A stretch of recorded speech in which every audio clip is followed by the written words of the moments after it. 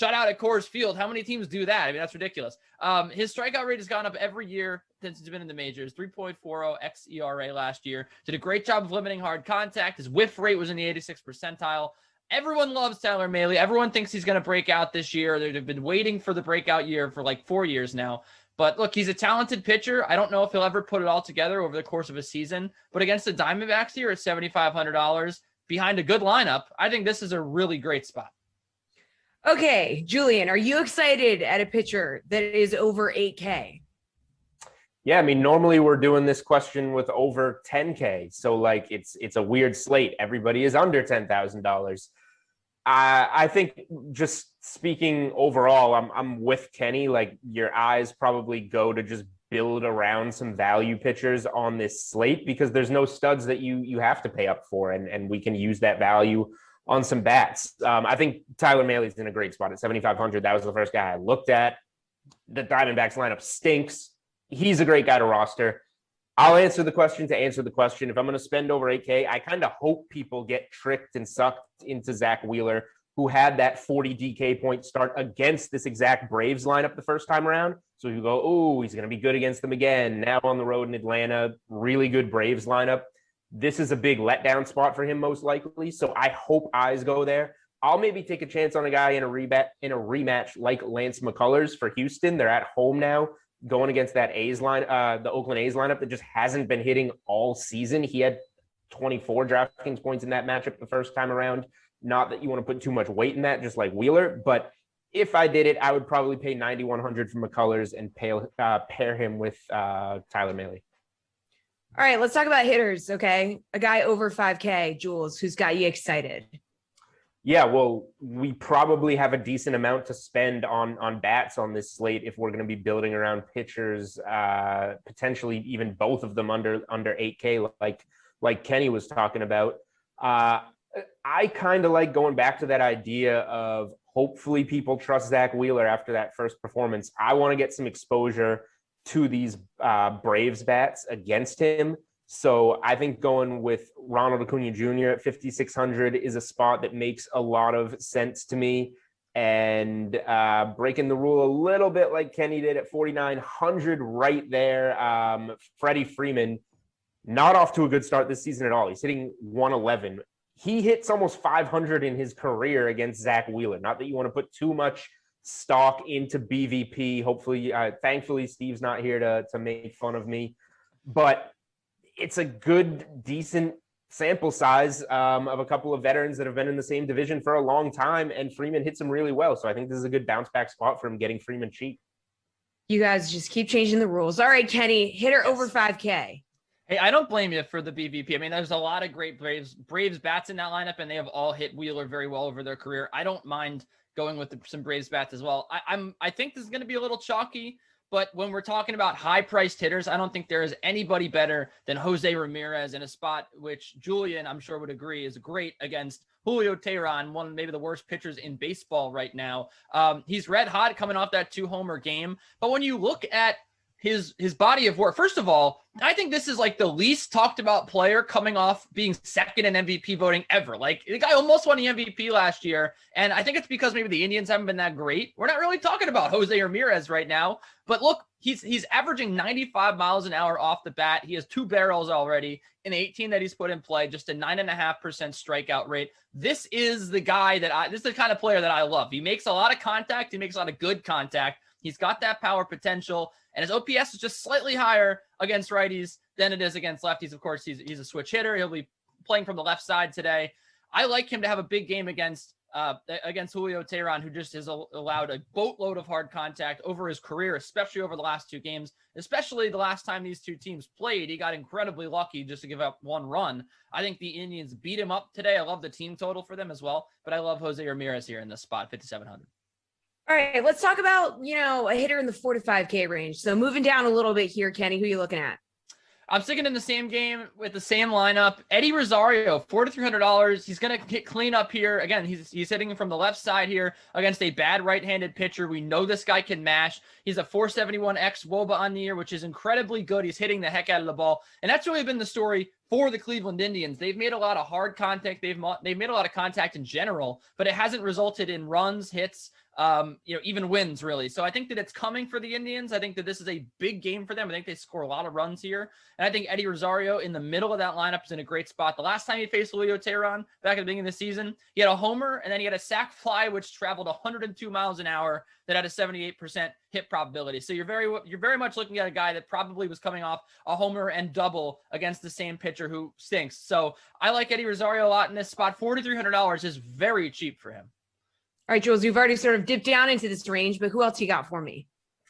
Yeah, I mean, Freddie Freeman, he's a guy that I would definitely look at in this range in a bounce back spot. Sticking with the same theme a little bit, another guy that's $4,900. Anthony Rendon is a guy that generally can be up in that high $5,000 range, and because he's done virtually nothing to start the season, he hasn't scored double-digit DraftKings points in a game yet. He's now down below 5K. These are the guys early in the season, just overall, that I want to get exposure to, because Freddie Freeman's not going to have a bad season. Anthony Rendon's not going to have a bad season. They just happen to be starting the season in slumps. So when you can get those guys in good matchups with their salary, let's see, Rendon was $5,600 on opening day. That's a $700 discount for a little bit of a slump that we know he's going to break out of at some point. It's batting cleanup in a good Angels order. Decent matchup. These are the type of guys that I'm looking to get exposure to, because I think Rendon and Freeman are guys that generally would be answers for that 5K plus question. And now we get them at a discount. All right, let's talk even bigger discounts. How about a value bat, Jules? Yeah, there's some decent ones on the board. Here's one that I haven't really been able to figure out this season. I rostered them on opening day for like below 2,000. I didn't even know. I've been working with DraftKings for 6 years now. I didn't even know bats could be below $2,000. Nomar Mazara is now $2,000. He made it all the way up. His price has gone up to $2,000 for the Detroit Tigers. I know Kenny's all about the Indians today, and that's fine, but value is value. If he's going to continue batting fifth in this order in an opposite hand matchup, he's got a couple double-digit DK point games under his belt already this season. Like, the Tigers should be cheap. It's not the greatest matchup in the world, but I don't know how you can have a guy hitting fifth in an opposite-handed matchup for $2,000. So just give me that every time. Kenny, what about you? Value bat you looking at? Hey, whoa, I love it.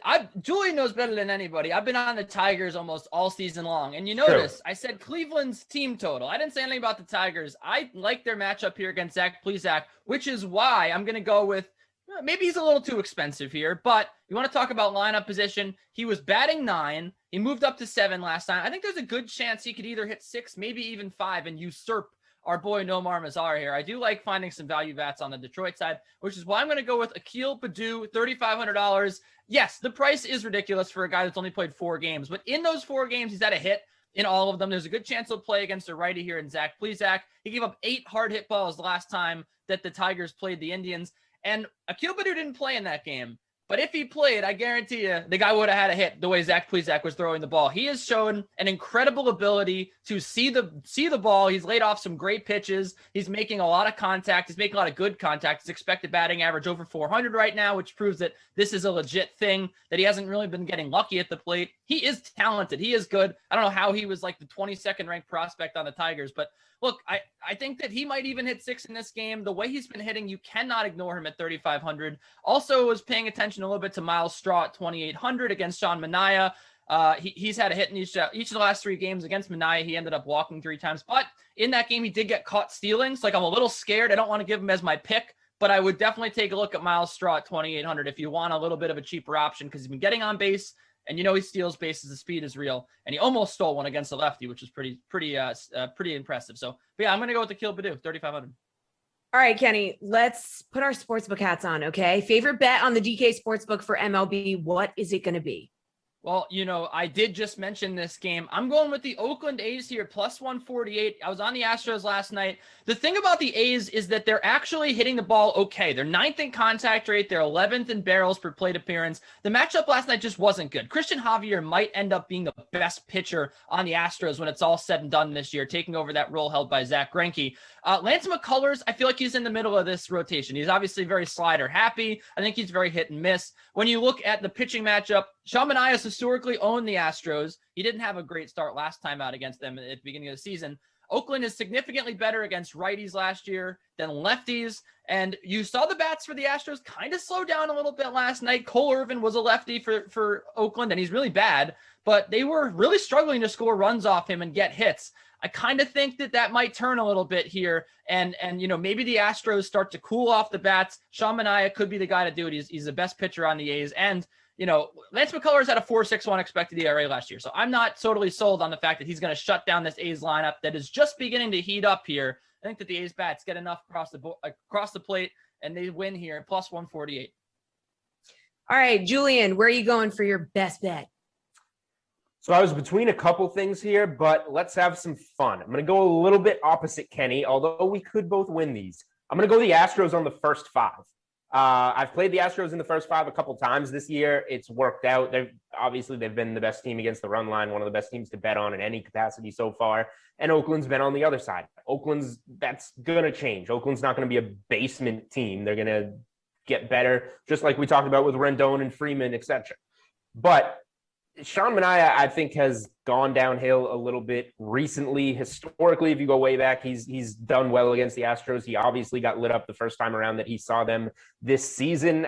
I think that the Astros at home against a lefty are going to get some runs going early like they did last night, like they have overall this season. So even if it's another 2-0 cover in those first 5 innings, I think we could see something along the lines of 2-1, 3-1, 4-2. We could see some runs in this game. McCullers isn't perfect, but I think he'll do a decent enough job with an ice cold Oakland lineup. I don't think all those bats are going to get hot at once, considering how cold they all are. Maybe a couple of them get going, but I think the Astros will have the lead in this one after 5 innings. Jules having fun on a Friday morning. All right, good stuff, you two. The best friends, you guys. I'll make sure to tell Steve that you both said you love him. All right. We don't need Steve. Let's just keep it with us. That's good. Yeah. Well, I'm just going to tell him you said that you love him. Okay. Saturday is UFC Fight Night, guys. Tim Finnegan going to break that down with me next. We'll be right back.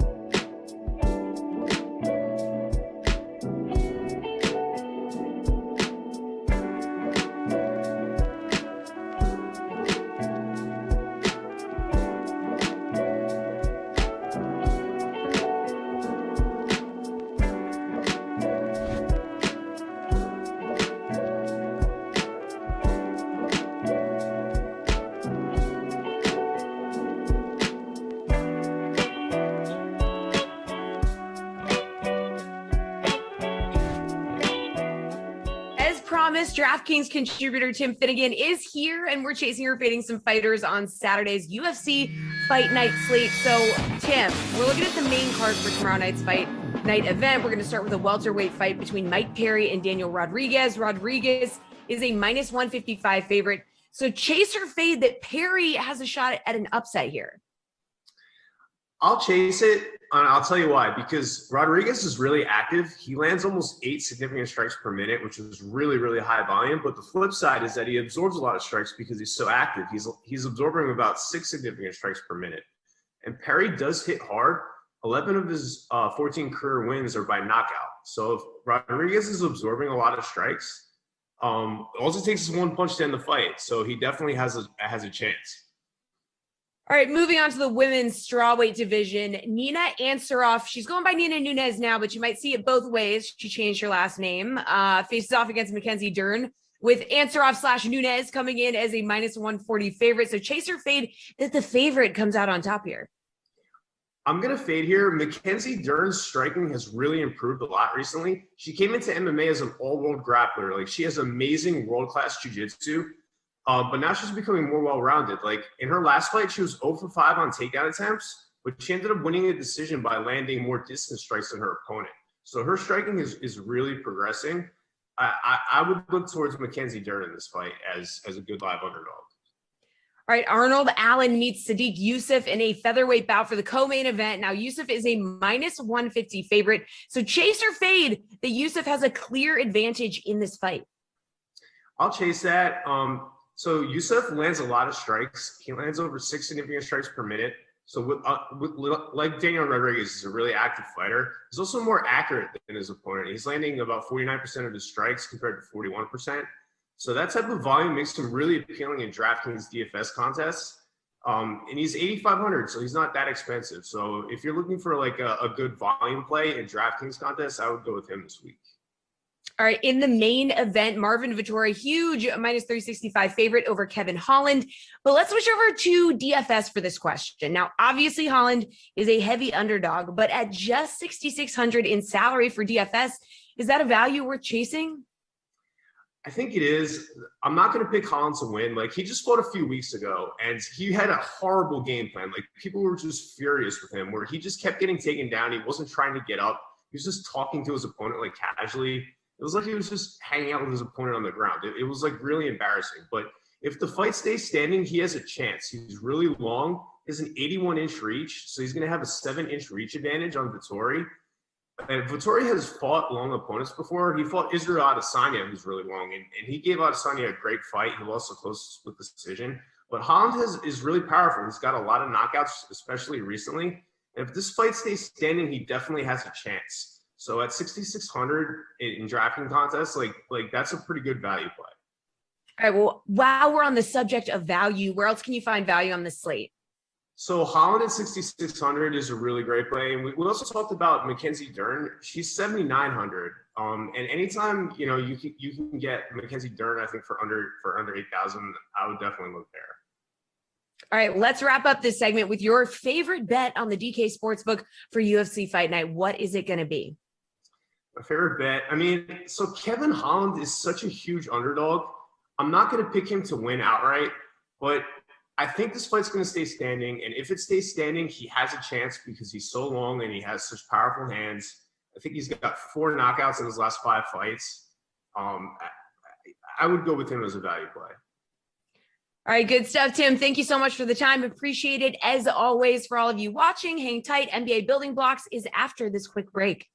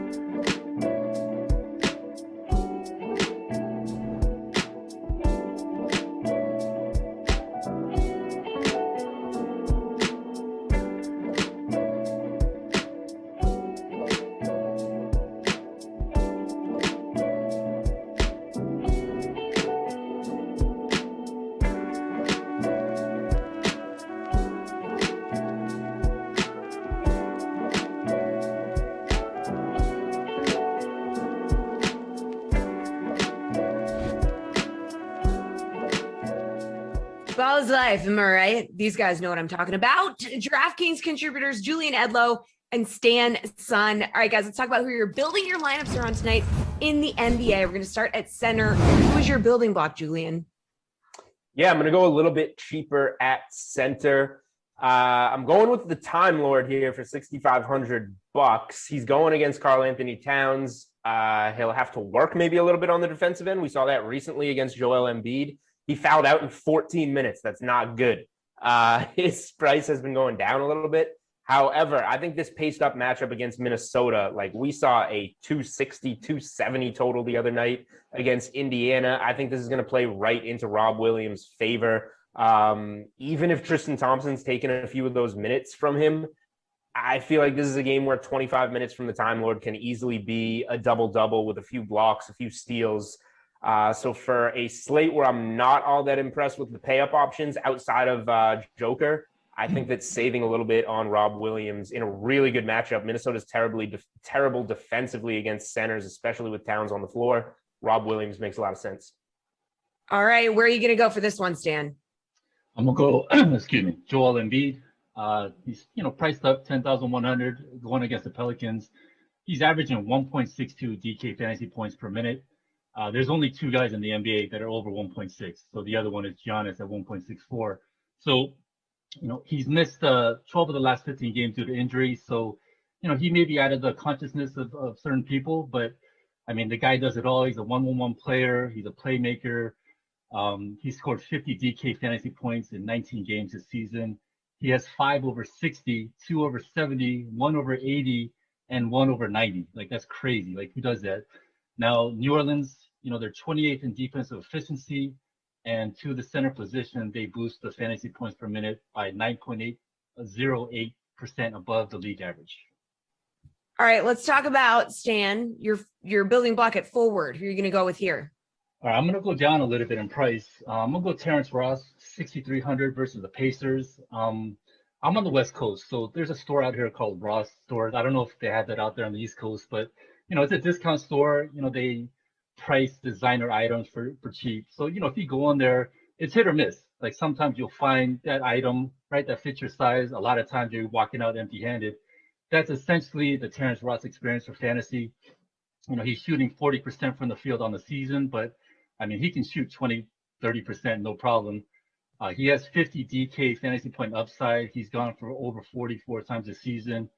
Over his career, he has a high of 51 real points. So, I mean, he's a professional hucker and chucker. His usage rate is 28 over the last 5 games. And so this is when Operation Tank has commenced in Orlando.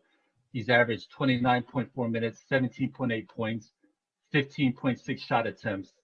So, I mean, it's a pace-up spot, too. And, surprisingly, Indiana, they're 7th in offensive pace. So he's going to get all the opportunities to score. Wow, I love the metaphor. All right, where are we going, Jules? I have no Bobby Portis metaphors here, but assuming Giannis remains out, he's obviously had some knee issues. We expected to see him back earlier in the week, downgraded to doubtful. I don't think he's going to play tonight. If he does, Bobby Portis doesn't quite make as much sense. But these last 2 games without Giannis, he's been doing it all, and he's seen his minutes uptick a little bit. In 28 minutes against Golden State, he had 33.75 DraftKings points, and in 35 minutes against Dallas, he had almost 45 DraftKings points. So if Giannis is out, Bobby Portis seems to be the guy picking up a little bit of the slack, $5,700, and he goes against the Charlotte Hornets, who have allowed the most DraftKings points to the power forward position this season. So it is a good matchup if those extra minutes are going to be there. So I wish I could give you something a little bit more priced up at forward, especially after going with Rob Williams at center, but you just saw like Stan is value shopping with Terrence Ross. So the forward position overall is probably not a place to pay up on this slate unless we get some weird news. Like it'll take something like a Jaylen Brown or a Jason Tatum not playing, and then you play the other, Zion in a not great matchup against Philly. There's just not much there. So if there is a reason to pay up at center over somebody like Rob Williams for an Embiid, a Jokic, like Stan was saying, it's because the forward position is definitely going to be a place to get some value. Yeah, Portis 5,700 scored double-digit points in 3 straight games. Okay, what about guard, Julian? Are you going to pay up here? You've been really saving cash. No, I'm going to pay up here for sure. There's a lot of value on this slate. I think at guard, going with either, I'm a coin flip really between Russell Westbrook and Steph Curry, and they're in the same game. So I'm just going to give them both. Like, why not game stack it? Hope that game in Golden State with a sloppy Washington defense just gets run up, and you got both of those guys in there who are probably going to be pretty key players if that game does go off. Westbrook has been ridiculous lately, a lot of it without Beal, but even with him in the mix, what did he have? 68.5 DraftKings points last game, 23, 15, and 14. He's pretty much been good for a triple-double every game over the last 10 or so. And if he misses it, it's by a couple of assists or a couple of rebounds. I think Westbrook going against that Golden State backcourt makes a lot of sense. And on the flip side, Washington has one of the worst defenses in the NBA, and Steph Curry is going to be in a great spot to go off against them at home. He's been doing well lately with over 50 DraftKings points in 3 of his last 4. So I've been saving all along. Here's where I'm going to use it all. Give me these 2 point guards. Yeah, there goes all that savings. All right, Stan, who are you going with at guard? Yeah, no, before I start with the guards, I want to, just kind of reiterate what Julian was saying. I totally agree that Ford is probably not the place to spend up here. You got Kawhi, who's, possibly it's a second leg of a back-to-back. He could sit. Randall's at 9,900, Tatum's at 9. So yeah, I'm totally on board with that. In terms of the guard, I mean, he picked it. He's got my guys, Curry and Westbrook. I had them slated down. The game environment is the best. DraftKings Sportsbook has it at 238.5 total. Washington plays at the fastest pace in the league. Golden State is right behind at 2. Washington is 26 in defensive efficiency. Steph Curry, he's gone for 50 DK points in 3 of the last 4 games. Washington, they boost the fantasy points per minute to the point guard position by 14.12% above league average. I mean, his usage rate has been 32-40, 33-40 over the last 4 games. Yeah, it's tough. It's a great option there. As for Westbrook, he's triple doubled in 6 of the last 8 games. The floor ceiling combo is amazing. He's gone 50 DK points in each of the last 8 games, and he has a 94.5 explosion against the Pacers. So I mean, the floor ceiling combo is. I mean, who's matching that? All right. So we just talked about spending a lot of money. How about a value play, Stan? I got 2 guys here. Going up to Dot State and Jalen McDaniels. I'm going to go with Jalen McDaniels here, 3,300 at the Bucks. He got the start for Gordon Hayward, who's out. He played 32 minutes. He attempted 14 shots, scored 38.5 DK fantasy points. I think the important thing here was that the usage rate was 18, which wasn't an outlier because he's played 25 games this year, and that's been his season average in usage rate. So when he's on the floor, he's going to be involved. The Bucks play at the 5th fastest pace. Shooting efficiency wise, he's very, very good. He's 48% on the season. And, surprisingly, Milwaukee to the small forward position, they're the most generous to the position as they boost the fantasy points per minute by 23.2% above the league average. All right, Jules, find some value for me. Yeah, so Clint Capella was a guy that wound up getting ruled out on Wednesday, a late questionable add to the injury report. He's questionable again. It's an Achilles, though, and this is something that has cost him some time in the past. So if Atlanta winds up not rushing him back, with John Collins already out of the lineup, give me Onyeka Okongwu here, the rookie top 10 pick, kind of a surprise pick by the Hawks because they had those 2 bigs already. But that last game against Memphis with both bigs out of the lineup, 32 minutes, he shot 6 of 12 from the field, doubled with 13 points, 11 rebounds, a couple of blocks in there, 33.75 DraftKings points.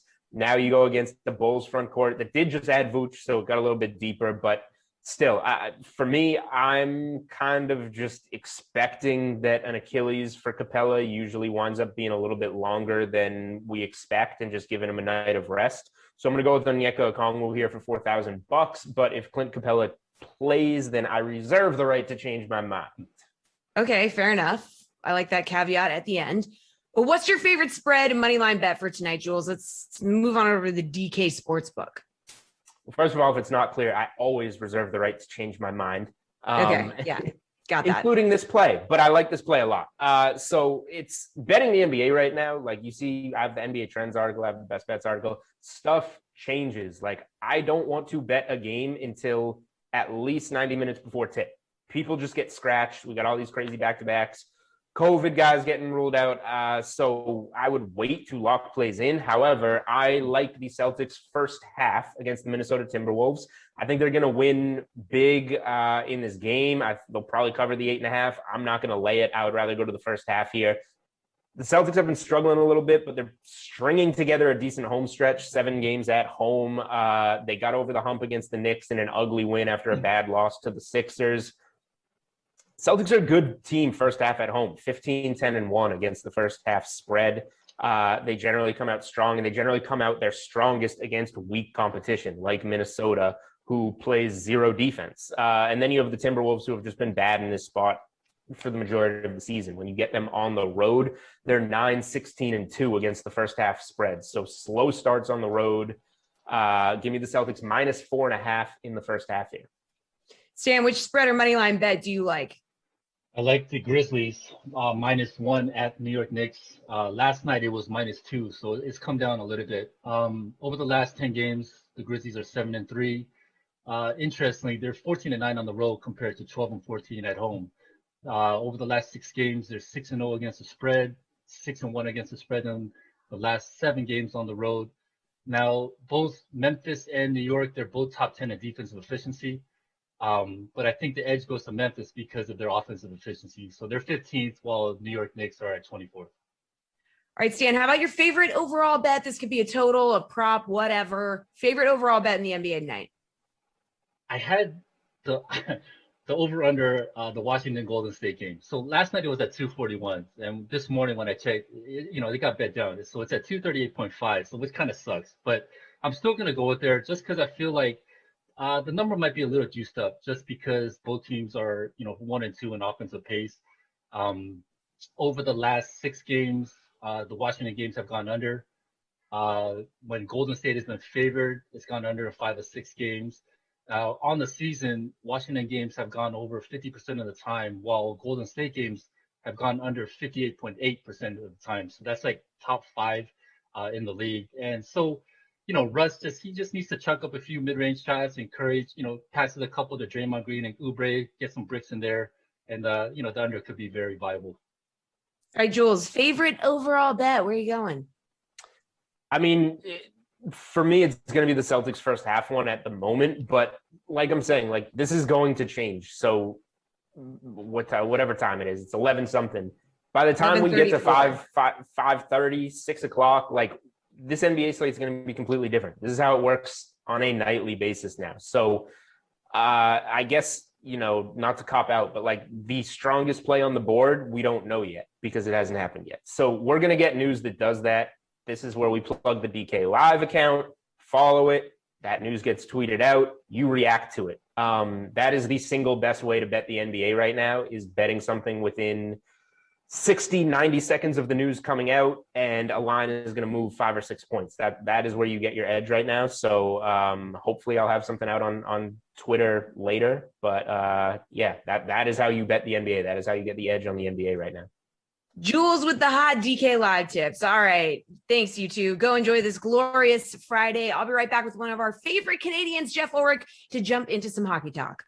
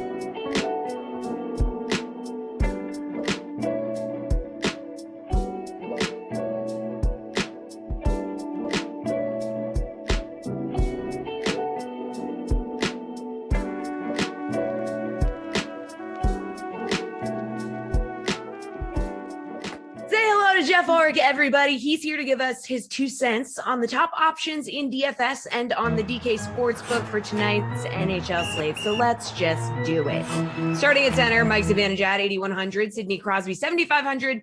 Two of the highest priced centers on the board. Okay, no surprise there. Both coming off games where they definitely did not meet value, though. So scoring under 10 fantasy points. Now, which one do you like to actually bounce back here, Jeff?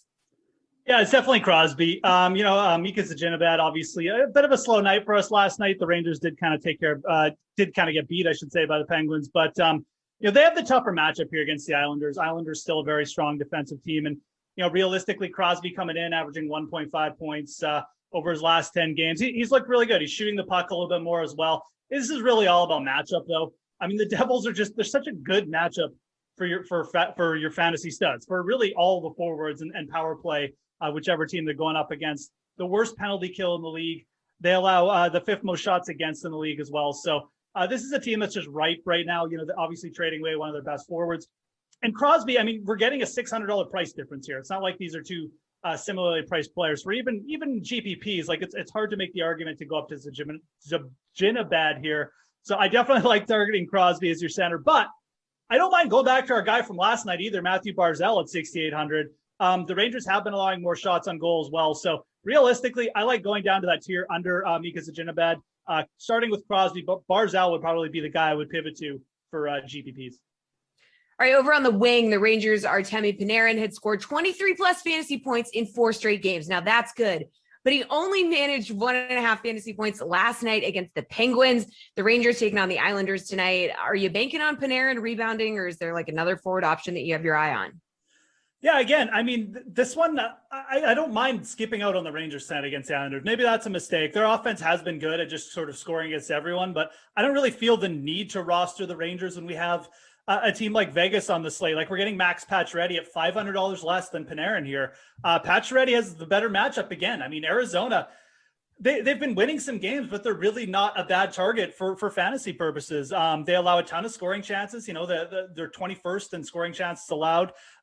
Shots on goal, they're up there as well. They allow the 10th most in the league. So Pacioretty, a high volume guy, I would probably pivot down to him, especially for cash games. But I even think there's a better target on the Golden Knights today. I mean, Jonathan Marchessault comes in averaging 4.2 shots on goal over his last 10 games, 8 shots on goal over in his last outing. He's only 5,600. He gets power play 1 exposure as well with Pacioretty. So I think there's 2 guys on Vegas you can be targeting here over a guy like Panarin, who, again, if you want to stack the Rangers and get a little bit of exposure to them in like GPPs or something, but for a core lineup, I would much rather target that value with a guy like Marchessault, or even just pay up for Pacioretty, because the matchup for Vegas is just, quite frankly, it's just way better. All right, on defense, Cale Makar's alma mater is heading to the national finals. UMass beat Minnesota Duluth last night in the Frozen Four. So Makar is going to look to celebrate, obviously, tonight by going for his 4th straight game of double-digit fantasy points when the Avs take on the Ducks. He's 5,700 tonight. Do you like his chances to put up some points, or are you going to look somewhere else? I mean, look, there's a ton of great matchups on the board tonight. I mean, we already talked about Pittsburgh versus the Devils.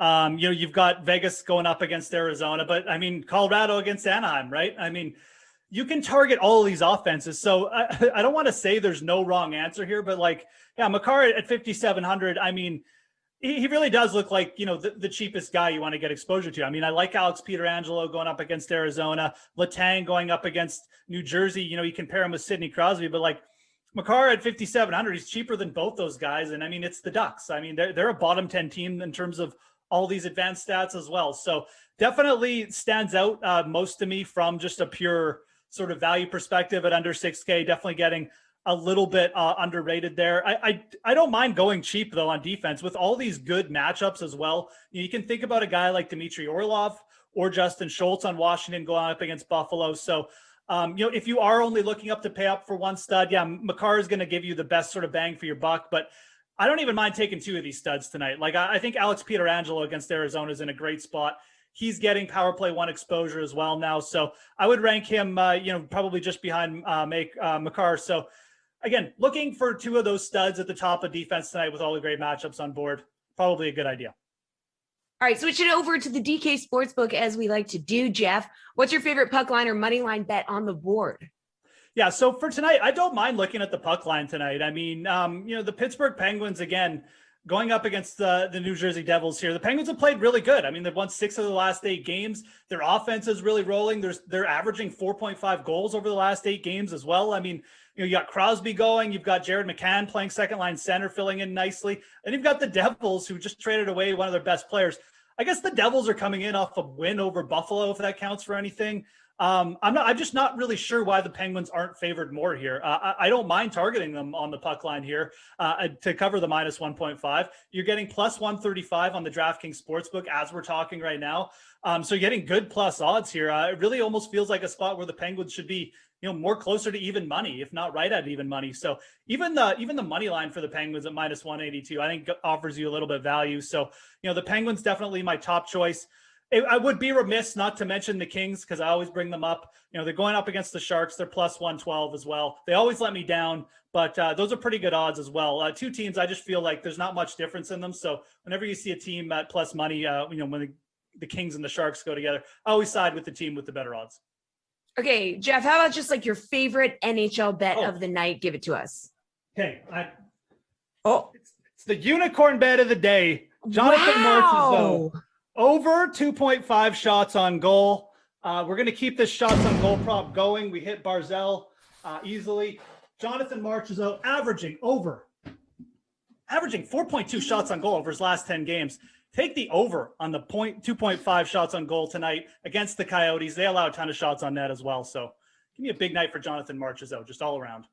I mean, I believe you because that drawing of a unicorn was so magnificent. Wow. Just unreal. Well, thank you, Jeff. You have a quick break here, but then you're back to talk about the Masters as we head into the weekend. Can't wait. But first, how about some NASCAR price check for Saturday night's Blue Emu Maximum Pain Relief 500 from Martinsville Speedway in Virginia. Let's do it.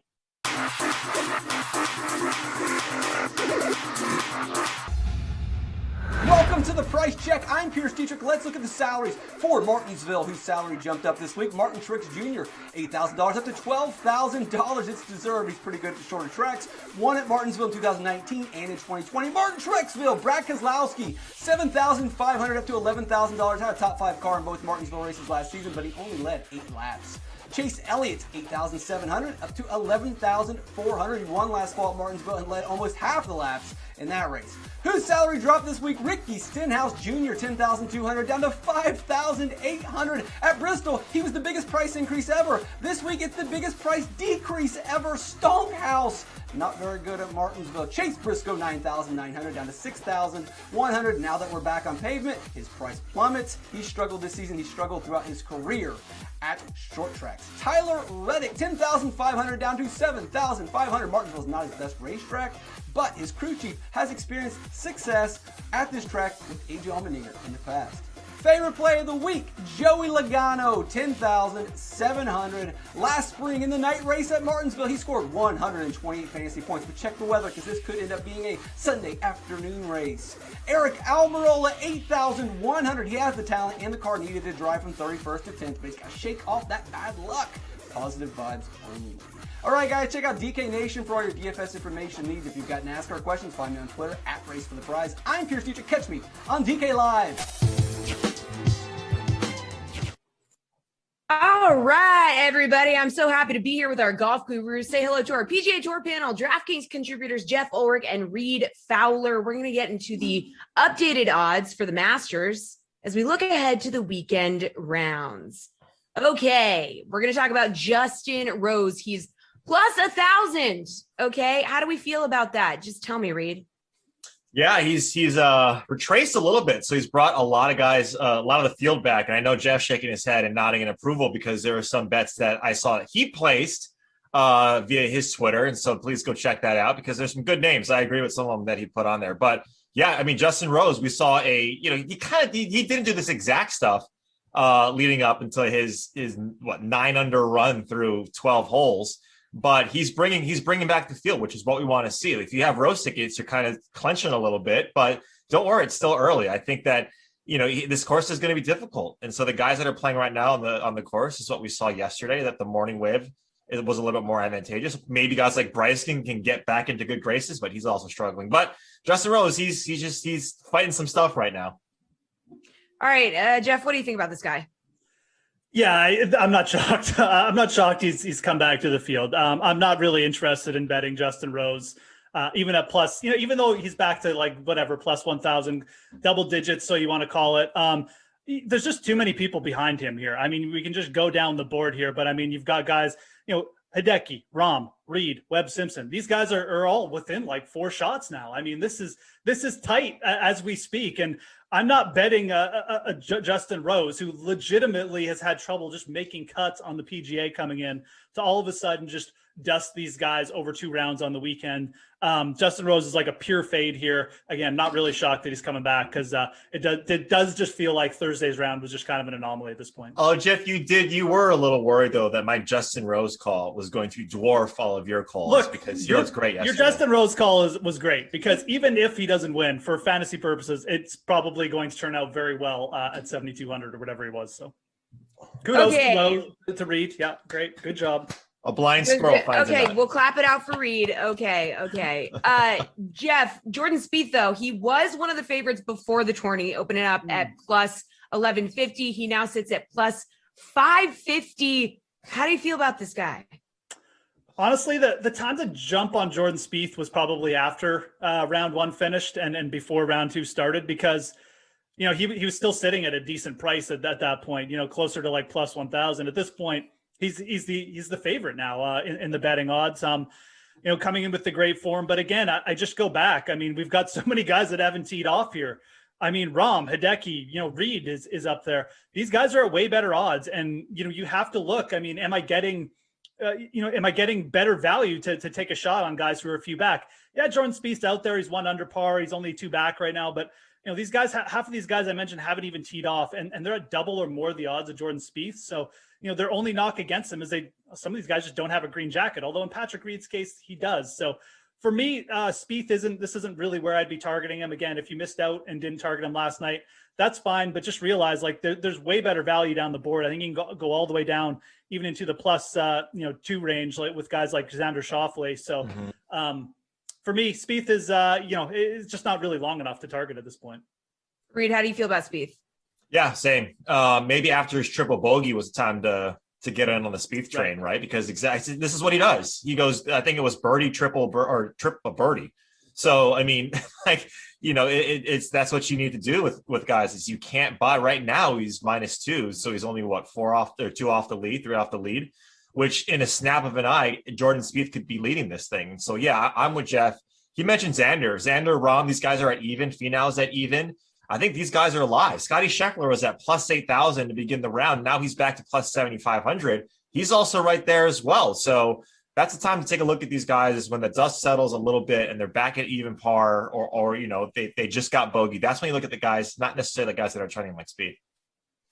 All right, well, Reed, a returning Brooks Koepka, opened at plus 2,800 after a first round 74, found him 9 shots back of the lead. His odds now sit at plus 4,000. Do you want to jump on Koepka here? What's up? Not necessarily. I think a lot of adrenaline was coursing through that knee in the front 9. I mean, he looked good, right? I think he shot even par 36 on the front 9, and then we kind of saw him falter a little bit on the back 9. I just want to see what it's like. I want to see what, if I can see that he's in form and he's getting back to it and he's not limping, or he's just fine, and he probably won't even limp. He probably won't even show us that. There's a lot of question marks with him, and is plus 4,000 more value when there's question marks in him, as opposed to a guy like Xander or Rahm or these other guys that are close to the lead that don't have those question marks, and you're getting them at half the odds, right? That's the equity that you need the value prop that you need to think about. I'd go to the latter with the guys that are a little bit closer, because Brooks is a question mark. Surgery was just recently. All right, Jeff, what do you think? It's pretty tempting, to be honest. Rose is just coming back so much so quickly. I mean, Brooks is now within 6, right? I mean, just before he even teed off the round. So this is the guy who just competes in every single major. But again, to Reed's point, not only does he have the knee issue, but he's got to go through 10, 12 elite players here, that are in front of him now starting the round. It just feels like too big an ask. So I think the odds are where you kind of want it. But again, I look at this range too. Siwoo Kim is 3 shots in front of Brooks Koepka. He hasn't teed off yet, and he's the same price. I think Siwoo Kim, who's already won on the year, is like a better bet. So again, you always got to ask who else is in this range. Is there a better option? For me, Siwoo Kim is the better option. Clearly, I think he's definitely capable of winning a major. And again, Brooks, it could happen, I guess, but I just feel like this is just going to be a week where if he gets himself over to the weekend, even just gets in contention a little bit, he'll be happy. I'm sure he'll say something different, but yeah, not quite long enough for me. It's a little bit more it's tempting though. Yeah. All right, guys. First-time players don't typically do well at Augusta, but no one told Will Zalatoris that. All right, the 24-year-old shot a 70 on Thursday, finished at under 2. His odds to win now sit at plus 3,300. Jeff, are you backing Zalatoris here? Oh, another guy, you could make a pretty good case for it, but I've seen this event too many times, and even when guys like Zalatoris do get themselves in a good position on Sunday, it just doesn't turn out well for them. It's just so much pressure at once. And, I guess if there's anybody in this field, as a debutant that you say could do it. I mean, Zalatoris has shown that he has the type of game that eventually is going to compete consistently at majors. He's already got a T6 at the US Open. I'm still not really interested. Again, there's just too many other names that I'm are there. They have the experience. They've been coming in with good form. I go back to Schauffele again. I go down to even a guy like Paul Casey, a +1, who's not that far out of it, and Siwoo Kim. I would just rather bet guys who have that, more major championship experience, have more Masters experience. Zalatoris has the game, the similar type or even a better game than all these guys, but I'm just not going to go there. Maybe Reed's got a different take, but I'll ride the trends. Let's just say that, the guys who are playing Augusta for their first time, they're just generally not good bets here. Reed, do you have a different opinion or you side with Jeff? Yeah, I'm siding with Jeff. He's a great player, Zalatoris. I mean, he's shown it. He showed us what he did at the U.S. Open. And so he has a game to play in these big fields. But Masters and Augusta is different. I'm with Jeff here. Webb Simpson, we forgot to mention him as well. He's right there on the lead. All right, guys, real quick, what's your favorite bet right now on the Masters as we continue through round 2 and we head into the weekend? Reed, where are you going? Yeah, I think Webb Simpson, I just mentioned, is at plus 1,600. I know if you didn't get it at the very beginning of a pre-tournament, which was at plus 4,500, you're kind of, knocking your head against the wall a little bit because Webb Simpson is right there and the course gets tough. I like his chances. I think John Rahm, too, at plus 1,200. It's a little bit of a drift of where he started, but he's at even par. I think Justin Rose is allowing all of these guys to get back into the field. Jeff, what do you think? Favorite bet heading into the weekend? Yeah, we're on the same page here just in terms of what guys we want to target. These guys are, may have started 6 back, but like a guy like Webb Simpson at plus 1,400, that's perfectly fine. He's just a few shots back. He's in great position after the first round. John Rahm, you're basically getting at the same odds pre-event, and then now he's only 4 back. But the guy I want to target, and I think the best value, is Xander Schauffele. Plus 2,200. He's double the odds of Rahm. We've seen Schauffele come from back. All his wins have come from behind. All his wins have come from slow starts, and then he picks it up over the weekend. I think this is a fantastic spot for Xander Schauffele. If the conditions get tough, he's shown he's got the short game. He's got the experience at Augusta now. So plus 2,200. These are basically the odds we saw on Schauffele going off pre-event. He's only 4 back. I think he's in a great spot. All right, good stuff, you two. Appreciate the time as always. 6 Madden Sims coming your way right now on the Dream Stream. I'm Jesse Cofield. Thanks for joining us on The Sweat. We'll be back Monday at 11.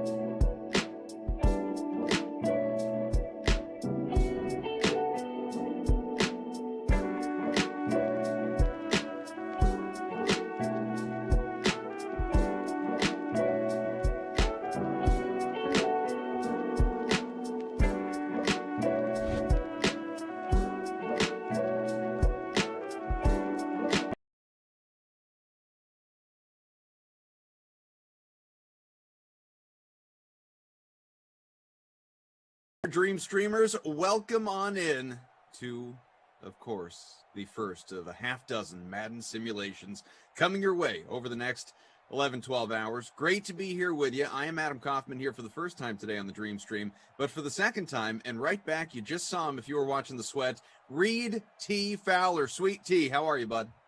Good, man. Masters is in full effect. Justin Rose is coming on back to the field. Yeah, giving a lot of the field, like a lot of guys that we bet on or that we have in our DFS lineups. They're looking pretty good right now, so I'm excited. Well, we will obviously be tracking the Masters over the next hour plus that we've got going on for this sim, as well as a whole lot of football talk. Kind of a carryover, I guess, of what Reed and I did yesterday with our kind of catch-all program that is, lacking an official name at this moment, but that's coming. I promise. It's coming. It will have a name. This right here, though, Reed, is the Nooner. The Patriots talking. You're just going to have to deal with it, free roll, that we have with, at the moment, north of 170 entries. Lineups locking momentarily. I know you didn't make a lineup here. I'm gonna give you credit, and it's completely false, but just to be nice, I'm going to give you credit and say it is because you're just too distracted by the Masters to get a lineup in here. It has nothing to do with anything else. It's the Masters entirely. Why don't you tell me who you like in this sim? Yeah, so Will Zalatoris is a guy that I'm targeting. Scotty Scheffler. Of course. Yeah. Part of me just wants to play the greatest hits. Part of me just wants to play the guys that are no longer on the Detroit Lions, like the Kenny Galladays, the Marv Joneses, Staffords. I just want to play. Do it. I just want to, play like Madden 95, where you just play with all the old school guys. No, look, I whenever I do sims with the Lions, it's TJ Hawkinson always shows up for some reason. I do like that at 12,000 if you're captaining him. But yeah, Kenny Galladay is someone that you always have to focus on no matter what sim you're playing because of the upside. Whether you're playing Madden, whether you're playing DFS, season long, Kenny Galladay is always someone that you have to keep your eye on because that upside is clearly there. Marv Jones can always show up, but I'd probably choose Kenny Galladay. He's cheaper than Marv Jones, which is weird to say. But Threw that out there. Once upon a time, it was the baseless hunch play of the day before I started making lineups. But now I'm actually locked into something. Reed, you were the one that would call me out. Like let's really come on, have a guy, be committed to your guy. Well, TJ Hawkinson, who you mentioned, is in the captain spot for me, and he is surrounded in the flex by Cam Newton, Kenny Galladay, N'Keal Harry, Damiere Byrd, Devin Asiasi. So a little heavier on the Patriots side of things, just barely 4-2. And again, not with the captain. That's from Detroit. I do not have Matt Stafford. He was a fade for me, folks. He is a guy who lives in the teens, not a big double-digit guy when it comes to fantasy points in these sims. But we'll see. We'll see what ends up happening, obviously. Top ownership in the large free contest, and then we can dive into ours. You've got Newton at about 74% owned, Stafford 61, our guy Hawkinson at about 56, Asiasi 55, and Galladay at 52. So let's get going. Virtual Ford Field in Detroit. I've been there for a Thanksgiving game. It's a fun time. Oh. I'm going to say, if I remember right, it was 2005. It was when I was living in the greater Detroit area, a suburb of Detroit. You lived in Detroit? I did. I was in Sterling Heights for about a year. I was doing minor league hockey. It was a good time, a lot of fun, and I had a buddy who we can delve right on into all of that. There are many, many stories from those minor league hockey days, especially that year because it was during the NHL lockout as the Patriots put the ball first, and Sony Michel with a small pickup. Actually, he got 8 yards. Give him credit. I don't want to dismiss Sony Michel. He picked up 8 on the ground right there, got to the 33. But a friend of mine who was actually from that area, he had tickets, his family, and they invited me to the Thanksgiving game, and that is actually a fairly memorable game, only for this reason. You had the Lions, and they got crushed. They weren't very good. Yes, it's been typical many years, but they were playing the Colts, the Peyton Manning-led Colts. And that was the game that you may remember this, just the fan in you, Reed. That was the game that Manning had, I think it was a record-tying 6 touchdown passes in the first half. And I was like, man, we're going to see history. This is great. And then they sat him the entire second half. and I was BS. That's right. I remember that. It was fun. Here's something to get. You mentioned it. You alluded to it off the top of our of the show. Is that we're kind of bring in continue the conversation that we were having yesterday. Mm-hmm. I've been seeing murmurs. You probably know more than I do. That the Patriots are looking to trade up. The Falcons have been reported to try and trade away that 4th spot in the NFL draft. The Patriots, if they move up to the 4th and Fields is still there, that could be interesting.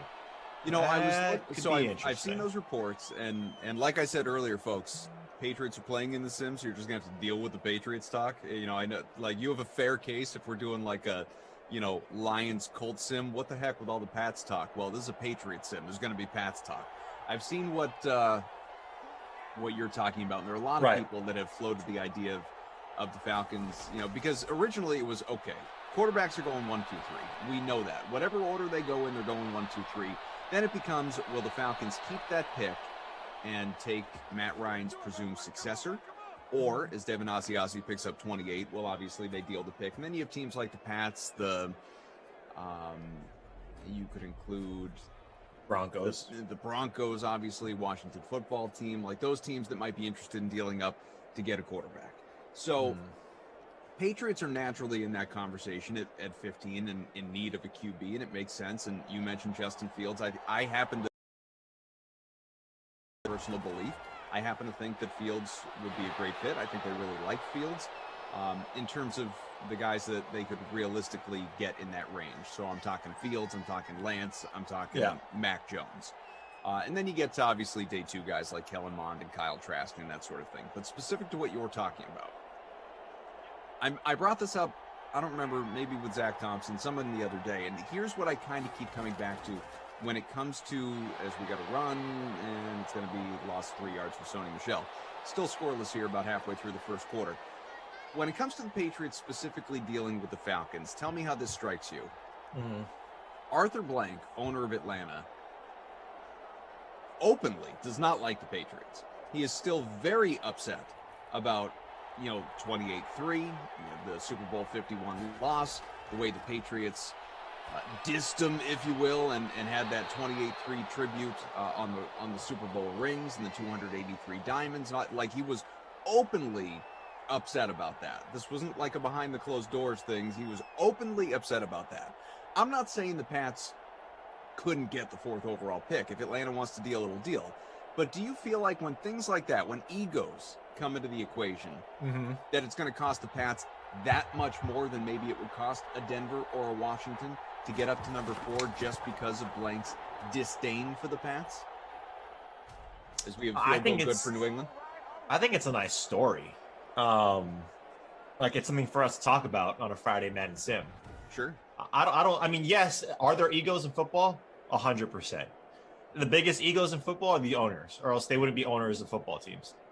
Right? Like it's unless you're Jerry Jones, pretty much, or like a couple other owners, it's a depreciating asset.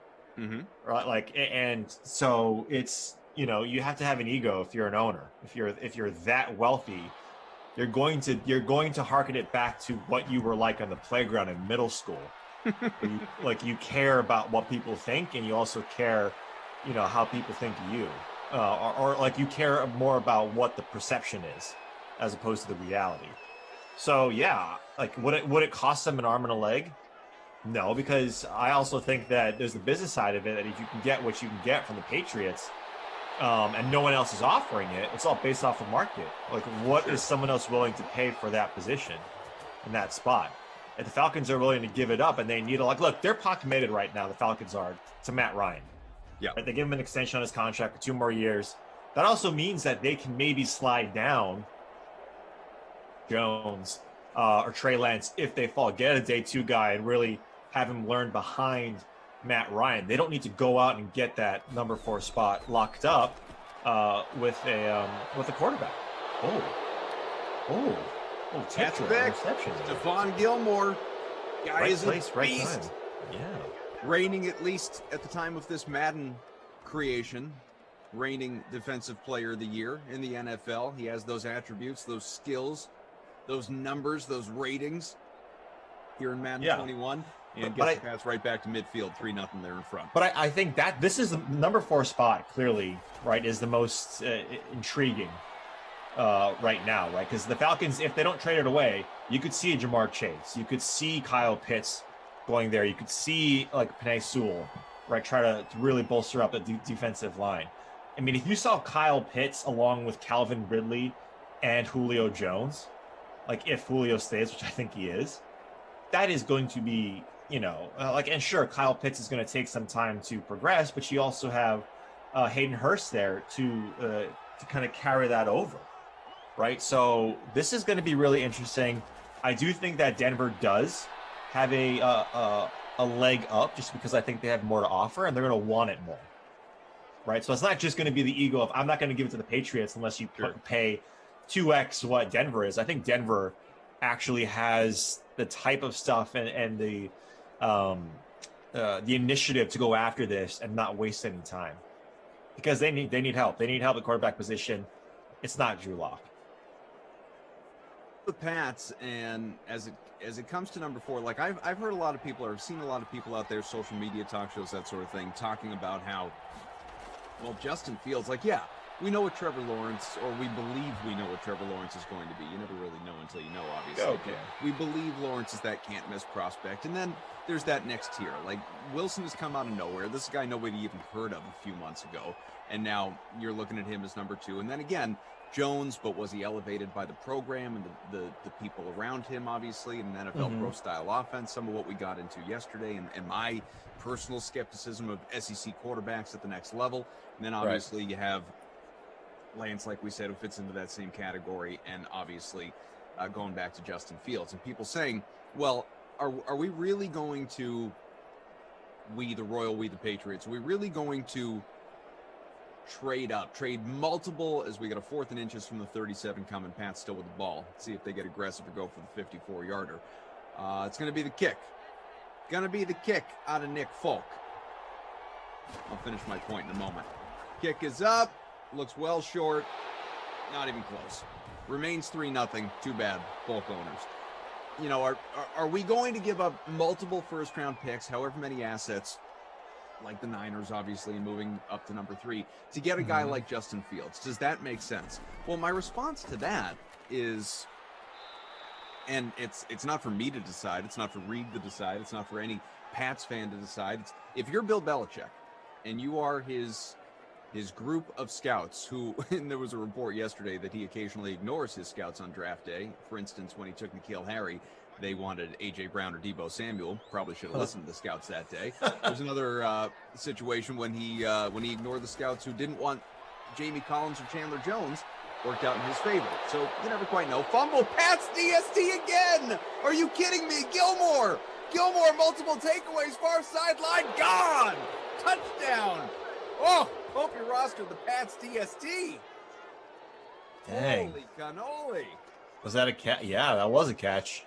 Catch and fumble by our guy. I think that was TJ Hawkinson. Whoa. So good and bad, right? Because we like TJ and cost it up. Big hit there from Hightower.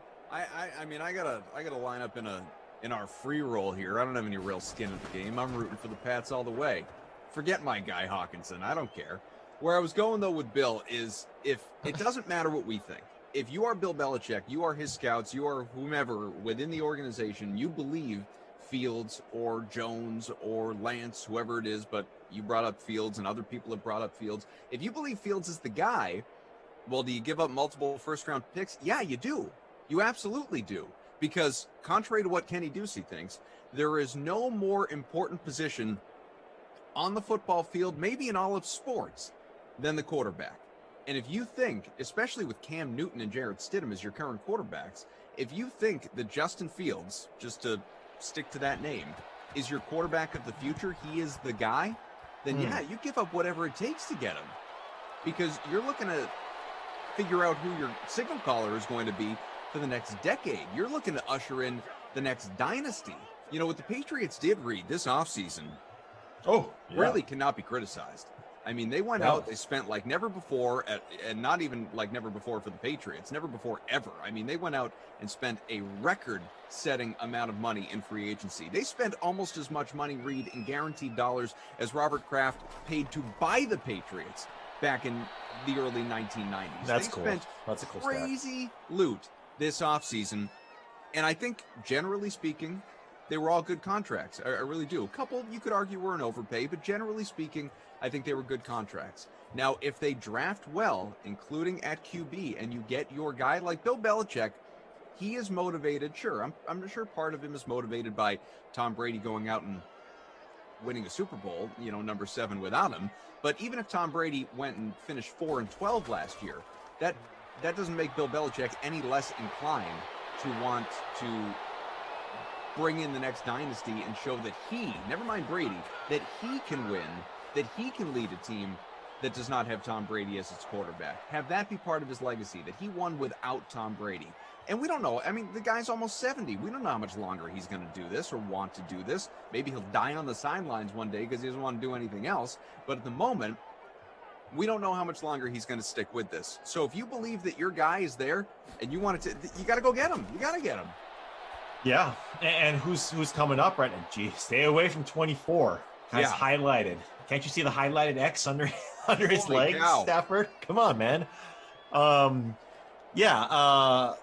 It's. I hear what you're saying because he's pretty much the head of football operations, right? He doesn't he is GM, he is judge, jury, yeah. So an executioner on the Patriots. Having said that, their skill player resume right now on offense is not great, right? In terms of the draft, it isn't. It's poor. And I don't think anyone's debating that point. Even Patriots fans, I think you guys are the biggest criticizers of that, and indicting him on just that alone. Now, you're right. Like, what is the one position in football, especially for the Patriots, that you need to get right? It's the quarterback. And if your quarterback is there and you really want him, now again, the delta, right? This is where these guys get paid the big bucks.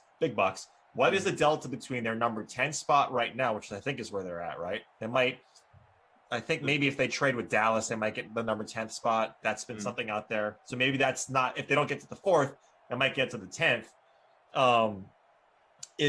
Is Mac Jones maybe that guy, in terms of paying less money, getting better on the offensive line, getting better on the defensive side, and getting Mac Jones, who might be 75 to 80% of what you think Justin Fields' upside is and ceiling is that worth it?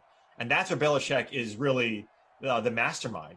Are those things, the arbitrage of seeing what is one asset compared to the other. He treats his players like assets. Mm-hmm. That's what he does. Although a lot of players say he's great, he's a great mind. That's what he does. So that's something that's really interesting. The Patriots, again, are the most intriguing in terms of what they're going to do in the draft. And then it's also some of these other teams, especially in the AFC East. I think the Miami Dolphins have a really good outlook in terms of their draft capital. And so this is going to be a lot of fun. There's a lot of great talent in this year's draft as well. This is, and maybe it's my personal bias and just the uncertainty that does surround the Patriots, but this right here is one of the more fascinating drafts that I feel like we've had in recent years. In large part, Patriots notwithstanding, in large part just the quarterback story. 5 quarterbacks in the first round is not wildly uncommon, but the fact that you could see 4 go 1, 2, 3, 4, and the top 5 go in the top 7, 8, 9, 10 picks is just wild, especially on the heels of so much movement in the offseason. Like our own ZT, Zach Thompson, made a spreadsheet. We were going over it the other day when he and I were together, of all the QBs or teams that project to have different starters next year off of the movement that we just had. Okay, so you've got Carolina presumably is going to have Sam Darnold. Chicago, obviously, Andy Dalton. Detroit, this team, Jared Goff. Matt Stafford, part of this team in Simland, is now a Ram. Mm-hmm. Drew Brees is retired, so it's going to be either Jameis Winston or Taysom Hill. Jalen Hurts for Philly. San Fran, I think, is still Jimmy Garoppolo, but it could be a rookie. He could still be moved. We'll see. Ryan Fitzpatrick in Washington. Denver, it might be Drew Lock, it might not be. Houston, it could be Deshaun Watson, it might not be. Carson Wentz in Indiana. Trevor Lawrence, Jacksonville, and I don't know where our pal Minshew is going to wind up as a backup, probably somewhere else. Justin Herbert, back and at it again with the Chargers. Obviously, he wasn't the starter to begin last year. That was Tyrod Taylor before he got hurt. Tua, same story with Fitzpatrick at the start of last season.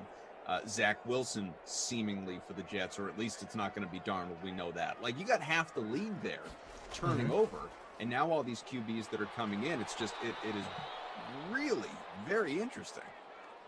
Yeah, because it's the most polarizing position in sports, right? It's because we put our quarterbacks on a pedestal, and we've been spoiled with guys like Brady, with guys like Ben Roethlisberger, and some of these players that have shown us that the position is one of the highest in all of sport. Now, that's not to say that you can't be really Rodgers, Rivers, keep going. Like, the old guard is getting out.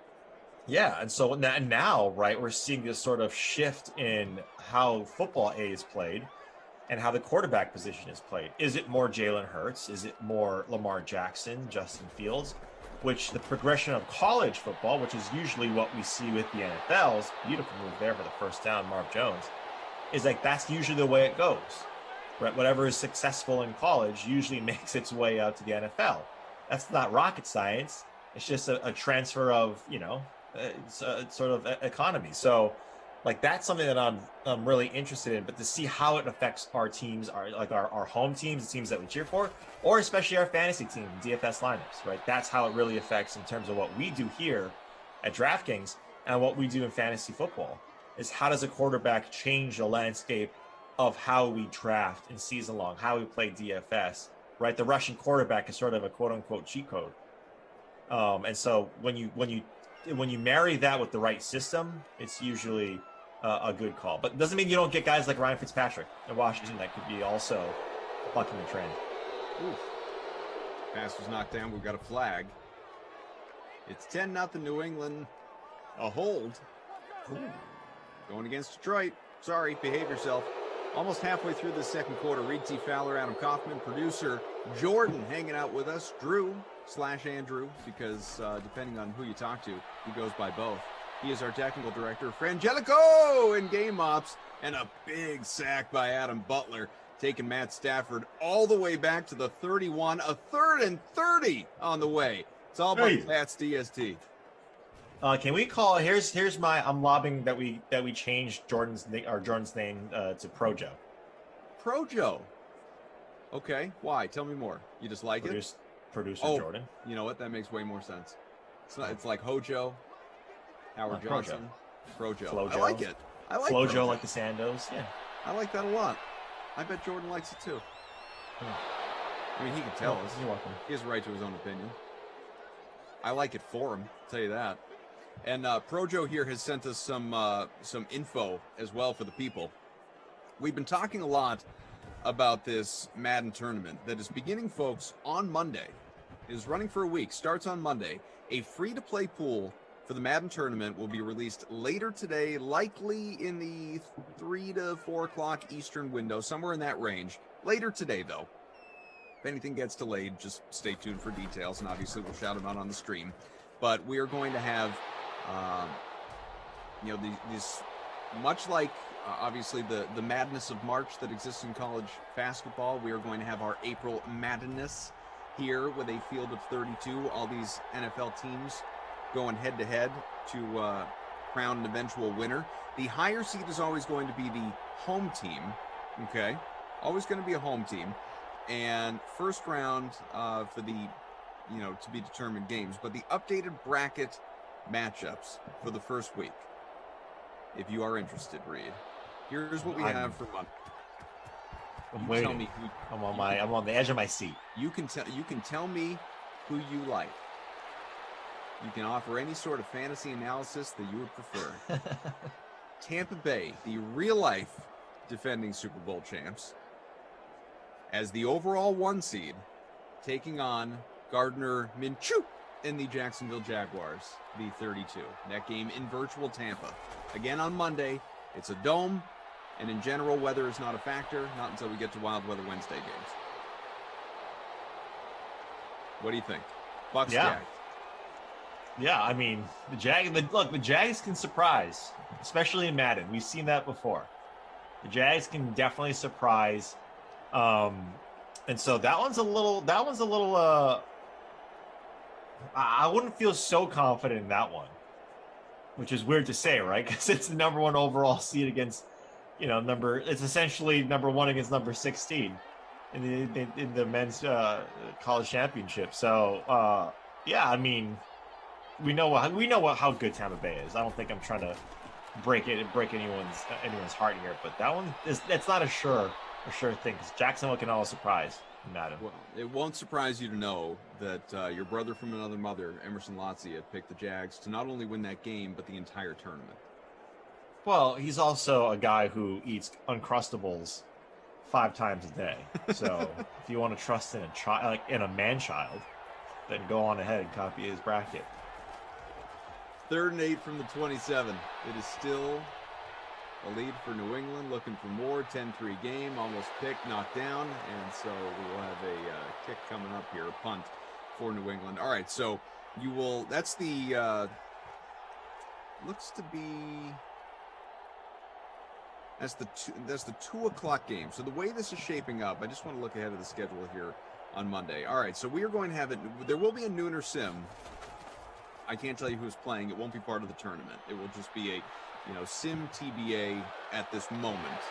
And again, if that changes, I'll let you know. The tournament starts with the Madden Matinee at 2 with that game that I just talked about. At 4 o'clock, you'll have more evenly matched teams. A 16 seed, Vegas, your Raiders, playing host to my sim favorite, Arizona Cardinals, the 17 seed. Yeah, that'll be a good matchup. We know the Raiders can perform well in Madden, but we also know that Kyler Murray is an amazing talent. So, I mean, clearly I'm choosing the Raiders to win that contest, go on to beat Tampa Bay, because Jacksonville, let's just say Jacksonville does make it, and then I want my Raiders to beat Emerson's Jacksonville Jaguars. So gotta have it. Yeah, I think the Raiders are going to make easy work of the Cardinals. At 6 o'clock, the Steelers at home against BK's Denver Broncos, the 24 seed. Drew Lock, I think he's going to struggle. Yeah. It's a Wouldn't tough feel defense. good about that either. Then at 8, prime time, Rams, Panthers. Remember, still with Jared Goff. Yeah, that one is interesting. CMC has been, and I haven't done a sim in a little bit, but he's just not been that guy, right? In Madden, he's just not that guy. So yeah, I think the Rams are going to have a field day. Final game of the first round, first day of the first round, and that is the Packers, the Cheeseheads, the Aaron-led Green Bay squad at home against the Hotlanta Falcons. Yeah, number 4 seed. The Queens Falcons, as Jeff Ulrich would tell you. Yes. 4 seed Packers, 29 seed Falcons. Yeah. Like, wait, did you say 4 seed Packers? Or did you flip those? 4 seed Packers. Yeah, okay. Yeah. Yeah, the 29 seed Falcons. I mean, if you wanted a sleeper, like 29 seed Falcons. There's still a lot of talent there, man. You got Julio, you got Ridley, obviously Ryan. Yeah. Gurley can do some things. Yeah, so like if you wanted an upset, I know Green Bay is great. But man, yeah, 29 seed is a little bit of a disrespect to the Falcons. So yeah, I mean, hard to go against Aaron, but that might be my upset. Not if you're Tater Hater. Tater Hater says, can't wait to watch that bum Rodgers lose on Madden After Dark. I agree with you, Tater Hater. Bum. Guy cares more about hosting Jeopardy than he does football. That's great. James White, first down pickup out to the 46. How good has this New England team been here so far? I mean, the Pats DST, crushing it. Red, white, and green. I'm on life support in this sim. RIP, your lineup. Well, it's still a lot of time Very left. early. Very early. Wow, got a little shakeup in the Masters here. Talk to me. Bern Wiesberger Wiesberger is now tied for first. He had an amazing front nine. In his first 5 holes, he went 4 under. 3 straight birdies to open up his round today. And just birdie number 15. So he's tied for first right now at -4. Jordan Spieth -2 through 5. Leishman getting back a little bit, -3 through 12. Webb Simpson hasn't teed off yet. Bryson, your boy. Oh boy. He's at +4, so he's 1 under now through 7 holes for his Friday's round. He obviously needs to get inside the cut line, and right now, Koff, I have my projections that the cut is going to be +4. So that's where I'm looking at right now is cut line, and he's right on it. Hugging it. Okay. Well, we'll keep an eye on that, obviously. You say my boy, really he's our boy, obviously, at DraftKings, but even more so, your boy. I mean, between the two of us, you're the one who's hung out with DeChambeau a little bit. What of that super secret shoot that appeared on social media, obviously, can you share with the people? What can we know?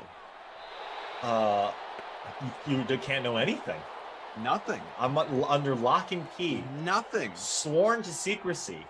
What I will say about that shoot, which was a lot of fun, with Bryson, he's a cool guy. We got some swag, so that was really cool from him, from his team. But he brought the U.S. Open trophy and the Arnold Palmer Carnegie to the shoot. Huh. And quick story about the U.S. Open trophy. Back in 2006, when Jeff Ogilvy won the U.S. Open, I was actually with the Australian strength and conditioning team, and he was their trainer. Yeah, their trainer was a friend of mine, and I was training with him. And I was up there at Winged Foot in 2006. And so when he won, I got to party with him and Adam Scott. And so I have a picture holding the U.S. Open trophy, and I had some party favors, we'll say, out of the trophy. And so I told Bryson, I've already held this trophy. Thank you very much. This is old hat for me, Bryce. Yeah. Thank you very much. Now, if you win the Open Championship, if we get an Augusta Green, that's a different story. So this is, do we know when we can expect to see the product? Soon. I know there was one that already came out with Jesse and Bryson. Oh, yeah? Yeah, I think so. Nice. But soon, yeah. Was that a Zoom thing, or was she there too? You want me to tell you how the sausage is made, Koff? Come on now. I want to know everything. Everything. Well, if it already came out, I want to know. I can't tell the people how the sausage is made. We got to get us on Mythbusters if you want that. I love that. Yeah. Oh, goodness.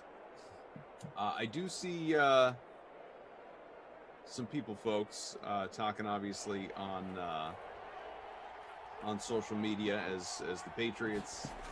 We have a 3rd and goal. Cam Newton passes right side. Gotcha. Touchdown, Dalton Keene of all people. Dalton Keene. Dalton Keene. Touchdown for New England.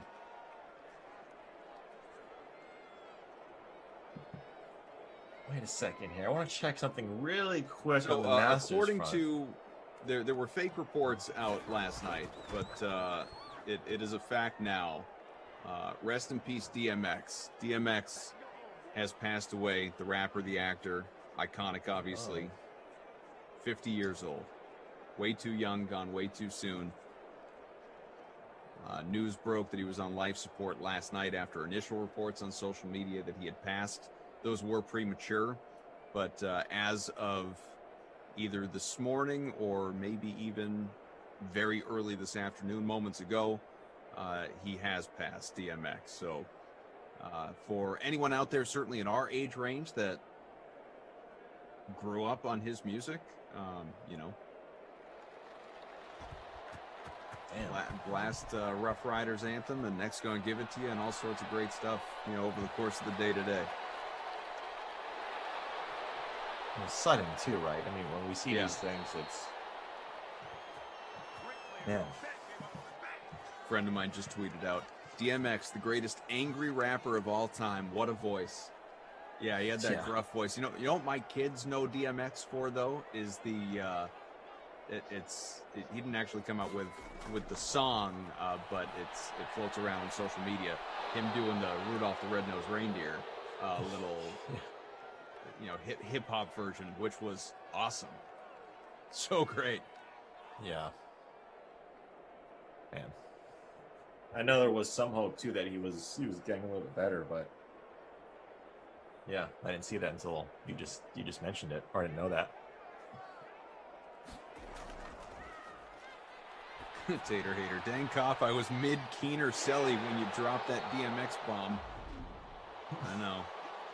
I'm sorry.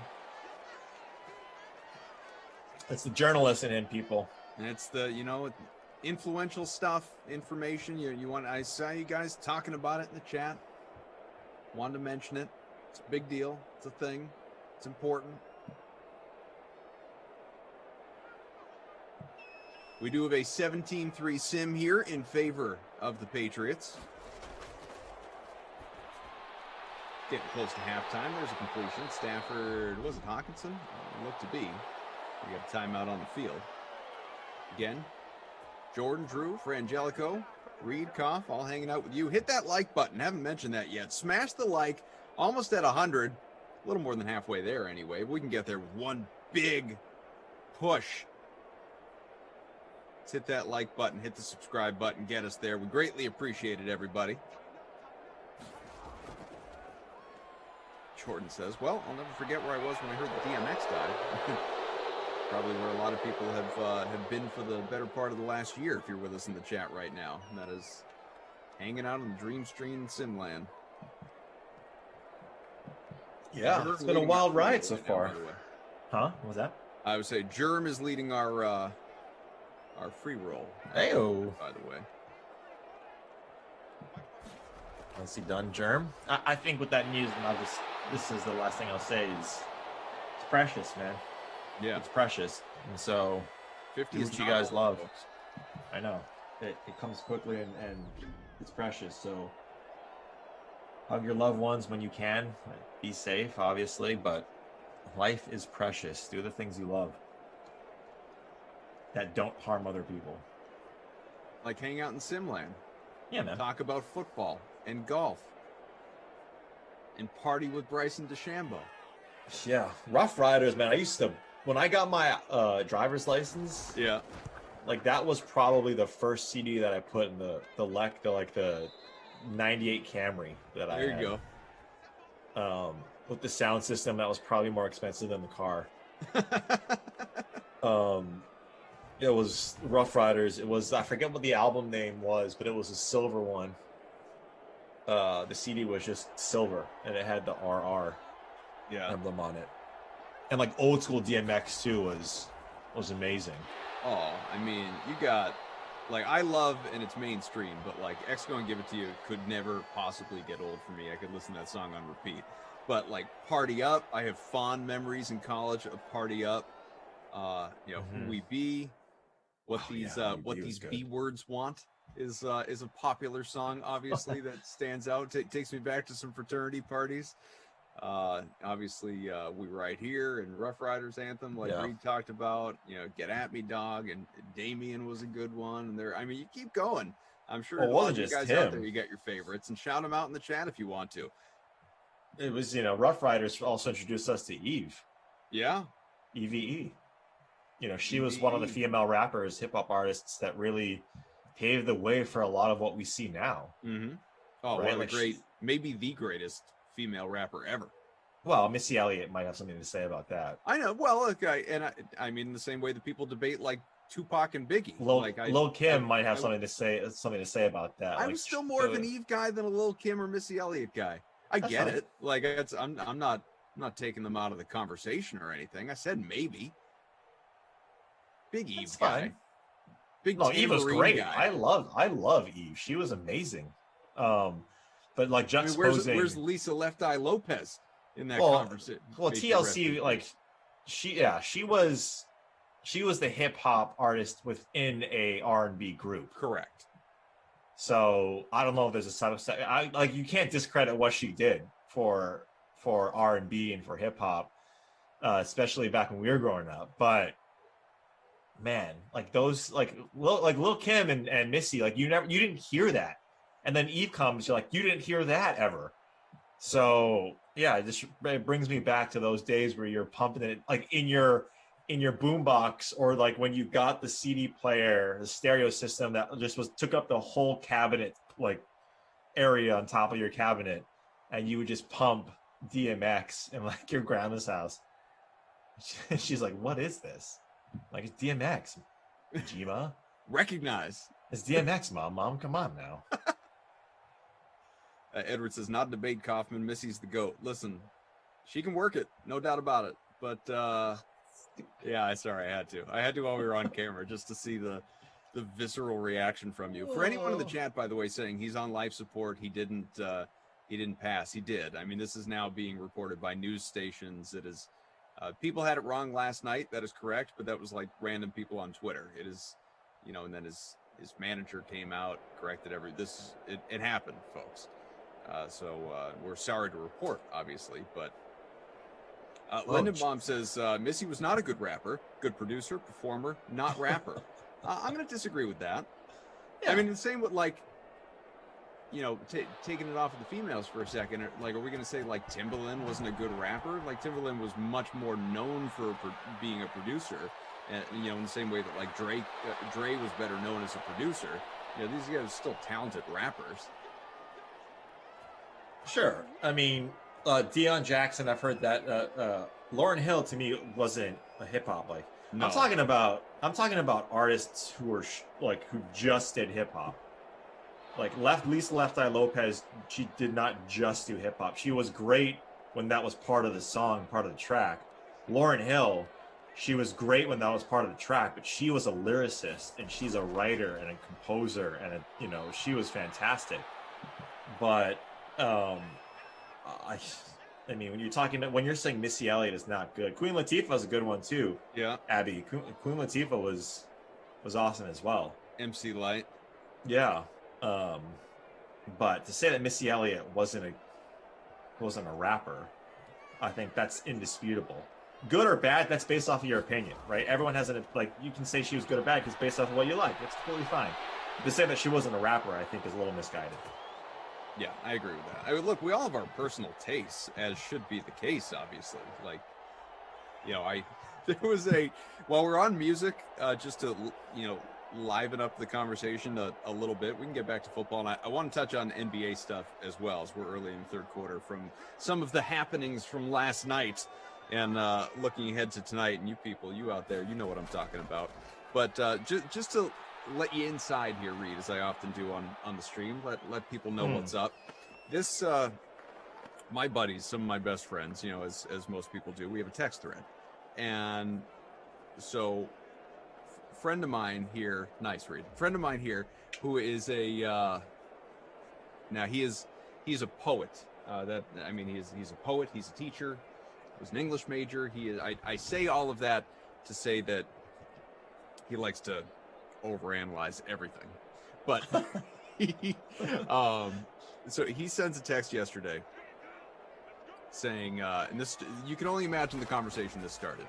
Guys, is Goo Goo Dolls a band you ever liked? Just curious. That was how he starts this thing.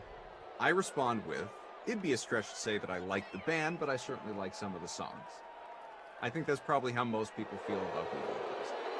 He says, well, I mean, yeah, they literally had 3 of the most popular songs of the last 35 years. But do you ever remember giving a bleep about them as a band? It's pretty weird. They might honestly be the most popular band of our lifetimes, and I never cared about them for a second. And this, it goes on and on about, really just diagnosing all things Goo Goo Dolls and comparing them to the likes of Creed and who else was in here? It went, I don't know. I'm not going to scroll through the whole thing, but it went on and on. Have we downplayed the importance of Goo Goo Dolls in our lifetimes? This is really what I was wondering. In our lifetimes, we won't know, Koff, until we're on the D bed. Yeah. So I don't know. Google. I feel the same as you. I think that was a great way to put it. I like their songs, but I never thought about them as a wow. What a catch! Is that our guy? Oh, no, it's Daniel. That was Daniel. Playoff Amendola right there. Well, they need to do something, right? He's got a little revenge narrative right now for Daniel Amendola. Yeah, That's right. Google Dolls. I put them in the same camp as, and this is probably silly, as like Vertical Horizon and some of those bands, Macy Playground. But yeah, I think Google Dolls was great. I think they had some really good songs. But a band-wise, I wasn't, too pumped about them as a band. You know who I am pumped about? Koff, is Mark Leishman now tied for the lead at Augusta? No, I'm kidding.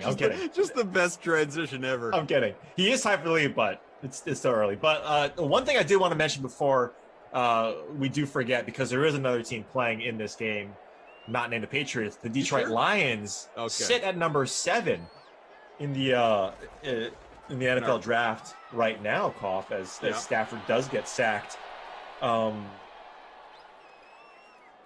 They need help everywhere, right? Like they completely dismantled their team. Where do you think they go? Better yet, what position do you think they go for? My thought is that Goff does have 1 year to sort of prove what they have, prove what he has for them, prove what the Lions have with Goff. So where do you think they go? Because I got some thoughts on that as Stafford just a bit outside. What do you think about Devontae Smith? Yeah, I think that's great. That's the one guy that I had circled for them. If it's not Jamar Chase, right? If Jamar Chase is there, I think that's something that you have to consider. But Jamar Chase, I think, might go number 5 overall to the Cincinnati Bengals because they've needed some help. And Joe Burrow gets healthy. Why not reunite these two guys? I think that'd be cool. But I think Devonta Smith is a great call for the Lions, and he's someone, right, that can really. You take a look at, you're going to have Okudah, who should be healthy on the defensive side, to be the young captain, the young talent to really anchor that defense. And then on the other side, Devonta Smith, if he can grow into that role, I think it's a good spot for him. Truffle Shuffle on Twitch, the transition to female hip-hop artists to Goo Goo Dolls sums up Koff pretty well. It really does. It's so true. Bad Boys of Pop, who, as we know, long of a pop band, says Vertical Horizon open for us. There we go. How about that? I think Vertical Horizon was very underrated. That I want and everything that I need and everything inside of me that I think I could be. Yeah. First of all, a very underrated name for a band. It really makes you think. And number 2, I think they didn't get the love that they should have. I thought Vertical Horizon was a solid band. Bad Boys of Pop saying that we're not talking to the chat today. We're doing nothing but talking to the chat. Looking at all this musical inspired conversation within the chat. We're all working together on this, Bad Boys. Calm down. Bad Boys is upset that we're talking about music without respecting the authority in the room, I think. I get it. Which is him? Well, I mean, more so than us. We weren't in a popular pop band. Well, I guess I'm a little late to the party here. What band was the Bad Boys of Pop? Was that the band, the name of the band? Honestly, I don't remember the name of the band, but he will tell us. Thank you. And I know this comes from a genuine I'm late to the party, so I don't know. Yes, I want to know. He wants to know. It is funny how polarizing music is. Like, I mean, and everything is, but music especially. Like, y'all have your taste, right? Everyone's got their taste, and they're not right, they're not wrong. They're what you like. It's kind of like food, pizza, you people. But like for me, and I don't know, I feel like I fall into the mildly polarizing ones sometimes. Like, I know you and I have had passionate conversations about Nickelback and bands like that. I am a big, well, I mean, I guess not anymore because they're not performing anymore for obvious reasons, but I have long been a big Linkin Park fan. Love Linkin Park. Now, you can criticize them, you can say a lot of their music sounds the same. It does. I like the sound. It works for me. Big Linkin Park fan. But there are some, like my friend, who who started that text thread yesterday, doesn't get it. Just never understood the Lincoln Park thing. What is there to understand? You like what you like, you don't like what you don't like. And yes, R.I.P. Chester. Thank you, Jordan. And thank you, Frangelico. And thank you for the support, all of you. Well, the crossover, the Jay-Z crossover with Linkin Park was great. Oh, so good.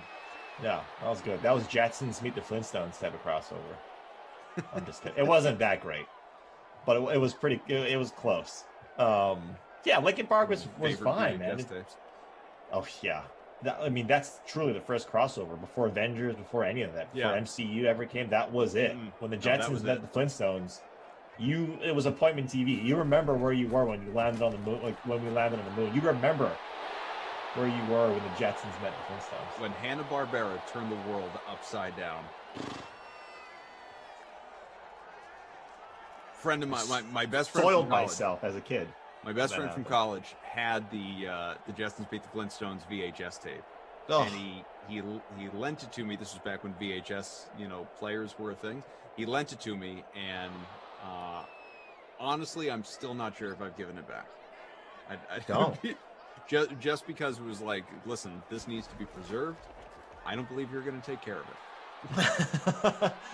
Good on you. That is both selfish and not selfish, wrapped up into one. I do feel like it must be out on DVD and I should own it. Like, it should be on the wall behind me. But like DVD, it ruins the whole, like it ruins it. Because clear, like VHS, like if you want to watch it, sure. Yes, get it on, get it on digital. Wow, that looks like a fumble. But, No Authority is the answer to the question, by the way. Bad Boys. No Authority. That was the name of the band. No Authority. Thank you. Thank you all. Thank you, Joker. But man, that crossover was fantastic. A lot of Linkin Park support in the chat, and I appreciate all of you. I don't want to say I feel vindicated because, honestly, if I were the only one on planet Earth who loved Linkin Park, I wouldn't care. I've seen Linkin Park probably in concert more than any other group that I've seen perform. And obviously, again, we can't do that anymore because we've lost Chester. But man, those were some, remember going to concerts? How many times have you seen people type that on social media in the last year? Remember going to games? Remember going to concerts? Remember seeing people going to concerts and Bad Boys Pop, you were up there on stage, you know this, just such a I can't even put into words what the experience is, what it does to the human body when you are surrounded by strangers all singing in unison. When there's no feeling like when the band or musician, whomever, lays out and just lets the crowd sing. That is electric as someone in the crowd. I can't imagine what it must feel like as the artist. Oh, you probably, the first time it probably happens, and this is just speculation, is that you realize how big and how influential your music is when everyone is singing your song. You're like, this is surreal.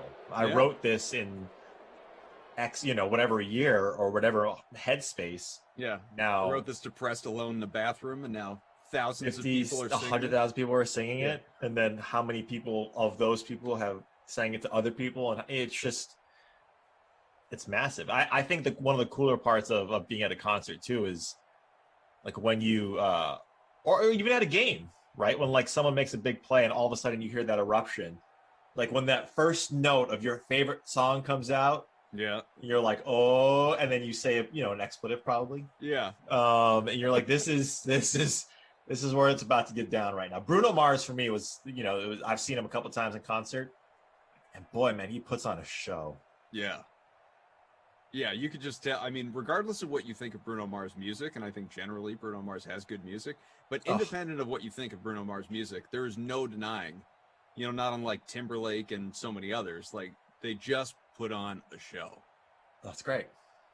So we'll get there. We'll get back there. Yeah, we will. TJ, our guy. We have a lot of guys. 6 for 63 for Hawkinson. So that's solid. He's leading Detroit right now. Marv. Hey, Marv's got 4 for 56. Daniel. Hey, Daniel. 4 for 47. That took me a second. Good. There you go. Devin, a C. Great Madden player, not so good just yet in real life, but Madden is reality when it comes to football right now in the offseason. And your boy, Mr. Keen, 1 touchdown for the Patriots. The only offensive score for the Pats goes to Daniel Keene. 2 receptions, 1 yard, 1 touchdown. That's an amazing line. Some people were shouting out Chris Cornell too. Man, I was at a Lincoln Park concert in Foxborough, Mass. A few years back, more than a few years back, because it's been that long since Chester and Chris Cornell obviously passed as well. But Cornell came out. Nobody even knew he was there, and he came out and started singing Lincoln Park songs on stage with them. I think it was Crawling in the Dark, if I remember right. And the place just went bonkers because, I mean, you just talk about in that genre of music, Chester's voice, Cornell's voice, so many others, like just, I mean, really, they just take you to an entirely different headspace. It's so great. Oh, yeah. So great. See all you guys in the chat. Hit the like. We're almost at 100. Reed and I hanging out with you for the fourth quarter. Just so I don't run out of time, I want to hit on this. Reed, you probably don't know this because you are so involved in all things Masters. And let's be honest, you don't hang out in Simland nearly as much as we would like you to be here. But NBA, we talk a lot of NBA DFS because I'm just out here, raking people over the coals from time to time. And I'm sure Emerson's complained to you about me thieving his money. And then I beat him in hockey. No, he actually hasn't. Baseball. Really, it's more of a him problem, I think. But NBA. We have this last minute NBA contest that we do with the Sim Fam that we started doing a while back, and it used to just be I would put the contest out like 2, 3, 5 minutes before lock. Right. Only 10 entries. Fill it up. Let's go. And it was always fun, but there was, it would fill up inside like 10 seconds as the Patriots, again, another interception. My golly. Oh, get a hold of your team, virtual Matt Patricia. It's like he's already back on the New England staff. Devin McCourty in the zone with that pick. So people have asked that we open it up, so we did. So, earlier this week we did a 200, we did a 150. Yesterday, I limited it to 100. And because I just, maybe it won't fill, whatever. So we did 100. And then it filled not instantly, but very quickly. It filled several hours before lock. Glash is texting me, I couldn't get in, it's already full. So I made another one. I made a 75er. So we had 100 and a 75er yesterday. Mm-hmm. So I finished in second in the 100, and I won the 75er. Good night for old AK. Well, get in, folks, because we have got the last minute NBA. We back to 150 contest that is out there for you in the DK SimFam Friends League lobby. 150 entries. There are still, I'm looking at it right now, there are still 70 slots available. $1 to enter, payout to the top 15. Jump on in, party with us. Always a good time. And make sure you fill that up because even though we are still 6 hours away from lock, you have a while. Remember, if it doesn't fill, it doesn't get played, doesn't resize. So got to fill that thing, as we know by now. People wanted to go back to 150. Well, here we are. Jump in, be with us, and let's all hang out together. Let's have some fun. Just wanted to throw that out. Good. You needed that. Fourth quarter, Koff. You need to get all your shills out now because that's right. We only got 6 minutes left. And Detroit, tick, tick, tick, tick. Only got so much time, yeah. I mean, Pats may as well run out the clock at this point. Ed Zone Dance, when I play you, Koff, head-to-head, as I'm sure you already know, I actually have no hope of ever winning. It's just a way for me to send a little love. Well, you don't have to pay for my love, Ed Zone Dance. Kind of sounds like you do. That's a profession. You don't have to do that over here. Over here, it's we're together. I love all of you. Captain Blood says, thanks, Cuff. I cashed in both yesterday.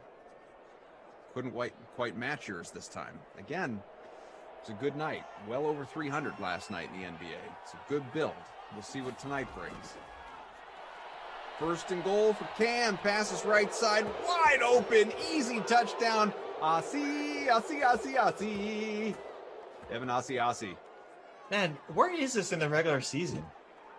Oh, you mean when he had his first career catch, like in week 16? Yeah. It's nowhere to be found. Is that the answer to your question? Like, do you think he's got any sort of upside next year? I mean, if I were him, I probably would have felt better before they went and added Jonnu Smith and Hunter Henry. Hey, Aussie, we're going to take you in the draft, but then 1 year later. Here's how I read the tight end situation with the Patriots.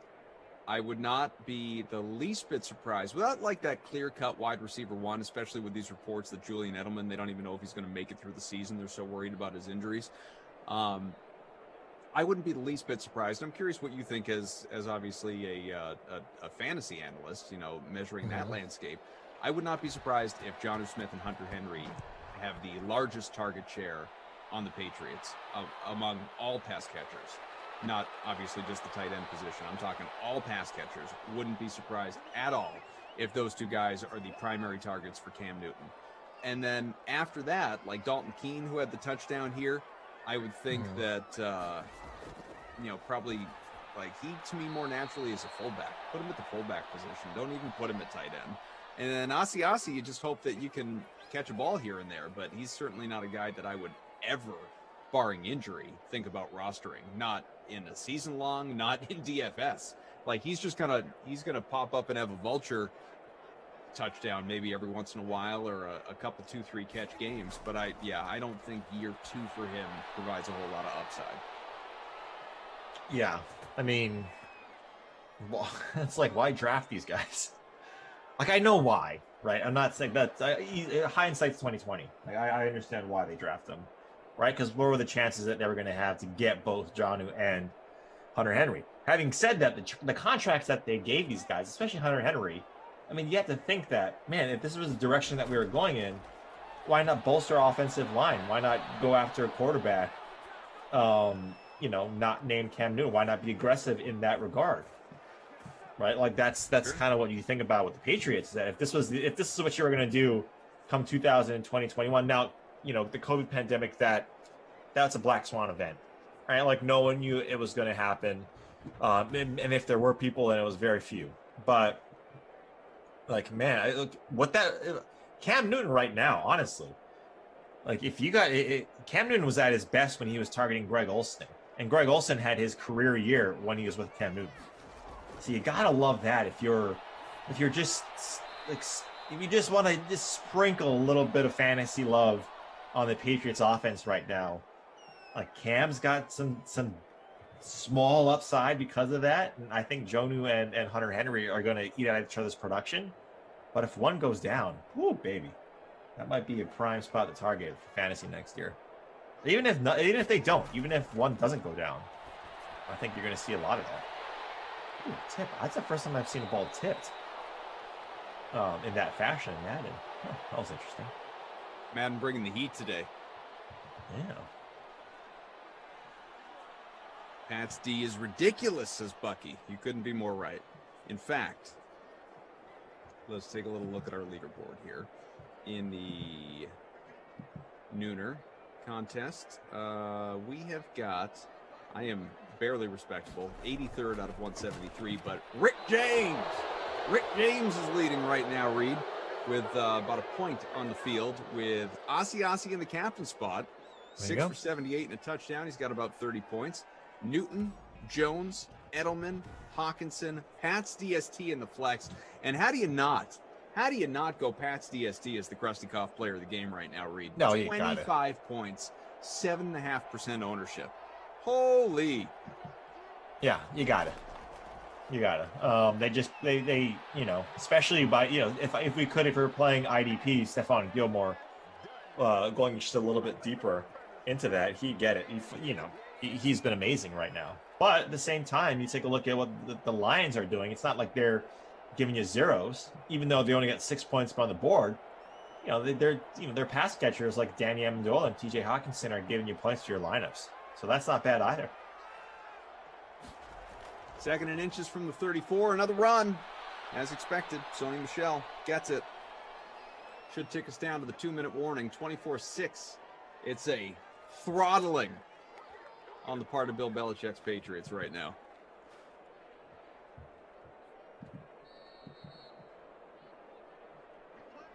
Crushing. Just crushing. Love to see it. Oh.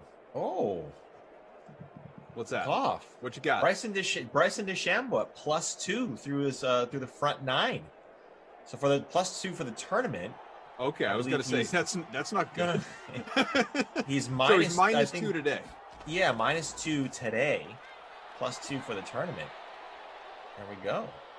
Which is good because that cut line is teetering around +3.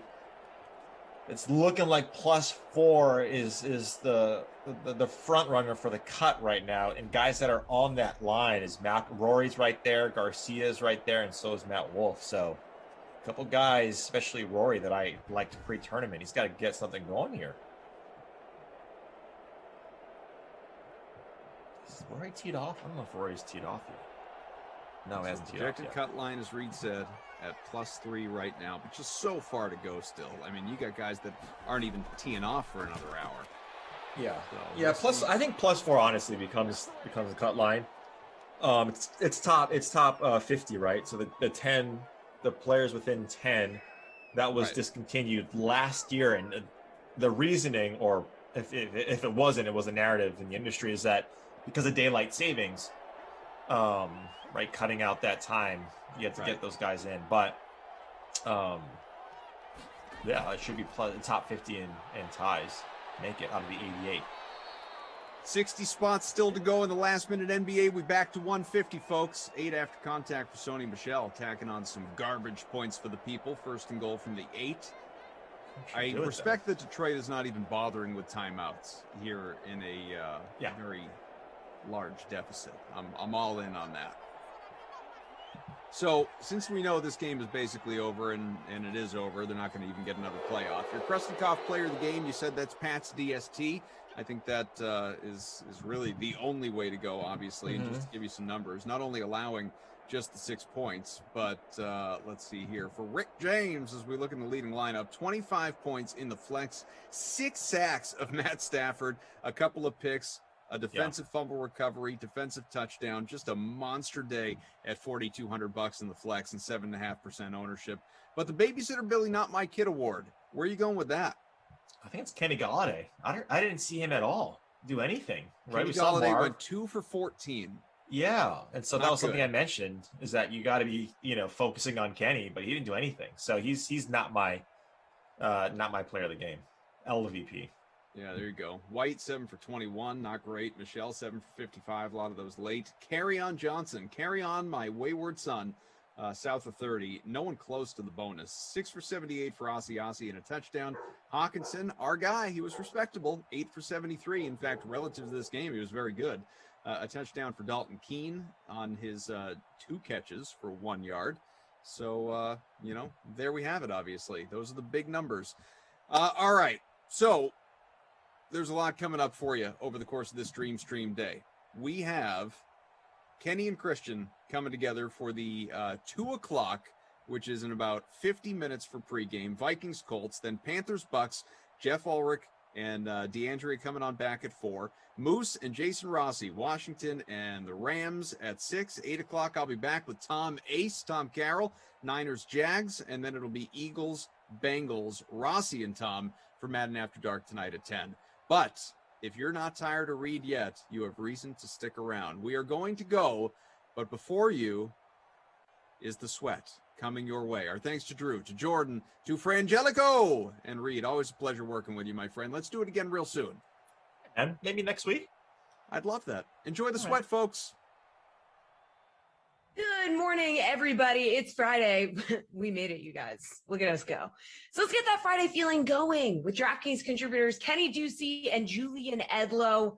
We're talking about price, okay? So tell me which players you like at these positions in these price ranges. Pitcher at 8K or up, who are you going to be spending up for, Kenny?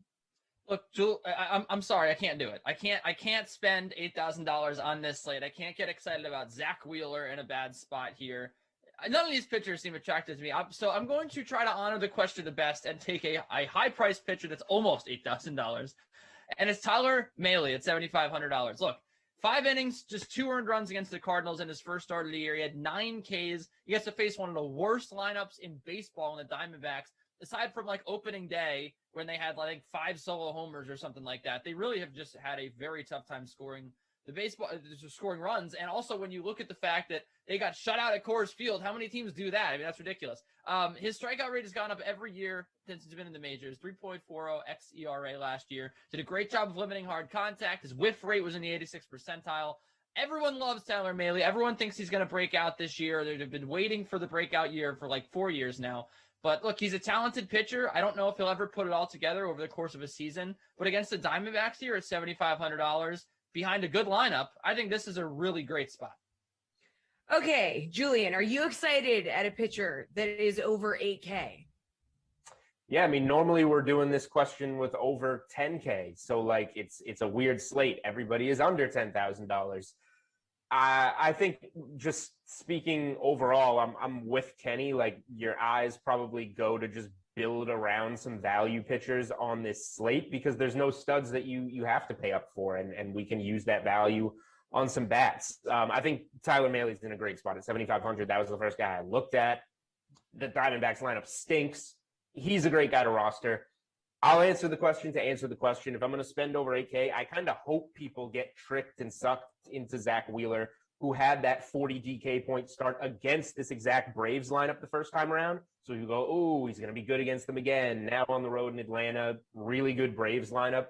This is a big letdown spot for him most likely. So I hope eyes go there. I'll maybe take a chance on a guy in a rematch like Lance McCullers for Houston. They're at home now, going against that the Oakland A's lineup that just hasn't been hitting all season. He had 24 DraftKings points in that matchup the first time around.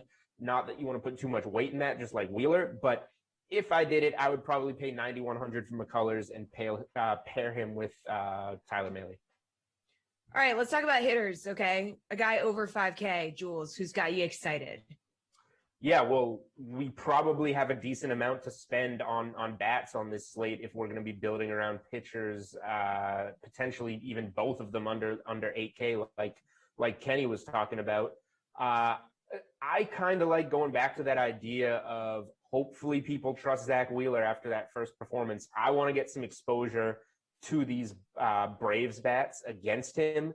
So I think going with Ronald Acuna Jr. at 5,600 is a spot that makes a lot of sense to me. And breaking the rule a little bit like Kenny did at 4,900 right there.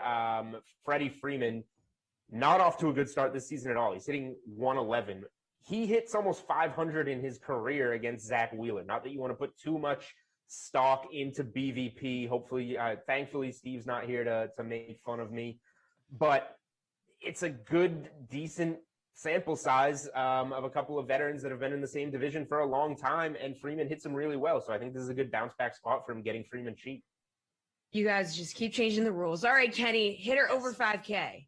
Hey, I don't blame you for the BVP. I mean, there's a lot of great Braves bats in that lineup, and they have all hit Wheeler very well over their career. I don't mind going with some Braves bats as well. I think this is going to be a little chalky, but when we're talking about high-priced hitters, I don't think there is anybody better than Jose Ramirez in a spot which Julian, I'm sure, would agree is great against Julio Teheran, one of maybe the worst pitchers in baseball right now.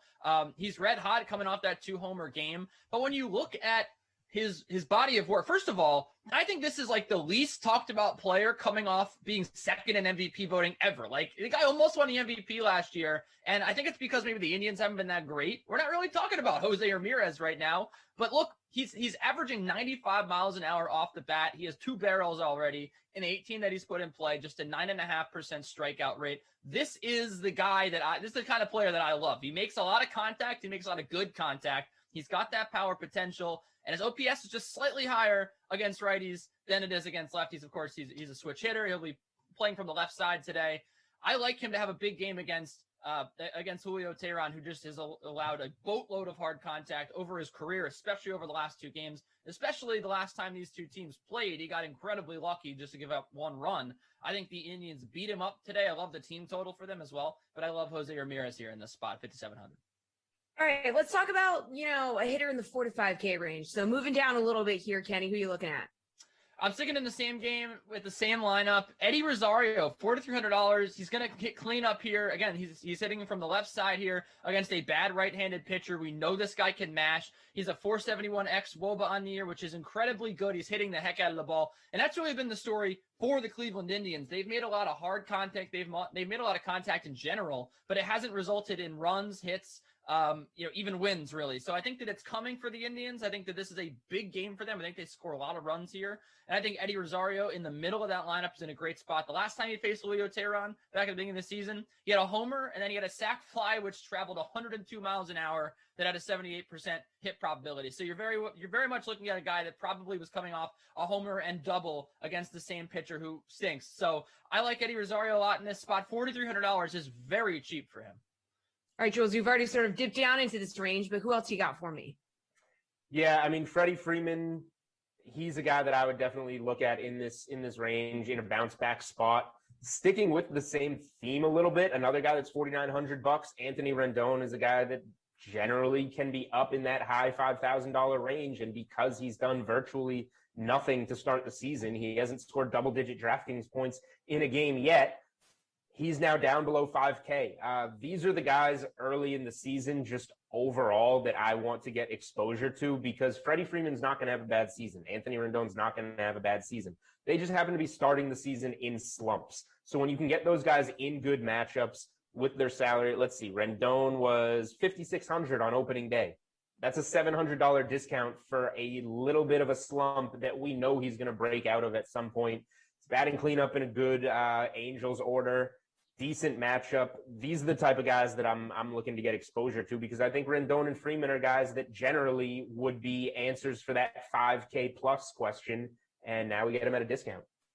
All right, let's talk even bigger discounts. How about a value bat, Jules? Yeah, there's some decent ones on the board. Here's one that I haven't really been able to figure out this season. I rostered him on opening day for like below 2,000. I didn't even know. I've been working with DraftKings for 6 years now. I didn't even know bats could be below $2,000. Nomar Mazara is now $2,000. He made it all the way up. His price has gone up to $2,000 for the Detroit Tigers. I know Kenny's all about the Indians today, and that's fine, but value is value. If he's going to continue batting fifth in this order in an opposite hand matchup, he's got a couple double-digit DK point games under his belt already this season. The Tigers should be cheap. It's not the greatest matchup in the world, but I don't know how you can have a guy hitting fifth in an opposite-handed matchup for $2,000. So just give me that every time. Kenny, what about you? Value bat you looking at? Hey, whoa, I loved it.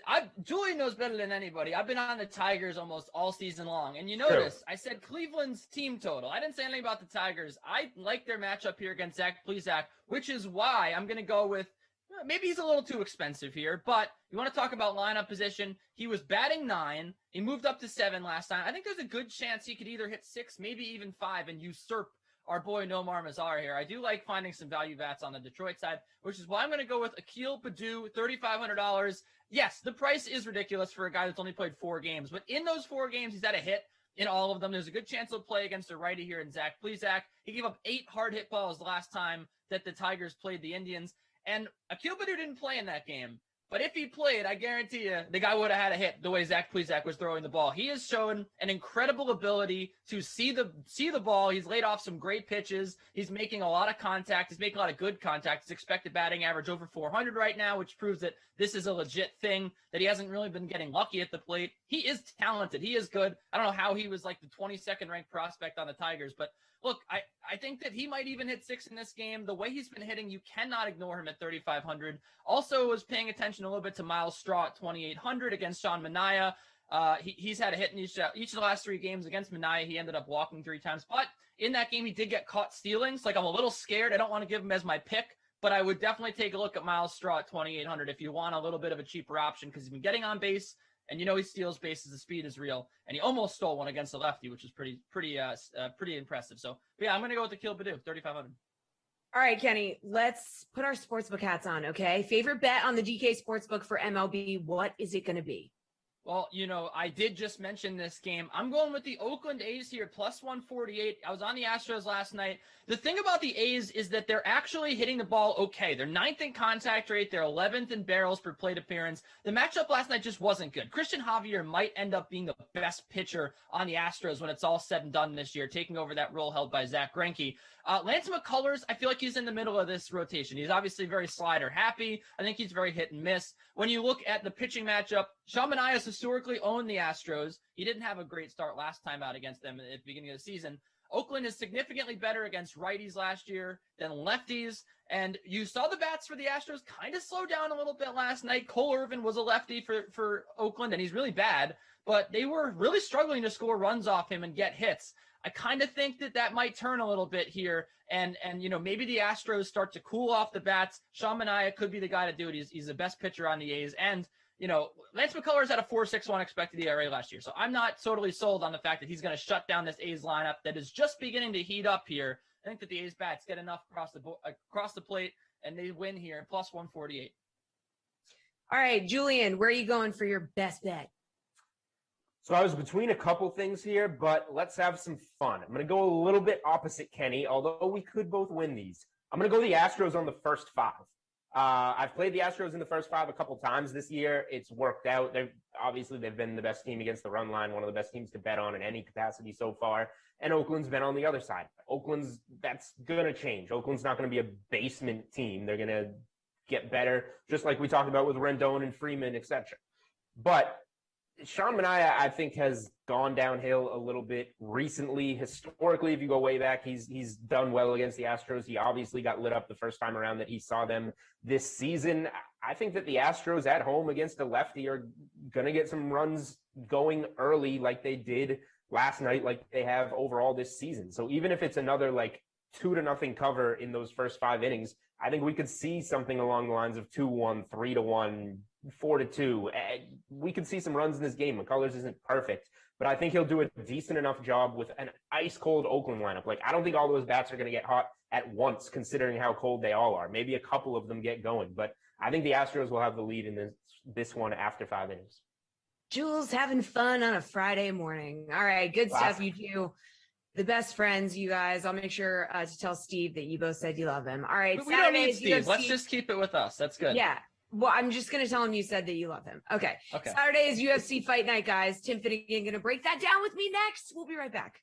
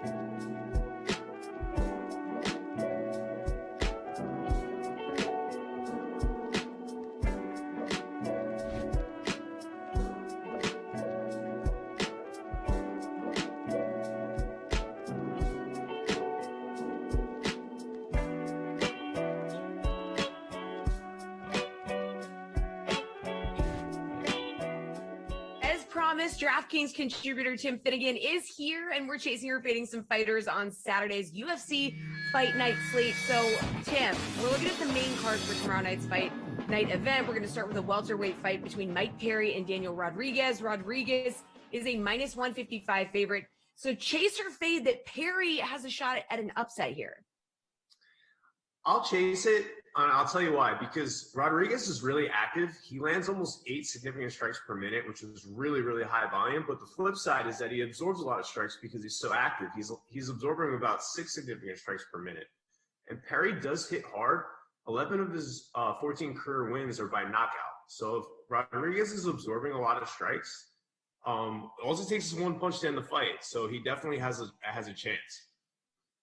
All right, moving on to the women's strawweight division. Nina Ansaroff, she's going by Nina Nunes now, but you might see it both ways. She changed her last name. Faces off against Mackenzie Dern, with Ansaroff / Nunes coming in as a minus 140 favorite. So chase or fade that the favorite comes out on top here? I'm going to fade here. Mackenzie Dern's striking has really improved a lot recently. She came into MMA as an all-world grappler. Like, she has amazing world-class jiu-jitsu. But now she's becoming more well-rounded. Like, in her last fight, she was 0 for 5 on takedown attempts, but she ended up winning the decision by landing more distance strikes than her opponent. So her striking is really progressing. I would look towards Mackenzie Dern in this fight as a good live underdog. All right, Arnold Allen meets Sadiq Youssef in a featherweight bout for the co-main event. Now, Youssef is a minus 150 favorite. So chase or fade that Youssef has a clear advantage in this fight? I'll chase that. So Youssef lands a lot of strikes. He lands over 6 significant strikes per minute. So like Daniel Rodriguez is a really active fighter. He's also more accurate than his opponent. He's landing about 49% of his strikes compared to 41%. So that type of volume makes him really appealing in DraftKings DFS contests. And he's 8,500, so he's not that expensive. So if you're looking for like a good volume play in DraftKings contests, I would go with him this week. All right, in the main event, Marvin Vettori, huge minus 365 favorite over Kevin Holland. But let's switch over to DFS for this question. Now, obviously, Holland is a heavy underdog, but at just 6,600 in salary for DFS, is that a value worth chasing? I think it is. I'm not going to pick Holland to win. Like, he just fought a few weeks ago, and he had a horrible game plan. Like, people were just furious with him, where he just kept getting taken down. He wasn't trying to get up. He was just talking to his opponent, like, casually. It was like he was just hanging out with his opponent on the ground. It was like really embarrassing. But if the fight stays standing, he has a chance. He's really long. He has an 81-inch reach, so he's going to have a 7-inch reach advantage on Vettori. And Vettori has fought long opponents before. He fought Israel Adesanya, who's really long, and he gave Adesanya a great fight. He lost so close with decision. But Holland is really powerful. He's got a lot of knockouts, especially recently. And if this fight stays standing, he definitely has a chance. So at 6,600 in DraftKings contests, like that's a pretty good value play. All right, well, while we're on the subject of value, where else can you find value on this slate?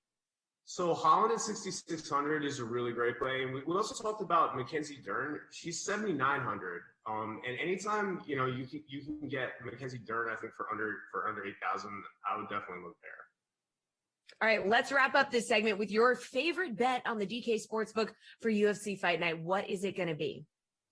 My favorite bet. I mean, so Kevin Holland is such a huge underdog. I'm not going to pick him to win outright, but I think this fight's going to stay standing. And if it stays standing, he has a chance because he's so long and he has such powerful hands.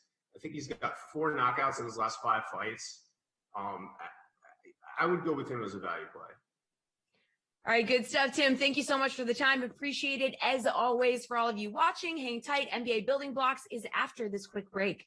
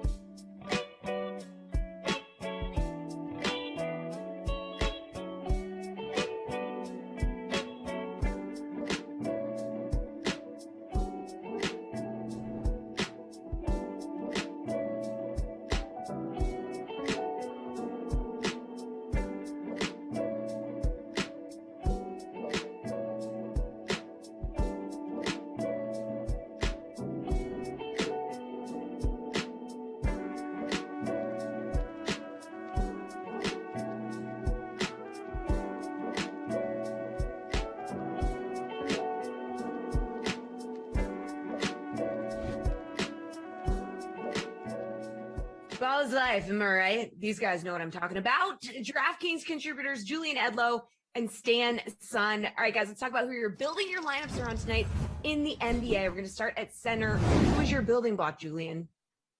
Yeah, I'm going to go a little bit cheaper at center. I'm going with the Time Lord here for $6,500. He's going against Karl Anthony Towns. He'll have to work maybe a little bit on the defensive end. We saw that recently against Joel Embiid. He fouled out in 14 minutes. That's not good. His price has been going down a little bit. However, I think this paced up matchup against Minnesota, like we saw a 260, 270 total the other night against Indiana. I think this is going to play right into Rob Williams' favor. Even if Tristan Thompson's taken a few of those minutes from him, I feel like this is a game where 25 minutes from the Time Lord can easily be a double-double with a few blocks, a few steals. So for a slate where I'm not all that impressed with the pay-up options outside of Joker, I think that's saving a little bit on Rob Williams in a really good matchup. Minnesota's terrible defensively against centers, especially with Towns on the floor. Rob Williams makes a lot of sense. All right, where are you going to go for this one, Stan? I'm gonna go. Excuse me, Joel Embiid. He's priced up 10,100 going against the Pelicans. He's averaging 1.62 DK fantasy points per minute. There's only two guys in the NBA that are over 1.6. So the other one is Giannis at 1.64. So he's missed 12 of the last 15 games due to injury. So he may be out of the consciousness of certain people, but I mean the guy does it all. He's a 1-1-1 player. He's a playmaker. He scored 50 DK fantasy points in 19 games this season. He has 5 over 60, 2 over 70, 1 over 80, and 1 over 90. Like, that's crazy. Like, who does that? Now, New Orleans, they're 28th in defensive efficiency, and to the center position, they boost the fantasy points per minute by 9.808% above the league average. All right, let's talk about, Stan, your building block at forward. Who are you going to go with here? All right, I'm going to go down a little bit in price. I'm going to go Terrence Ross, 6,300 versus the Pacers. I'm on the West Coast, so there's a store out here called Ross Stores. I don't know if they have that out there on the East Coast, but, it's a discount store. They price designer items for cheap. So, if you go in there, it's hit or miss. Like, sometimes you'll find that item, right, that fits your size. A lot of times you're walking out empty-handed. That's essentially the Terrence Ross experience for fantasy. He's shooting 40% from the field on the season, but I mean, he can shoot 20, 30%, no problem. He has 50 DK fantasy point upside. He's gone for over 44 times a season. Over his career, he has a high of 51 real points. So, I mean, he's a professional hucker and chucker. His usage rate is 28 over the last 5 games. And so this is when Operation Tank has commenced in Orlando. He's averaged 29.4 minutes, 17.8 points, 15.6 shot attempts. So, I mean, it's a pace-up spot, too. And, surprisingly, Indiana, they're 7th in offensive pace. So he's going to get all the opportunities to score.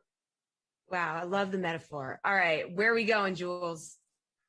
I have no Bobby Portis metaphors here, but assuming Giannis remains out, he's obviously had some knee issues. We expected to see him back earlier in the week, downgraded to doubtful. I don't think he's going to play tonight. If he does, Bobby Portis doesn't quite make as much sense.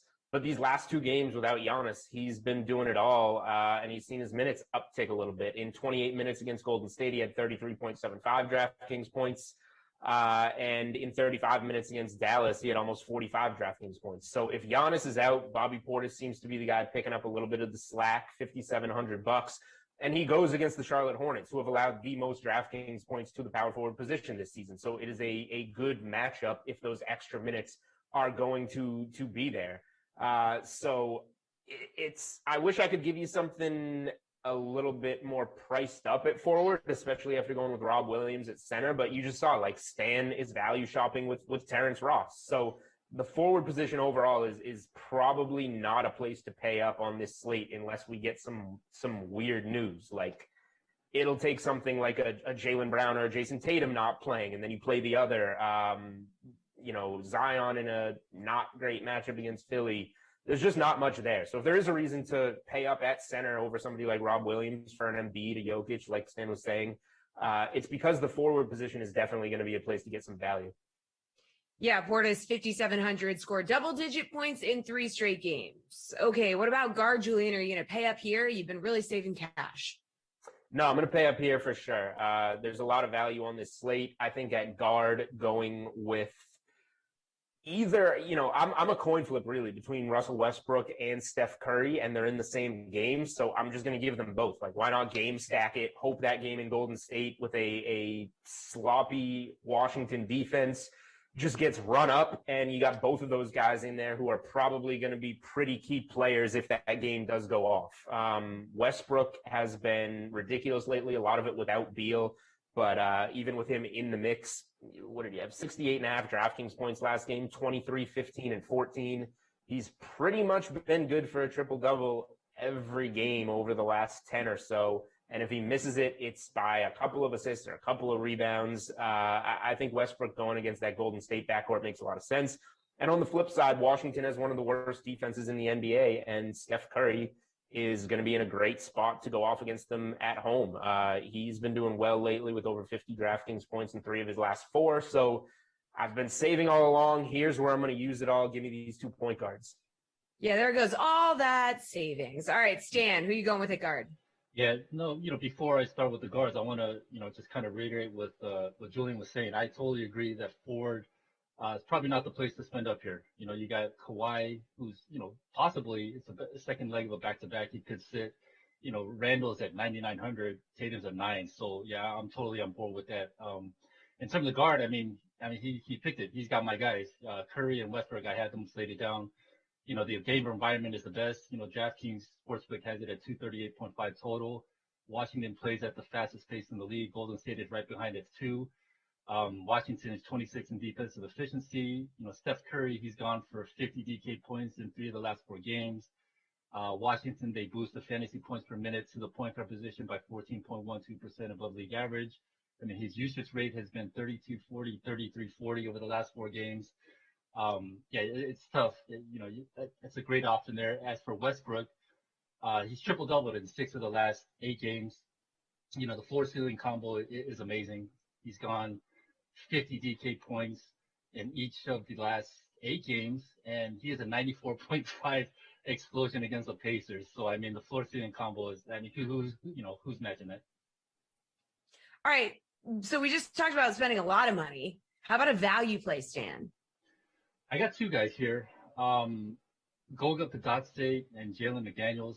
I'm going to go with Jalen McDaniels here, 3,300 at the Bucks. He got the start for Gordon Hayward, who's out. He played 32 minutes. He attempted 14 shots, scored 38.5 DK fantasy points.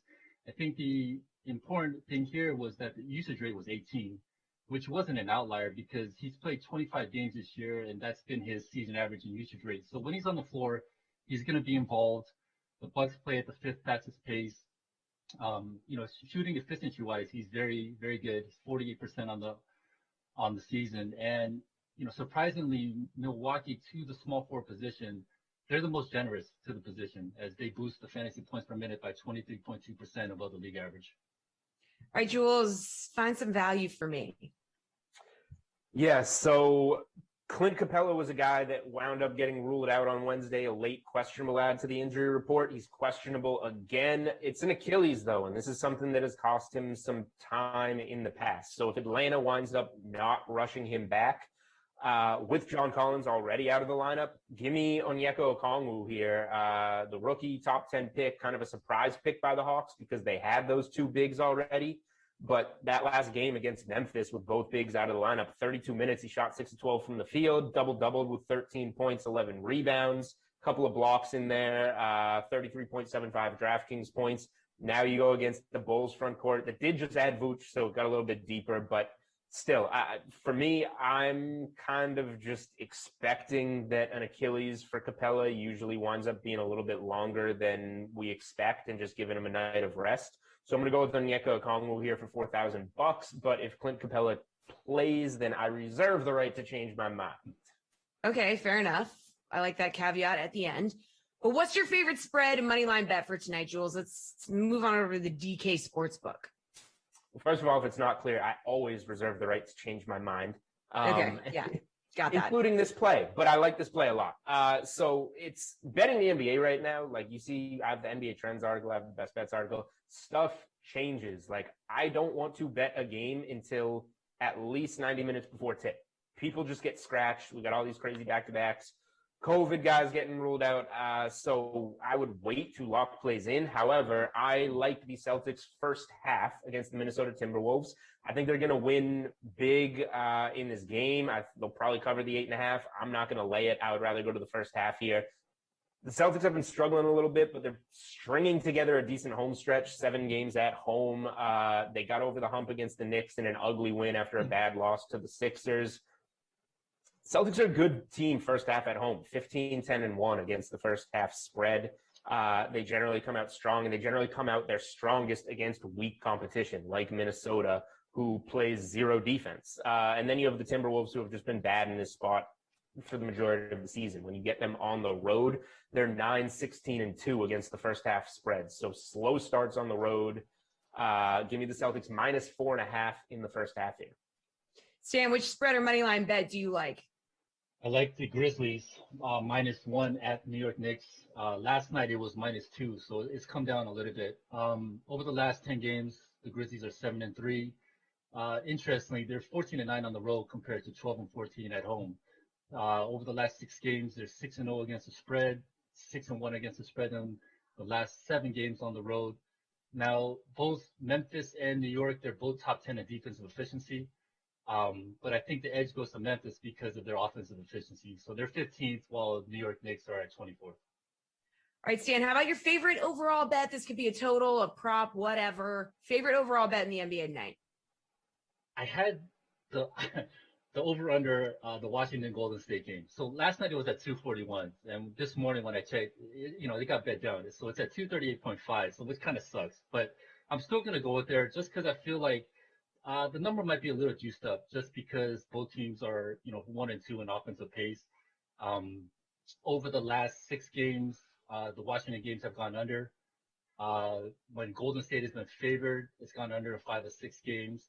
On the season, Washington games have gone over 50% of the time, while Golden State games have gone under 58.8% of the time. So that's like top 5 in the league. And so, Russ he just needs to chuck up a few mid-range shots, encourage, passes a couple to Draymond Green and Oubre, get some bricks in there, and the under could be very viable. All right, Jules, favorite overall bet? Where are you going? I mean, for me, it's going to be the Celtics first half one at the moment, but like I'm saying, like this is going to change. So whatever time it is, it's 11 something. By the time we get to 5:30, 6 o'clock, like this NBA slate is going to be completely different. This is how it works on a nightly basis now. So I guess, not to cop out, but like the strongest play on the board, we don't know yet because it hasn't happened yet. So we're going to get news that does that.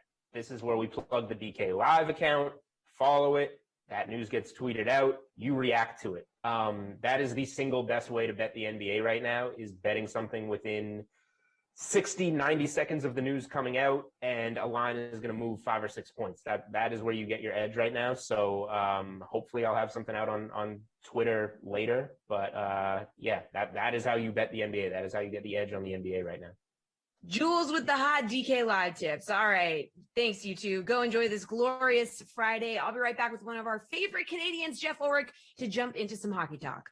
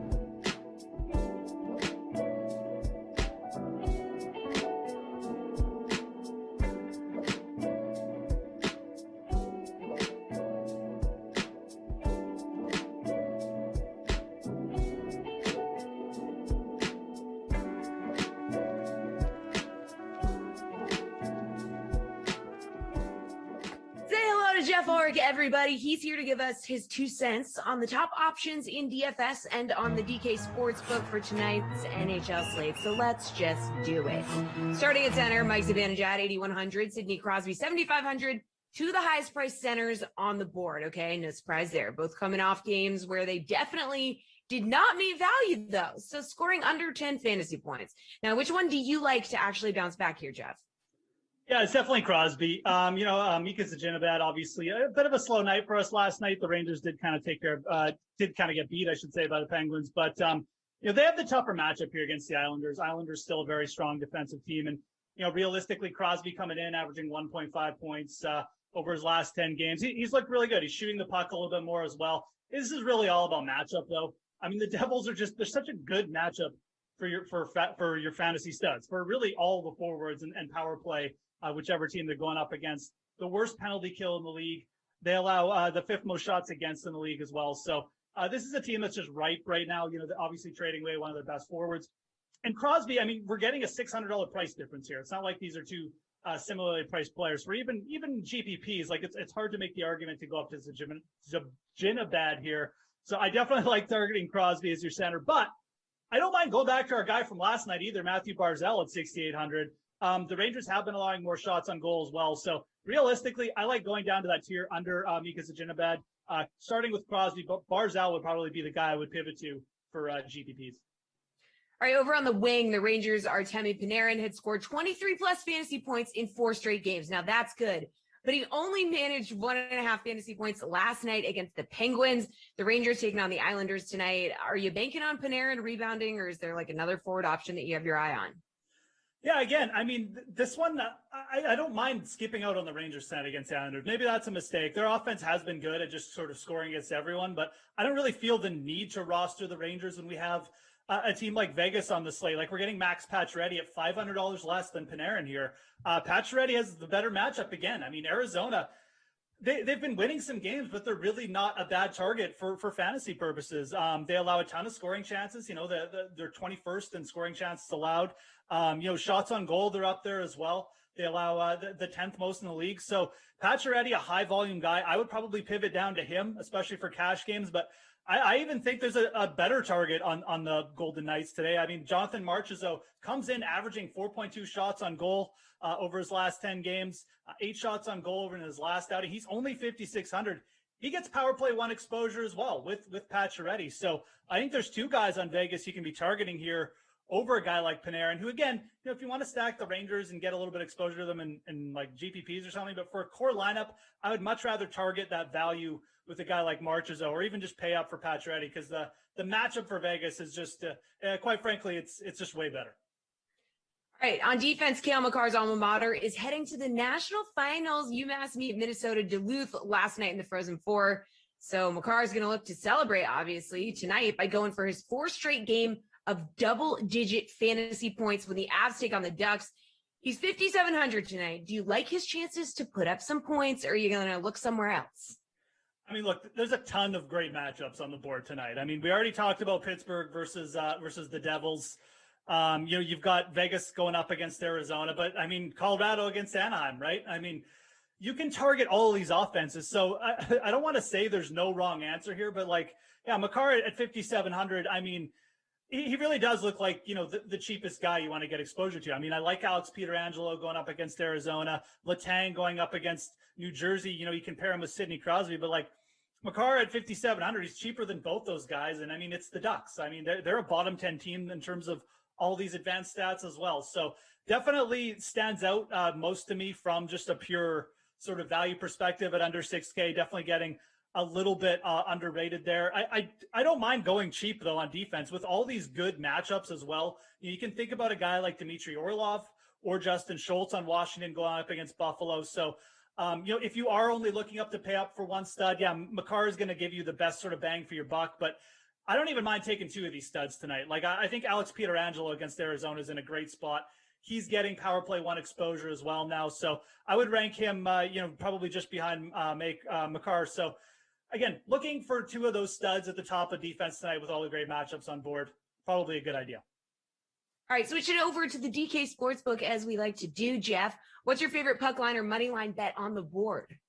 Yeah, so for tonight, I don't mind looking at the puck line tonight. I mean, the Pittsburgh Penguins, again, going up against the New Jersey Devils here. The Penguins have played really good. I mean, they've won 6 of the last 8 games. Their offense is really rolling. They're averaging 4.5 goals over the last 8 games as well. I mean, you got Crosby going. You've got Jared McCann playing second-line center, filling in nicely. And you've got the Devils, who just traded away one of their best players. I guess the Devils are coming in off a win over Buffalo, if that counts for anything.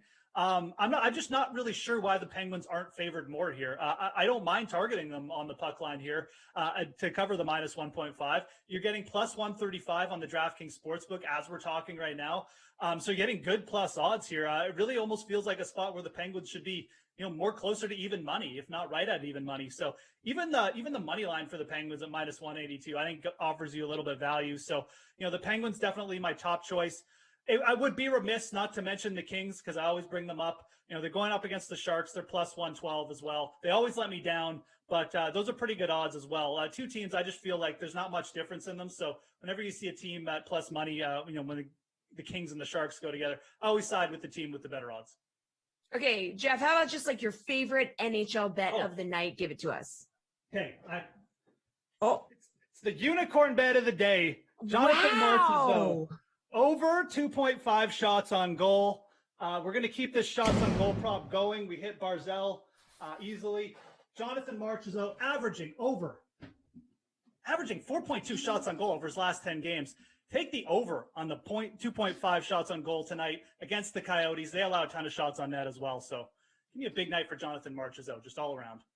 I mean, I believe you because that drawing of a unicorn was so magnificent. Wow.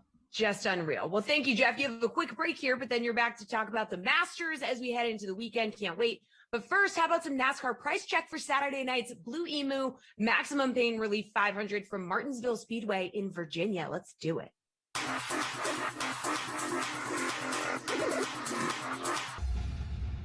Welcome to the Price Check. I'm Pierce Dietrich. Let's look at the salaries for Martinsville, whose salary jumped up this week. Martin Truex Jr., $8,000 up to $12,000. It's deserved. He's pretty good at the shorter tracks. Won at Martinsville in 2019 and in 2020. Martin Truexville, Brad Keselowski, $7,500 up to $11,000. Had a top 5 car in both Martinsville races last season, but he only led 8 laps. Chase Elliott, $8,700 up to $11,400. He won last fall at Martinsville and led almost half the laps in that race. Whose salary dropped this week? Ricky Stenhouse Jr., $10,200 down to $5,800 at Bristol. He was the biggest price increase ever. This week, it's the biggest price decrease ever. Stonehouse, not very good at Martinsville. Chase Briscoe, $9,900 down to $6,100. Now that we're back on pavement, his price plummets. He struggled this season. He struggled throughout his career at short tracks. Tyler Reddick, $10,500 down to $7,500. Martinsville's not his best racetrack, but his crew chief has experienced success at this track with AJ Allmendinger in the past.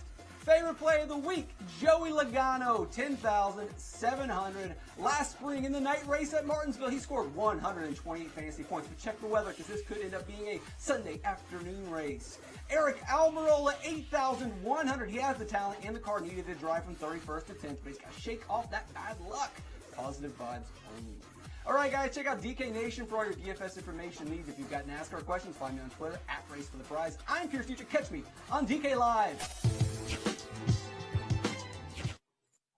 All right, everybody. I'm so happy to be here with our golf gurus. Say hello to our PGA Tour panel, DraftKings contributors Jeff Ulrich and Reed Fowler. We're going to get into the updated odds for the Masters as we look ahead to the weekend rounds.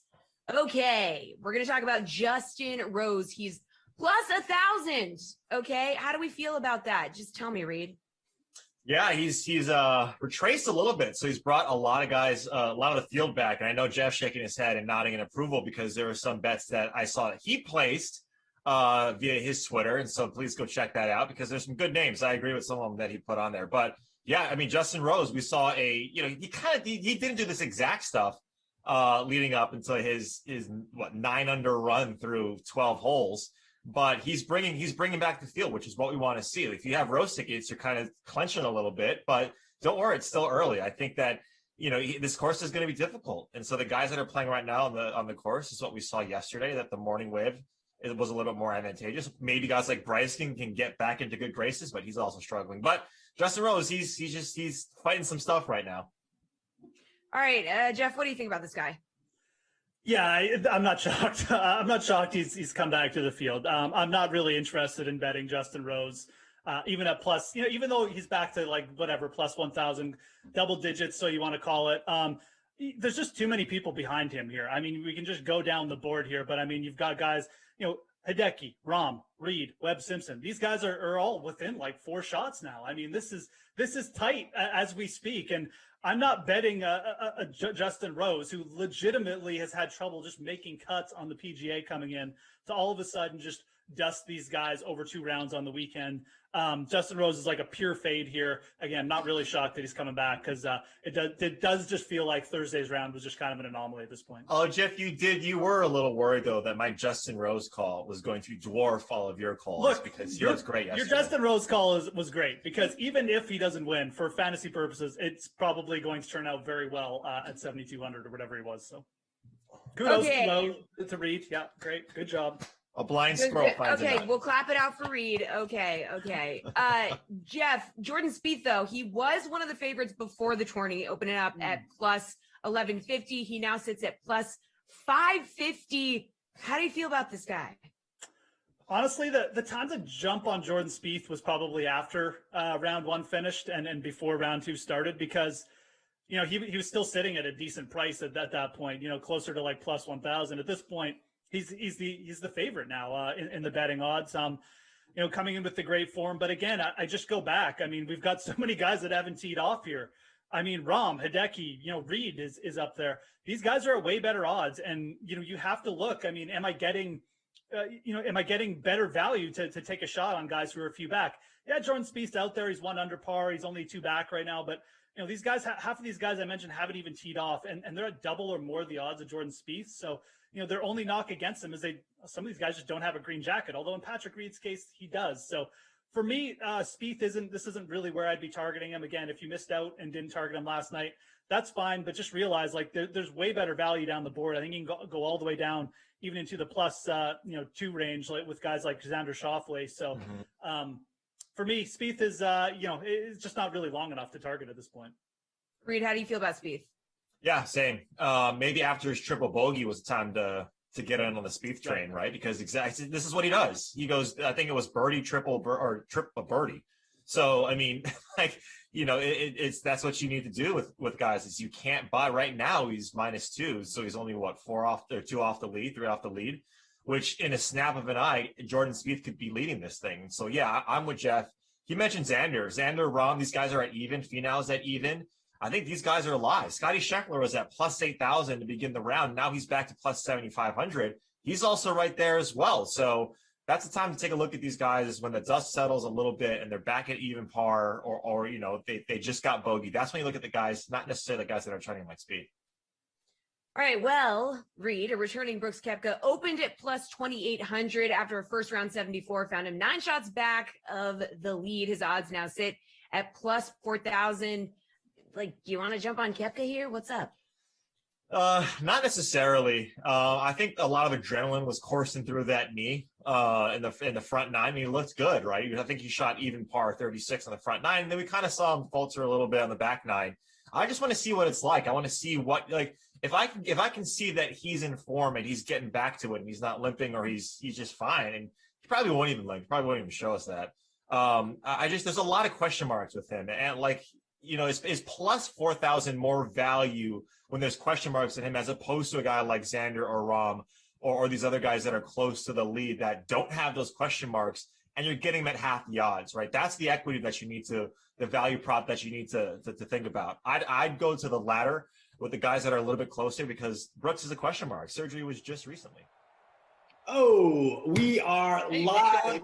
Oh, okay. Oh, sorry. But we're starting off the 2 p.m. Simney Madden matinee, getting off on the right foot. Kenny, Ducey, Christian DeAndre. Kenny, how are you today, aside from enjoying the lovely weather out in New York? I'm good.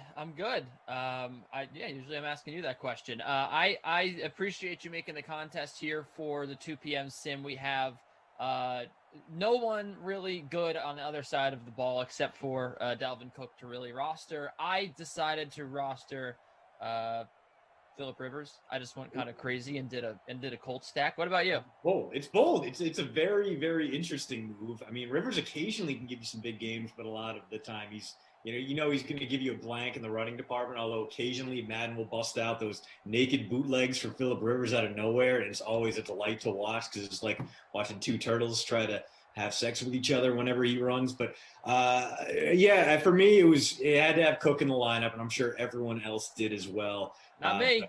Oh no, you faded Dalvin Cook, and I only put in I have Taja Sharp in as my only Viking. Wow. Going bold here. Wow, that is bold. I see. I stacked it up evenly. I was like, these are two good teams. They're playing inside.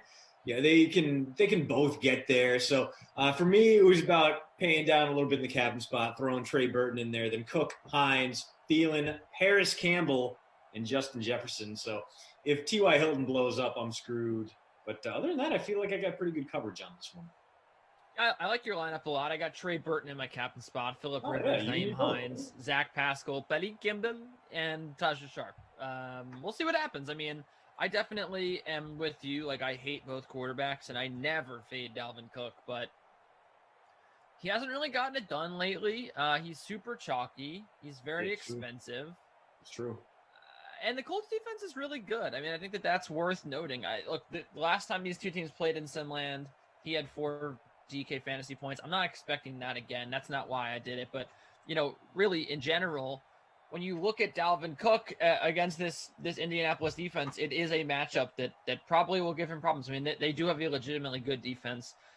So I'm not like totally bullish on him today. I'm a little bearish. Also, I was just looking the other game they played against Indianapolis, 11 DK fantasy points, just 38 yards. So, and the other one before that, he had 30. So 2 out of the last 3 games they played against Indy, he's not in a good game. So yeah, I actually, like those chances.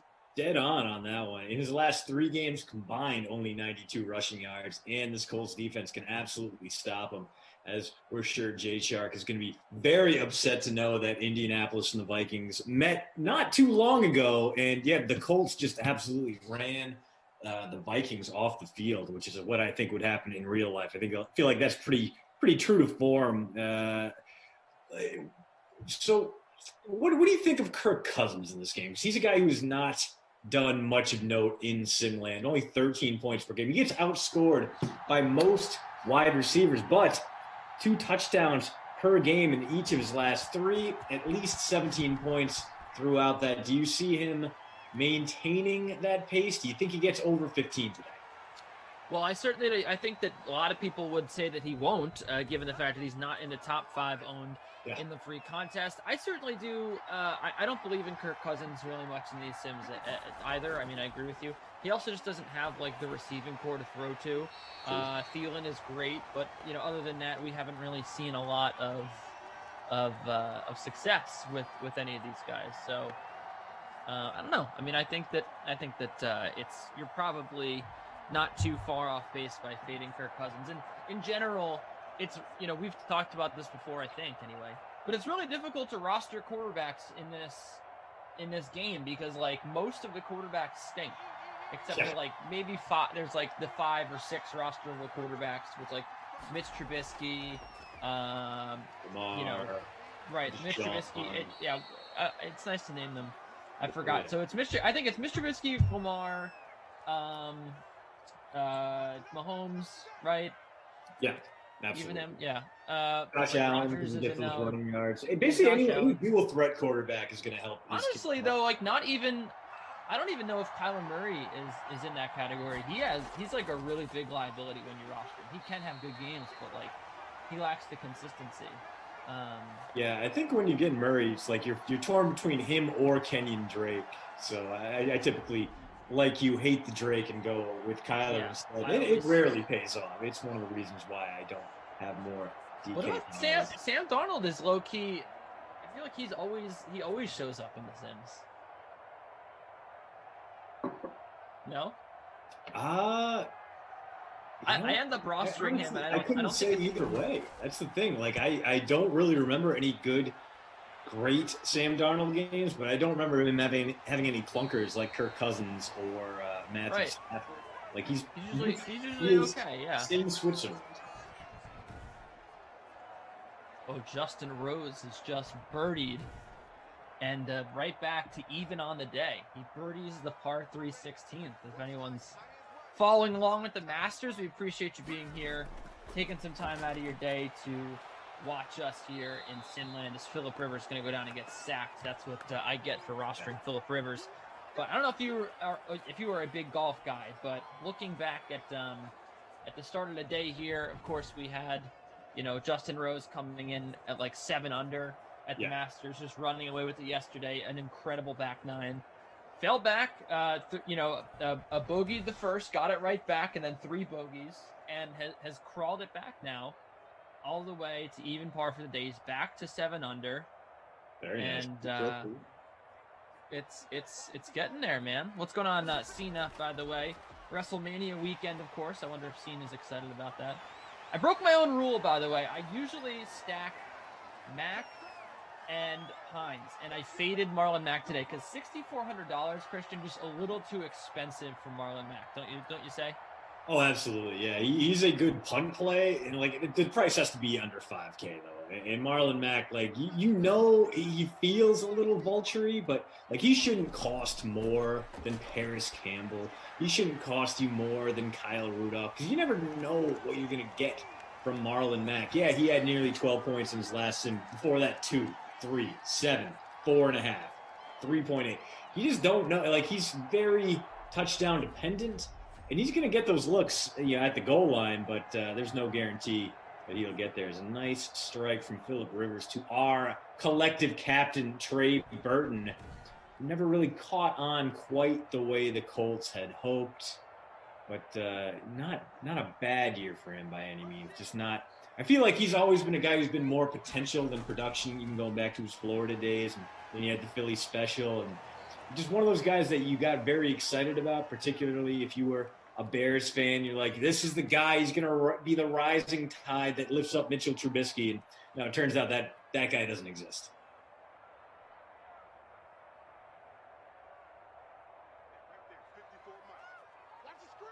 Well, our guy Mac there, barreling forward for 5. We'll see if he continues to eat into that Nyheim Hines share as this drive crosses midfield. Well, good start for people who captained Trey Burton with that catch there. I captained Trey Burton. He's 12% captained in the free contest, as passed along by our wonderful production staff here. And yeah, you'd have to be happy if you captained him. Yeah, already more productive than Dalvin Cook. Although I don't anticipate that'll stay that way. As it is Burton again. So already 2 catches. So trending upward. The athletic tight end, former Eagle, former Bear. Now, Kenny, here's something that's surprising to me.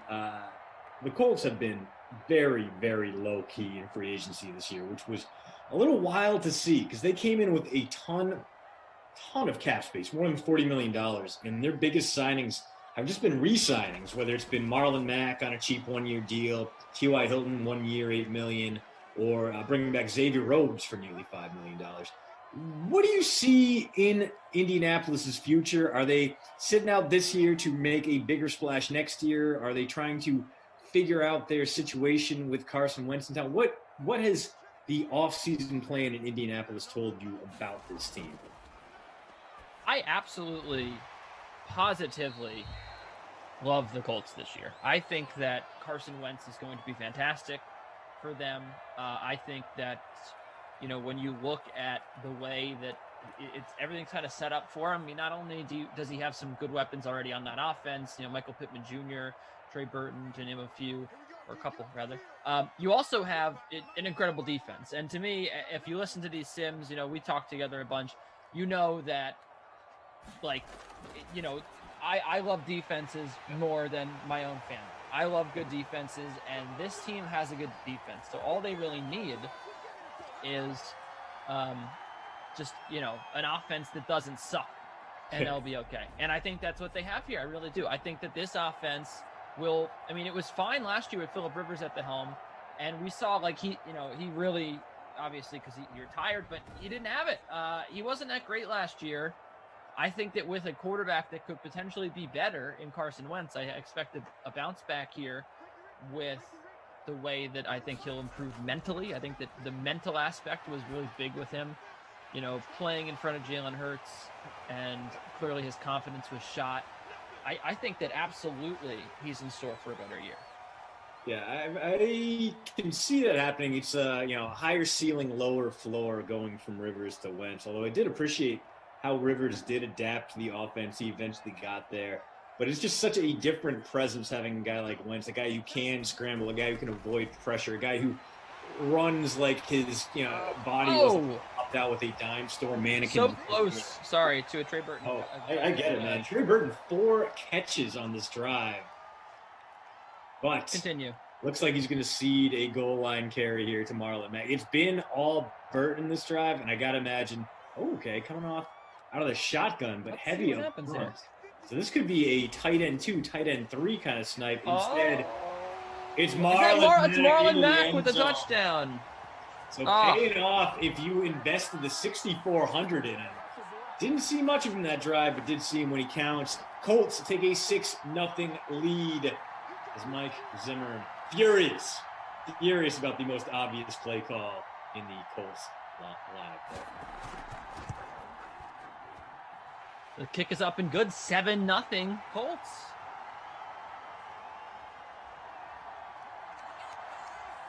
Nice start there for Indianapolis. Useful out of Philip Rivers. Didn't show us all that much, but hey, churned a lot of time off the clock, kept the ball out of the Vikings' hands, and now we can see if Dalvin Cook can retaliate. Yeah, Kenny, that drive, Trey Burton, 4 catches, 42 yards. A good start for him, and I got to imagine we probably won't be seeing him too much after this, just because that's the way it works in these sims. As soon as you get excited about someone, the tap gets shut off.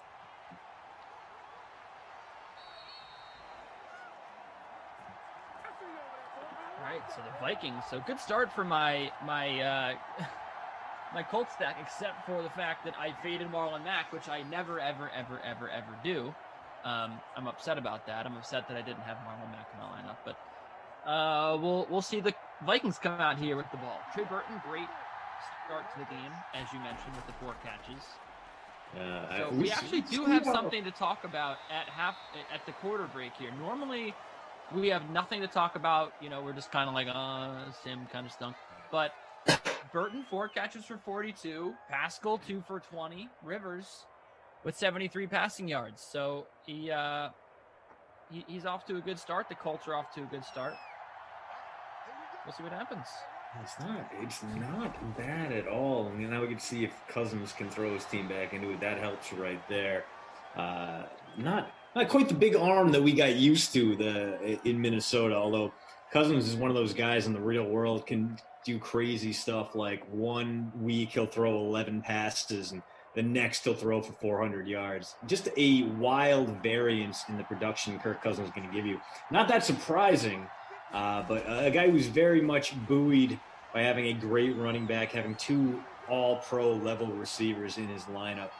And I do kind of wonder, Kenny, if there's a bit of buyer's remorse on the Viking side of things. We've heard the rumors that maybe Minnesota wants to get away from that fully guaranteed short-term contract they gave him. But we haven't really heard anything from people of substance. The rumors have come in, and they're from guys, who run like, mynflupdate.net, and they say, I the hate sources those guys. say, yeah. I actually have them blocked, Yeah, no, that's the thing. Like the guys who do that, and they throw out the most obvious connections. Like they'll take 2 guys, a coach who was an assistant where someone else was, and they'll bring them. The sources say that Kyle Shanahan is really into Kirk Cousins, and it'll get like 200 retweets with absolutely no rhyme or reason behind it. Existence, and we haven't heard any kind of dissatisfaction from the official ranks in Minneapolis. Now, obviously, they would like to get someone better behind center, but I don't think there's anyone out there who really moves the needle and is accessible for the Vikings. I think they and Kirk Cousins are married through the end of this contract for better or for worse, unless he absolutely falls apart and tanks them to like a top 5, top 10 draft pick. That said, Kirk Cousins is fine. I mean, he's a decent game manager. If the Vikings hadn't so badly screwed up their cap space, they would have the kind of defense that could really carry him to bigger and better things. But I mean, as far as Vikings quarterbacks go, I mean, Kenny, perfectly reasonable. I mean, he's probably better than Teddy Bridgewater was, but and much better than Christian Ponder was. But probably worse than Christian Ponder. Yeah, I felt like we had to throw a good Ponder reference in there. I saw Christian Ponder live in the old Hubert Humphrey Metrodome too many times. That's the formal count on that.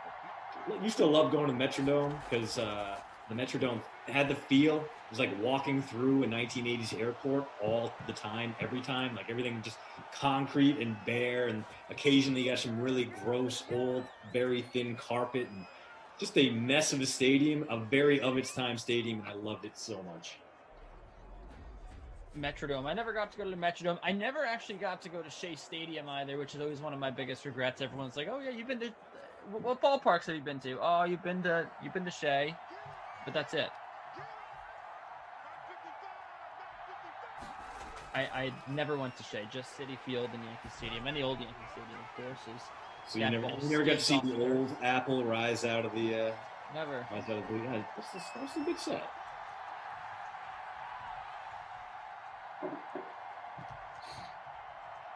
Yeah, well, speaking of ballparks, celebrating its 20th birthday today, or at least the 20th anniversary first game played there. PNC Park, most beautiful stadium in the game, best place to watch terrible baseball in the world. Another place I've been way too many times. I've seen way too many Jack Wilson strikeouts. I have watched a pre-greatness Jose Bautista play some very mediocre third base. Pre-greatness Jose Bautista. Yeah, he was definitely I think the Pirates gave him away for nothing, right? Pretty much, yeah. He was, yeah. It was. They might have actually released him, right? I believe so. I think it was like a David Ortiz with the Twins kind of thing, where they're like, "Listen, we came to the end of the run here. We're not getting anything out of you. Someone else can have at it." But I did see some great players. Yeah, some very good players rise up and then get traded away for prospects that became nothing, like Jason Bay, and I feel like I was just a little bit too late for the Brian Giles era, sadly. They also had I think they had Chris Carpenter too. I actually was hold on. There was a story that I used to read all the time. It was amazing. Here it is. It's a 2008. It was on, remember ESPN Page 2? Yeah, Simmons' old haunt. Right. It was incredible. So I loved this whole story. It was like, here's like a million things that the Pirates did to be awful. And to have like, I don't know if they have the worst record in baseball or what it was, but it's a safe bet. They like, one of them was funny. I'm actually going to drop it in the chat. One of them was funny because they ended up trading Sean Chacon to the Yankees after like the Yankees they basically, the Yankees were going to sign him in free agency, and they made it clear or whatever, but they were like, let's just trade him there anyway. Or I forget exactly what happened. I'm gonna read it now. But there was a lot of guys I didn't realize played for them. But they let's see. They spent so much money on Pokey Reese. Oh, there it is. There's the Phillip Rivers read option. Sorry, it's like watching someone try to run through like a ball pit. You remember in Double Dare where they'd have the tanks? Yeah, one of the obstacles was you had to like wade through. It was like water and balloons. That's what it's like watching Phillip Rivers run read options in this game. And needless to say, that one goes nowhere. Well, let's see where Philly Riv goes with this one. Deep over the middle. No, actually wasn't that deep. They traded John Lieber for some guy named Brant Brown. They traded away Jason Schmidt and got back Ryan Vogelsong. They spent so much money on Jason Kendall. Yeah. And apparently he made $5 million per home run. Amazing things that they did. Yeah, so the Pirates, this is from the article, the Pirates' best trade chip was power-hitting first baseman outfielder Craig Wilson. They eventually traded him before the deadline to the Yankees for Sean Chacon, who the Yankees were planning to release. Yeah, you do. I love Craig Wilson too, because he was a decent power hitter. He would approach 30 dingers per year. And he'd play some terrible defense, but his walk-up music was Mr. Brightside, and I was like, oh hell yeah, I'm an average white dude in college. I love Mr. Brightside. Let's go. You could hate Mr. Brightside, especially back then. Nowadays, it's a little overblown. Oh yeah, a little overplayed, but back then it was amazing. Yeah. Nothing to hear about Joey Bats, but yeah, they definitely cut Bats and a lot of other guys who could have been really good for them. We get a completion out to Taja Sharp, the man who always seems to be involved in these Viking sims. Taja Sharp, I think, is absolutely, without a doubt, the best receiving option on the Vikings in the sims, right? Like, I don't think that anyone truly believes that Thielen is, right? No, I mean, I rostered Thielen because he does occasionally break free. Like, he has the higher ceiling, obviously. But yeah, if you're talking about value versus production, Tajay is the guy. You know, he cost you $1,400 less than Adam Thielen. He's giving you only about a point less per game. However, in real life, Tajay, who I thought he was gonna be an unsung hero. I thought he was gonna be a great sleeper pick. I thought he was gonna do great things with the Titans, especially his rookie year. 500 receiving yards. I thought, yeah, he's only gonna get better from there because he was a stud at UMass. Like, he had back-to-back 1,200-yard seasons at UMass. That's a big deal. But no, nothing. Just kind of faded away, buried down the depth chart, and all of 2020, Kenny, 3 targets, 0 catches. Got some comments here that I should run through. Ed Zone Dance asks, Kenny, if I'm not mistaken, I believe you said you used to play baseball. What position did you play? I played them all. Ed Zone Dance. a fumble on the play. Uh-oh. The Colts are gonna get this ball back, and they're gonna have it in great field position.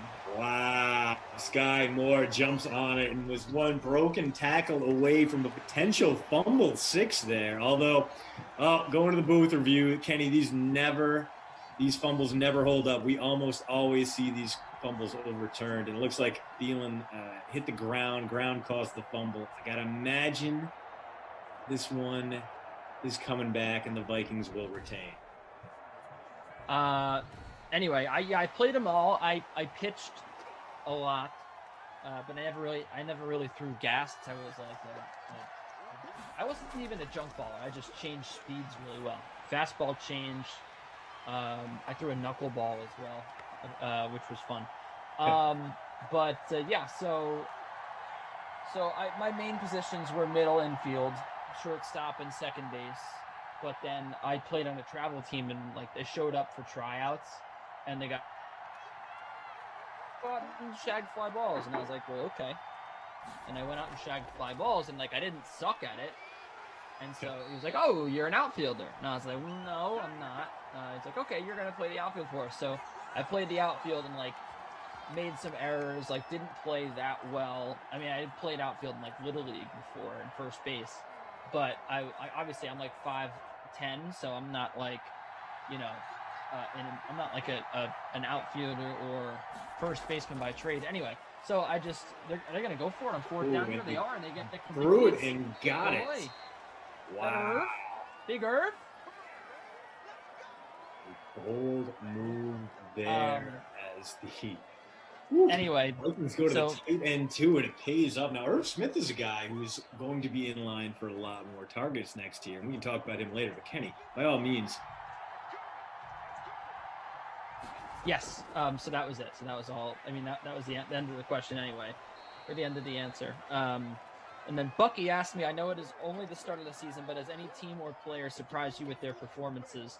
I'm not going to say I'm surprised with the Tigers' performance because I thought that they had a decent lineup coming into this year. They added Nomar Mazara. which I thought was kind of an underrated move. Not that Mazar is that good, but like just to have him in the middle of your order for next to nothing. Robbie Grossman also like one of my low key, I think that he's pretty underrated, and I think that he's a pretty good hitter to have at the top of your lineup. Like they did a good job of filling in some holes there with decent players, and I think the Tigers have impressed me a lot this season. I think that they can win some games, but along those lines, Akil Baddoo, I think, has to be the guy. Yeah. He's like the number 22 prospect for the Tigers. And, I don't even think I'm like, riding into the hype or buying into the hype here necessarily or riding the hype train with him. I really just think that he is a good player. Like he sees the ball well. He makes a lot of contact. He clearly can hit, and he's, now kind of cementing himself in the middle of that order. As Kirk Cousins tried to throw that one into the stands, 4th and 2. I've been really impressed with Akil Baddoo. Other than that, I mean the Astros as well. I think the jury was still out on the Astros. Yeah. They really weren't that good last year before the postseason, and then in the postseason for like 2 weeks, 3 weeks, they just absolutely tore the cover off the ball, and I was like, well, this came out of nowhere, and so I wanted to see where they were this year. And they've been spectacular. So I would actually also say that the Astros have really impressed me, although I do think they're going to lose today. Okay. Now, any thoughts on my guy Corbin Burns, who is started? Oh, of course. Well, I'm not really surprised with him because he finished 6th place in Cy Young voting last year, Christian, which I'm sure you know. He had a fantastic year. And this man is continually disrespected. He is one of the best pitchers in baseball, no question about it. He's unbelievable. And yes, I am with you that more people need to be talking about Corbin Burns. I mean, the .16 whip, just outstanding. I mean, granted, we're 2 games in, but if he can pitch at 80% of this level, then you have a great 1-2 punch at the top of the rotation between Burns and Woodruff, which is perfect because this is not a Brewers team that is going to be hitting for putting up a lot of runs on the scoreboard, especially with Castanera very, very much crawling back into his shell. Just a nightmare start to the season for him. But I'm looking forward to it. They opened the tailgating lots back up at what was formerly Miller Park, and sadly is now American Family Field, which is a million times worse his name. Hey, I'm here for American Family. They are a great local corporation. They sponsor the PGA tournament that's not too far from my house, and they do a lot of nice things in the community. But I feel like they are all-time villains because they are the reason why. Well, they're not the reason why, but they have to follow up Miller Park, the perfect, with the exception maybe Coors Field, the perfect balance between local synergy and ballpark naming rights. So 3rd and 14. Yeah. Let's see if the Colts keep it on the ground here and force the Vikings to burn a timeout. We did have a field goal earlier on that we missed while we were talking baseball. They do. It's Mac. Mac continues to be a viable play today despite his heightened salary. And man, I couldn't see it in the rafters there. I wonder if they have the AFC finalist banner still up here in virtual. It was really difficult to roster him today. I'm with you. Like 60, I always roster Mac, but 6,400. I was like, this is way too expensive for a guy that realistically probably going to get 7 points, and that's his ceiling. I love rostering him around 5,000. But this was a little much for me. I couldn't do it, and I feel bad now that I didn't. Naeem Hines has 4 rushing yards. I mean, that's really bad. Yeah, not great for a guy who's not cheap to roster and yet still very popular. So a lot of us cursing Marlon Mack's name today. Oh, this is safety range for Kirk Cousins, and that helps a little, but not all the way. It does save the team a timeout by getting out of bounds there, just Kyle Rudolph. Bad Boys Pop, I need if you have the link to you on Double Dare somewhere, absolutely drop it in. And for everyone else who is sadly maybe just learning the news that DMX no longer with us, join me in letting out a bark and a what and a little Rough Riders anthem as he finally shut it, opened up shop. Sad news for sure. Dude, DMX was like, that was the soundtrack of my high school performance. You know, it was just Same. yeah, like that was like every track meet, the bus out, like we were just a suburban Rhode Island high school, and like just DMX was everywhere, like dances, sports, like just everywhere. It's a nice strike there. Gonna lead us to the end of the half here. So the Vikings don't get any points out of the last drive, but hey, Justin Jefferson gets on the board with like a 13-yard catch there, his first of the day. So that puts him ahead of Paris Campbell and Naeem Hines, the two higher-priced Colts that I went out of my way to roster. Not feeling great about that one. So far, Kenny, the Vikings dominating in terms of total yards, but the Colts leading on the scoreboard 7-3. Our only touchdown of this game belongs to Marlon Mack as a very wild weather Wednesday start to this one, Kenny. Not the scoring explosion we'd hoped for. Yeah, not quite. With no conditions, as you said. Kirk Cousins just 100 yards. Phillip Rivers just 73. Phillip Rivers has been stuck on 73 yards since I think the first quarter. No passing yards there in the second. Most of his yards have gone to Trey Burton, who has 4 for, I believe, 42. And then Zach Pascal has a couple catches for 20 yards. Dalvin Cook, 34 yards on the ground. So far, so good for all us Cook faders out there. Shout out to the gang. Marlon Mack, 25 yards and a touchdown. Dalvin Cook does have 3 catches for 7 yards, but not much to do on the ground. Adam Thielen, a couple catches for 29. And we saw Irv Smith Jr. Irv had a catch for 18 yards. Mr. Irv, I think he was at like 1,800, right? Something like that. Yeah. I mean, in Simland, not really viable, but in the real world, he's going to be moving into that tight end 1 spot. And he had a nice little season last year, obviously dealt with injury again, only made 7 starts, but 30 catches, averaged more than 12 yards per catch, a whole bunch of touchdowns, 5, despite those limited usage. And his yards per target went up by nearly 2 full yards. I mean, you let Kyle Rudolph go. Yes, it's a spending issue because Rudolph was an expensive veteran who is now a Jacksonville Jaguar, which is another move I like. But is he a Jacksonville Jaguar, or did I just get him confused with Tyler?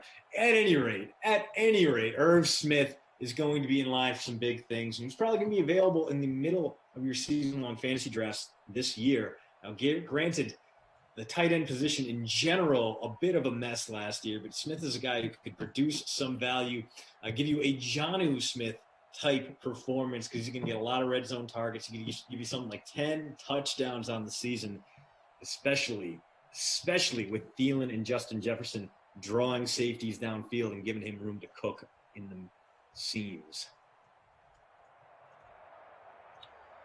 So we're getting ready for the third quarter here. Should be fun. Kenny Ducey, Christian DeAndrew, thanks for being here.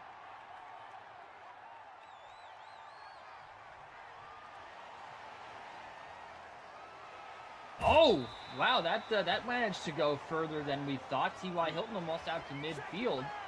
It looked like he was tackled like around the 25, Christian. What happened? I mean, I guess he just rolled over on someone. I'm not sure, but one of the better returns we've seen. It's been months since I've seen a successful kickoff return. I think I've seen 2, maybe 3 in my entire sim broadcasting career. A little sad we didn't get one there. Run up the middle and another good one. This time it's Naeem Hines getting the yards there. Finally, up from 4 yards to 15 is Hines. Much needed. We got a little golf chat going on over in the Twitch chat. How you guys doing? We see you over there. CJ, Germ, Caterpie, Ziwa, who used bad language and got timed out. I mean, you know what you did. Anyway, we are happy to have you here. If you're on Twitch, if you're on YouTube, we are absolutely thrilled that you are here with Kenny and I. And we will be. Well, I'll be here for the next one after this. Kenny, you're done after this, correct? That's right. This is my only one. Oh, I know. The one and done. Plenty of time to enjoy your Friday. Any big plans this weekend? You got something going on? No, not really. I did just get my first dose, but I'm gonna wait for probably have another month to go before I can start going out and doing a lot of stuff. How do you feel after the first dose? Are you doing okay? Fine, yeah, feel good. I mean, the arm is still a little sore. It was definitely sore yesterday, and I felt a little tired. I biked 4 miles from the vaccination site back home yesterday. So obviously, like I was fine, and I worked all day, and I was on the sweat that morning. But my legs were definitely like a little wobbly. Like I definitely was a little weak yesterday.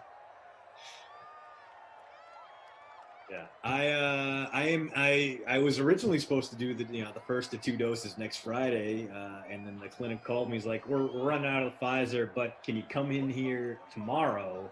And we'll get you loaded up the 1-shot Johnson & Johnson. So that's my Saturday. Instead of like doing a little lawn work and getting a little workout done, no, I'm gonna wake up, have a donut, drive myself down to the lovely city of Monroe, Wisconsin, home of Minha's Craft Brewery, which is absolute garbage. I'm pretty sure they just make paint there and carbonate it. It's awful. But they do have a nice little nano brewery called Old Aquarium. So I'm thinking after I get the shot, I'm going to go ahead and get myself a beverage, maybe some German food. Really looking forward to a nice little Saturday after ideally and theoretically prepping myself for big things. Oh, no. Colts are going to punt.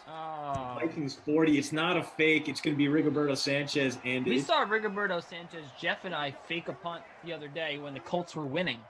Ooh. And it did not go well. Sorry, River Rat. I see you out there. You and Flad. Sorry, I ignored you on that one. Didn't mean to. Just didn't see your name in the chat until then. We love you no matter who you are, where you're watching.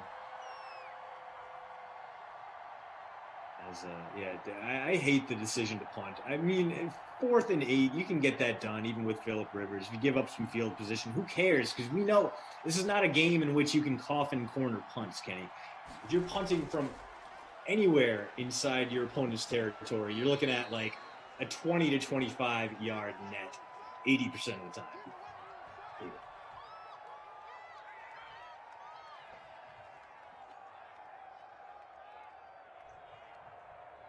Oh, you know what? I had a buddy tell me to keep an eye on Tony Finau, and as soon as he did that, he has started to fall apart. I would love to see a Finau. Well, it was funny because I got an alert, right? So he was at one point, he was like one back, I think. Yeah, he was clear. Yeah, and I got an alert about like, I would say in the second quarter from Bleacher Report, and it was like, leaderboard heating up. Tony Finau, Justin Thomas in the hunt. And I like looked and I was like, and by the time they had sent that update, Finau, Rose was already back up to 7 under. So Finau was like 4 shots off the leaderboard. Like things changed really quickly for him. And it really wasn't even his doing. Like Rose was at 4 under at one point, like an hour ago. And all of a sudden it was looking like all these guys were all of a sudden like right there. But since then, the 3 birdies to pull him back to 7 under where he finished, now all of a sudden the leaderboard's looking a little more grim. Like, we had those guys that were at even par, that were 1 under, your Victor Hovlands. Spieth is a little bit different because I think he's up at 3 now, maybe 2. But, like, those guys, everyone, Schauffele at even all, like, everyone was like, oh, all these guys are in the mix. Now, Rose back at 7 under, you're going to need all these guys to shoot, like, 68 today. To really have, I think, like a good chance of being there. But we'll see. I mean, it's a long tournament, right? That's why they play 4 rounds. But right now, Rose just going out and shooting even par was an incredible accomplishment. And now he enters the clubhouse with a 2-shot lead. Like JT and Finau are 3 back. But like now you have a whole day tomorrow. Maybe Rose going off later in the day helps him. It seemed to help him there. It seemed to help him yesterday. So I don't know. But yeah, I'd be interested to see what happens with these afternoon groups. If anyone can get up and maybe get up to 6 under, 7 under and challenge Rose. But right now, I mean, I don't. It's looking likely that he's going to hold the lead going into Saturday. That's what it looks like right now. Yeah, it'll be interesting. I mean, I'm liking this comeback from Rose. I feel like, well, maybe just because I've only been kind of partially paying attention, but like. Rose is one of those guys who burst onto the scene and then had some quiet years and now has kind of fallen to the wayside. He never won the Masters. Yeah. He's 40 years old. Could use it. Yeah. Like he could use that like late Sergio bump as wow, what a punt. Wow. An absolute banger from Colquitt. And we are an absolute safety range here. If the Colts decide to drop Phillip Rivers back in the pocket, might be their worst decision of the sim, because one blitz and this is a 2-point ball game. All right, let's see. On the 1-yard line, the Colts. What's going to happen? Rivers handoff up the middle. Oh, they got nearly 10 yards there with Marlon Mack.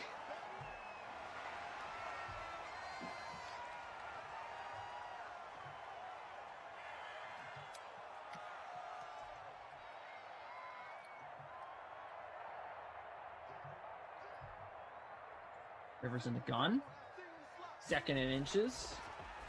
This time over the middle, caught. So far so good for my my Colts staff. Naeem Hines with the catch. I'm not doing the best, but I also I don't know. Without Marlon Mack, it's hard, but at the same time,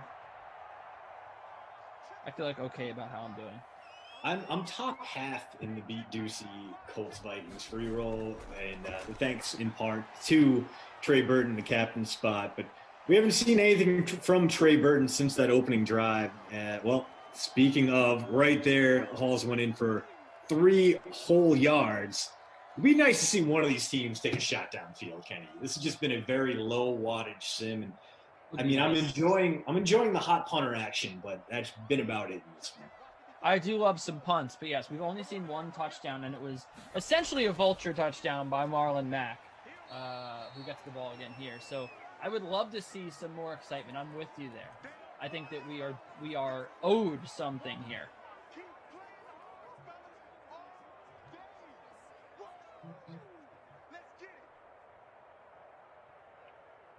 Well, another short yardage situation, so we might get a little more Marlon. I would love like a screen to Naeem Hines. Let him put that speed to good use. But the way things have been going, I expect this to end in a loss of 2 and then a punt. Oh, okay. Well, the quick pass worked out. A little bit of a cluster ahead of Burton there, but he's able to weave through and get a first down, if nothing else. It's still real low wattage on his receptions, averaging under 10 per catch, but with 6 catches, he's into double digits in the flex. And for you and I, Kenny, and the 12% of owners out there who rostered him, he's nearing, but not quite at 18 points. Just got asked in the chat by Jordan who Deputy Ducey is down here. That's me. I'm Deputy Ducey. It's Ducey country down here. Yes. I think my baseball team would be the New York Yankees.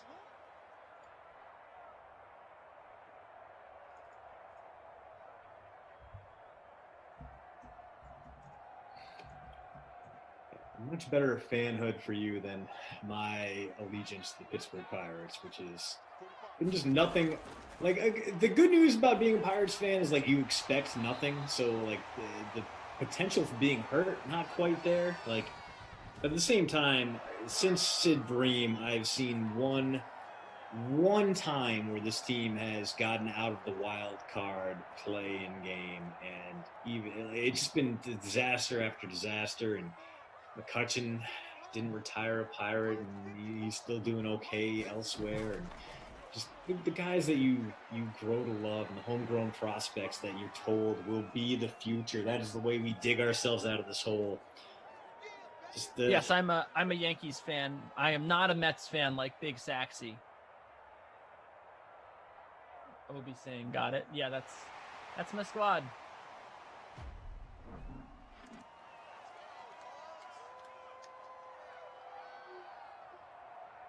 All right, and here we are. So since the first quarter, 0 touchdowns.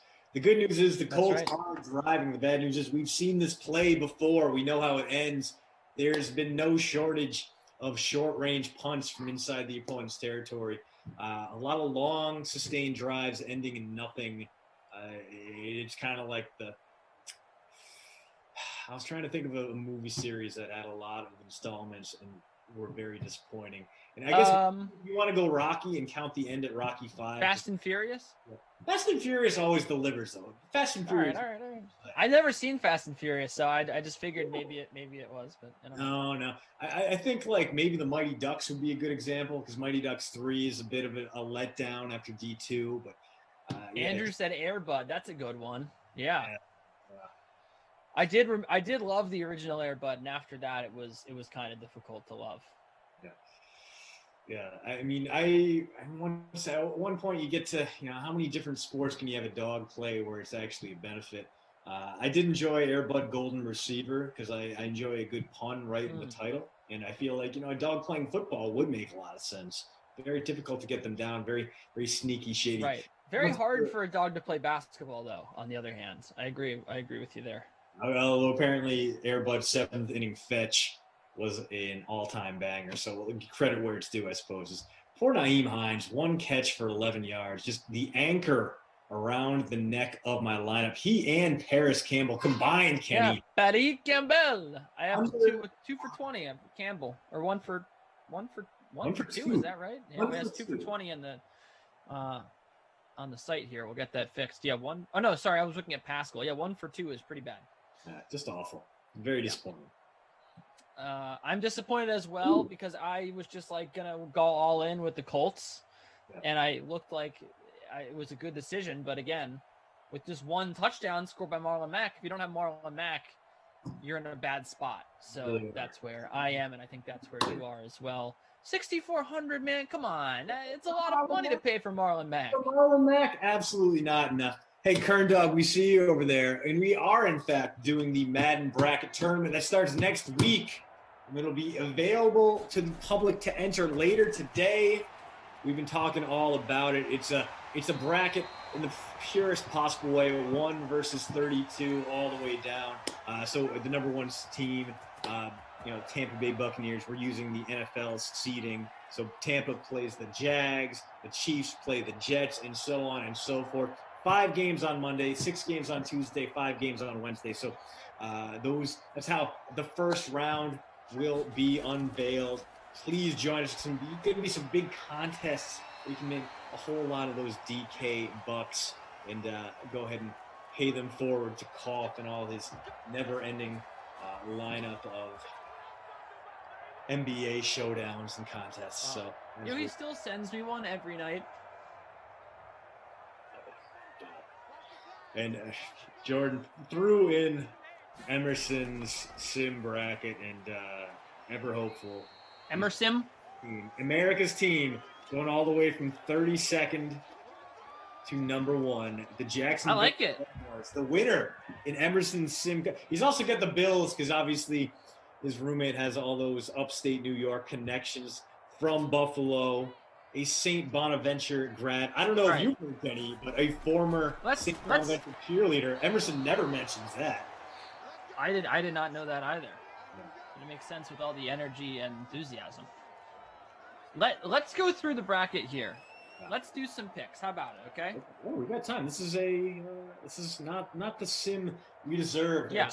So let's pick, because I didn't get a chance to pick a bracket. I would like to do a bracket challenge here for all the sim commentators. Yeah. So let's just say, okay, the Bucks beat the Jaguars, right? You're looking at the same bracket I am, right? Right?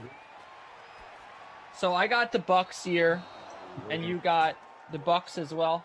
I'm assuming. I would absolutely take the Bucks over that. I'm not. Okay. I'm not gonna. I mean, the Jaguars are a good sim team, but they're better than the 32nd ranked sim team. That's for sure. Okay. I'm gonna take the Raiders in the next one, I believe. Raiders, Cardinals. I'll go Cardinals in that one. The Raiders have been kind of sim garbage lately as Blankenship boots one through to make it 10-3. And of course, this terrible sim now has some overtime capabilities to it. I kind of like yeah, of course, right? I kind of like Denver over Pittsburgh, to be honest. What do you think? I'm gonna take Pittsburgh in that one just because Drew Lock is a little bit true trick or treat for me, and sim Ben Roethlisberger has the arm that real life Ben Roethlisberger. All right.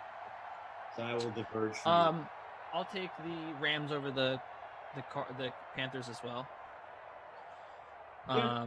And I'm gonna go with the I'm gonna go with the Falcons over Green Bay. I like that one. I like Emerson's upset Falcons pick there. are like a fantasy dynasty. Simland Yeah. is awesome. So yeah, I might Speaking be. of Falcons. fantasy dynasties, Chicago, definitely Chicago. Madden Mitch over Of course. the Chargers. Yeah, gotta be. And then my other matchup is going to be I will definitely take the Colts over the Niners, and I'm going to take the I think I'm going to take the Bengals over the Saints. Give me Niners Saints in that one. You and I are exact opposites in the bottom half of that bracket. As Cook gets another reception, so remains only really a PPR guy in this one. 38 rushing yards, but 5 catches. Let's take a look at the other half of that bracket. Chiefs Jets. Well, hold on. Let's finish this side here. I thought we were doing all first round. Okay, go ahead. So I'm writing it out here. So I like Tampa Bay.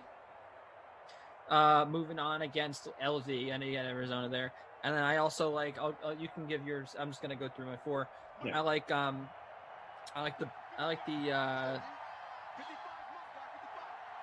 Ram. Yeah, I guess I like the Rams. Ooh.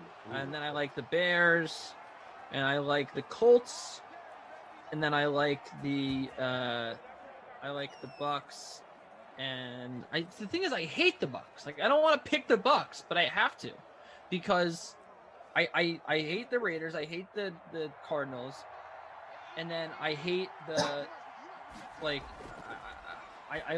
I like Denver, but I don't think they're going to beat the Rams, and I hate the Rams. Okay. And then I like Chicago. I definitely like Chicago going out of I like Chicago out of this half of the bracket. Yeah. I see. I'm going Bucks. Bucks, Steelers, Falcons, 49ers, and then it's going to be, let's say, Steelers, Falcons to the championship. I like that call with the Falcons. I do. Look, if I weren't picking the Bears to beat the Falcons, I would say the Falcons. Whoever wins that game, I think, is going to win this side of the bracket. I'm totally with you. On the other side, boy, the thing about it is the Jets are so good in these sims. It's not even. It's a meme. Like it's not even my. Like, it's not biased. Oh, Adam Thielen down to the 7. Inside the red zone, so the Vikings, pretty much a touchdown or bust for them right now, but they are in great position to do so, and we might get Cook punching up that rushing total by crashing into the end zone here from 6 yards out. So, anyway, what do you think about that Chiefs-Jets game? The Chiefs are generally underwhelming in the Sims. The Jets are generally, they're overachievers in the Sims. Yeah, you know what? I think if you matched up their sim records, I think the Jets might have the better record than Kansas City here in Simland. I'm with you. I like the 31-2 upset here. Okay. So I definitely like the Jets there. But the problem is I hate the next 2 teams. No, he didn't score. He didn't get in. Just shy. And since that was a back pass, he doesn't even get the PPR point. So it's got to be New England, right? Right? Has to be New England. New England, Miami. Yeah, I think I would lean New England in that one. Cam Newton in Simland, much better presence. I mean, the Dolphins are garbage. Cook gonna try to tie this one up, and he is stuffed at the 5-yard line. And all of a sudden, 3rd and goal now for the Vikings after Cook was taken out at the 2-yard line. He loses 3. Dalvin Cook, a very bad day at the office. All right, so then after that, we've got Seattle and Dallas. I love Dallas. I'm going to take Dallas. Yeah, Dallas also works with sim weapons. I think they have a lot more to offer than Seattle. Do you like Detroit over Cleveland? No. Detroit is nothing but... Oh, touchdown for the Vikings, and that is Taja Sharp. Your guy, the UMass star, one of the greatest Minutemen of all time. The only Viking I rostered. Beautiful. Let's go. You love to see it. All right, so do you like Detroit over Cleveland? I have a hunch that happens. I don't think Cleveland's very good in the Sims. Detroit, meanwhile, like they always show up. Absolutely awful, though. I mean, we've seen terrible games from Matthew Stafford. I cannot abide by the Lions. In fact, Okay. I might take the Browns all the way. What? Not all the way. To the Final Four, maybe. Really? You'd like them to beat the Cowboys next round? I think they might, yeah. All right, I definitely have the Cowboys in that one. But let's talk about the other half. Buffalo, Houston. We both got Buff. I'm assuming, right? Yeah. And then Minnesota, Washington. I like Washington a lot, right? Absolutely. Even though Dwayne Haskins can absolutely. Yeah, we're aligned there. I'm gonna give Washington the benefit of the doubt on that one. Even though Tennessee is awful in the Sims, I think Tennessee wins over the Giants because they're even awfuler, right? Yeah.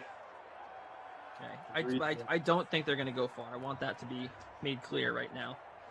Hold on. I'm losing Penn's losing ink. Okay. 10, and then who else do I have? And then we have Baltimore and Philly. I like Philly there a lot, right? As the 27 seed, don't you? They got a lot of potential. Wentz not broken. Miles Sanders looking like his 2019 self, and a terrible start to this drive for the Colts. So Rivers barely gets the pass away, and it goes for -5 to Hines as the screen pass blown up. Just a perfect blitz. It's like back in Tecmo Super Bowl when you used to call the same play as the guy you were playing against, and everything would just crash and go to hell. That's exactly what happened there for the Vikings. So 2nd and long coming up, and let's finish this off. So I'm gonna give my Elite Eight here in this region, or my Final Four in this region rather. I think the Jets beat the Patriots. Okay. I think the Cowboys beat the Browns, but I think that is like another game like Chicago Atlanta where we both agree that both sides are good, and I think whoever wins that game wins the region, or wins the half. I think Washington over Buffalo, and then I think Philly over Tennessee, and then I would take Dallas over the Jets, Philly over Washington. And I think Dallas in an all NFC East matchup wins the side of the bracket to set up Dallas and Chicago. No. Oh, boy. Wow. So the Vikings are going to get it back at the 2-minute warning here with all 3 timeouts as Rivers does that backwards river dance to oblivion. Okay, so I'm thinking it would be I would go Jets over Patriots. It would be Cleveland over Dallas, and then Cleveland over the Jets to get them into the Final Four. Go Buffalo over Washington, Philadelphia over Tennessee, Buffalo over Philadelphia, and I'm going to go Browns in the title game here. I don't know why. Okay. It's something about we've seen a lot of good things from Baker Mayfield lately. Like since the update, he's trending upwards. So I like it as, this is going to be a decent return too. So good field position at the 2-minute warning for the Vikings. So you like in a little AFC battle there between Cleveland and Buffalo. I like the all NFC East battle between Dallas and Philly. So who do you have coming out of the region? Cleveland? I have Cleveland coming out of the region to take on, or the half. Yeah. So it would be Cleveland, Atlanta for you. Who wins? Now I would go Atlanta on that one. I think the Falcons. We've seen great things from the Falcons in Simland. I think it's going to continue. They have some idealized version of Todd Gurley we haven't seen since 2018, and he does a tremendous amount of work. Well, I've got the Dallas Cowboys. I think the Dallas Cowboys are the best team in Madden. They have the most talent, and it translates with the Madden ratings. I think that they just have the most talented Madden roster, period, top to bottom. And their defense is like fine. It's not great, but I don't think they're going to really encounter really menacing offenses here. You know, they're going to play Cleveland, and I don't think Cleveland's offense just really has enough for them. I mean, they're just going to run the ball, and their defense in Madden is not great. The Jets, the Eagles could be a tough one. I kind of want to say, I mean, I really wanted to say the Eagles would make the finals. Cousins gets rid of it. This is going to go. Oh, they got the first down. All right, so turning our attention back to this sim, the Vikings are trying to win this game. They're at the Indianapolis 49-yard line with 1 minute and 8 seconds, and we're counting down. We got 3 timeouts. No teams have called timeout yet. And we got the Vikings in no huddle offense. Under a minute now go now. And It's we've Kirk got Cousins with the ball. and Dan Bailey indoors. So He's got his man. That's Kyle Rudolph for 9. Yeah, you're right. Danny Bale, 41-yard line. Where do they need to get for Dan Bailey to hit this? I think it's the 32, 38 maybe. I think they're giving him 55-yard range, which I can go with that. Obviously, you don't want to leave that to him, but if you get Sim Dan Bailey from 45 in, even with the icing that would come with it, you got to imagine he would be able to get it done from there. All right. Well, you see the field goal target line. Christian putting that a little inside the target line. So they might honestly leave. Christian, this is where you're supposed to say they might leave too much time for the Colts to come back. I mean, well, the Colts right now feel the same way. They're the ones burning timeouts now, as Jerem over in Twitch needs the Colts to get the ball back. So he needs that long Paris Campbell touchdown, as do I. A long Paris Campbell touchdown right now would make things feel just all right. And Paris Campbell can be a valued part of that Colts passing game if he can stay healthy. They should be able to run 3, maybe 4 deep. I don't remember what they do. Hook up the middle, hook up to the 28, and another timeout. So now the Colts down to 1 timeout. The Vikings in field goal range. So if they lose yards here, it could be disastrous. Otherwise, they're probably looking at about a 45-yard field goal, which Dan Bailey should be able to knock through pretty easily, especially inside, or I guess half inside here in Indianapolis. As we get the 2nd and 4 coming up. This is like an outdoor stadium, right? It depends on what windows are open. They do have one end zone that has the big sliding door window where if that's open, then you can get a bit of a swirling wind there. And it looks like the Vikings would be kicking into it, but I can't imagine it's going to make too much of a difference here in Simland. Plus, Indianapolis, not known for excitement in general, so I can't imagine it's going to be a windy day in the Circle City, the city that they made the capital just because it's kind of in the middle of everything. Just kind of there. 1st and 10. They're going to continue to run the ball. Dalvin Cook's going to lose yardage there. He's going to lose a yard. Now, that's probably not going to make much of an impact on his field goal, but I don't know. Perhaps you have Dalvin Cook in your lineup. He's lost 0.1 points. Maybe that never hurts, or it never feels good to lose points, right? Correct. See what ends up happening. Absolutely. And Vikings taking the time out there suggests that they aren't satisfied just yet with kicking the field goal. So maybe another Cook run in the books here. And I mean, if you're the Colts, maybe just let him get to the end zone. Although he'd have enough time to think about it and take the knee at the 1. You got to imagine this. Breaks free. Hook again up the middle. Skip shot now. And will they run it one more time? Will they just bring out Dan Bailey? Either way, barring a disaster. And we've seen disasters before, Kenny. We have seen teams have a chance to kick a game-winning field goal and instead let the clock run out on them. Barring that kind of disaster, we should have a finish in regulation there. All right. 3rd and 2. It's going to be a 1st down and more for Cook. So Cook going to finish his day with a decent number in the flex. That should put him around 16 points. Not quite what you paid 10-2 for, but a good day nonetheless, especially with very few other viable options. If you had Cook and Tajay Sharp and Marlon Mack, you probably need a little bit of Dan Bailey. Would he be your player of the? Would he be your least valuable player of the game here, Christian? Dalvin Cook? No, Cook's not going to be LVP here. As the Bailey kick is good. We have a 13-10 finish. A very wild weather Wednesday look at this one. No, I think it's going to have to be Nyheim Hines, because Nyheim Hines just got nothing done. 2 catches for 6 yards, like 18 rushing yards. Absolutely awful to see there. Just nothing out of Nyheim Hines. And player of the game in this one, oh, man. Let's give it to Marlon Mack. Made good on that $6,400 investment. Found the end zone. Ran for a handful of yards. Babysitter Billy, Nyheim Hines. His backfield mate, Marlon Mack, is our player of the game. In a game that, we should forget ever happened because it was not very good.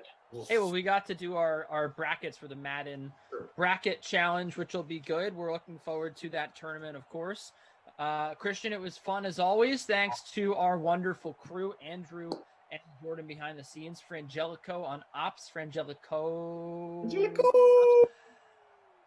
Marlon Mack, your hero today. If you rostered him, congrats to all the winners out there. If you didn't win, well, we got another sim coming up in about an hour. Until then, let's take a look at the sweat, shall we? I'm going to be leading off from earlier here. We're replaying the sweat, so you get to see my mug and plenty of our other experts who we broke down just about everything across the sports world today. Everything you need to know about baseball, basketball, even hockey, even UFC coming up this weekend. So that should be good.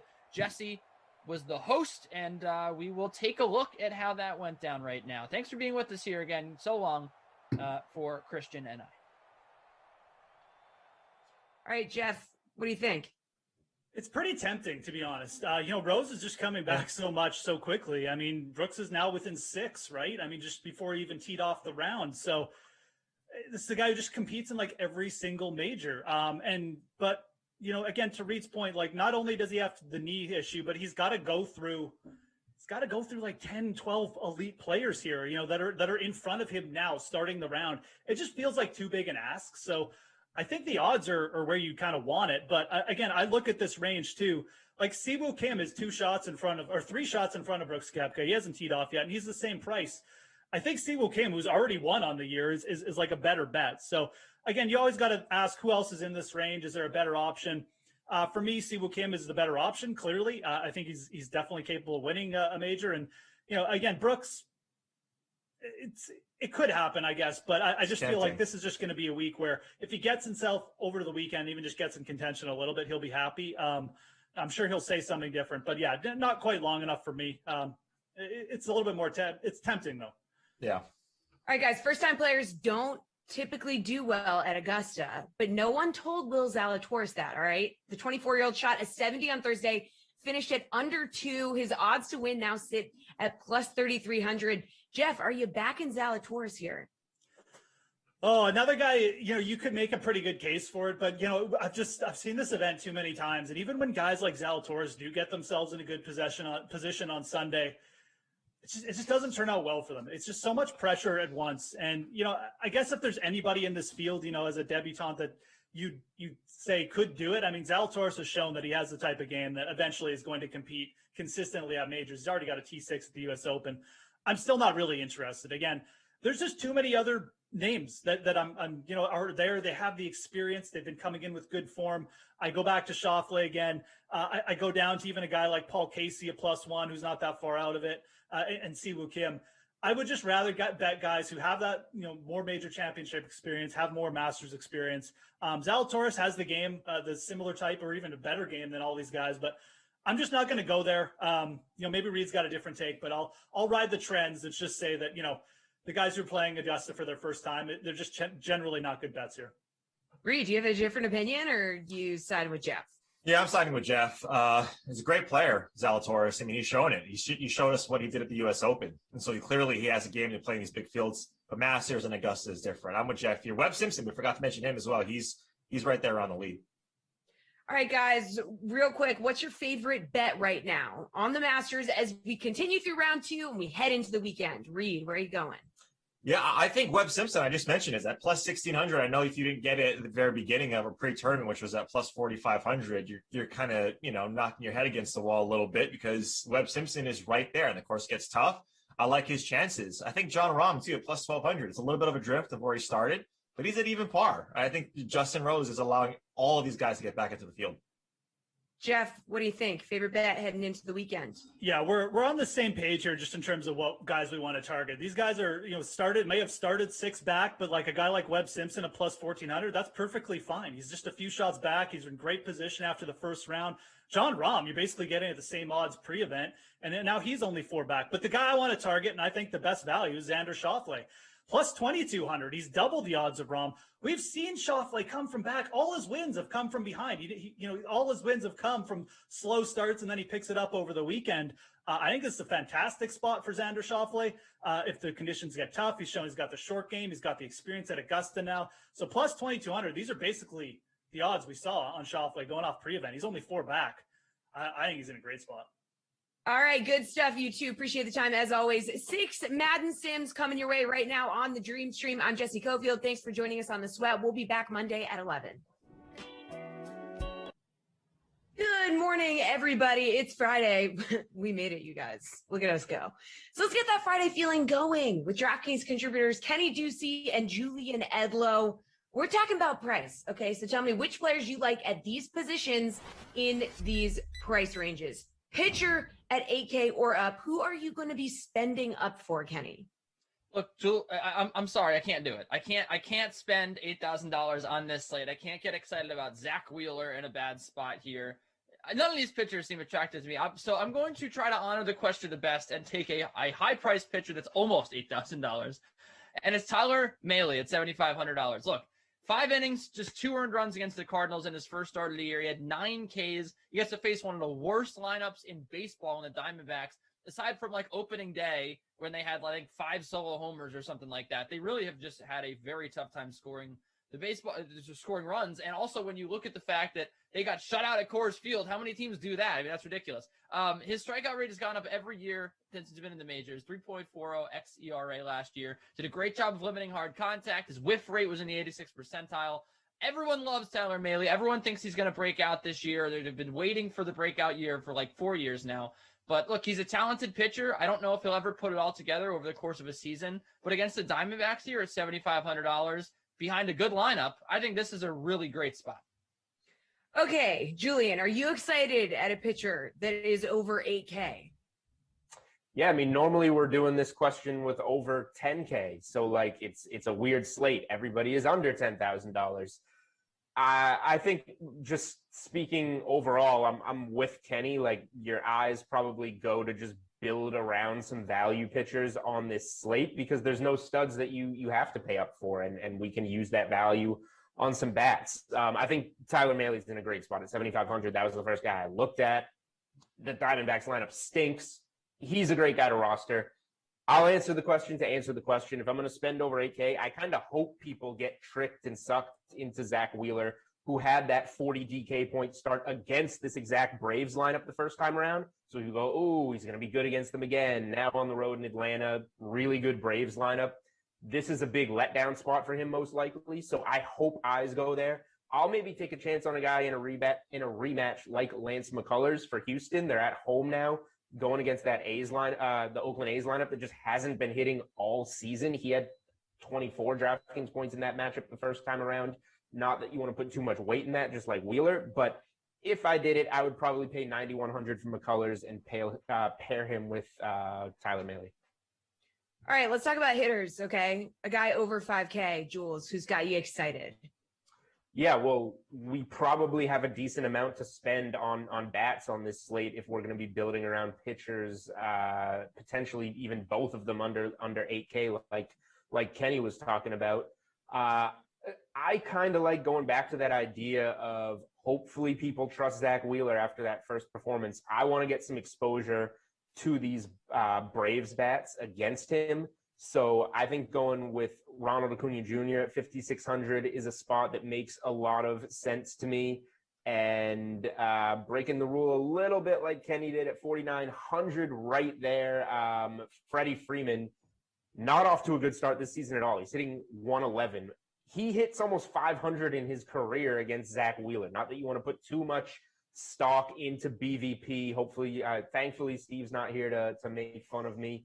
But it's a good, decent sample size of a couple of veterans that have been in the same division for a long time, and Freeman hits them really well. So I think this is a good bounce back spot for him getting Freeman cheap. You guys just keep changing the rules. All right, Kenny, hitter over 5K. Hey, I don't blame you for the BVP. I mean, there's a lot of great Braves bats in that lineup, and they have all hit Wheeler very well over their career. I don't mind going with some Braves bats as well.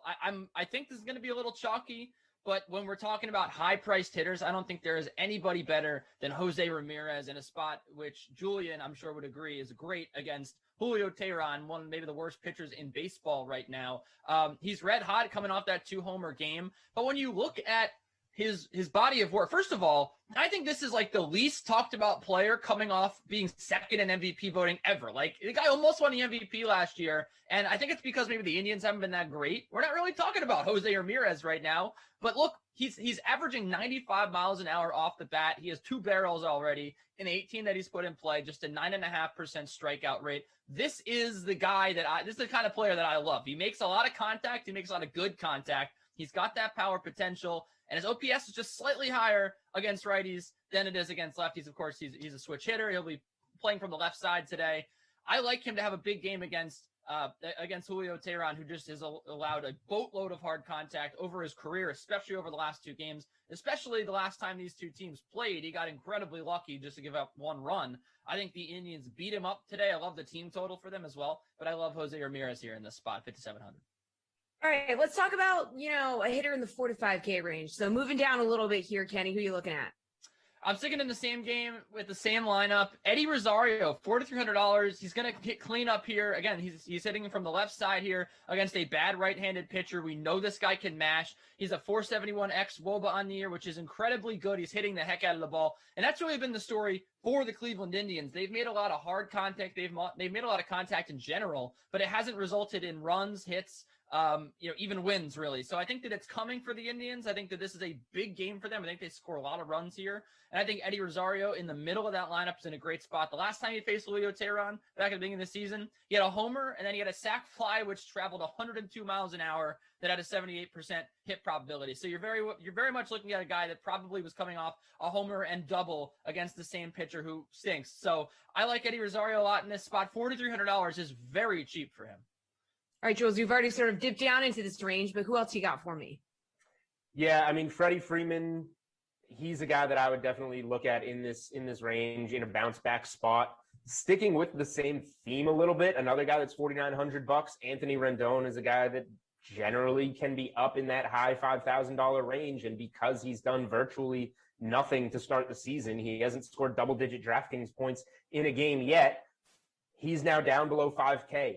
These are the guys early in the season, just overall, that I want to get exposure to, because Freddie Freeman's not going to have a bad season. Anthony Rendon's not going to have a bad season. They just happen to be starting the season in slumps. So when you can get those guys in good matchups with their salary, let's see, Rendon was $5,600 on opening day.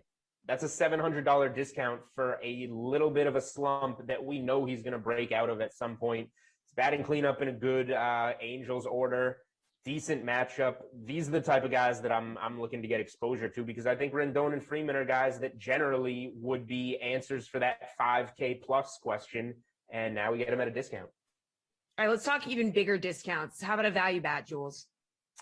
Yeah, there's some decent ones on the board. Here's one that I haven't really been able to figure out this season. I rostered them on opening day for like below 2,000. I didn't even know. I've been working with DraftKings for 6 years now. I didn't even know bats could be below $2,000. Nomar Mazara is now $2,000. He made it all the way up. His price has gone up to $2,000 for the Detroit Tigers. I know Kenny's all about the Indians today, and that's fine, but value is value. If he's going to continue batting 5th in this order in an opposite hand matchup, he's got a couple double-digit DK point games under his belt already this season.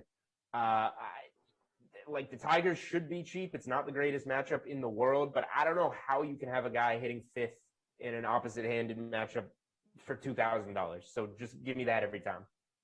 Kenny, what about you? Value bat you looking at? Hey, whoa, I loved it.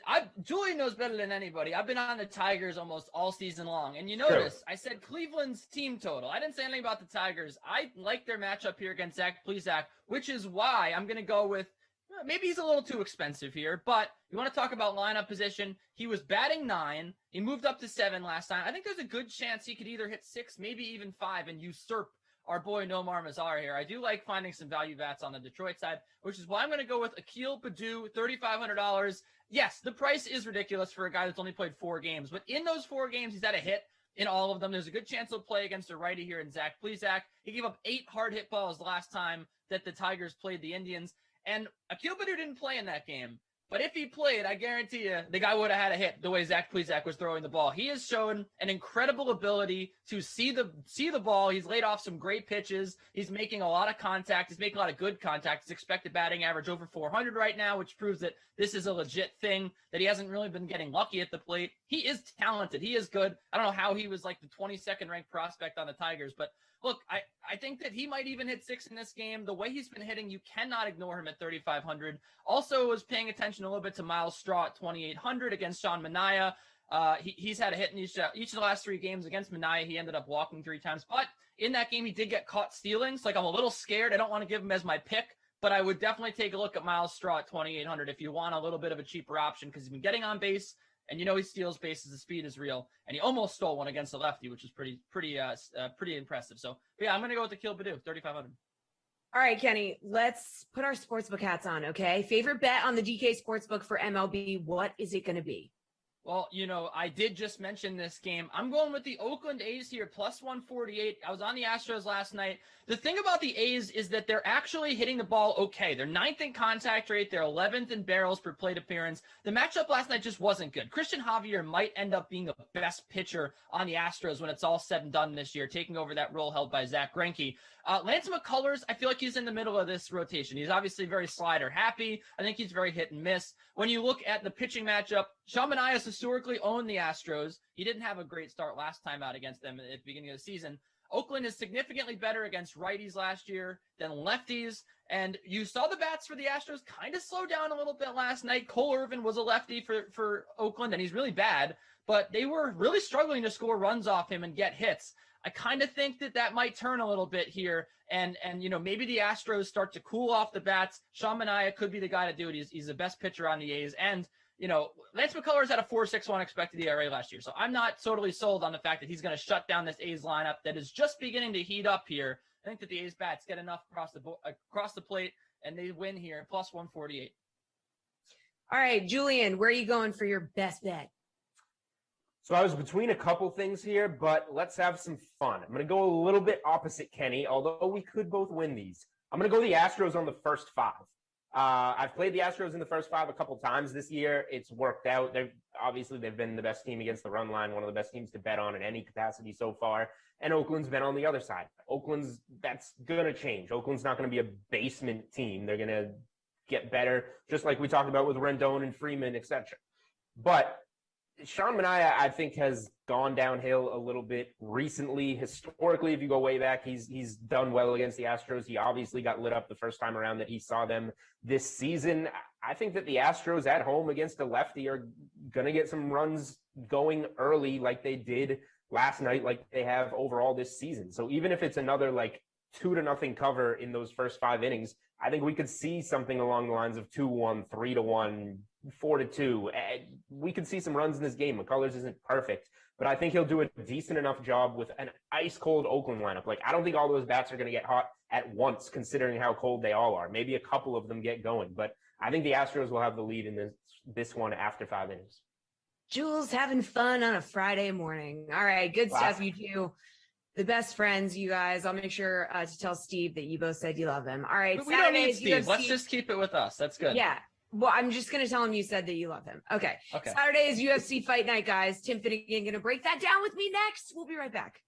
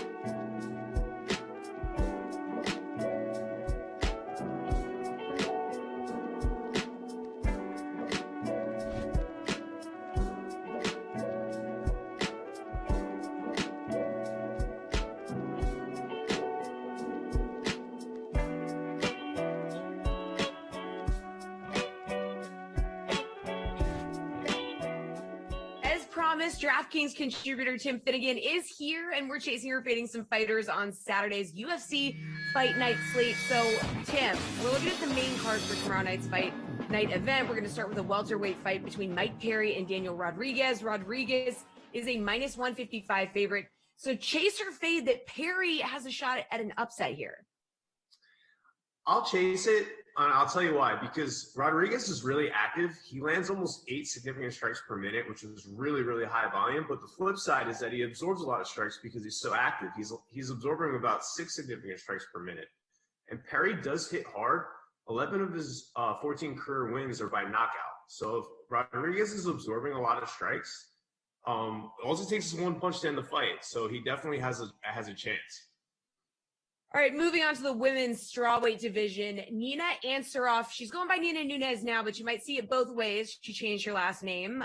Faces off against Mackenzie Dern, with Ansaroff / Nunes coming in as a minus 140 favorite. So chase or fade that the favorite comes out on top here? I'm going to fade here. Mackenzie Dern's striking has really improved a lot recently. She came into MMA as an all-world grappler. Like, she has amazing world-class jiu-jitsu. But now she's becoming more well-rounded. Like, in her last fight, she was 0 for 5 on takedown attempts, but she ended up winning a decision by landing more distance strikes than her opponent. So her striking is really progressing. I would look towards Mackenzie Dern in this fight as a good live underdog.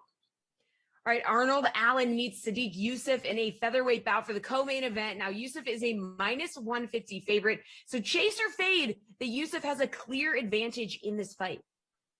I'll chase that. So Youssef lands a lot of strikes. He lands over 6 significant strikes per minute. So like Daniel Rodriguez is a really active fighter. He's also more accurate than his opponent. He's landing about 49% of his strikes compared to 41%. So that type of volume makes him really appealing in DraftKings DFS contests. And he's 8,500, so he's not that expensive. So if you're looking for like a good volume play in DraftKings contests, I would go with him this week. All right, in the main event, Marvin Vettori, huge minus 365 favorite over Kevin Holland. But let's switch over to DFS for this question. Now, obviously, Holland is a heavy underdog, but at just 6,600 in salary for DFS, is that a value worth chasing? I think it is. I'm not going to pick Holland to win. Like, he just fought a few weeks ago, and he had a horrible game plan. Like, people were just furious with him, where he just kept getting taken down. He wasn't trying to get up. He was just talking to his opponent, like, casually. It was like he was just hanging out with his opponent on the ground. It was, like, really embarrassing. But if the fight stays standing, he has a chance. He's really long. He has an 81-inch reach, so he's going to have a 7-inch reach advantage on Vettori. And Vettori has fought long opponents before. He fought Israel Adesanya, who's really long, and he gave Adesanya a great fight. He lost a close split decision. But Holland is really powerful. He's got a lot of knockouts, especially recently. And if this fight stays standing, he definitely has a chance. So at 6,600 in DraftKings contests, like that's a pretty good value play. All right, well, while we're on the subject of value, where else can you find value on the slate? So Holland at 6,600 is a really great play. And we also talked about Mackenzie Dern. She's 7,900. And anytime, you can get Mackenzie Dern, I think for under 8,000, I would definitely look there. All right, let's wrap up this segment with your favorite bet on the DK Sportsbook for UFC Fight Night. What is it going to be? My favorite bet. I mean, so Kevin Holland is such a huge underdog. I'm not going to pick him to win outright, but I think this fight's going to stay standing. And if it stays standing, he has a chance because he's so long and he has such powerful hands. I think he's got 4 knockouts in his last 5 fights. I would go with him as a value play. All right, good stuff, Tim. Thank you so much for the time. Appreciate it. As always, for all of you watching, hang tight. NBA Building Blocks is after this quick break.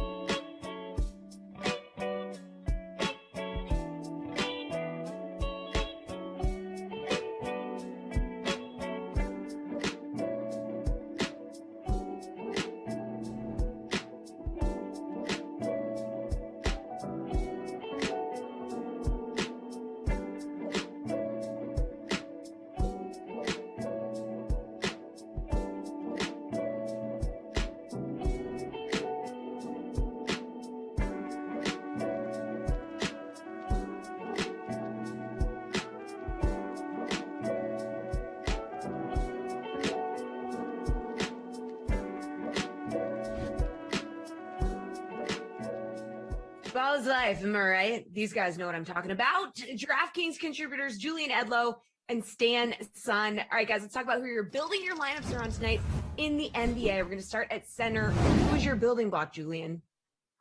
Yeah, I'm going to go a little bit cheaper at center. I'm going with the Time Lord here for $6,500. He's going against Karl Anthony Towns. He'll have to work maybe a little bit on the defensive end. We saw that recently against Joel Embiid. He fouled out in 14 minutes. That's not good. His price has been going down a little bit. However, I think this paced up matchup against Minnesota, like we saw a 260, 270 total the other night against Indiana. I think this is going to play right into Rob Williams' favor. Even if Tristan Thompson's taken a few of those minutes from him, I feel like this is a game where 25 minutes from the Time Lord can easily be a double-double with a few blocks, a few steals. So for a slate where I'm not all that impressed with the pay-up options outside of Joker, I think that saving a little bit on Rob Williams in a really good matchup. Minnesota's terrible defensively against centers, especially with Towns on the floor. Rob Williams makes a lot of sense. All right, where are you going to go for this one, Stan? I'm gonna go. Excuse me, Joel Embiid. He's priced up 10,100 going against the Pelicans. He's averaging 1.62 DK fantasy points per minute. There's only two guys in the NBA that are over 1.6. So the other one is Giannis at 1.64. So he's missed 12 of the last 15 games due to injury. So he may be out of the consciousness of certain people, but I mean the guy does it all. He's a 1-1-1 player. He's a playmaker. He scored 50 DK fantasy points in 19 games this season. He has 5 over 60, 2 over 70, 1 over 80, and 1 over 90. Like, that's crazy. Like, who does that? Now, New Orleans, they're 28th in defensive efficiency, and to the center position, they boost the fantasy points per minute by 9.08% above the league average. All right, let's talk about, Stan, your building block at forward. Who are you going to go with here? All right, I'm going to go down a little bit in price. I'm going to go Terrence Ross, 6,300 versus the Pacers. I'm on the West Coast, so there's a store out here called Ross Stores. I don't know if they have that out there on the East Coast, but, it's a discount store. They price designer items for cheap. So, if you go on there, it's hit or miss. Like, sometimes you'll find that item, right, that fits your size. A lot of times you're walking out empty-handed. That's essentially the Terrence Ross experience for fantasy. He's shooting 40% from the field on the season, but I mean, he can shoot 20, 30%, no problem. He has 50 DK fantasy point upside. He's gone for over 44 times a season. Over his career, he has a high of 51 real points. So, I mean, he's a professional hucker and chucker. His usage rate is 28 over the last 5 games. And so this is when Operation Tank has commenced in Orlando. He's averaged 29.4 minutes, 17.8 points, 15.6 shot attempts. So, I mean, it's a pace-up spot, too. And, surprisingly, Indiana, they're 7th in offensive pace. So he's going to get all the opportunities to score. Wow, I love the metaphor. All right, where are we going, Jules? I have no Bobby Portis metaphors here, but assuming Giannis remains out, he's obviously had some knee issues. We expected to see him back earlier in the week, downgraded to doubtful. I don't think he's going to play tonight. If he does, Bobby Portis doesn't quite make as much sense. But these last 2 games without Giannis, he's been doing it all, and he's seen his minutes uptick a little bit. In 28 minutes against Golden State, he had 33.75 DraftKings points, and in 35 minutes against Dallas, he had almost 45 DraftKings points. So if Giannis is out, Bobby Portis seems to be the guy picking up a little bit of the slack, $5,700, and he goes against the Charlotte Hornets, who have allowed the most DraftKings points to the power forward position this season. So it is a good matchup if those extra minutes are going to be there.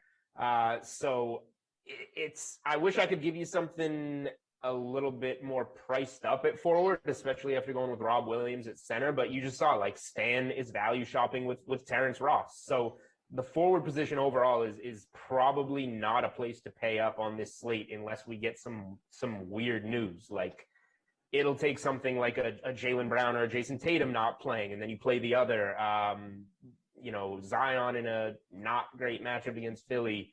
There's just not much there. So if there is a reason to pay up at center over somebody like Rob Williams for an Embiid, a Jokic, like Stan was saying, it's because the forward position is definitely going to be a place to get some value. Yeah, Portis 5,700 scored double-digit points in 3 straight games. Okay, what about guard, Julian? Are you going to pay up here? You've been really saving cash. No, I'm going to pay up here for sure.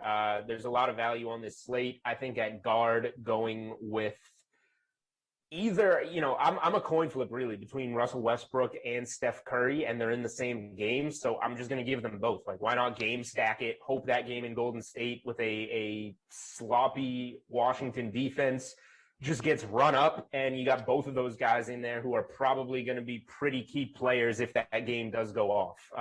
Westbrook has been ridiculous lately, a lot of it without Beal, but even with him in the mix, what did he have? 68.5 DraftKings points last game, 23, 15, and 14. He's pretty much been good for a triple-double every game over the last 10 or so. And if he misses it, it's by a couple of assists or a couple of rebounds. I think Westbrook going against that Golden State backcourt makes a lot of sense. And on the flip side, Washington has one of the worst defenses in the NBA, and Steph Curry is going to be in a great spot to go off against them at home. He's been doing well lately with over 50 DraftKings points in 3 of his last 4. So I've been saving all along. Here's where I'm going to use it all. Give me these 2 point guards. Yeah, there goes all that savings. All right, Stan, who are you going with at guard? Yeah, no, before I start with the guards, I want to, just kind of reiterate what Julian was saying. I totally agree that Ford is probably not the place to spend up here. You got Kawhi, who's, possibly it's a second leg of a back-to-back. He could sit. Randall's at 9,900, Tatum's at 9. So yeah, I'm totally on board with that. In terms of guard, I mean, he picked it. He's got my guys, Curry and Westbrook. I had them slated down. The game environment is the best. DraftKings Sportsbook has it at 238.5 total. Washington plays at the fastest pace in the league. Golden State is right behind at 2. Washington is 26 in defensive efficiency. Steph Curry, he's gone for 50 DK points in 3 of the last 4 games. Washington, they boost the fantasy points per minute to the point guard position by 14.12% above league average.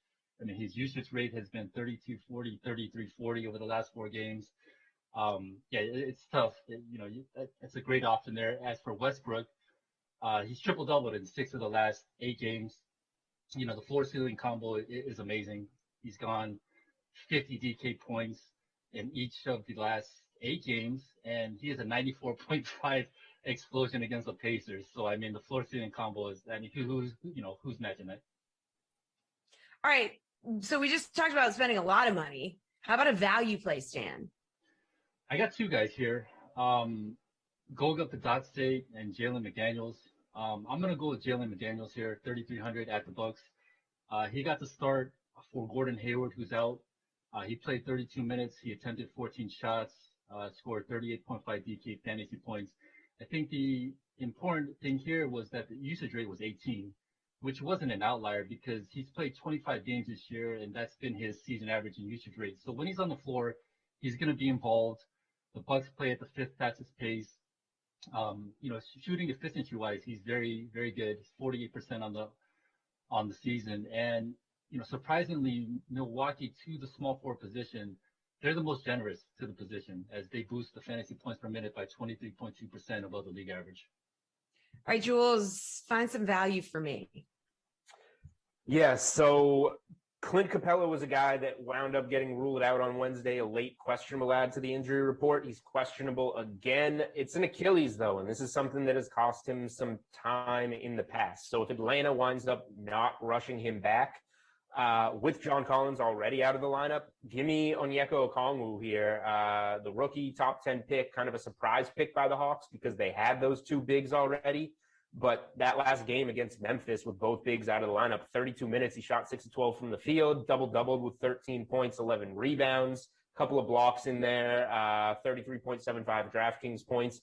Now you go against the Bulls front court that did just add Vooch, so it got a little bit deeper. But still, for me, I'm kind of just expecting that an Achilles for Capella usually winds up being a little bit longer than we expect and just giving him a night of rest. So I'm going to go with Onyeka Okongwu here for $4,000. But if Clint Capella plays, then I reserve the right to change my mind. Okay, fair enough. I like that caveat at the end. But what's your favorite spread and money line bet for tonight, Jules? Let's move on over to the DK Sportsbook. Well, first of all, if it's not clear, I always reserve the right to change my mind. Okay, yeah. Got that. Including this play, but I like this play a lot. So it's betting the NBA right now. Like you see, I have the NBA trends article, I have the best bets article. Stuff changes. Like I don't want to bet a game until at least 90 minutes before tip. People just get scratched. We got all these crazy back-to-backs. COVID guys getting ruled out. So I would wait to lock plays in. However, I like the Celtics first half against the Minnesota Timberwolves. I think they're going to win big in this game. They'll probably cover the 8.5. I'm not going to lay it. I would rather go to the first half here. The Celtics have been struggling a little bit, but they're stringing together a decent home stretch, 7 games at home. They got over the hump against the Knicks in an ugly win after a bad loss to the Sixers. Celtics are a good team first half at home, 15-10-1 against the first half spread. They generally come out strong, and they generally come out their strongest against weak competition, like Minnesota, who plays zero defense. And then you have the Timberwolves, who have just been bad in this spot for the majority of the season. When you get them on the road, they're 9-16-2 against the first half spread. So slow starts on the road. Give me the Celtics minus 4.5 in the first half here. Stan, which spread or money line bet do you like?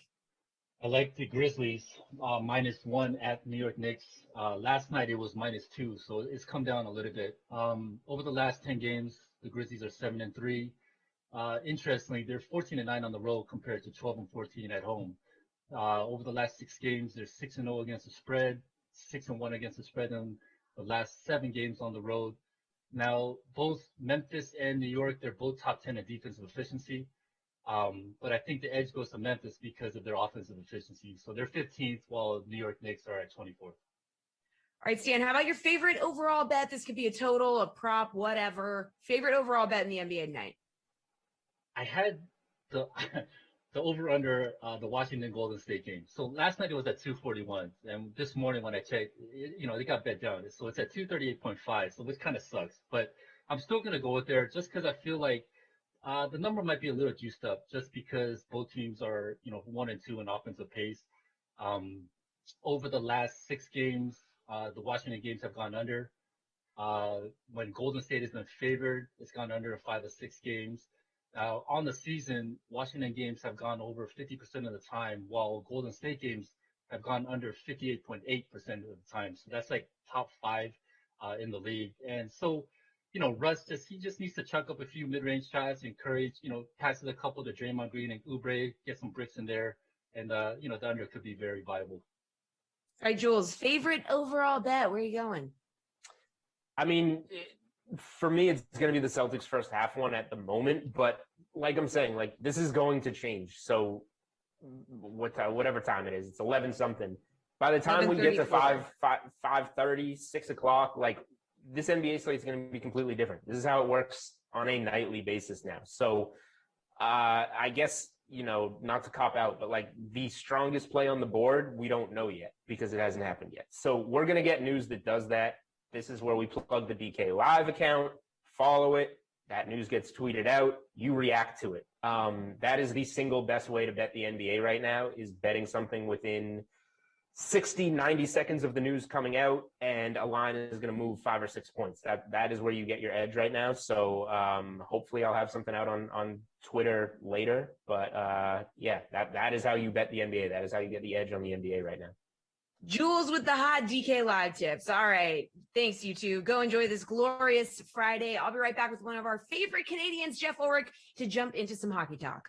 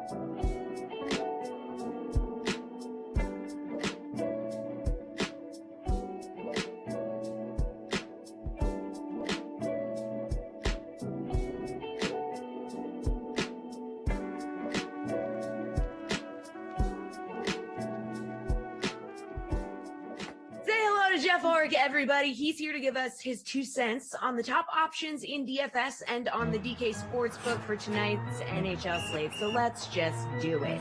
Starting at center, Mike Zibanejad, 8,100. Sidney Crosby, 7,500. Two of the highest priced centers on the board. Okay, no surprise there. Both coming off games where they definitely did not meet value, though. So scoring under 10 fantasy points. Now, which one do you like to actually bounce back here, Jeff? Yeah, it's definitely Crosby. Mika Zibanejad, obviously a bit of a slow night for us last night. The Rangers did kind of get beat, I should say, by the Penguins. But, they have the tougher matchup here against the Islanders. Islanders still a very strong defensive team. And, realistically, Crosby coming in, averaging 1.5 points over his last 10 games. He's looked really good. He's shooting the puck a little bit more as well. This is really all about matchup, though. I mean, the Devils are they're such a good matchup for your fantasy studs, for really all the forwards and power play. Whichever team they're going up against. The worst penalty kill in the league. They allow the 5th most shots against in the league as well. So this is a team that's just ripe right now. Obviously trading away one of their best forwards. And Crosby, I mean, we're getting a $600 price difference here. It's not like these are two similarly priced players. For even GPPs, like it's hard to make the argument to go up to Zibanejad here. So I definitely like targeting Crosby as your center. But I don't mind going back to our guy from last night either, Matthew Barzal at 6,800. The Rangers have been allowing more shots on goal as well. So realistically, I like going down to that tier under Mika Zibanejad, starting with Crosby, but Barzal would probably be the guy I would pivot to for GPPs. All right, over on the wing, the Rangers' Artemi Panarin had scored 23 plus fantasy points in 4 straight games. Now that's good, but he only managed 1.5 fantasy points last night against the Penguins. The Rangers taking on the Islanders tonight. Are you banking on Panarin rebounding, or is there like another forward option that you have your eye on? Yeah, again, I mean, this one, I don't mind skipping out on the Rangers tonight against the Islanders. Maybe that's a mistake. Their offense has been good at just sort of scoring against everyone, but I don't really feel the need to roster the Rangers when we have a team like Vegas on the slate. Like, we're getting Max Pacioretty at $500 less than Panarin here. Pacioretty has the better matchup again. I mean, Arizona, they've been winning some games, but they're really not a bad target for fantasy purposes. They allow a ton of scoring chances. They're 21st in scoring chances allowed. Shots on goal, they're up there as well. They allow the 10th most in the league. So Pacioretty, a high volume guy, I would probably pivot down to him, especially for cash games. But I even think there's a better target on the Golden Knights today. I mean, Jonathan Marchessault comes in averaging 4.2 shots on goal over his last 10 games, 8 shots on goal over in his last outing. He's only 5,600.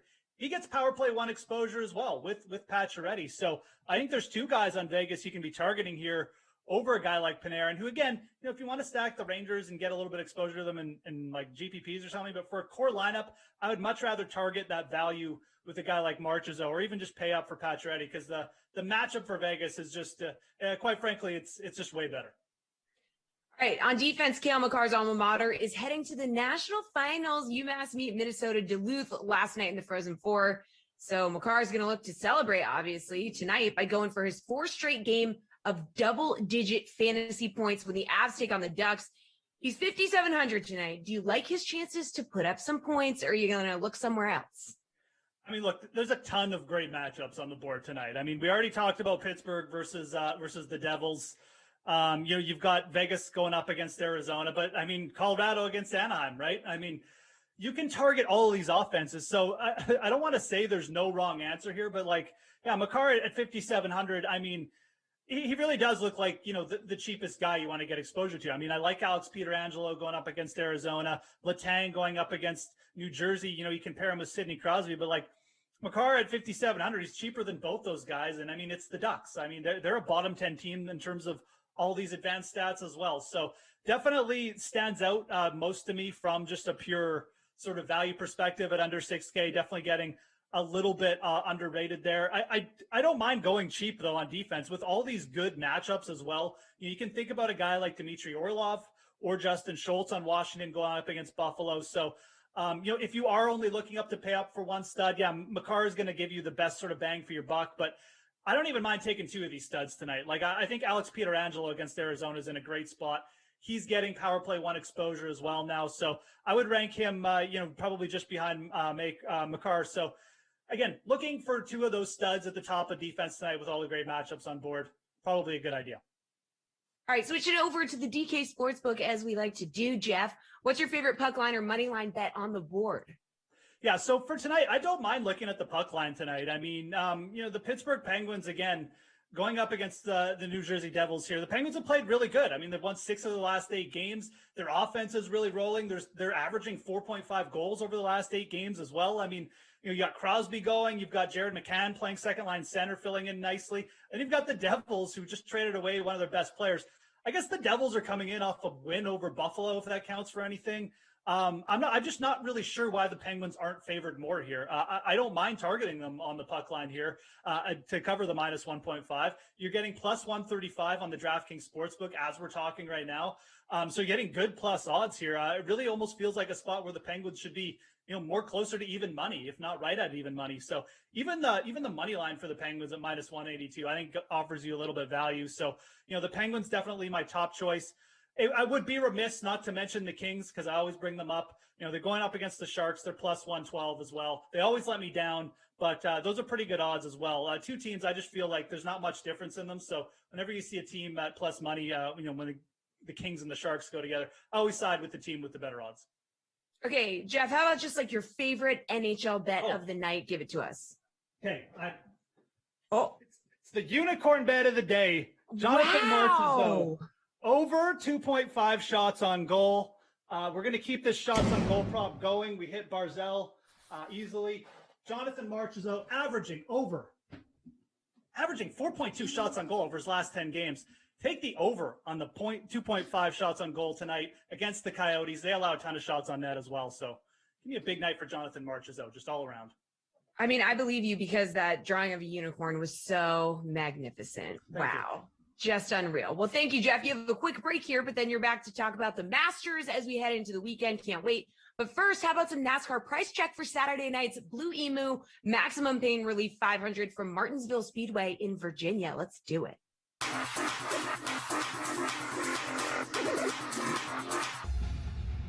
Welcome to the Price Check. I'm Pierce Dietrich. Let's look at the salaries for Martinsville, whose salary jumped up this week. Martin Truex Jr., $8,000 up to $12,000. It's deserved. He's pretty good at the shorter tracks. Won at Martinsville in 2019 and in 2020. Martin Truexville, Brad Keselowski, $7,500 up to $11,000. Had a top 5 car in both Martinsville races last season, but he only led 8 laps.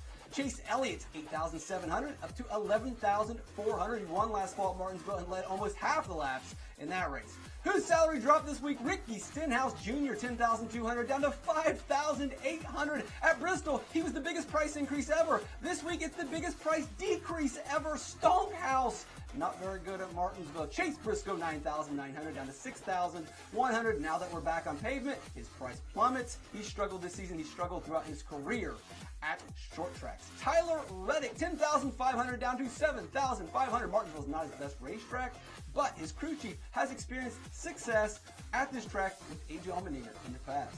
Favorite play of the week, Joey Logano, $10,700. Last spring in the night race at Martinsville, he scored 128 fantasy points. But check the weather because this could end up being a Sunday afternoon race. Eric Almirola, $8,100. He has the talent and the car needed to drive from 31st to 10th, but he's got to shake off that bad luck. Positive vibes only. All right, guys, check out DK Nation for all your DFS information needs. If you've got NASCAR questions, find me on Twitter at Race for the Prize. I'm Pierce Dietrich. Catch me on DK Live. All right, everybody. I'm so happy to be here with our golf gurus. Say hello to our PGA Tour panel, DraftKings contributors Jeff Ulrich and Reed Fowler. We're going to get into the updated odds for the Masters as we look ahead to the weekend rounds.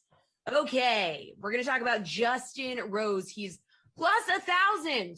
Okay, how do we feel about that? Just tell me, Reed.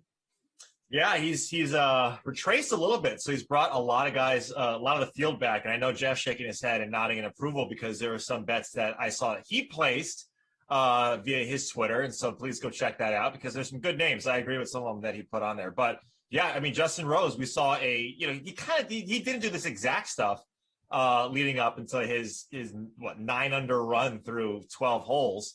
But he's bringing back the field, which is what we want to see. If you have Rose tickets, you're kind of clenching a little bit, but don't worry, it's still early. I think that this course is going to be difficult, and so the guys that are playing right now on the course is what we saw yesterday. That the morning wave was a little bit more advantageous. Maybe guys like Bryce can get back into good graces, but he's also struggling. But Justin Rose, he's fighting some stuff right now. All right, Jeff, what do you think about this guy? Yeah, I'm not shocked. I'm not shocked he's come back to the field. I'm not really interested in betting Justin Rose, even at plus, even though he's back to like whatever, plus 1,000, double digits, so you want to call it. There's just too many people behind him here. I mean, we can just go down the board here, but I mean, you've got guys, Hideki, Rom, Reed, Webb Simpson. These guys are all within like 4 shots now. I mean, this is tight as we speak. And I'm not betting a Justin Rose, who legitimately has had trouble just making cuts on the PGA coming in, to all of a sudden just dust these guys over 2 rounds on the weekend. Justin Rose is like a pure fade here. Again, not really shocked that he's coming back, because it does just feel like Thursday's round was just kind of an anomaly at this point. Oh, Jeff, you were a little worried though that my Justin Rose call was going to dwarf all of your calls. Look, because yours was great yesterday. Your Justin Rose call was great, because even if he doesn't win, for fantasy purposes, it's probably going to turn out very well at 7,200 or whatever he was. So kudos to Reed. Yeah, great. Good job. A blind squirrel finds Okay, we'll clap it out for Reed. Okay. Jeff, Jordan Spieth, though, he was one of the favorites before the tourney, opening up at plus 1150. He now sits at plus 550. How do you feel about this guy? Honestly, the time to jump on Jordan Spieth was probably after round 1 finished and before round 2 started, because he was still sitting at a decent price at that point, closer to like plus 1,000. At this point, he's the favorite now in the betting odds. Coming in with the great form. But again, I just go back. I mean, we've got so many guys that haven't teed off here.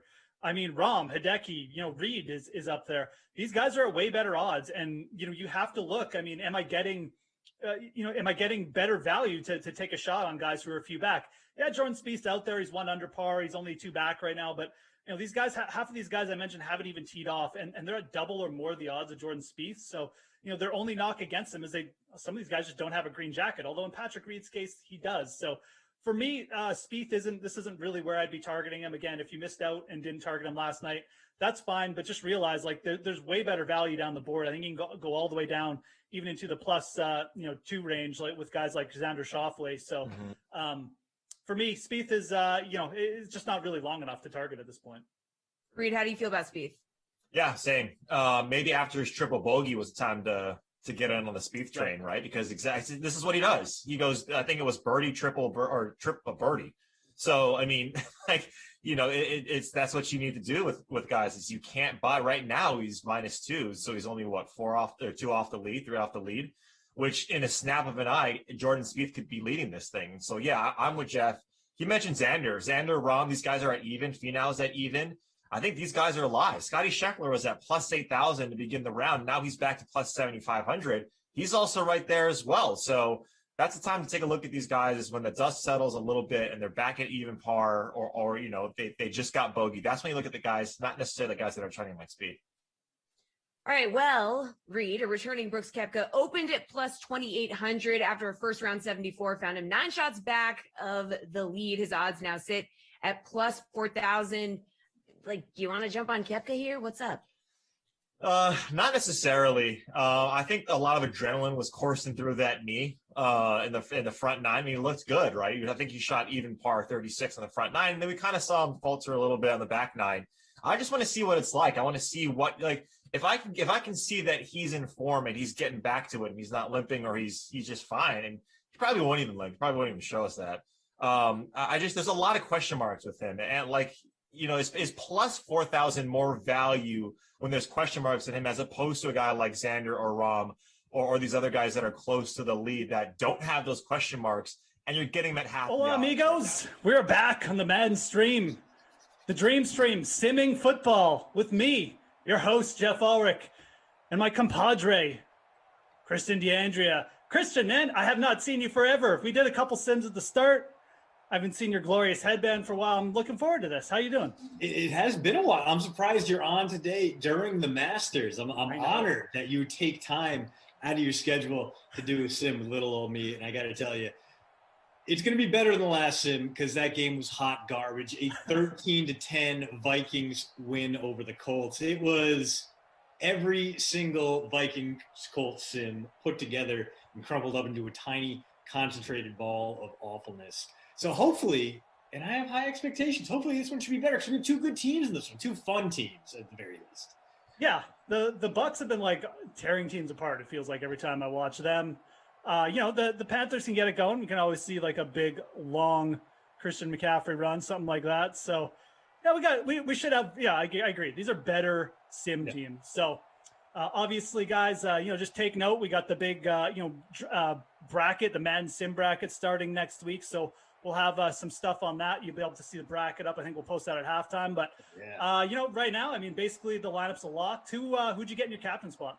For me, I captained the last time and I regretted it, but I went Gronk in the captain spot. Something suggests to me that he's going to have a big game. I went heavy on the Buccaneers passing game. Not only they're playing at home, but they're up against a very depleted defense. So I'm thinking big things. I got Brady, Gronk, Mike Evans, and OJ Howard, because I feel like every time I don't roster him, he makes me feel very bad about myself. Then my token Panthers. Run CMC in there as well, although I don't know how he's going to do against that stellar defensive front. And Dirty Curdy Samuel, current Washington football teamer. Moose, what about you? What does your team look like? I put Godwin in the captain spot. Went Brady, Gronk. I got Gronk in there as well. And then I put in Shady McCoy because he's cheap. So I went heavy Bucks. I put Samuel and Robbie Anderson in just because Robbie Anderson, he just fit. I love me some Curtis Samuel, though, too. I'm excited to see him in Washington next year. That's a player. It's a player I can get behind.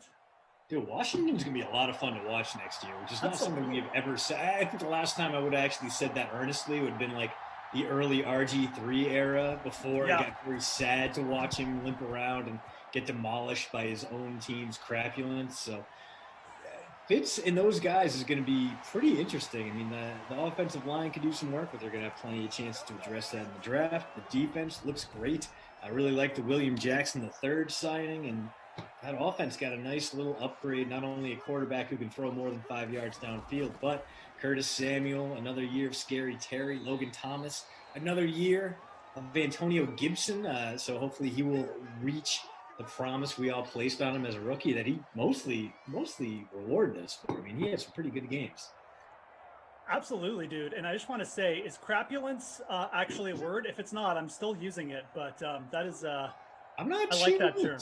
Yeah, I'm gonna roll with it. Either way, it is now. It's been immortalized on the Dream Stream. A little trigger. Oh, little hole there. Oh, are we gonna get? Oh, nice run.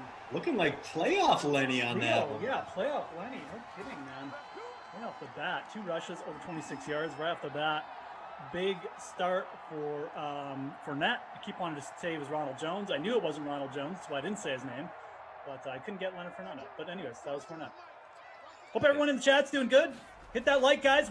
Get over 100, please. This is ridiculous. It's Friday. It's a glorious end to the week. Let's go. The Masters are on. Please give us a like. I will beg. And yes, R.I.P. DMX. Yeah, a sad one, man.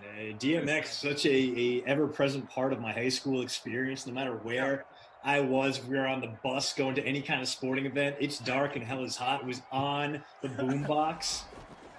It was like that and Jay-Z's Hard Knock Life and Billy Joel's Greatest Hits. I don't know how Billy Joel got into the mix, but like we came into a lot of track meets blasting Uptown Girl. It's an intimidation thing, man. Fair enough. Yeah. DMX was a mainstay, though, of I think a lot of people's high schools or whatever age you were. Yeah. It's very sad, very sudden. R.I.P. Yeah. It's one of those where it's like it's kind of surprising he went so young, but it's also kind of surprising he got as far as he did, living the life. And everyone has a good story about DMX. Like, dude was a nice guy, and obviously went out of his way to spread his happiness and his wealth to others. But at the same time, DMX also was half lunatic, where he would try to commandeer your vehicle at LAX and tell you he was a cop, stuff like that. So DMX was all over the map. I think one of the things that we're learning over the past week since he was hospitalized, that the majority of people that dealt with DMX had just great experiences with him, especially if it was just out of nowhere. Like the story about him being in Maine at a random mall shoe store and like buying all the Timberlands they had, but also paying for the woman behind him shoes in line, just like stuff like that, where it's like, man, this guy was like unique. I think that's the best thing you can say about him. There is no one else like DMX. There will never be anyone else like him to come. You're dead on, man. And like, again, it's also just people. He obviously, like, his creativity and his uniqueness, he connected with like people across, like, I think a lot of different ways, right? Like, you have people you just think you wouldn't even think, like, oh yeah, man, like DMX was like, you know, I listen to it all the time or whatever. So yeah, really unique artist, just a unique dude, and it sucks. Like I said, very sudden. He was young too, like he was only 50. Like that's not old. 15 kids left behind that. Hopefully, there's a nice trust in there. As your guy there, Shady. Shady. Nice thing about McCoy's animations, you don't even have to look at the jersey number. Is he holding the ball like a loaf of bread? Right. Baguette. Yep. All right, that's McCoy. It's true. They really nailed the EA really nailed the animations in this 2021 update. There's a lot of guys like that where you're just like, oh yeah, that's this guy. Excited to see what the next one will be like. Probably gonna, soon be even better. Was that a run? Oh, no, Shady again. Okay. Shady McCoy getting a couple touches there. Hope you guys are all doing well, though. You guys, like I said, enjoying some Masters, doing whatever on your Friday afternoon. McCoy, for me, is just a tough guy to roster because you don't know what his usage is going to be. Yeah, he's giving me 8 points per game, but he that was fourth really down. I guess that was weird. That wasn't even 4th and 1, was it, Christian? That was like that was a 4th and almost medium there. Yeah. They didn't even go with playoff Lenny. They went with RB2. So hey, Bruce Arians getting bold with it at the very least, and now we get to see what Teddy Bridgewater can do, playing for his job here in Simland. Yeah. Obviously.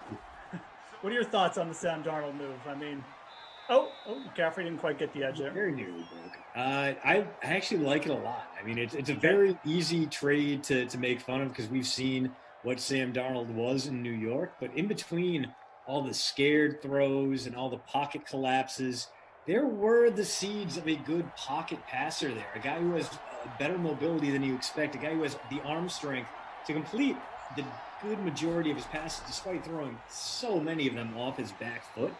So, like, Darnold era was just an ongoing array of memes in New York with Adam Gase, but he's got, and we know what Teddy Bridgewater is at this point. He's in his late 20s. Yep. He's going to set a career high in touchdown passes with 15. He is a game manager. He can get you to a place where you'll be happy, but he's not going to win games on his own. He's not going to lose games. He's not going to win games on his own. Darnold has a much higher ceiling, and we don't know if he was just completely limited by just being in that cursed franchise in New York. He had to spend 2 years with Adam Gase, and even if he's not successful right away, it's going to take a long time to kind of cure him of all the bad habits he made, like those back foot throws. The thing I really like is that he's got a good head coach, a head coach known for getting the most out of his quarterbacks in that rule. If you take a look at Charlie Brewer at Baylor, what he did with Rule as his head coach versus what he did last year. Now, granted, can't really take 2020 as an example of anything because it was a nightmare season where nothing made sense. But Charlie Brewer was much better with Matt Rule at the helm than he was after Rule left for Carolina, and he did so by a wide array of play-action passes and design runs that Darnold can definitely run to perfection. So better receivers, better head coach, better blocking. I think Darnold's going to be a nice addition, a nice pickup for the Panthers. I think ultimately he's going to be a bargain for them based on what they traded to New York as Gronk barrels forward to midfield for a first down there.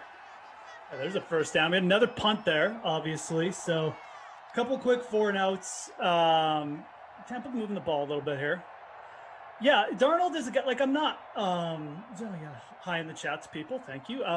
Darnold isn't a guy I'm like super high on, but I kind of agree with your points. Like, I don't really hate the trade. I really like Matt Rule too. Wow, another night. That was close. Dude, another close one for Leonard Fournette. I thought he might break free there. So, but I like Matt Rule as well. Like, I think he could potentially bring out, better upside in Sam Darnold. And clearly Carolina wanted to move on from Teddy Bridgewater. They just, they don't really like what they saw the first year. They agree they need someone better. I also don't think the Darnold move is very risky. Like, they didn't give up that much draft capital, and they could still take Trey Lance at 8 or something like that, right? So I think it's a fine move by Carolina. You're right. It's an easy move to make fun of, but it's really not like a bad move. And I think it's a good move for the Jets too. You got to move on. Like exactly. It's a guy who wasn't in their plans. Clearly, they are all in on Zach Wilson at this point. So why leave Darnold hanging? Send him somewhere. Create some goodwill. And the price was right. And they got what they weren't going to get more than that from Darnold. Yeah. There's no way. And if you're the Panthers, you picked up that 5th year of Darnold's contract for just under $19 million. But that's only guaranteed if he gets hurt. So there's no real risk. If it doesn't work out, you can cut it before then. If it does work out, well, you're paying right about the league average for a guy who can be a league average quarterback or better. I mean, we've seen him go 7-6 as a starter for Adam Gase's Jets. That's a borderline miracle. That's incredible that he was able to do that. That's a great point. Yeah, I mean, there's a lot of value there. I'm very interested in Brandon Cristal and I were talking about this last night, whether or not Teddy gets moved, because the Panthers are going to be eating some dead money when it comes to Teddy Bridgewater in the first place. If they cut him, they're going to be eating like 20 million in dead space, which not tenable. But if they trade him, that number goes down to 10 million, and I'm sure there would be some teams that would be interested, including BK's local Denver Broncos. Now, if the Broncos can't force their way into the top 5 quarterbacks in this year's draft, which is a bit of a crapshoot right now, we all know the first 3 guys are going to be QBs, but Mac Jones, Justin Fields, Trey Lance, those guys could all be gone before number 8 when the Panthers pick, and then 9 when the Broncos pick. So is there a world in which Teddy Bridgewater goes to Denver and rebuilds himself up there? Because that supporting cast is absolutely fire, as we are through 1 quarter here in the lovely Raymond James Stadium. Currently, Jeff, prepped for WrestleMania 37. Oh, they got the pirate ships up. It looks. I just saw one of the drone camera shots of it. It looks really nice. I'm looking forward to. I gotta get my Peacock subscription working. Right. Gotta settle in for a little WrestleMania this week. Will you be watching? So my first question, are they going to have fans there? They are. That's awesome. Okay, great. No, I will not be watching. But it's not that I'm anti-wrestling or anti-WrestleMania. I just, nice little completion there by Brady. Is that Scotty? That is Scotty Miller, actually. Yes, good call. I wasn't sure, but yes, that was Scotty Miller. I just don't have time. I wish I did. I don't know. If it was I could catch replays of it, maybe I'd watch it. But I haven't watched wrestling consistently for a while. I have been to a WrestleMania live. I went. Can't even remember which one it was. It was when it was in Arizona. So I like the wrestling. Don't get me wrong. But no, I probably won't be watching. I'm just glad that they're back and they got fans. That's going to be awesome. Yeah, I mean 30,000 is a decent crowd, and I feel after a year plus of not having any crowds at wrestling, not being able to hear that pop when it comes out. I think wrestling is one of those things, Christian. You need fans, right? Yeah. The whole wrestling without fans was just. I was like, no. Yeah. You need that instant feedback too when you're a heel and you're healing it up. You're trying to get the fans to boo you. How does that? I mean, I don't know. How do you gauge the response? How well you're doing in the ring? How do you improvise when you're not getting any kind of feedback local? You just kind of have to assume no, I'm doing a good job. They hate me. There's. Looked like that was Gronk there coming up just shy. No, not Gronk. Maybe another OJ Howard. Yeah, 2 for OJ. Yeah. Who gets those fullback carries as well as those tight end 2 targets, and is just an absolute killer some days.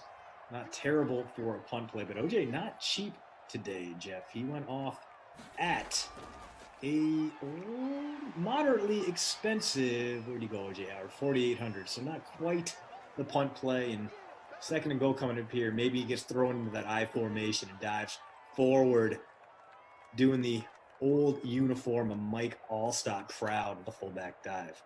Mike Allstott, yeah, good call. One of the last true fullbacks that actually ran the ball a bit. Was a really good offensive tool. Kind of a bit like you juice check, actually, maybe. Yeah. Oh no, that was Leonard. That was Fournette getting stuff there. So gonna get another crack here. What do we got? 3rd and goal, so 1 more crack. Try and keep track of the downs this time. So I'm not shocked if they turn it over, but we'll see if they do go to 4 downs if we get there. Shotgun here. Brady. This fact is lit. Gonna hand off though. Oh, he gets in that time. He did. That was I was Leonard. I was Oh. excuse me, LaShawn McCoy. Oh, shady there. So a great day for that running back stack in Tampa. Yep. Fournette getting it done on a few long runs, and then McCoy breaks a 0-0 tie by crashing into the end zone there. So there it is, LaShawn McCoy, first score of the day. He's going to crack the old goose egg here. And put Tampa Bay up by 7 once we kick this extra point. I did put McCoy in my lineup. It's cheap. I like Shady. I mean, in the sim. What's he got? 12 touchdowns, but where are we? Here we go. Yeah, I mean, he's averaging. He always gets like 2 or 3 catches, so Yeah. pretty solid floor for his price tag. Anyways, how old was he in this contest too? He was only 21.9% owned, so most people didn't have him, to be honest. Only 2.4% owned in the flex. So we'll see how that turns out. Off to a good start. Yeah, I think for a lot of people, you look at those salaries, you can have McCoy at 6,400, or you can have Scotty Miller at 5,400, or you can go $600 more and you get Leonard Fournette, who's giving you about 1.5 points more per game. So it's in that weird in-between range that you find McCoy, you find guys like Marlon Mack, where you love him at under 4K, but you don't really want to pull the trigger at over 5K or over 6K necessarily. Yep. Tough spot. But hey, 1.3%, you got him in the captain spot and are loving it right now. Okay. Now, McCaffrey is going to be an interesting case next year. Moose, do you think his very forgettable 2020, dealing with injury and when he was on the field, not super effective, do you think that has really hampered his season-long fantasy draft stock coming into 2021? I mean, I think the whole thing with McCaffrey is who are you going to take above him, right? I just don't know if there's that many players you can sit there and like be serious and be like, well, no, you should take him over him. It's too close. McCaffrey coming off an injured year, so you got to go this player. I mean, I don't even really like. I guess maybe Kamara. I don't know. Dalvin Cook, Kamara, Cook. Like I think you'll probably you might see one of those players, get talked up to the point where it's kind of like people are just, it's like you go into drafts and it'll be one of those 3. But for me, I would just take Christian McCaffrey, man. Again, even in like the one game that he came back and played, remember when he was healthy, like you just saw the usage is just insane. So I think it's actually a mistake to go anyone else. Okay. I'm pretty firmly right now that like McCaffrey's the dude. I would just take, forget that one overall pick. And if you are like picking 3 and he drops to you, you should just like jump on him immediately. Right. Yeah. So I don't know. Maybe I don't know if you got a different take, but I just don't really see how it's going to change much. Yeah, I'm in on that assessment. I might take a guy like Cook over him. I might go Kamara, but I mean, obviously Kamara's usage dropped with Taysom Hill in the lineup, and I can't imagine. I mean, I know the Saints are saying all the right things about Jameis Winston, but the fact that we didn't see him last year for more than 11 passes does not bode well for his future. I think it's eventually going to be Taysom Hill's show. And we know he does not check down to Alvin Kamara or use him nearly as much as Drew Brees did. So you can make the case there. What I think is going to all depend on is, Mike Davis is gone. So that means McCaffrey's usage should go up. Mm-hmm. But the Panthers are going to have to bring in either some veteran talent or spend a day 2 pick on getting a guy who can run that platoon with Christian McCaffrey. They saw how valuable a backup running back can be, as that touch pass there goes to Samuel for about 5. They know the value of having a useful number 2 guy. They saw it in Mike Davis last year. I think they're going to go out and find themselves maybe a guy like Travis Etienne, keep it in the Carolinas, and that could have a negative impact on those McCaffrey ownership numbers. But yeah, I agree with you there. Still a top 3 guy in my book. I think I would go Cook first, McCaffrey second, but you can make the argument from either direction. If you have the number 2 pick in your draft, you're not going home unhappy. Yeah, I think Dalvin Cook would probably be the easy number 2 for me as well. So I can kind of see the argument for Dalvin Cook. I'm with you on Kamara. That's not a guy I would take in the first 2 spots. Like, I don't think ever. I mean, look, we're obviously super early. Things could change. Jameis could get announced as the QB or something, and that would change it a bit. But even with Jameis, I don't know. Jameis also isn't like a huge check down guy, to be honest. You know, he runs a little bit in the red zone himself. Ooh, He's going to make it work. That Teddy. looked like disaster, but look at you, Teddy Bridgewater, using the wheels. Zigzagging out of trouble. One rush for 11 yards. So, yeah, I mean, I don't know. I'd much rather have Drew Brees there, who's just like the check down master. Yeah. Love to use those RBs so much. I just don't think either of the quarterbacks they have on the roster are like, you know, Jameis could develop into that guy. He's never really that good at a touch passer, though, either. So, Kamara, I'm pretty much, I'm not going to be thinking about top two. I definitely see the argument for Cook, though. That guy he gets a lot of usage. There's nothing that's going to change there either. So let's roll down. Let's roll down that wormhole a little bit deeper. We're talking about Drew Brees no longer there in New Orleans. How do you feel about Michael Thomas's fantasy stock going into 2021 after a terrible season, no regular season touchdowns, injured, not used like he was in the past, and had some squabbles with the team? Do you see Michael Thomas as a top 5 or even a top 10 wideout going into the upcoming years? Oh, a nice strike there. And Thomas breaks the play, and the tight end won in for 6. Ian Thomas, all right, evening things up. Little touchdown action. So we're getting some action here in the second quarter, picking things up. I see a couple questions in the chat, guys. Someone asking where they can find the Madden bracket. I know we're going to flash it up, excuse me, around halftime, most likely. But I'll see if I can get a little bit more info for you here. Because obviously we got some free pools up at the DraftKings Sportsbook for that. You're going to want to check that out as well. So let's see here. Yeah, I'll get that for you as we go. Anyways, Ian Thomas there coming in. He was pretty heavily owned, actually, too, Christian.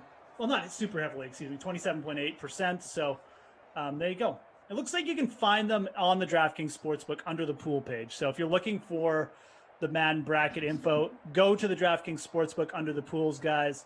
Just wanted to throw that out there because I know it's coming up. People are asking more questions about it. So we'll have it up at halftime as well, most likelihood. But for now, you can head over there. Head over to that DraftKings Sportsbook. 7-7. So is this already better than the last sim? It already has as many touchdowns as the last sim. Right. And just like the last sim, an RB2 is on the board. Although I guess technically Marlon Mack is the RB1 in Indianapolis, although he doesn't always feel like it. McCoy, the undisputed RB2 for this Buccaneers team, but getting it done. McCoy's got an interesting decision to make because obviously he's headed towards free agency, and he did not look exactly good last season, Moose.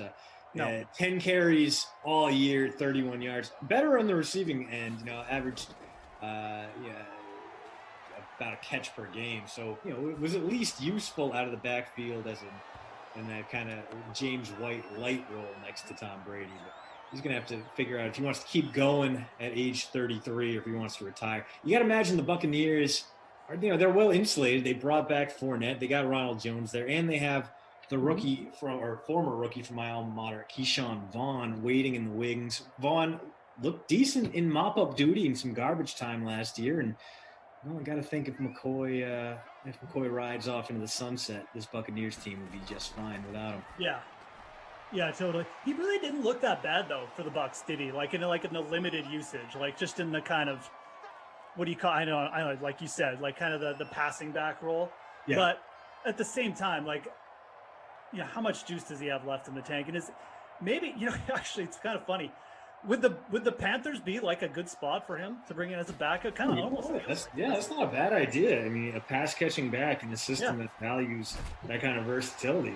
I don't hate it. As on cue, he catches a pass. Like he knew we were talking about him. Yeah, this is all of a sudden the LaShawn McCoy sim, but it kind of does. That would actually make a little bit of sense to me. I mean, you could bring McCaffrey out for passing downs, get a little tread out, save a little tread through that.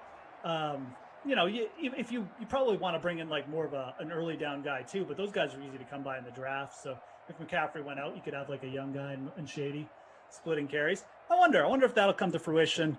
If it does, the Panthers obviously going to have to pay Christian and I a premium finder's fee. Throwing that out there, but let them know. Yeah, interesting. That would be an interesting fit. I could We see accept that. starter jackets as forms of payment. Starter jacket. Fair enough, man. Starter jackets, man. It's been a while since I had one of those. That's for sure. I mean, the Panthers have a great starter jacket look between the teal and the True. aggressive '90s logo. Like that is. Oh man, I guess the city of Charlotte for a while they were just doing great things with starter jackets. Not only do you have the Panthers, but you had the king Hornets. of all starter jackets. Yeah, the Hornets, the Charlotte Hornets. Angry Hugo. Oh, That was the one. Yeah. That was the one you had to have. the hotness right there is. Oh man, Look at this guess guy who? go. Come on, Shady. Throw Killing this him. tape to the Panthers. Sign them up. Yeah. Let's go. We got your cheap backup right here. 25% finder's fee for Yeah. Christian and I. Just right now. Amazing. And let's see what the Buccaneers go with here. Probably not 4-down territory for them, but getting close as the Another one. Come on. He picks up just enough for the Getting first the first. down. Burning the timeout. Okay, we got goodness. 1st and 10. 46 seconds left. Still got one timeout too. So, yeah, I don't know if they're going to get down. They need to really pick up the pace. They're going to get downfield here. They need to get at least to the 20 to have a shot at the end zone. But getting in field goal range, it's what they want. And they've been using the sideline well, so you got to figure at least 2 plays here, maybe 3. Might as well maybe attack Gronk up the seam wow. Got it. Wow. I thought that was disaster. I thought it was too. Instead, Scotty does know because he got right back to where Tom Brady needed him, and now we're looking at about a 49-yarder from Ryan Suckup here. Obviously, Bucks would like to get a little bit closer, make things a little bit easier. I'm not sure if that was like a flutter ball. That was a weird play. He hit it as he threw. Most QBs don't get that off. Brady's got the good Madden ratings though. Got to get rid of it here though, Tom. Oh, he's going for it. He's going for it. Oh, did he get it? He did. He got it. Chris Godwin. There's my captain showing up too. 32-yard touchdown. Deep in the corner of the end zone. I thought that one was going out of bounds for sure. Yeah. Godwin went up and got it. A perfect throw by Brady right to the back corner. And just like that, folks. Matt Rule furious because, that over-the-top coverage is just not there. No, not there. Very good throw. Like I said, put it up right where he got it. Godwin, like a spring in the step. Wow, that was a nice play. Yeah. Not going to lie. And Brady with a little Tebow action on his way back to the bench. Honoring his former teammate. One-time AA All-Star, Timmy T. Retired Tim Tebow. I am all the way up into 10th now in the free roll, so. Close. 63rd in the free roll right now. Did have Godwin, my cap. Godwin that was only his first catch of the half, though. So 32 yards, 1 touchdown, 1 catch for Godwin. Brady up to 144 passing yards. Shady, 4 receptions. All of them coming on that drive, it felt like. So pretty nice half for the Bucks here. Justin Craven's pointing out the Euro Trip reference. Dude, Euro Trip, I liked it a lot when I was younger. And I go back now, and it's still, the jokes are still great. But it's basically, 8 jokes with, 10 minutes of dead time in between each one. It's all right. Scoozy. All right, yes, all right, keep going. Oh, you made out with your sister. Yes, good, keep going. It's just this vehicle to get to, 5 to 8 really well-written jokes. It still holds up, but showing it to someone who's never seen it before, especially if they are a grown adult and have had nothing to alter their substances inside, they are going to be really? This? All right. That's one of those movies where I fully realized I watched that when I was younger, and I probably found it hilarious at the time. But I also realized I almost don't want to rewatch movies like that because I know I'm just going to ruin it. Yeah. I'm going to watch it. I'm going to be like, really wasn't that funny. Yeah. I just want to keep movies like that. Oh yeah, that was funny. It was hilarious. I'm trying to think of a movie like that. Oh, Teddy's going to air it out. We could get some garbage points here. Not going to take it easy. A little chuck downfield with 0 seconds on the clock. But yeah, it's one of those movies where I just never rewatched it, even though I did find it funny when I first. I just feel like it's not going to live up to my, hype, so to speak. So Yeah, no, for me, it's not like if I go back, they still like the moves I like love are still hold up. But like if they make unnecessary sequels 20 years too late, that's what like the Joe Dirt sequel. The Joe Dirt sequel. Like Anchorman 2, terrible. Super Troopers 2, actually not that bad. Super Troopers 2 I actually enjoyed, but like okay. Anytime they go back after 10, 15 years and make more, it's always kind of like depressing and crushing. Like Arrested Development is the same thing. And Arrested Development had a very high standard to live up to. Obviously, the first 3 seasons were absolute gold. Yep. The later years are fine. They're not bad. They're just not it's impossible standard to live up to. Meanwhile, like Joe Dirt 2, terrible. Anchorman 2, awful. Like it's like, oh my God, you're ruining these things. Yeah. Those were the crux of all my instant messenger away messages for so long. That's how I got girls to notice me, by quoting Anchorman the best of anyone. Anchorman 2, I know. Everyone was pumped for it. I agree. Like I've never rewatched that movie. I guess it had some funny parts. I don't even remember what they were though. So neither do I. I guess that kind of tells you that it probably wasn't very good. So not excited to revisit our old favorites, but are excited to visit for the first time the first ever Madden Sim bracket. There we go. That's right. 32 teams, a pure seeding based on last year's standings. So the Jags play the Chiefs, or Jags play the Bucks rather. These Bucks. Jags, by the way, really good in Simland. Could be a 32-1 upset. On the other side of the bracket, Chiefs versus Jets could be a 31-2 upset. A lot of room for upsets here, and you can not only play in these contests, but you can also join the bracket contest under. Let's see, where is it? Under promos tab on the DraftKings site. You can see the full bracket there, and in the sports book under pools, you can find the entire pool there. I'll be joining as well, and if I win any promo bucks, they'll go right into the trickle down Simonomics. The bracket is right ahead of you. You can see right there. You got some bangers. You got some absolutely nothing games coming up as well. That Washington Minnesota game is going to be. Oh man, look at it! All right, Falcons Packers. That game's awesome, and that's a first round matchup. Falcons, by the way, Jeff, my pick to win it all because we know how good they are here in Simland. Okay, that is a great matchup, and surprised to see the Falcons there at 29. That is going to be, like you said, that is going to be a real banger of a first round matchup. Trying to see if there's anyone. Let's see here. Buffalo, Houston could be interesting with Deshaun Watson, Josh Allen going up against each other, but those are two teams that can be kind of meh for Simville as well. Ooh, Baltimore, Philly should be interesting, actually.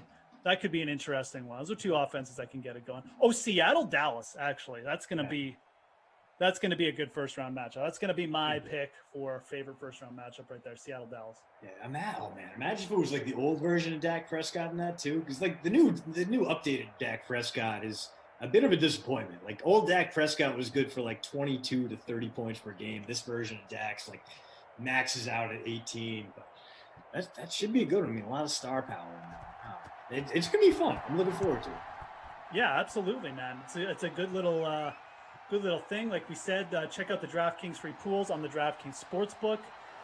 It's gonna be fun. I mean, you'll be able to, hopefully have a few different contests as well on the old main DraftKings daily fantasy page for Sims as well. So it'll be fun announcing that next week. I love the fact we're doing a few more of this stuff with the Sims. Yeah, that's an interesting bracket. Like Christian said, there's a few games, Washington, Minnesota, but there's some pretty high end first round matchups too. Yeah. So it'll be fun to watch. So you're picking Atlanta to go all the way. I mean, Atlanta's done it before. It might even be a chalky pick based on past results because they have won I think they won the round robin one that we did a few months back or maybe before the start of last year's regular season. Obviously, different version of that team, but I mean, I don't have to tell you how good Todd Gurley is in Simland. Somehow, I know. All goods. Yeah. They are a good Sim team. That's why I was surprised to see them up. They could get knocked out first round because the Packers aren't bad, but Atlanta definitely, if they get by the Pack, they could just steamroll. I'm trying to think who I should pick here. Maybe I should just go off board. Let's see here. I got to go through my Simville. I mean, you take your time. Kenny and I did a full bracket there, and Kenny brought us through all his entire mindset there. And I will, while you're thinking of that, just shout out the Bad Boys of Pop. And I have no proof behind this, just his word, but says he was a contestant on Mark Summers' Double Dare way back when. He says he's bailing out of the chat for a bit, but still watching. I just want like that. That's going to be my new favorite Sim family reference. fact. Yeah, like dude was on Double Dare. Well, first off, I need to hear more. Second off, I need to see the clip, and third off, I need to know what it smelled like there because I've heard like it was a nightmare. Like you'd be like 6 tapings into it, and like all that whipped cream under the hot lights that were just kind of getting sluiced off the floor and into gutters on the side. Just apparently the whole sound stage smelled rotten by the time they were halfway done. Oh man. I'm gonna pick San Francisco, and my dark horse is going to be Cleveland. Dude, I guess I get 2 picks. Cleveland going to the final, man. Like the new version of Baker Mayfield's dangerous. They got OBJ. They got that pass rush. Yeah, I think Cleveland's very dangerous. I think they're a dark horse. Boo Man Fu pointing out that cost $1 NBA contest needs 36 people to fill it. I'm surprised he hasn't been in the chat. Oh, I think he was. I just didn't want to give him any airtime on the Sims, but he was in there. So I keep asking you for him to be banned. What's that? Keep asking for him to be banned for promoting his own stuff on the stream. Terrible. Give him a timeout. Yeah. More Ian, yes. Noah wants more Ian Thomas. We got more Ian Thomas. Robbie Noble, currently 72nd. Ooh, there's a hole. Like a little slow motion run there. the Phillip Rivers. Dude, you missed an amazing Phillip Rivers read option where he just started running through quicksand. Had no one around him for about 5 yards and still gained 0 yards. Amazing. They got that one. They got that animation exactly right. I like it when they do that. I saw one with Ben Roethlisberger once like that. He actually gained like 4 yards on the play though. But it was like, he was just chugging. Like he didn't really start running until he got like 4 yards deep. By then, all the defenders caught up. So it's more like a power walk for 4 yards. All right, Carolina moving the ball here, trying to tie things up. First drive. It's been a pretty drive, but Teddy, he's gonna make okay. All right, speaking of quarterback, all right, behind his block. Wow.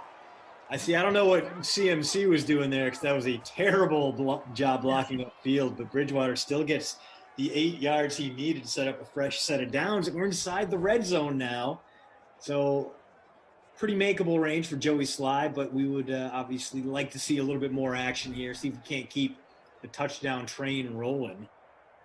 Yeah, Sim Christian McCaffrey was just like, I'm not going to stick around for this. You're not on the team anymore. We're trading you. So, yeah, I'm not even going to block. Did you get in? Oh, no. And you got immediately rewarded for it. That's what you get for not blocking. An immediate touch. And you know what? First and goal from the 4, you got to imagine he's going to get the ball once or at least twice more here.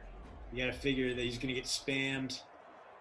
Or maybe Noah Moon's right, and we're going to get another Ian Thomas touchdown. We'll have to wait and see. As far as I go, I got pretty much everyone but Ian Thomas in my lineup. So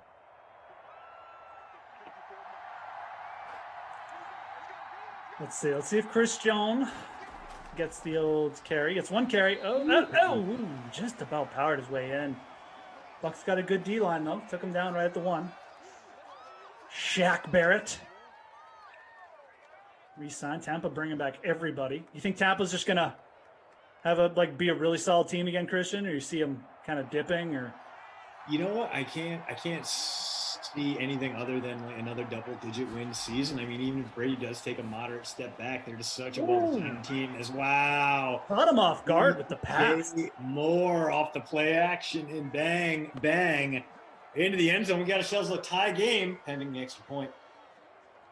No, I mean the Buccaneers. I mean, even if Brady takes a step back, that defense is so solid, and even if he's not putting his throws 100% on target, he's got guys who can go up and get it. He's got guys who can erase mistakes, especially with that top 2 wideout combination. And he's got Gronk, who, sure, Gronk's slowing down, but still very capable of going up and embarrassing a linebacker if you don't treat him with the proper respect and coverage.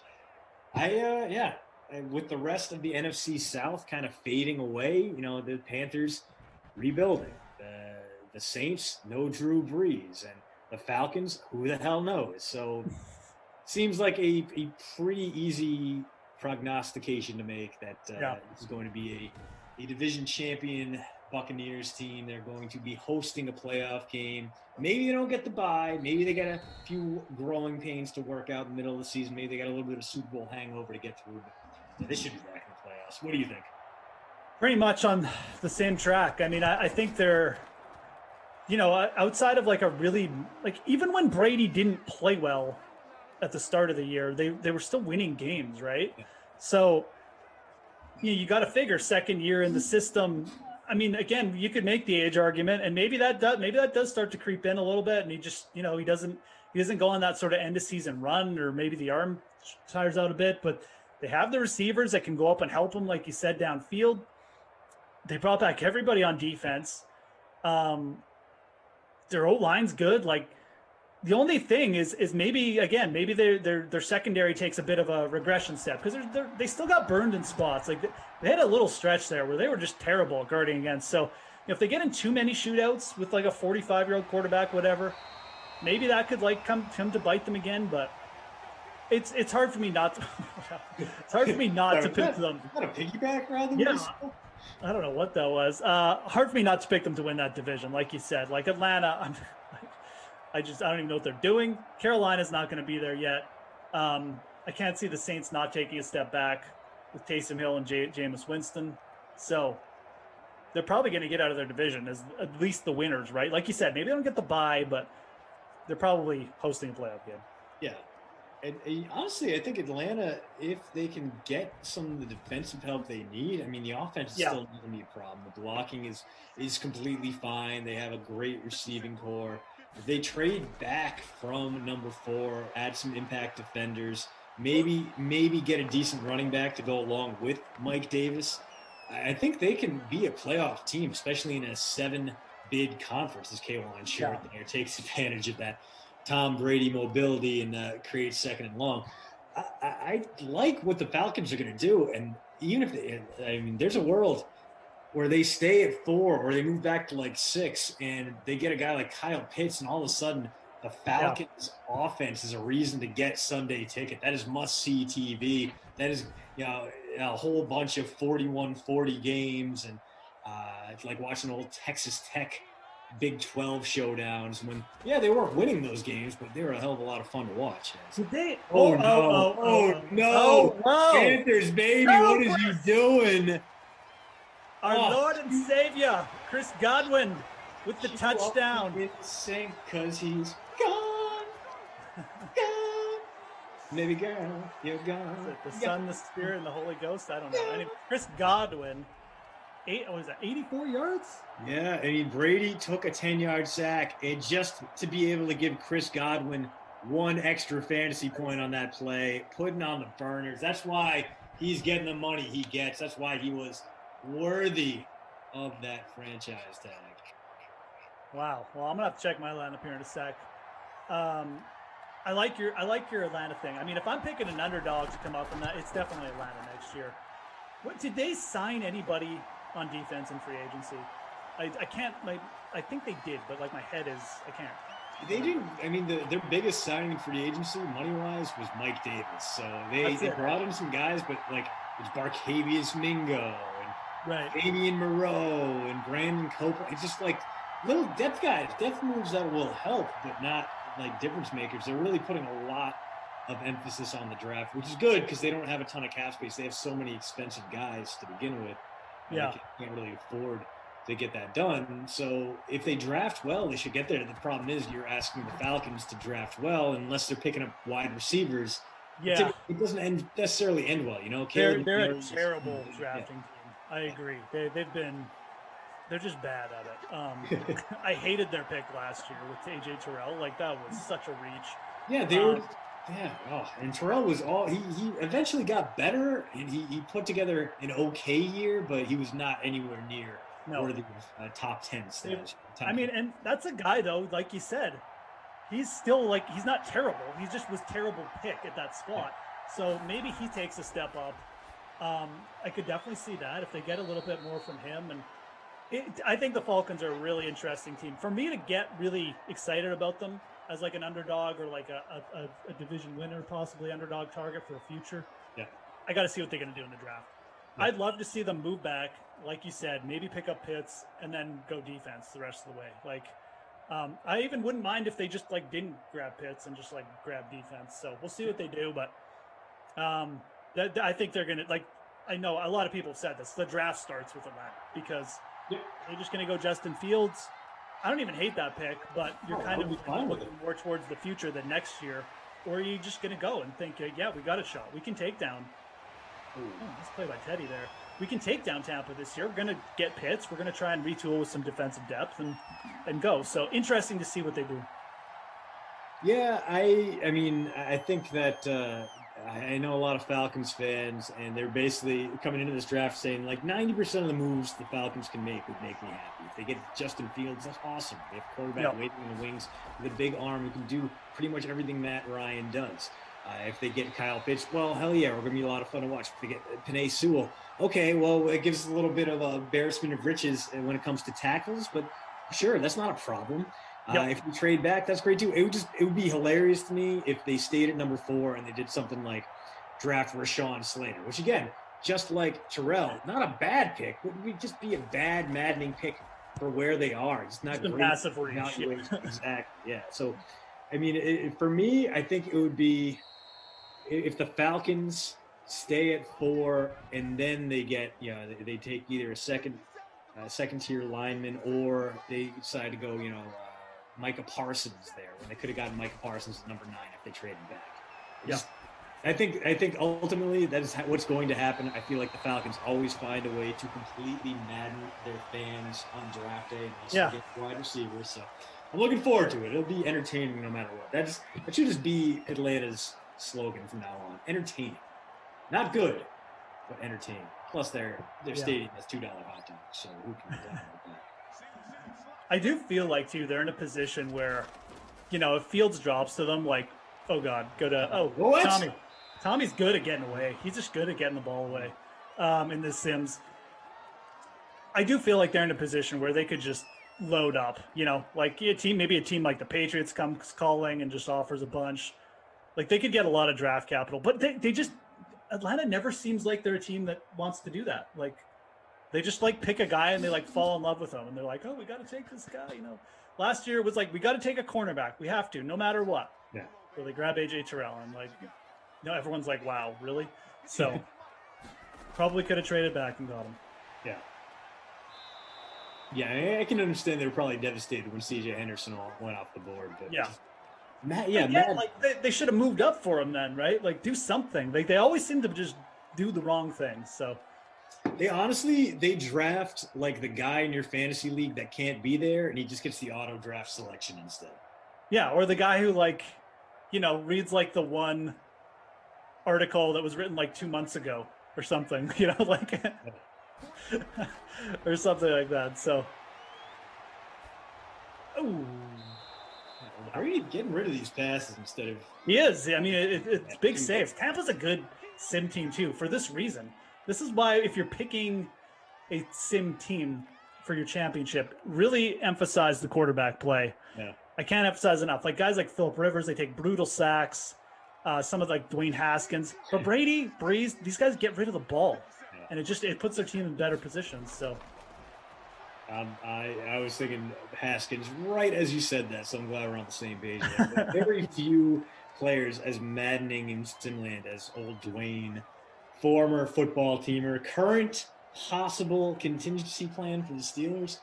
I like Dwayne Haskins in real life. I got a soft spot for him. I love the way he kind of helped transform the Ohio State passing offense and helped it level up and basically rewrote the program's single season passing records. I mean, he owned something like 6 of the Ohio State's top 10 single game passing performances is great. He can't escape that one. That was Kawan Short murking him again.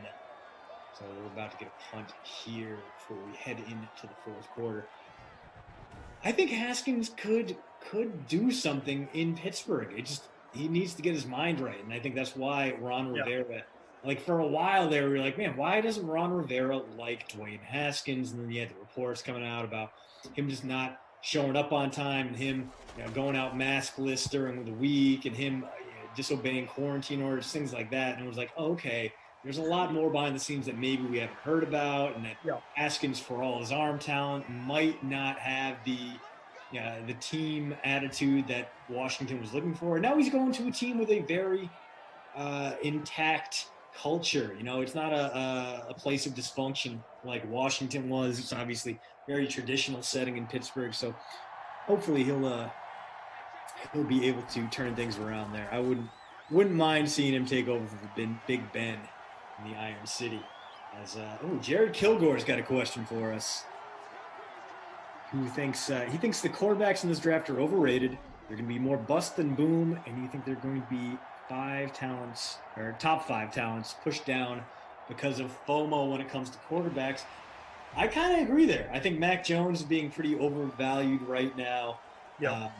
I think the concern is, though, just the value of a starting quarterback on a rookie salary is just too much to pass up. The same thing with pass rush. That's why you're going to see a guy like Kwity Paye, who has like 10 career sacks at Michigan. He's going to be a first-round pick because you have to pay so much for pass rushers. They never hit free agency. If you don't draft one, you're probably not going to get one unless you're trading the farm for him. So it's just an economy of scale there. Even mediocre quarterbacks, if you can get one in your lineup for $8 million a year, you're saving a ton of money.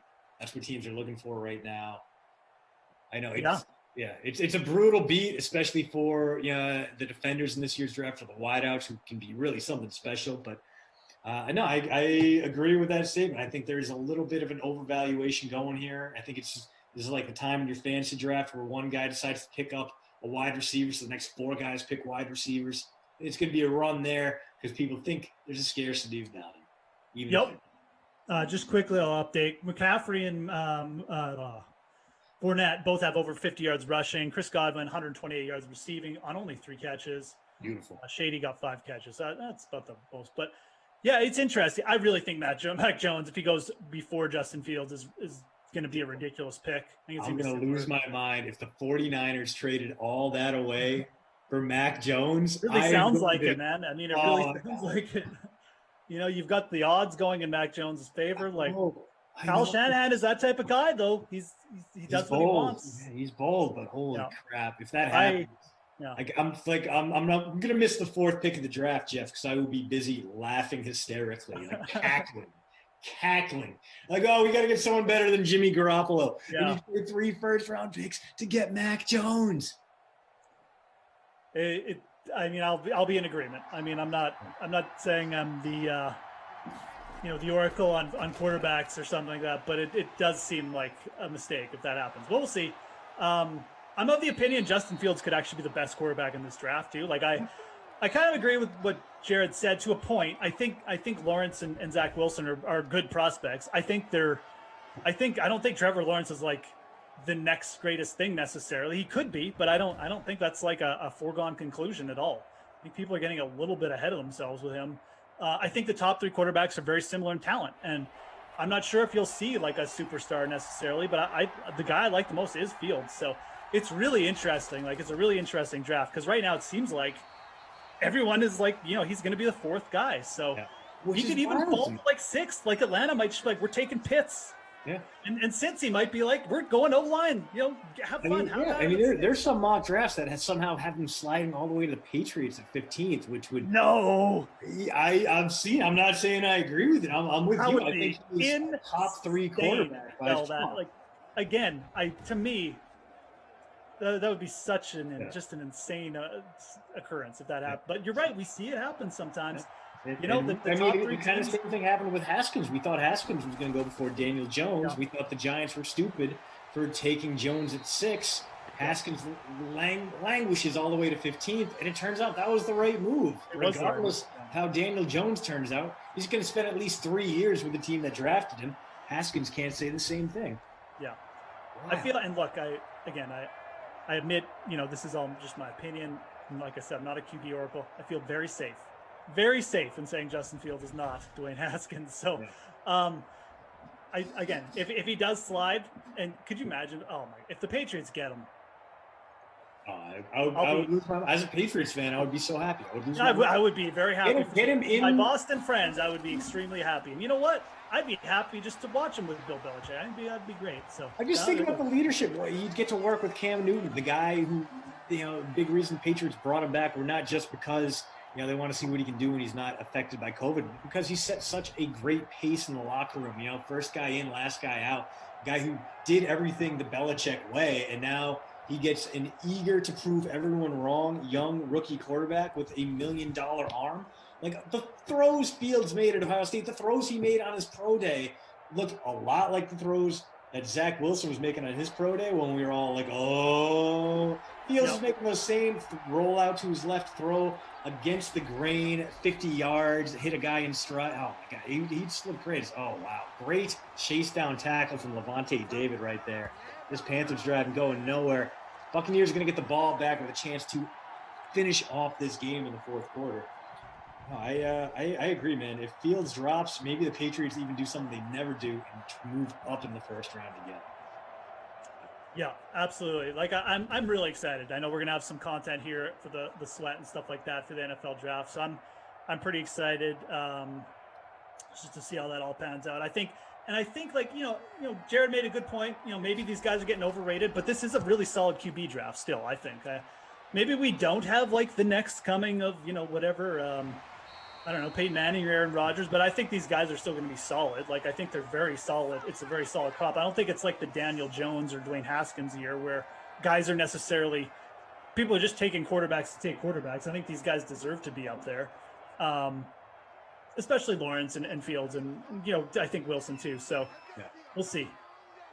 Yeah, I like Lawrence at the top of the draft, but then after that, my 2A, 2B switches like seemingly every other day, depending on whose highlight reel I watched last. I like Wilson. I like Fields. Yeah. I like Trey Lance a lot too, because, we saw that you can make a toolsy guy with questionable opponents and production in college work with Josh Allen and the Bills. So if you put Trey Lance in the right environment, I think he can be a Pro Bowl type guy too. I don't feel that way about Mac Jones. Mac Jones, to me, it really feels like his ceiling in the NFL is Teddy Bridgewater, as Mike Evans gets the catch there. Jared hitting us again in the chat wants to know how far we think Penei Sewell, the talented cornerstone left tackle out of Oregon, how far he could slide in the draft. And I think that's part of the problem there is that teams looking to upgrade their passing game might go receiver first, but this is a pretty deep draft for wideout talent. You can wait until day 2, and maybe Rashad Bateman will be there, Rondale Moore, Kadarius Toney. I kind of like the idea of the Bengals seeing what happened to Joe Burrow last year and knowing they already have a pretty well-stocked wideout core. They have T. Higgins, they have Tyler Boyd. Why we're not going to take Devontae Smith. We're going to go with the safe play here. We're going to get a franchise left tackle, a guy you can never find on the free agency marketplace most years. And we're going to go ahead and bring Sewell in there as playoff Lenny smashes some poor defensive back to bits, gets the ball past midfield. And, Jeff, you got to imagine we are about 20 more yards away from the game-sealing field goal here. Maybe even about 18. Yeah, Tampa Bay looks like they're trying to ice this one. Carolina had the ball. We had kind of like this has just been like a couple grinding it out drives here as we're seeing the clock tick down. But yeah, Tampa is in position now to put this one away, basically with another first down. So since he's going to be interesting too. I mean, okay. Carolina trying to turn the tide here with the sack. That's going to put Brady, just as I talk him up, he's saying he never takes these sacks. He takes one.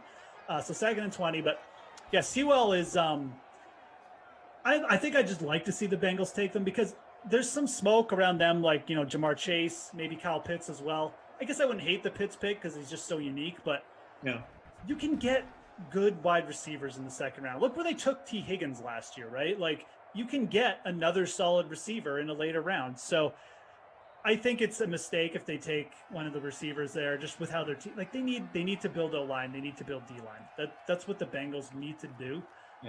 So when you're sitting there and like no one's interested in O-line, you're clearly going to be able to. Boy, are they about to give up 20 yards on Wow. 2nd and 20? Almost. Good Lord, Carolina. The Leonard defense. Fournette up to 83 yards rushing too with Leonard Fournette. So, but yeah, I think the Bengals should just take Sewell and just like call it a day. Like that's just such a good cornerstone for their franchise. I mean, don't overthink things if you're exactly. Yeah. Don't get cute. You know, Kyle Pitts is cool, but like your team, you're not like a Kyle Pitts away from competing. You know, like you still need to protect. You got Uzama. You can get Pat Fryermuth or a number of guys in the second round. There are going to be a bunch of second round wideouts too. Like you said, they're so good. Like Terrace Marshall. I like what he brings to the table. That is a guy who could have some Justin Jefferson to him, where he's falls in the draft a little bit and then winds up having an amazing impact because he knows how to play. Also, Joe Burrow would love that. You bring back an LSU teammate for him to throw to. Perfect, done deal. Yeah, they're not like super thin at wideout. I mean, it's not like their most pressing need. I mean, I think they could add a playmaker for sure, but Higgins, Boyd still there. I think that's fine. And the other thing with Pitts, like we just the first round tight ends, man. Like, name me another first round tight end that is like, really worked out. That has really like made a huge impact because I can't even think off the top of my head here. So, I mean, I know Kyle Pitts is probably going to be a little bit different, but still, like, it's just not really the time to draft tight ends. Usually you try to get the better value with tight ends and they develop over a year or two. So. Yeah, no, you're absolutely right. I mean, think of the guys who've been drafted lately, Noah Fant, TJ Hawkinson, even going back to Eric Ebron, guys that just haven't had a huge impact and have been upstaged by guys taken later in the draft like Kittle, Kelsey, Gronk. Yep.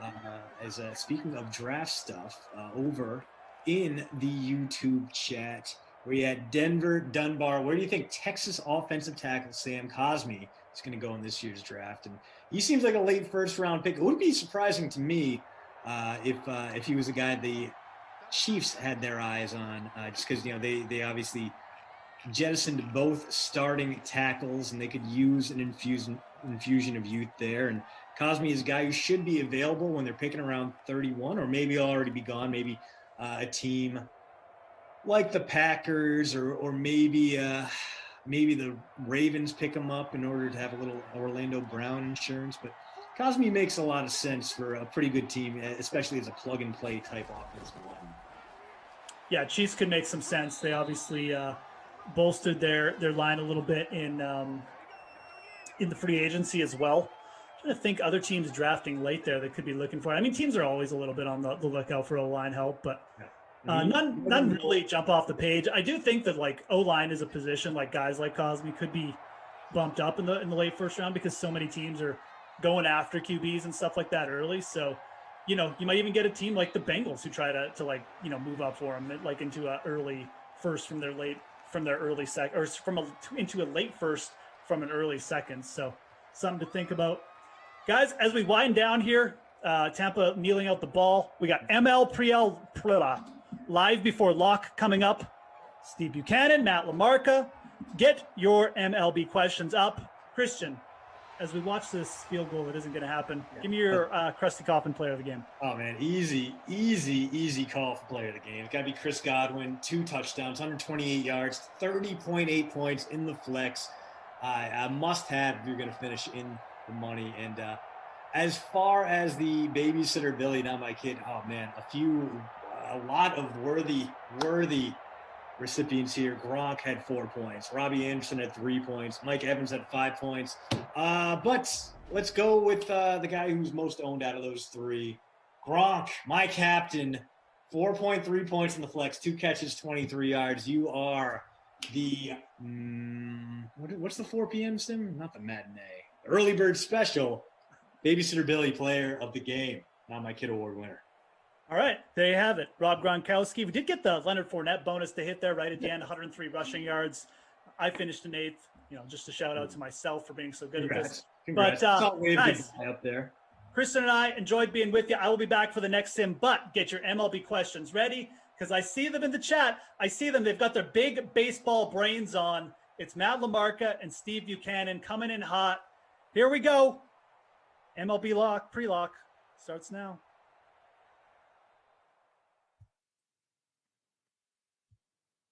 What's up, hooligans? Steve Buchanan with my guy, Matt LaMarca, getting you ready for the MLB slate tonight. 6 games going tonight. Handsome as always, Matt LaMarca. What's up, my guy? How are you? Doing well. I got a couple boxes of Topps tribute to rip after this stream, so excited. It's gonna be a fun day. You have to FaceTime me and let me know because I need to know immediately the hits that come out of that box. Matt and I, big trading card guys. So if you want to throw some of that lingo into the chat too as well, by all means, please let us know and we will happily get to that too as well. Let's take a look at the slate that is on tap here for tonight. Like I said, only 6 games going tonight, starting with the Angels and Blue Jays. Andrew Heaney going up against David Phelps. Tigers and Indians, Julio Teheran, who is not going to shut down the Indians for a second time in a row, going against Zach Plesac. The Phillies and Braves, Zach Wheeler and Charlie Morton in that one. Padres, Joe Musgrove, one of the most underrated moves during the baseball offseason, against the Rangers. The Athletics, Sean Manaea against Lance McCullers, and Tyler Mahle against Taylor Widener going for the Diamondbacks. So a really strong slate going tonight. Not too many games. That's not like you're used to, but a really strong slate here tonight. What are your initial thoughts here, LaMarca? Give us some of that insight as we take kind of a quick look here at the DraftKings Sportsbook and what we have on tap. Yeah, it's a fun slate for just being 6 games. I think that there are a lot of guys that it can go both ways for them, right? Tyler Mahle, I think, is a super interesting guy. We'll talk about him in depth a little bit, but then you've got, Zach Wheeler versus Charlie Morton. Arguably 2 of the best pitching options on the slate, but they're squaring off against each other. You've got Joe Musgrove. You've got Lance McCullers. So there's like a lot of really interesting players, but there's no like slam dunk in my opinion.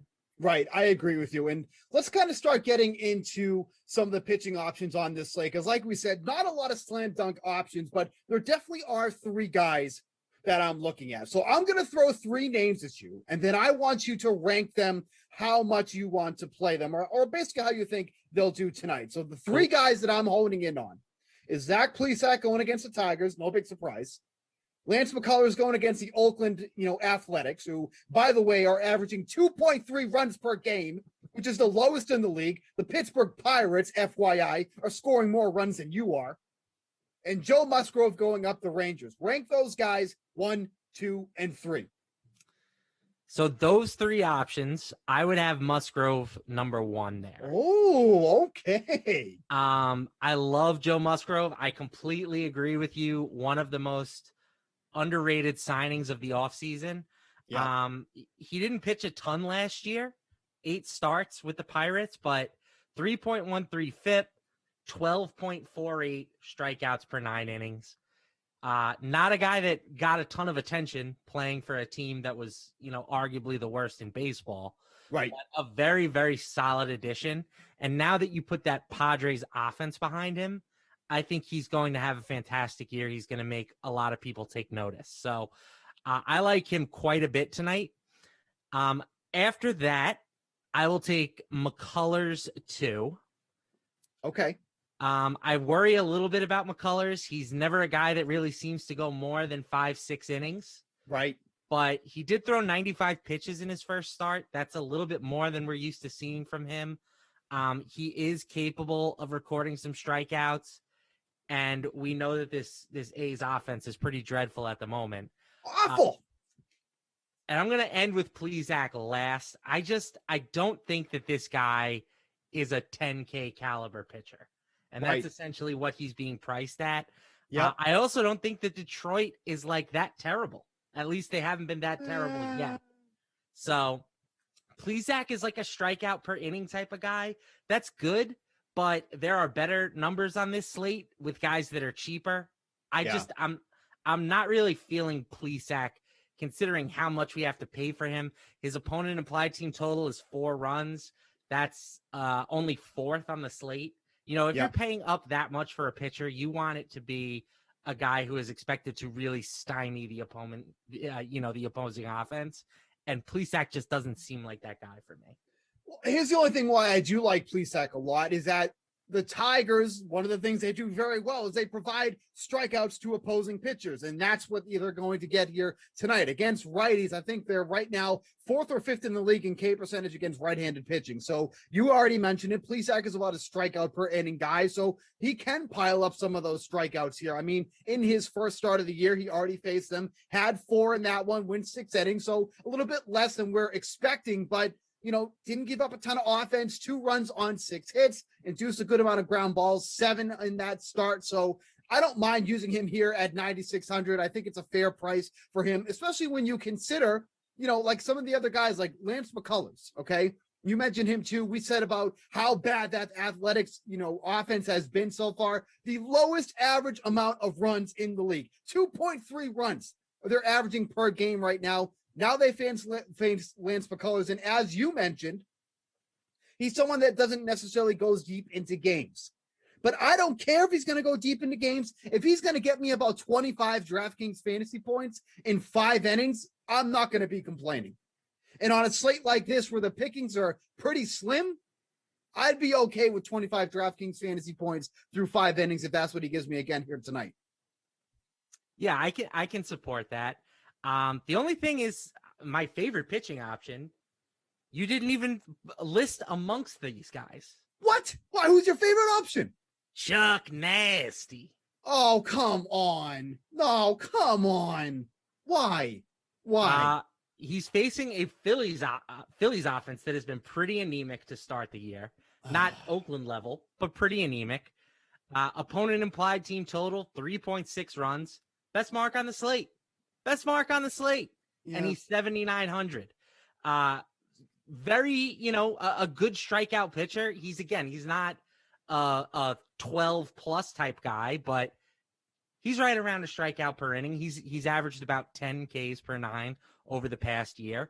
So I think 7,900 is just way too cheap for this guy. No, I mean, look, I see what you're saying. I see what you're saying. But as we're looking at here, already made the start against the Phillies. It was okay. Nothing to get all excited about.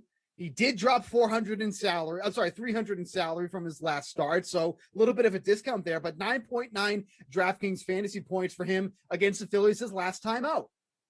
Now, here's where I kind of get a little iffy. We saw him have some issues with lefties last year. The Braves aren't exactly hitting well. So if he's not getting the strikeouts, I can't be confident that he's going to get the win either.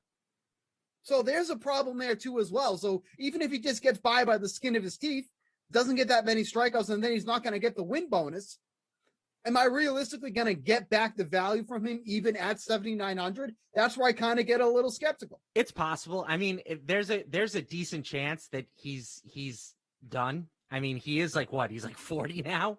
Right. He's up there. Oh, man. 37. We're rounding up.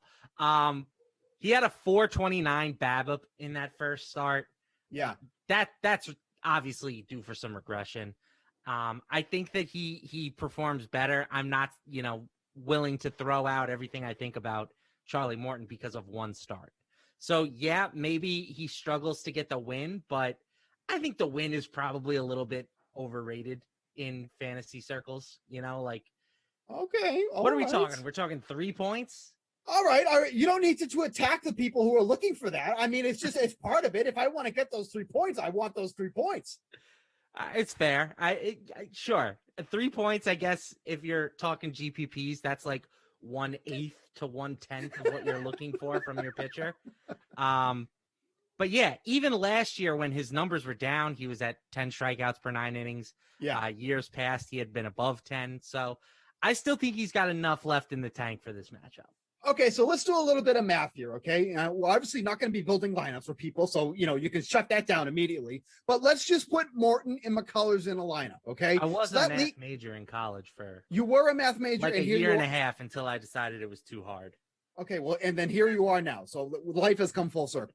So if we get Morton and McCullers in a lineup, that leaves you with an average of 41, just about $4,100 for the rest of your lineup. That's not too bad. Very doable. That's not too bad to work with on this lineup because, quite frankly, I think there's a lot of value to be had on this slate. I think there's a ton of value that you can go here. And one of my favorite stacks that I'm looking at is Cleveland going up against Julio Teheran. Of course. Now, here's the thing. You look at Julio Teheran and what he did in that last start, because he did face the Indians his first time out this season. And you look at the numbers. Pretty good start for Julio Teheran. And that's, the bar is not very high. So there is that. But you look at that start, 5 innings pitched, 4 hits allowed, 1 run, 3 walks, 3 strikeouts, 15.1 DraftKings fantasy points. That's pretty good. But here's where it gets ugly. And this is where I think people are going to fall into the trap here.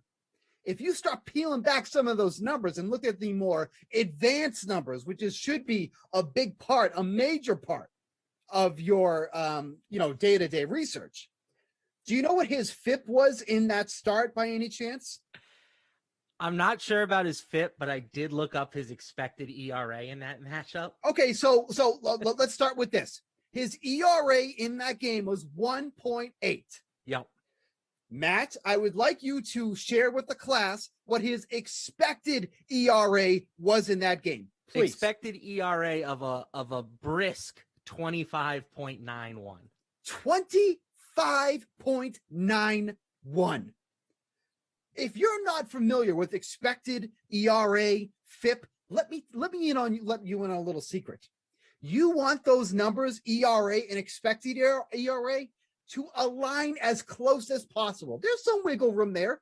If his ERA was 1.8 and he finished with an expected ERA of 2.2, no problem. He pitched like he should have.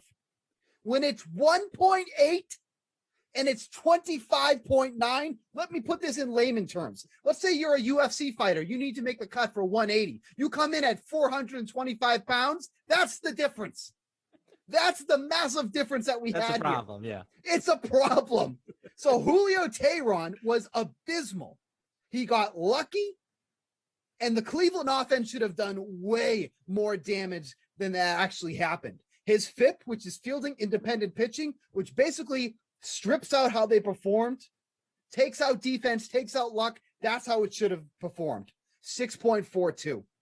So again, massive difference. So people now are looking at Teheran for tonight, and I'm saying, nope, that ain't the way to do it. I might push back on that a little bit. Oh, stop it. Go ahead. I think people realize that Julio Teheran got lucky. I mean, you look at Cleveland, they own the highest implied team total on the slate. 5.5. So it's not like they're going to be sneaky. I agree. I love Cleveland. I think they're going to light people up, or they're going to light Teheran up. I just think framing it as, don't fall for the trap of Julio Teheran insists that there are people out there that are going to fall for the trap of Julio Teheran. But here's what I love too, and this is what I love about the Cleveland lineup. Although I'm a little concerned about Ahmed Rosario leading off. That's weird, okay? But here's what I like after that. 1, 2, 3, 4, 5, 6 lefties in that lineup. If you are going to attack Julio Teheran, you do it with lefties. So if you want to do a lefty stack here, unfortunately there's 6, so you have to leave somebody out. If I have to leave somebody out, it's probably Josh Naylor, because I do like using Andres Jimenez at 9 just to kind of do the wraparound. Are you just mad because he's a former Met? No, I'm mad because he's 3,700 and he's batting 9th. Okay, but if there's like an expected output, who has the better one, Jimenez or Naylor? It's probably Jimenez. Yeah, okay. I think that might be fair. I think that ultimately, like, there are guys that you need to have, and then it's just sort of piece around them. Like, to me, Eddie Rosario is the need to have guy. Right. So, and just to put some numbers to what you said, left-handed batters last year, 446 WOBA against Teheran. Oh, man. And in that first start, Teheran had a 50% hard hit rate and a 21.4% barrel rate. Oh my God. Over 20%. If you look up what a barrel is, I don't have like the exact numerical definitions in front of me. There are a few different ways that you can qualify a barrel, but basically when you barrel up a ball, it is supposed to be a hit, and there is a outsized chance that hit will be for extra bases or a home run. Right. So he survived despite roughly 1 in every 5 batters putting a barrel on the baseball. That is incredible. Yeah. Like, talk about like starting your season off with like an absolute luck shot. Like, that is the definition, that start against Cleveland. So I'm all about Cleveland here tonight. Like I said, if you're using someone like McCullers and Musgrove, you have an average of just about 4,100 for your lineup. Oh, I'm sorry. You like McCullers. I'm sorry. McCullers and Morton. That's what you liked. So you have an average of just over 4,100 for your lineup. You can definitely fit in some of those Cleveland bats if you want to do that as well. So that's definitely something you want to take a look at as well. Another team we have to talk about. I'm just going to switch over to the sportsbook side here too, real quick. We got to talk about the Houston Astros. Okay. Now they're doing their part to suppress the Seattle Mariners, who are going to win the NL West, but they came out of the gates hot and they're doing their thing. Okay. Here's a stat that I'm sure you've probably heard of by now because it's all over the Twitterverse. But the Houston Astros are the only team in MLB right now to be a perfect 7-0 on the run line.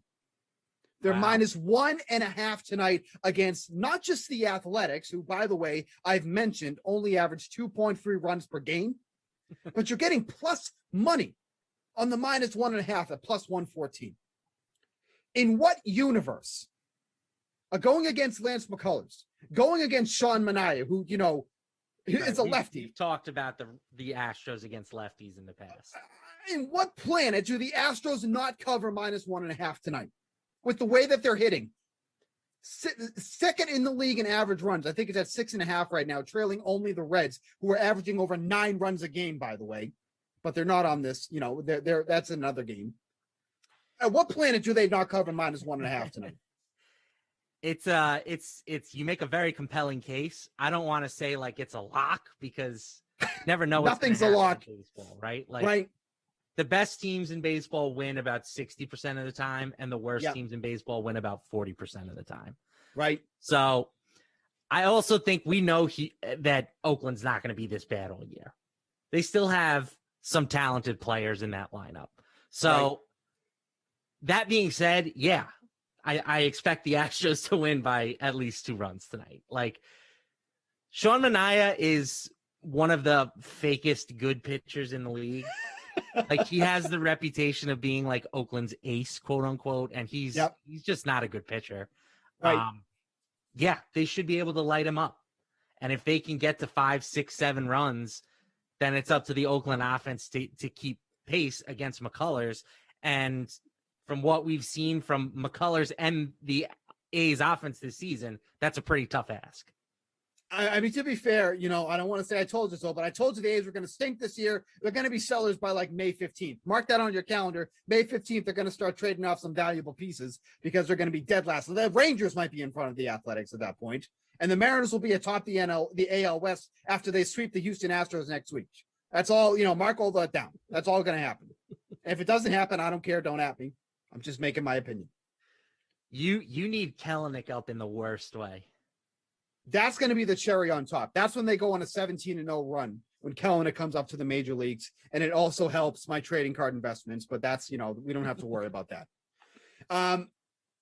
Jared in the chat says, Juicy won't fall for the Tehran trap. He's been saying stay away all morning. So sure. I heard a rumor, because I did not see the sweat this morning. I heard a rumor that Kenny likes the Oakland money line tonight.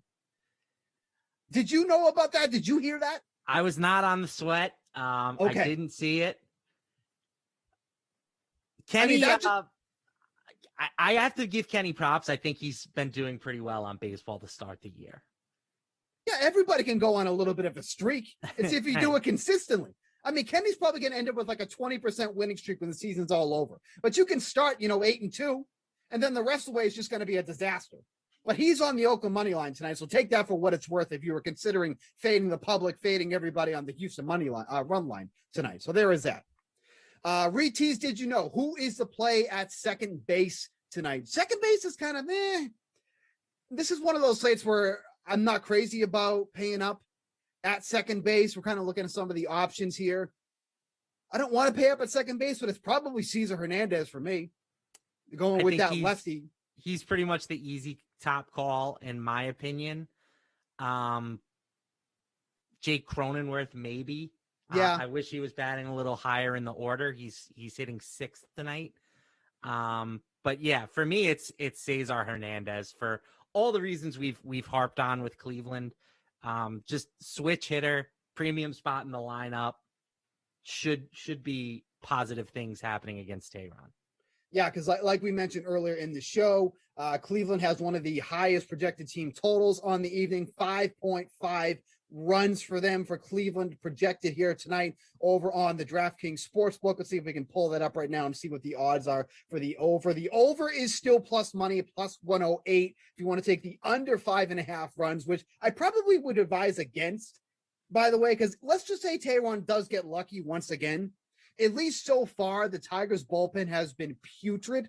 So far, they've actually been statistically one of the worst in MLB so far. They have a FIP of over 6 as well, just like Tehran did in that start. So that kind of tells you where the Detroit bullpen has been. So I'd be a little leery of taking under 5.5 at minus 125. You are getting some nice value at over 5.5 at plus 108. But yes, from a DFS standpoint, I think Hernandez is the play here. Second base is there's not a lot of great options in there. I don't know if you can afford to pay up for Jose Altuve. We do like Houston to win at minus 1.5 on the run line. Altuve has historically been very good against lefties, but he's almost 5,000. I don't know if I have the room to fit 5,000 in somebody that I don't need in my lineup, because quite frankly, if I'm paying 5,000 for a hitter on Houston, we talked about this, the show we did last week, Alex Bregman. Yep. Who had that moonshot last Friday and has a really, really good start to the season. Obviously, all that muscle that he put on, followed my workout regime, has caught up. He's already got 2 home runs, knocked in 6, averaging 11.2 DraftKings fantasy points. While we're on it, might as well get into it. Bregman is probably my favorite play at third base tonight. Yeah, so this is an interesting slate because you kind of have to determine, are you playing like the players or are you playing the teams?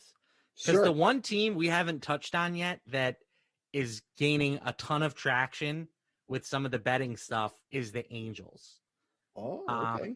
They are a sharp target on the money line from what I can tell. We're getting about 54% of the dollars coming in on the Angels money line.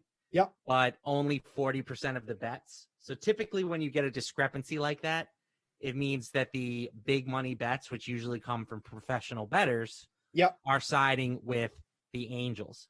You also have this total has jumped up to 11 runs now. Yes.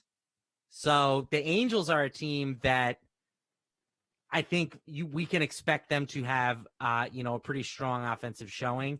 They're going up. I think David Phelps is starting, and then what's the other guy's name? Zook. Yes, Zoik. Zoikberg. He's coming in after the opener. So Zoik had a good showing in his first start of the year, but I think we can. I'm not ready to say he's actually a good pitcher yet. So I think the Angels are interesting, and if you're stacking the Angels, certainly Anthony Rendon deserves to be in consideration for them. Yeah. So kind of, the opposite of what we were saying about second base, third base looks like a great place to pay up at tonight. You've got Bregman, you've got Rendon, and then, of course, Jose Ramirez at 5,700. Lots of really, really strong options at the top. And I pulled up the trends here. This is all readily available, by the way, over on the DraftKings Sportsbook. So you can definitely see this at any time. You can just go and they got a ton of stats that you can look at it to help make you, make your decision on any bets you want to place. But this is just showing how the total has moved since it opened. It did open at 10.5 and it's kind of bounced up and down from 11 at 10.5, but currently at 11 right now. So that is the total. If you were to take the over on that one, you are getting even money with that. So definitely something to watch there too as well. But I think that is definitely something you can take a look at because that total has gone up since it last opened. But yeah, I agree with you. The Blue Jays have been kind of kind of a tough team to gauge. Like we've seen them go completely shut out at the plate. Then other nights they're absolutely ripping the ball. And this is without George Springer, because George Springer hasn't even played a game of baseball in the regular season, at least for the Blue Jays yet. So they've been kind of a tough team to figure out, but I don't mind the matchup against Andrew Heaney here tonight, who, as you can see, really tough start to the season for them against the White Sox. Only 3 innings, 7 runs, all earned on 5 hits, did strike out 4, but walked 2. Man, he's another guy here that, like, he is such a hit or miss for me. Like 7,300, fairly enticing price, not against an offense that's been crushing it, but not against an offense that's really been struggling either. I usually stay away from him. I know he's not a guy that gives up a ton of fly balls, a guy that doesn't give up a ton of home runs, but at least on paper, every time I look at that Blue Jays offense, I'm just like, man, I don't want to attack them at all. No, like, I don't want to. Not. I'm in no, position. I'm not that rich that I can just throw all this money at an opposing pitcher to go against the Blue Jays. This is definitely not one of those ones either. But again, people may be forced to look at someone like Heaney because you're going to have to save money somewhere. And if you're not paying up for the 3 or 4 guys that we already mentioned, who the heck are you paying up for, or who you kind of saving with that pitcher? There is no options unless, and this is a name I saw talked about on the Sweat this morning, Tyler Mahle over with the Red Hot Reds. Super interesting guy tonight. Oh, his first start, he had a 16.2 K per 9. Yeah. So he struck out everybody basically, and he had an 11.33 K per 9 last year. But when batters made contact against him, he had a 60% hard hit rate in his first start and a 40% medium hit rate. So 0 soft contact, and he allowed 2 home runs over 5 innings. So I think that this is the rare pitcher where you can make the case to roster him or to stack against him. Now, I was chatting with one of our guys, Gary and Thorne, today, and I can't stand using this guy because I feel like he's a poor man's Rich Hill. He'll come out to start the season, couple good starts, and like, oh, okay, I feel good about this. And then once he reels you in, then he just starts throwing up all over himself. That's exactly who this guy is. But Gary brought up the point, if that's the mentality, then he should do great tonight because this is only start number 2. So maybe this is the start where he continues to reel people in. And against the Diamondbacks offense that, quite frankly, I mean, oh, good Lord. I mean, we want to talk about bad offenses. They're not Oakland Athletics level so far, but they're, especially without Ketel Marte, who was on the injured list. I mean, this is a pretty sad looking lineup. So taking a look at some of the other ones, I think LaMarca has frozen because I just gave him so much good info that he doesn't even know how to respond. So hopefully we can get him back here in a second. We'll try to work on that.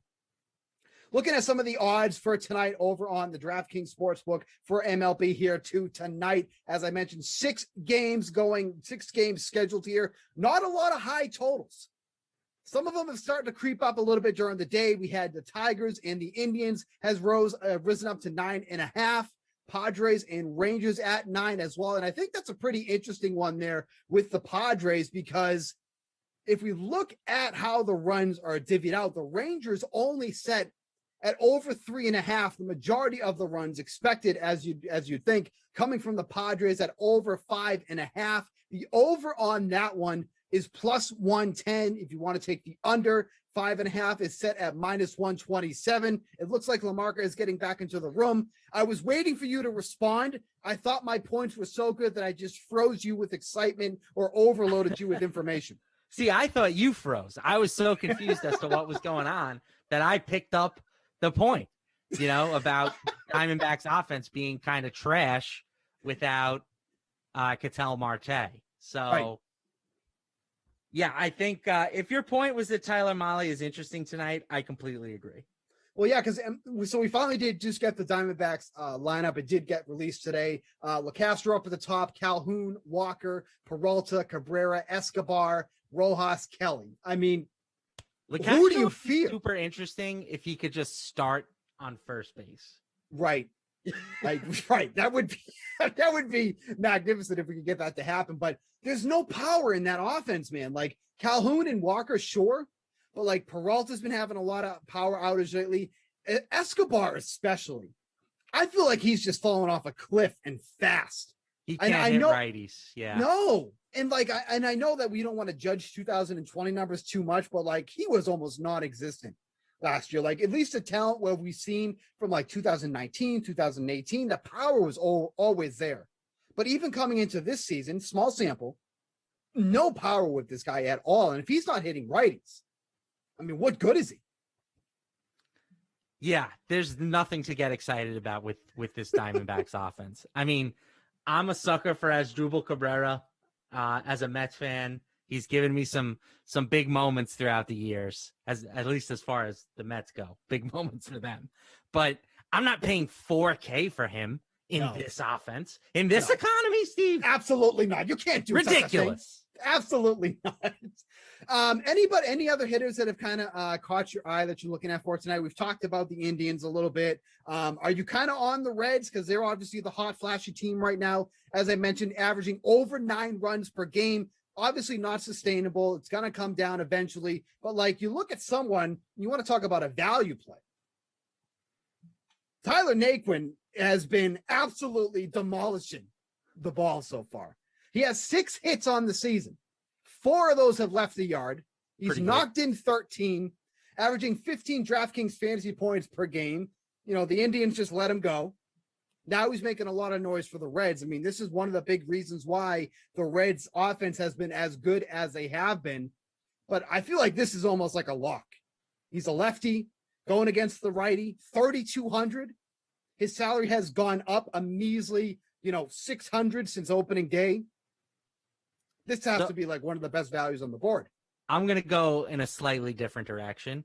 Okay. I would rather find the extra $700 to get up to Jesse Winker, who is back in the lineup today and batting lead off.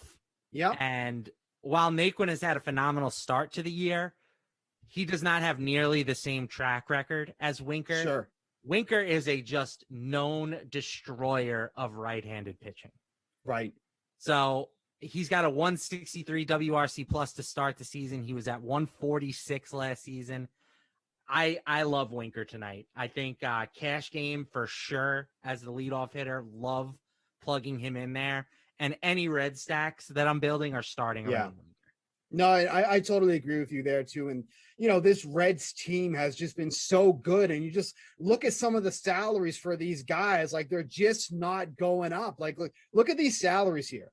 For an offense that is averaging over 9 runs per game, the most expensive guy in this offense is 5,300 Nick Castellanos, who's also known as Hollywood Hulk Hogan for his flexing at home plate, which baseball needs more of. Absolutely. But he's the most expensive guy by $1,000. I'm Yep. sorry, $900. I didn't see Suarez here at 44. Like the StatCast god, Eugenio Suarez. But this is an Reds extremely. Go ahead. Obviously not averaging 9 runs over the season. I don't think that's a huge limb to go out on. Yeah. This is a top 5 borderline offense. They Also just for the have season. a bunch of guys that just rake. I mean, particularly against right-handed pitching. Joey Votto, nowhere near the same hitter that he was in his prime, but he still is going to get on base. Yeah. And then you look at Winker, Suarez, Moustakas, Castellanos. I'm a big fan of Jonathan India. Like, yes, baby, let's go. This offense, there's just no breaks until maybe Tucker Barnhart is a break, but like this offense is going to do damage all year long. Yeah, I agree. I mean, and just, like I said, you take a couple of guys here, even if you can't stack them all, because they're still extremely affordable.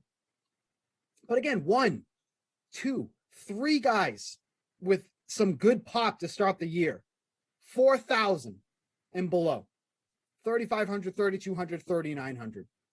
I mean, you want to start something like here if you want to try to just mash some other guys in, right? Really try to lock in some of the studs. Here's 3 power guys, at least so far this year. You can throw in your lineup. You already got an average of 5,600 for the rest of your lineup, including pitchers.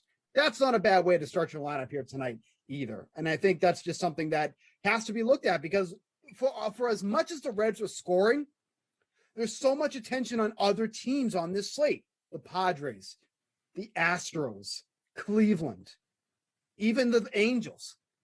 It feels like the buzz is just not there with the Reds. And you said it too. The 9 runs that they're averaging, unsustainable. They're not going to keep continuing like that. But in baseball, where it's all about highs and lows, I will absolutely ride the highs with the Reds right now until they start cooling off. And in the matchup they have here tonight against Taylor Widener, I don't think this is where the cool off begins. I don't think this is where the simmering begins. He's had good numbers in the minors, but they just haven't translated over to the majors so far. Number 27 ranked prospect, not in baseball, for the Diamondbacks. All right, there's something to write on your resume. 27th ranked in the organization. Taylor Widener. There he is, folks. As always, if you guys have any questions for the slate tonight, feel free to drop them in the chat. We will get to them as it goes along. Before we get you guys ready for the 6 o'clock Madden Sim, starting off the 3-game slate there tonight from Madden. So get those in while we start to wrap up the show a little bit here. Let's move over to the sportsbook side. Unless you had anything else from the DFS side. Nah, that's good. Okay, let's take a look at the DraftKings Sportsbook for MLB tonight. Like we mentioned, 6 games on tap here. Some of the totals are starting to rise. We've seen up to 11 runs now, the over-under for the Angels and the Blue Jays. Tigers and Indians maybe starting to creep up to 10. It's starting to get a little tight here with timing-wise, but that's been on the rise here too as well. Let me ask you about this game, the Padres and the Rangers, with the over-under at 9. I was considering writing this up as a potential over because the Padres should be able to do plenty of work against the Rangers. But I wasn't convinced that the Rangers would be able to do enough to make up the difference. And if you look at the team total for the Padres, they are currently at 5.5 plus 110 for the over. The Rangers only at 3.5, minus 109 for the over on that one. But you like Joe Musgrove. I like Joe Musgrove. If he gets them through 6 innings of 2-3 run ball, is that going to be enough to potentially hit the over? I'm unsure. So is this, this is where it gets dicey. Is this something you just totally leave off the board, or do you maybe potentially hit the under on this one?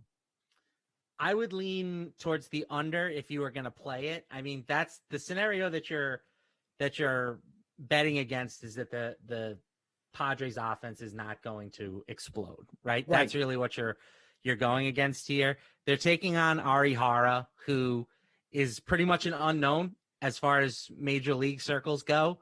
Yeah. He had a 5.4 ERA in his first start, but he was okay in Japan. 3.46 in 2020, 2.46 ERA in 2019. So you can see why the Rangers brought him in. Yeah. I think that there's at least a chance, not that he can shut the Padres down, because that's basically impossible to do, but this version of the Padres without Fernando Tatis and, with Jerks and Profar batting second, like, you can tell yourself a story that they score only 5 runs tonight. Sure. And that's where I think it gets dicey for the over-under there, because 9 is a fairly enticing number. If this was at 8.5, then I'd be hitting the over.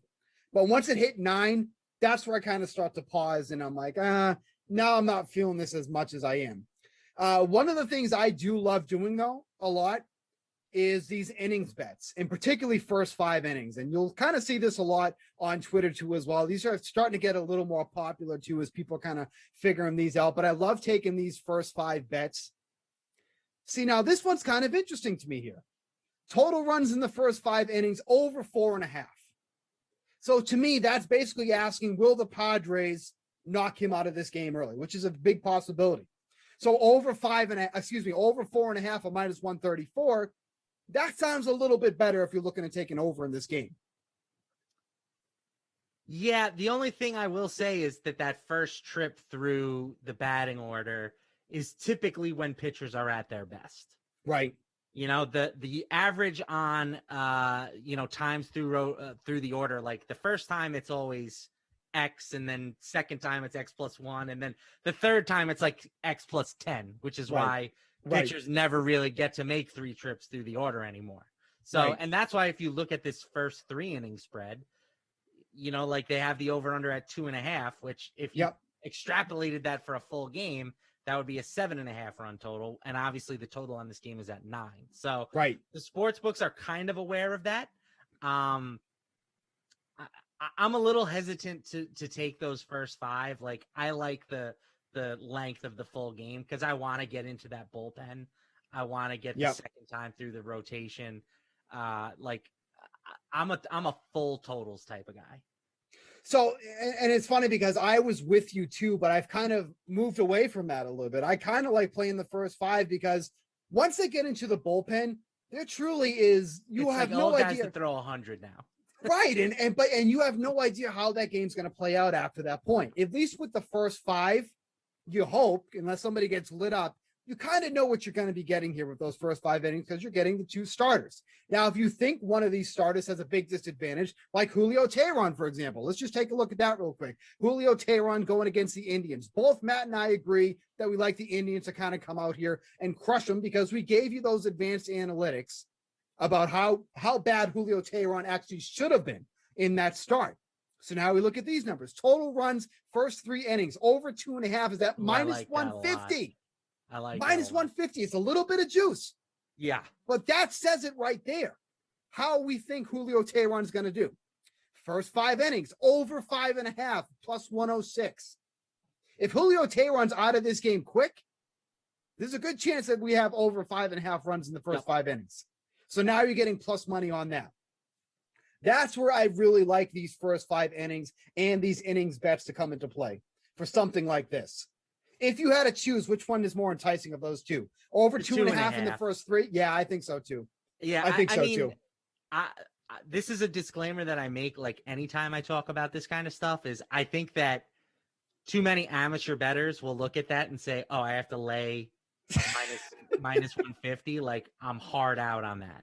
Yeah. And yet sometimes the bets where you have to lay a little more juice than you want to are the best bets on the board. Like the perfect example of this used to be betting against a safety in the Super Bowl. You know, because nobody wants to bet that there's not going to be a safety in the Super Bowl and lay minus 800. But the true odds of that happening are like minus 1,500.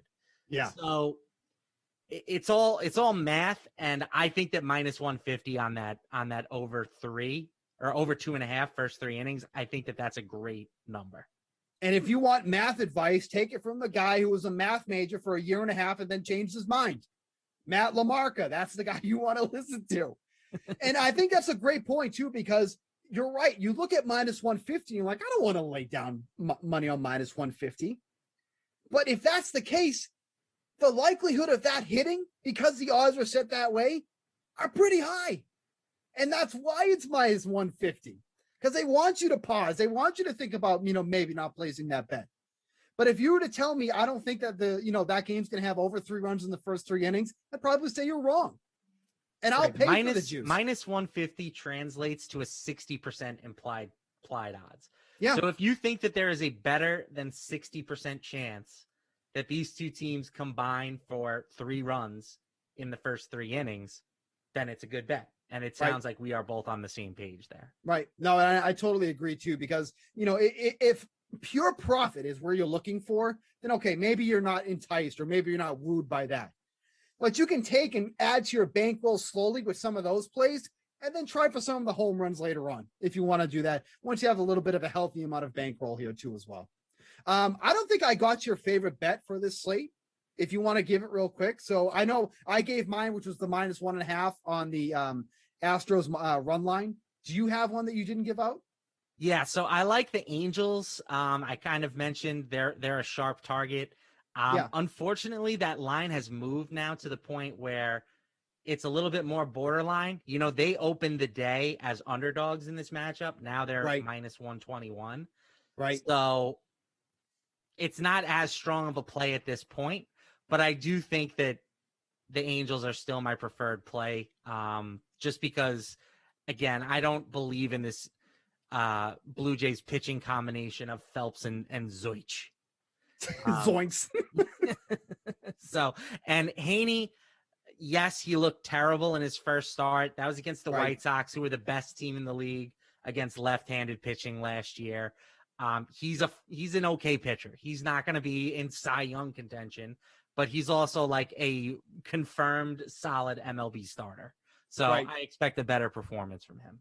Yeah, I don't mind minus 121 on the money line there. I think that they should win this game. You know, I do worry about Heaney, but if we're talking about bullpens here, I'd have to give the edge to the Angels. And then with the, you know, it's basically a bullpen game for the Blue Jays. So if I have that sentiment, then I should be on the Angels because you're getting a full bullpen game out from the Blue Jays here in this one. All right, that is going to wrap it up for us here on this MLB edition of Pre-Lock Live. I want to thank my man Matt LaMarca for coming on the show. As always, don't worry, there's still plenty of content left here on the Dream Stream to wrap up your Friday night. We got the 6 o'clock edition of Madden coming up next. It is Washington at the Rams. 2 studs going in that one. Rossi and Jeff, they'll be on the call for that one there. For Matt LaMarca, I'm Steve Buchanan. We'll catch you next Friday.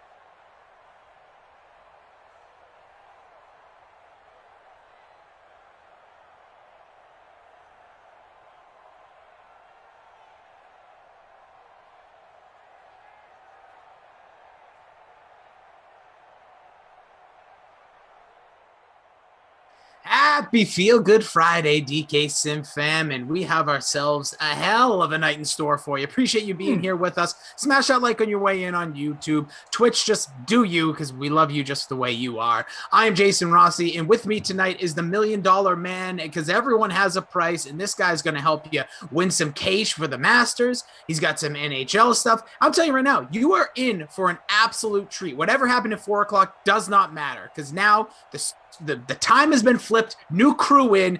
This son of a gun goes by at the Fantasy Grind over on Twitter. It's Jeff Ulrich. Give it up for everybody, Jeff. Woo!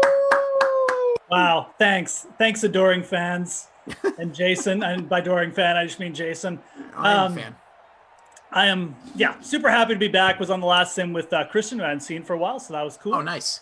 And it was kind of a mess sim, but whatever. Good company. I don't know, man. We've got the Masters going on today. I know Christian brought up it's WrestleMania. Let's be honest. I would like to talk to you about, get the lowdown. And now we got this sim with Washington and the Rams. I made my lineup about 30 seconds ago. Oh, I like it. Already can't remember who I put in the captain spot. No, I put McKissick in the captain spot, but I went all Rams with my other picks. So I got very creative today. Very creative sim making. McKissick in the captain with 5 Rams. And let's go. Heavy on the Rams. Well, lineups have locked. So what Rams did you choose? I chose who did I choose? Let's see here. Oh, I don't have any line. Here we go. Okay. It's coming. Goff, Cup, Higbee, Reynolds, and Sam Sloman. Oh, come on. Give it up for the man. That's why he's a genius. It's all about the defense, baby. For me, a little different. Went Reynolds in the captain, McKissick, McLaurin, so I got Scary Terry in there. I got Robert Woods. I always say this wrong. Is it Darrell Henderson Jr.? I always say it wrong. It is. Finally got it right. Darrell Henderson Jr. and then also Higbee, who's been one of those players. So I don't know why. In Moose, I'm sure you fall into this category. You have like certain teams you see a lot of, right? Mm-hmm. It just happenstance. Like, there's no breaking a fourth wall. We put our schedules in. We're locked into our spots before we even know the teams. So I've seemed to fall into a lot of Rams games, and it's so bizarre, this team, because Goff at times can have amazing games, different guys, but it seems like Higbee has just been this absolute heater recently. So we'll see if that trend continues. I was on the last Higbee game, and he just went nuts. It happens, and it's weird because then there's guys like Cup who've been very down recently too. So you never know. Every game's unique either way. So we have ourselves an amazing time to have. We appreciate you guys joining in with us here. Tyler, I thought there was going to be a much more important question because Tyler says, "Hey, Rossi, how are you doing, sir?" Well, just because you called me sir, I'm doing awful. No, I'm kidding. I'm doing great. Everyone's doing great, I hope. Moose back for his second. Oh, wait a second. Jack M says, my second favorite host behind Adam. I don't know if it's me or you. Hopefully it's both of us combined. And by Adam, I hope you misspelt like Emerson or something. That's right. But hey, everyone's entitled to their own opinion, even if it's wrong. The award for the LVP named Babysitter Billy. Once Billy, the man behind the scenes, he's actually doing a sim with me pre-WrestleMania this Sunday at 4. So I don't know Drew, by the way. I don't know who's producing that game. But just let him know, I don't think I'm calling a play. All right, I'm saying it now. I'm calling my shot. It's like Babe Ruth. 4 o'clock Sunday, don't even bother. Maybe I'll say, hey, this is my lineup. That's it. But he once told me right to my face, oh, it's Jordan. He's going to get mad at me. But I'll let him know. Oh, now he doesn't. Oh, look at this. It'll be Michael. Oh, Michael will love it. Anyway, so back to the point. He once told me right to my face, my opinion was wrong. And ever since, so that's always a joke between us. I'll say something is that an okay opinion or is that opinion wrong? I forget what it was even about. Billy. Oh yeah, he was so mad. He gets very emotional about stuff like we all can with different things. But I definitely struck it. And he was I was like, that's just my opinion, dude. He's like, well, your opinion's wrong. I was like, whoa. Never heard that. That's the way the cookie crumbles. No, right? Just because I know you two, was it something did you give a bad TV take or Yeah, it would have to be. My guess is it was either something television related, or could have been sports.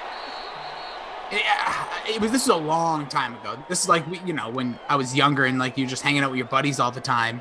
Yeah. And we were hanging out like a pizza shop, and he lost his mind on me. It like made people like turning heads. Like it was clearly so important that you've already forgotten. Yeah, you could tell what was memorable of the situation. Yeah, exactly. Right. But yeah, it's a big weekend sports wise. Not like I guess you could call it the major sports, but you got the Masters going on, which you have literally a brain with so much knowledge. He has his own show here now called The Ultimate Ulrich Lineup Building, or something like that. Comes after the 2 p.m. sim on Tuesday. So don't be scared to drop some questions throughout this hour. I don't know if you did that last time or not, but if there's anything, because I know you can enter, there's contests every day. So I'm holding out till Sunday, I've decided. That's a good idea. There should be some massive contests for this Sunday. For the weekend golf, though, they're all up as well. Yep. The last couple groups still out on course right now, but yeah, it's shaping up to be pretty tight. I mean, Justin Rose barely hung on to the lead, but you got a group at 4 and up just right behind him, man. Really crazy. So, going to be a very, very exciting weekend of golf. Yeah, pretty excited for it. Oh, you should be. This is like, I actually have a noob golf question. So every week, I know there's the golf show now on Thursdays at 5 as well. I'm sure you'll be a part of that at times. 5 p.m. Eastern, by the way. And I have to keep reminding myself that because you're lucky and it's earlier.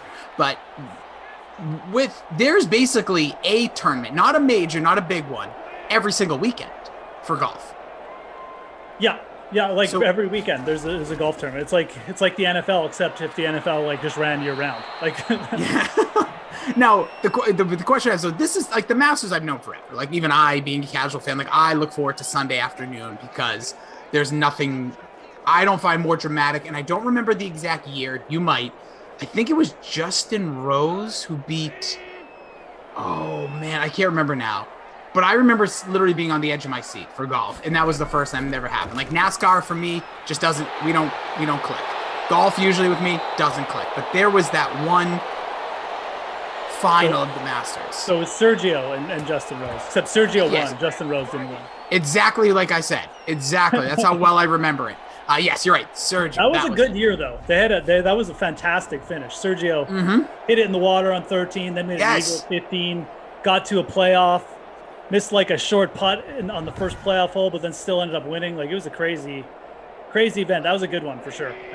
I'm guessing, was that 14, 15? How would you know? 17 actually, 2017. All right, I gotta just stop. It's getting embarrassing. But those moments I love. There's nothing. It doesn't matter what the sport. Hockey. If you're getting into the playoffs and you're in overtime, basketball, same situation, football. When it comes to the big major moments, the things you're going to remember, even though I can't remember the year or the people, but that's awesome. And I hope for Masters' sake, for everyone's sake, and for the sport, that we get something like that on Sunday again. I hope so too, man. It's shaping up like it's going to be a great finish. Like I said, I don't think Justin Rose is going to be winning this event by 5 strokes because of the form he came in with. He's a good player, likes his course, but there's just too many quality names chasing him. So tomorrow will be super interesting. It's really going to weed out, the contenders from the pretenders, and and then we'll go on Sunday. It should be, like I said, I'm not expecting someone to distance themselves by multiple strokes. You'll get someone in the lead, obviously. Almost a pick. Yeah, it could have been on Saturday night, maybe even by a couple strokes. But it should be a fun Sunday. So yeah, this one's going to be good. So I'm going to be looking forward to any articles or anything you have, any advice that I can see come Sunday morning, because that's when I'm going to slide in and probably just do stupid things and try to just win $1 million.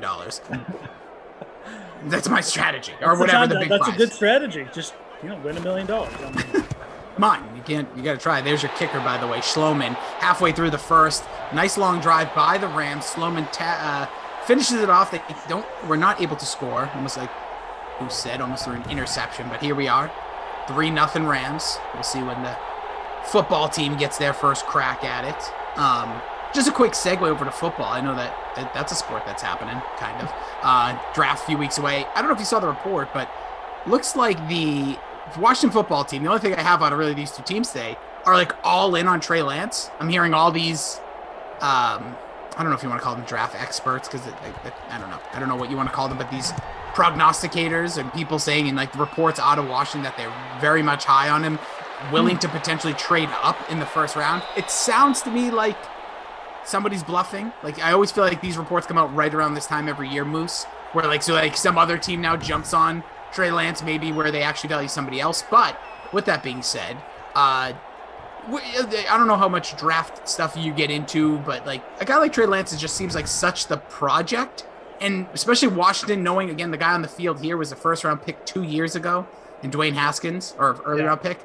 Like, I just feel like they show almost like steady as you go here. Like, you got Fitzpatrick. You see it. You have, as I like to call him, Mr. Hanky, the Christmas Pooh there as your backup now. Had that nice playoff game. Like, don't you think they should stay the course? Or where do you fit on this? Do you think if they value that early-round pick, go up and trade for him, which seems like the most Washington thing ever? Or are you more on the stay with the players you have on the team right now? I mean, Trey Lance is just like, someone was going to fall in love with him and really go after it. But I didn't really think it was going to be Washington. But no, I don't really think it's a good idea. I think Washington has a chance to win with Ryan Fitzpatrick. Like, just build around Fitzpatrick. I mean, quarterback's a deep position now. I mean, it's not that hard to get decent talent. They can go out and upgrade next year. I mean, in the draft or some other way. But I mean, I guess the argument for Washington bringing in Trey Lance right now is they don't necessarily have to start him if they go out and get him. But you're also, if you're going to give up all your draft picks, like your team is good right now. So just keep building, like keep doing what you're doing. Draft more defense or something. I don't know. Like if Trey Lance is going to help you get over the hump this year, do you really have to just go out and get him right now? I mean, I don't know. I can buy Trey Lance being a talent and like taking a shot at him, but I just don't know if Washington is like the team that should be doing that right now. I think and I feel like that's like Washington. There's something there under like Snyder that they always feel they have to have some sort of like headline. Yeah. It's like right now. Look what happened last year. All the headlines were fine. Well, after the preseason and after all the crap, like Ron Rivera. He went, battled cancer, made it through. Like, you had so much positivity. You had Alex Smith, who came back, comeback player of the year. You had so much good going on. Like, stay that course. You want to be on the right side of the news. Yeah. I just feel like Trey Lance, like, even, like, don't get me wrong, he could be a stud, and maybe I'll eat these words in the future.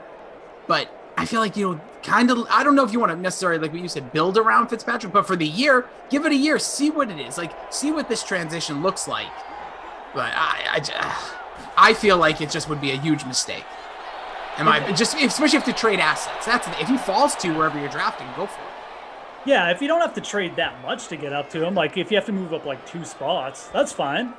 If you have to move your entire draft to get up to him, that seems that's absurd. Like you're like you said, you're a team on the rise. You don't need to go all in on one player. A guy who's easily of the top 5 quarterbacks has the most question marks about him. So, yeah, this happens every year though. Like some team, they fall in love with the prospect. Like you can go back through history and just see it, man. Like teams, they just like, oh yeah, a project guy like reminds me of the Bills with like EJ Manuel, like back in the day. They did the same thing. They're like, we got to go get EJ Manuel, like 15. Oh man, trade up to get him. Like it, Quarterback, quite frankly, it's an important position, but it's pretty deep right now. Like, you can go out and sign guys. Look at what Tampa did. Tampa didn't draft a quarterback. I mean, I don't know. No, I agree with that. And also look what we saw in Heineke or whatever his actual name is. Now I can't get Mr. Hanky out of my name, but like him, that guy. He played really impressive. And I'm not saying you're going to turn the franchise over to him, but that's why I think you get a guy like Ryan Fitzpatrick in. So you get a guy to compete. If Fitzpatrick wins the job, great. Maybe he's your quarterback for a year or two. Maybe you win the division. You still have a stellar defense. You have decent offensive weapons. You've signed some guys. So, I don't know. I just don't like the idea of that. But now I'm looking at the draft moves very quickly. They do pick 19, which I think isn't out of the question. Even though everyone's saying there's going to be 5 quarterbacks in the top 10, which I think is insane. Yeah. It would be crazy, but it could happen. But like 19, you're in a spot that you could land one of those quarterbacks. Yeah. I believe. I know we were talking about this on the last one too. Like, we see all the hype is, and I think quarterbacks are going 1, 2, 3. There's no doubt. But like, if Atlanta's just like, no, we're taking Pitts unless you like trade your whole draft to us. They'll probably take Pitts. Cincinnati, no, we're taking an O lineman unless you trade your whole draft to us. They're probably going to take an O lineman. I don't even know. 6 is what, Miami, right? Miami Dolphins, yep, but that's where they Miami's not taking a quarterback. I don't think they're they might think about Justin Fields. No. But I don't think they're going to take a quarterback. No, I don't think so either. Like these guys could, Lance and Fields, let's just assume the 49ers are going to take Mac Jones because that apparently is a thing. Trey Lance and Justin Fields could definitely drop further than people realize. So again, if Washington's giving up like a second round pick to get Trey Lance, fine. That's not that big a deal. I get it. He's a project. You can work him behind Fitzpatrick. I don't even mind that, I guess. But like you said, let's not blow things up. Like, you have a good thing. I think Washington's a legit contender in the NFC next year. Why go and ruin it with destroying depth, trading like future draft picks?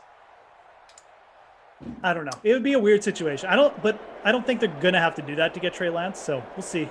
No, I agree with you. I just when I read these reports, I'm like, come on, Washington. Yeah, exactly. I know, and they're one of those teams too. Like, the Bills were that team for a while, where they just they do things like that. It's like, what are you doing? Atlanta's a bad drafting. There's certain teams that are just bad at drafting. Yeah, unless they fall in that early spot, right? Like where you're just hey, you got good players, which we shall see. Talking a whole lot of stuff. Masters, WrestleMania, football, Madden. Who knows what else could come up? Drop your question and smash that like. It's Moose at the Fantasy Grind at Jason D. Rossi. That's me, not him. If you follow at Jason D. Rossi looking for Moose, I am so sorry for the junk you're gonna see. We have producer Drew with us tonight, and he's gonna be with us the rest of the way. We got Daniel, our technical director, who is inside the interwebs. Don't say anything because he'll find you. He knows exactly where you are, your IP address and everything. And then we have Zach and Obbs, who has everything updated through 3-0. It was a Sam Schloman field goal. Those are your only points. It's like an Adam Sandler character. Sam Schloman. It sounds like you're as this is only the second drive of the game. I know, right? Like the Rams just ate up about a million minutes. Yeah. They're equally time for time here. It's going to be almost 4 minutes both ways. As we get a 4th and 5. That ball was dropped. No, short completion. Short completion. Okay. Oh, no, it was dropped. The clock ain't moving. I don't know. I couldn't tell. It looked like he caught it and did the roll. My least favorite play. We all have our least favorite things when you're watching these games. But that to me, they're going to show a replay too. Wonderful. It's like the cat. Yeah, and then they're momentum. Oh, he went out. Yeah, like that. And then, he's in bounds. Oh, and the clock's moving. Anyways, so we'll get a field goal for field goal here. Justin Hawkins with the answer. Thrilling stuff. Yeah. As Glash would say, 4-3. Yes. 4-3. I was telling Glash this once. I know how he does his Marv Albert. That I think it was a video. I believe it was NBA Live in '94. Had Marv Albert as the voice. Oh, that's right. And so I used to always just chuck up 3-pointers because, you think games have repetitive commentary today. Yeah, back then. Oh, my. It would just always be 4-3 off the mark. I had that game too, man. Oh, it was. I remember just being Sean Elliott for the San Antonio Spurs, just chucking threes. It would just be it wouldn't, they never knew player names. It wasn't, we weren't there yet for Sega Genesis, but. That's probably why I find Glash's Marv Albert shtick so funny now that I think about it, because of the video game connection. There's probably something in my brain that just takes me back to being 13 or something, and it's remember when you used to chuck threes in Sega or something? Honestly, it's what I brought up to him because I said, you don't sound like Marv Albert, the actual commentator. You remind me of NBA Live '94. Just that's all he it was so ridiculous and just so funny how far video games have come since then with the intuitive commentary. Yeah, Justin Craven's NBA Live, Boom Shakalaka. Yes. Yeah. Yes. There's a couple other ones. I can't even remember what they do. It's he's on fire or something. They just keep saying it. Oh yeah, classic old video games. Gotta love them. It really, really is. Justin Craven's all over. Yeah, he goes the Sega version. You could jump out of the screen for dunks. Awesome. Abby looking for Cup and/or Woods. Golden Age. for video games. I tell you, man. Without a doubt. Like, it's hard because, as someone who fancies themselves some video games, I have a real tough time getting deep. Like, I could play a sports game just because it's like, like this, like about an hour you could play, get what you're looking out of it, maybe play with friends, whatever it may be. But like storyline games, or just using a franchise, for example, like a Resident Evil or any of these, like The Last of Us, these very popular games, it's so hard for me to like get in because it's like a 72 hour to completion. And that's not a straight, that's like idea, like that's like if you're the greatest. So even like I'm a big Zelda guy. So even like the recent Zeldas, I'm like, my lord, it takes me like 5 years to complete because I'm gonna like put it down for like a 6-month time frame because I'm just not gonna. That's why, like, going back to those days, why I think it also is golden era. You could pick up, I don't know, Jurassic Park or Lion King, whatever movie of the time video game, and you like play for 25 minutes and you just move on. Yeah, it's true. I really like those games. Like Last of Us, I thought is like fantastic, but there are some of them where it's like it's too much even for me. It's like, I've put like 30 hours into this game, and I'm like I've just been like doing the same thing for like the last 10 hours. It's like, okay, like, or if you ever get stuck, I do have a life outside of this. Like, yeah, let's move forward now. With the video game here. Seriously, yeah. Scott says, throw back the good old day. Oh, he says, yeah, Lion King was a good game on that Sega. Sure was. Kareem says, if you remember, Double Dribble. Double Dribble, yeah. Yes, Double Dribble. And you had the Lakers. This is the funniest thing in the world from Double Dribble. If you didn't, this had to be like 1990 or 89. I was an early one, yeah. They had halftime shows with cheerleaders, and then the logo would come out for the team. And there was only like 6 teams in the game. And one of them was the LA Lakers, and a weird looking like diamond that was supposed to be like, I'm guessing the shape of a lake, was the logo. It's hilarious. Nathan asking, Double Dragon or Contra? Oh yeah, Contra was a good one. Yeah, I'd go Contra there too. Yeah, Double Dragon was okay, but Contra was a better game. I don't hinder with okay, people. I have a mini arcade, Rampage, Joust, Gauntlet, Space Defenders, NBA Jam, NBA Hang Time. Says the Guru. Great stuff. RBI Baseball and NAS was great. Dustin, do you remember this with the pop-ups? Doo. Ooh. It took forever. It was the longest. But I agree. So, like, you're a Last of Us guy, and just obviously, I think there's like at least a script being put out there for a movie about The Last of Us. Yeah. But the thing about that was one of those games that intimidated the crap out of me because I read, because there's websites you can read like what's the average gameplay for a user to beat this game. And I read like, it was like 73 hours. I'm like, oh, good Lord. And that doesn't sound bad. You're like, oh, that's like 3 days. But like 3 days and like, you don't just sit down for 3 days. Yeah, that's true. But there are so many games like that I feel like I've missed that I want to go back to like that. That's a good game though. That one like I really got into. I know. What's that treasure hunter? Like oh, are you talking about the Drake kid movie? Drake's Fortune. Yeah, and they're making a movie about it too. Yeah, with Tom Holland and Mark Wahlberg. Yes. What's the name of the game? Games. Those are pretty solid too. I like those. Yeah, but what's the name of the actual game? I know Daniel's gonna do it. Tom Drake's Holland. Fortune, isn't it? Uncharted. Uncharted. That's what it is. Uncharted. Yes. There you go. Yeah, the Last of Us series. It's a series for HBO. Oh, from Chernobyl creator? Wow, that's going to be awesome. Really? Okay, well, that actually sounds amazing. I have not been keeping up on that, yeah. An HBO series on The Last of Us by the Chernobyl. Wow, when is this out? This is like actually really exciting news. Yeah, the Uncharted movie, I know that's 2022. Daniel just dropped. Last of Us series, this is from the Hollywood Reporter. I remember seeing this because I remember a lot of people fighting over who should play roles. So it looks like that's going to be a 2022 as well. Okay. Just quickly glancing through this article. And as we know, expect delays. Yeah, I know. This is honestly, and this sounds terrible, the worst thing about the pandemic. All the delays, Jason. I'm someone who really looks forward to like projects like this coming out, like the new Batman, the new Marvel, like that's like comfort for me. It's comforting for me that there's like these cool movies coming out. It really does.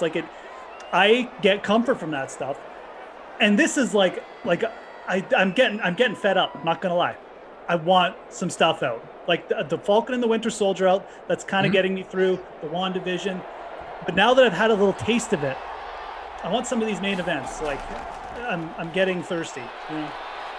Dude, I'm with you. Haskins has all day. I am.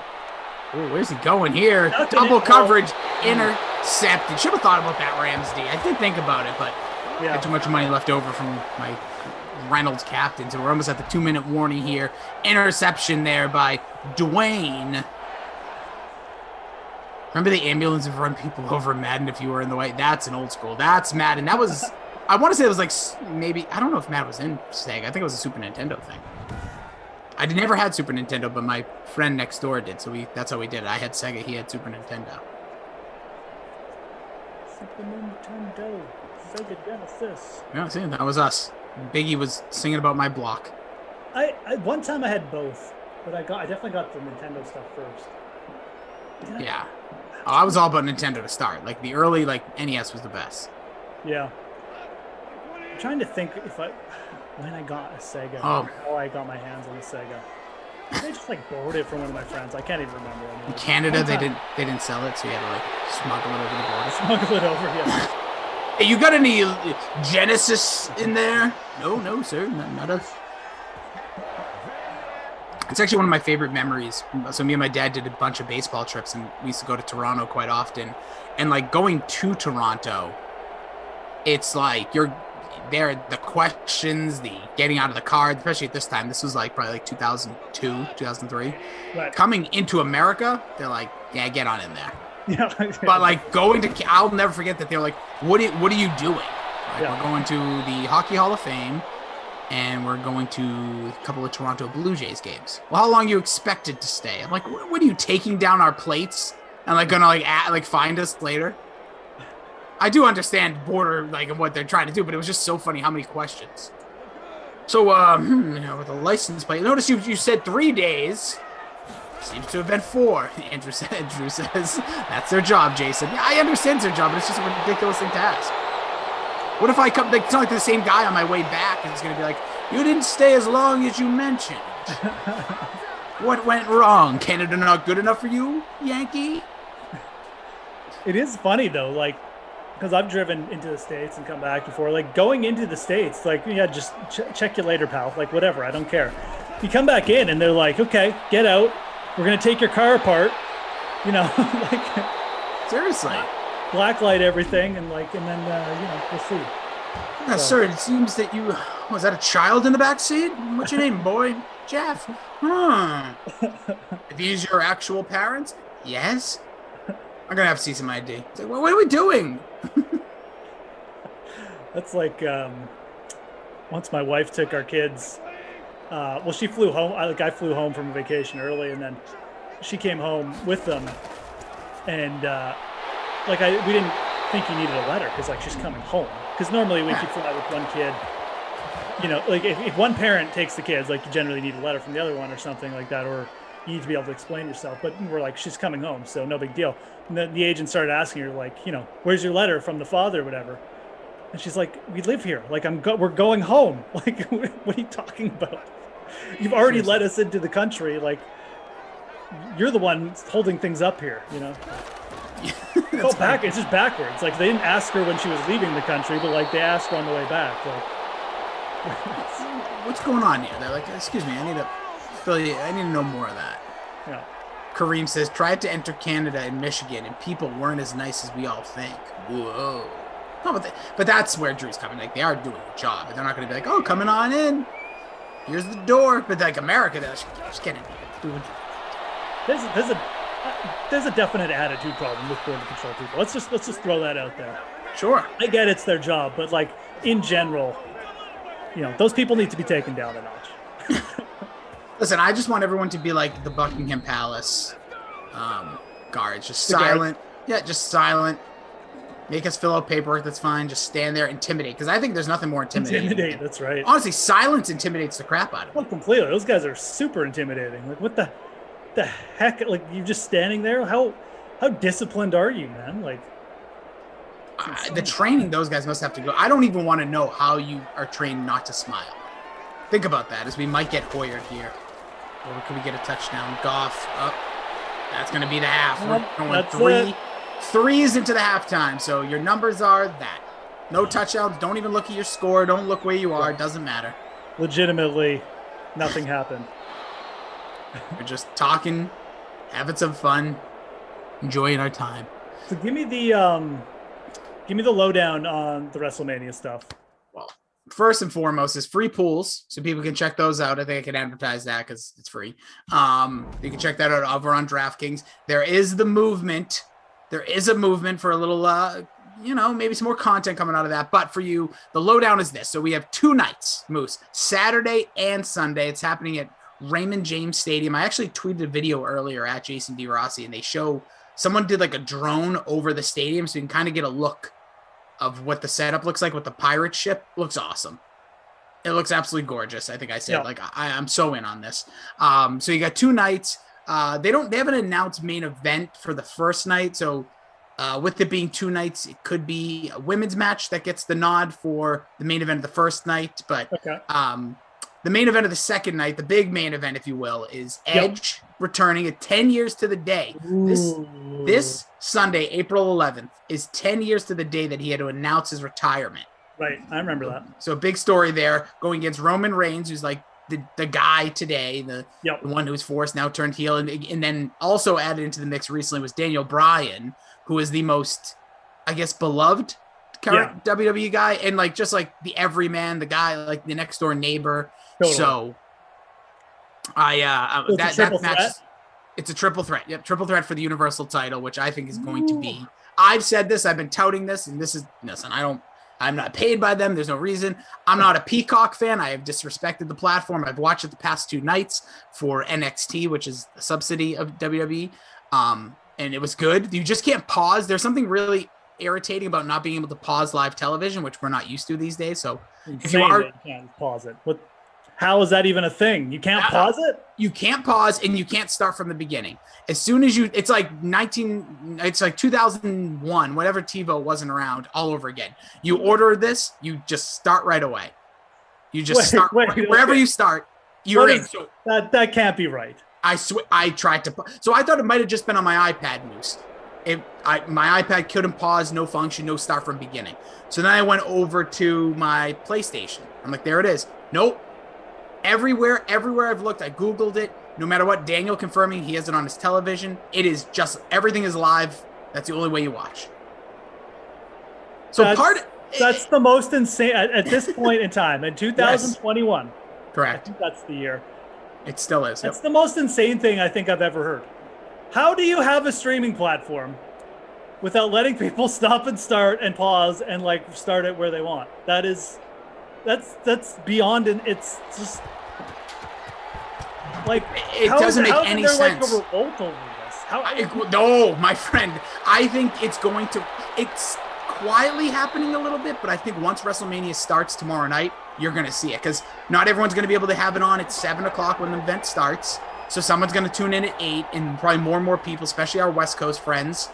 I think it's going to hit a fever pitch over the next 2 days. I think it's going to be a big revolt.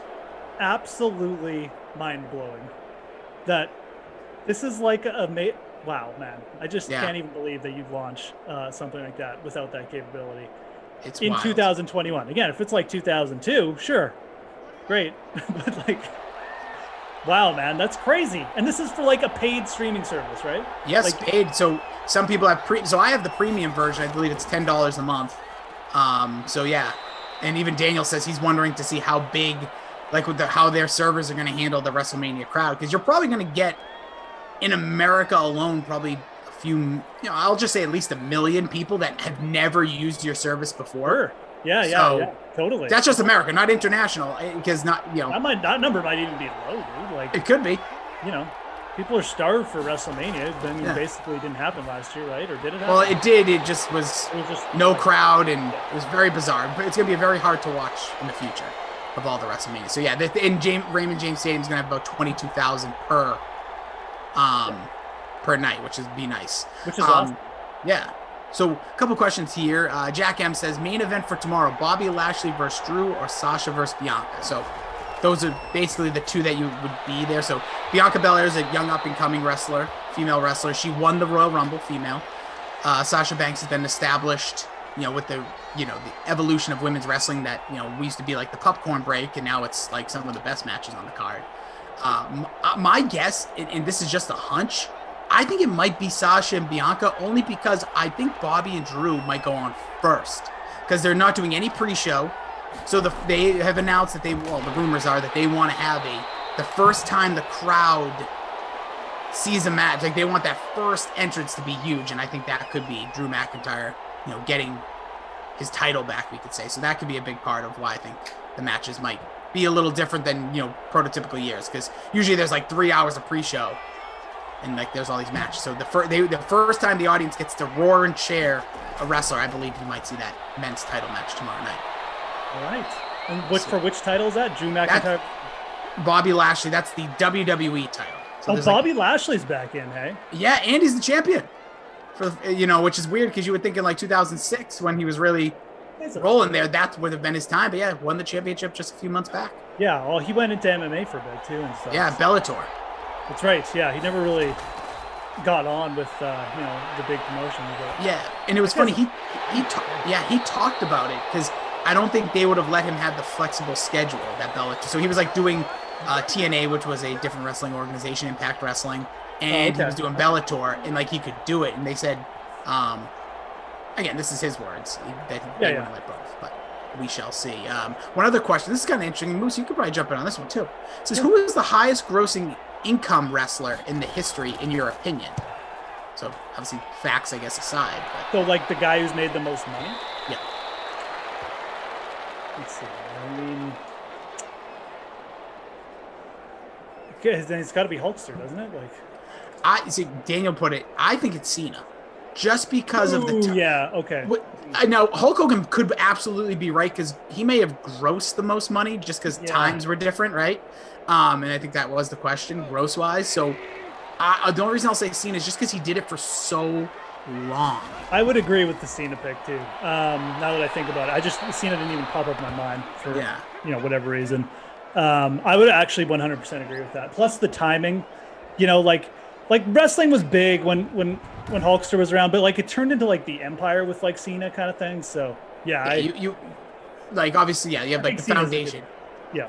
And as Daniel points out, the merch, he did sell the most merch in the history of wrestling. Like Stone Cold had a run where he was the highest paid wrestler and all that, but that was only for like a 3.5 year stretch. Yeah, it was cut short, unfortunately. But that was. Yeah, he had the run, and I guess The Rock is the other dude, right? But his run kind of cut out too quick too. Like Cena's of the like Stone Cold and Rock era. He's the longest running guy. So yeah. And again, the merchandise was much different. Hulk, like everyone had the shirt that everyone knows, like Hulk rules and all that, but like Hulkamania, great. Even when he did stuff with WCW, NWO, he was getting money off of that. But John Cena had like multiple shirts out every time, and like children were eating that up from like the years of like 2006 till 2018. Yeah, because like the kids weren't buying some kids were like the Stone Cold 316 shirts, but like every kid and parents wouldn't feel bad about buying a young kid a John Cena shirt, whereas they're like, man, maybe not the Stone Cold till you're like 14 or something, right? So yeah, Cena would makes a lot of sense for sure. Absolutely. Yeah. Also, Daniel says Rock probably made more money on film than he ever did throughout his WWE deals, without a doubt. Absolutely. Yeah. That's the thing. You think about Rock, and you're like, well, he was the biggest star, but his money kind of came after more. Yeah. So, and then also, just quickly, Dustin says, Ross, you ever seen Dark Side of the Ring series? It's really good. I do. I have seen it. I've seen a lot of those too. Really good. Those are great. Like that. Those are like how I always tell like my friends who don't watch wrestling like as avid as I do these days. I'm like, dude, absolutely check out this series. It's actually kind of sad, but I was told, Moose, this actually you might be into this too. Somebody tweeted at me because there's a trailer for season 3 of Dark Side of the Ring that I put out, and I guess there's a Dark Side of the 90s. It's a different show called, and it's like goes. I don't know, but I'm assuming similar, like going to like stories of like 90s, either actors, TV shows. So it's on my to-do list tonight to check out what that is. But someone sent me like a link to the IMDb. Yeah, I'll have to check that out. That is interesting. Yeah, Dark Side of the Ring is really good though. Like Ross said, it's dark, but it gives you like backstories of certain guys, and and things that went on.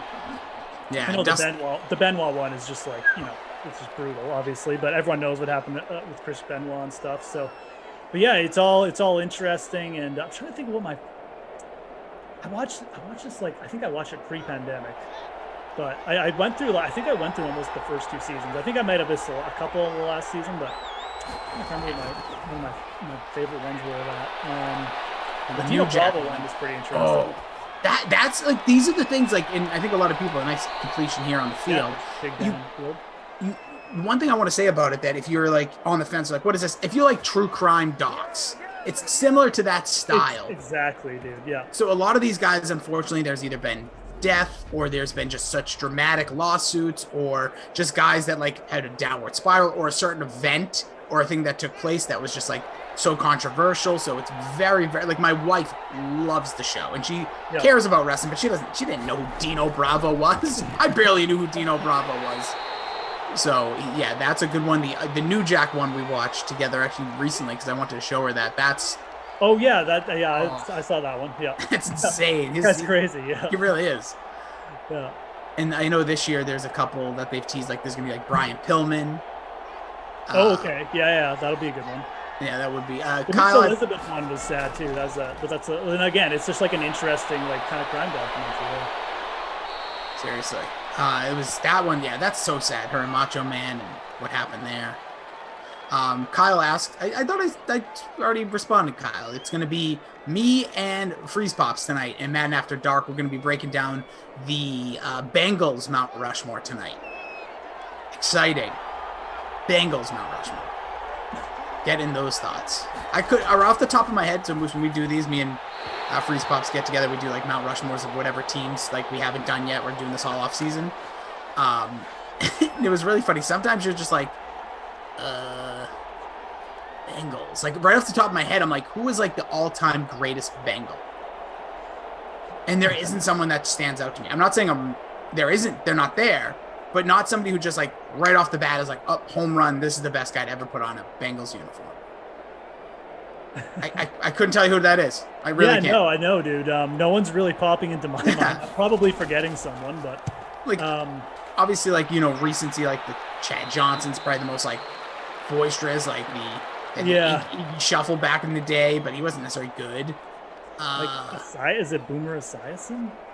I guess, but is Boomer Esiason more like a Jet? Like, I don't even know. That's one of those weird, like, but I'm gonna say, you know what? There's a reason to tune in tonight at Madden After Dark. We'll do the second half.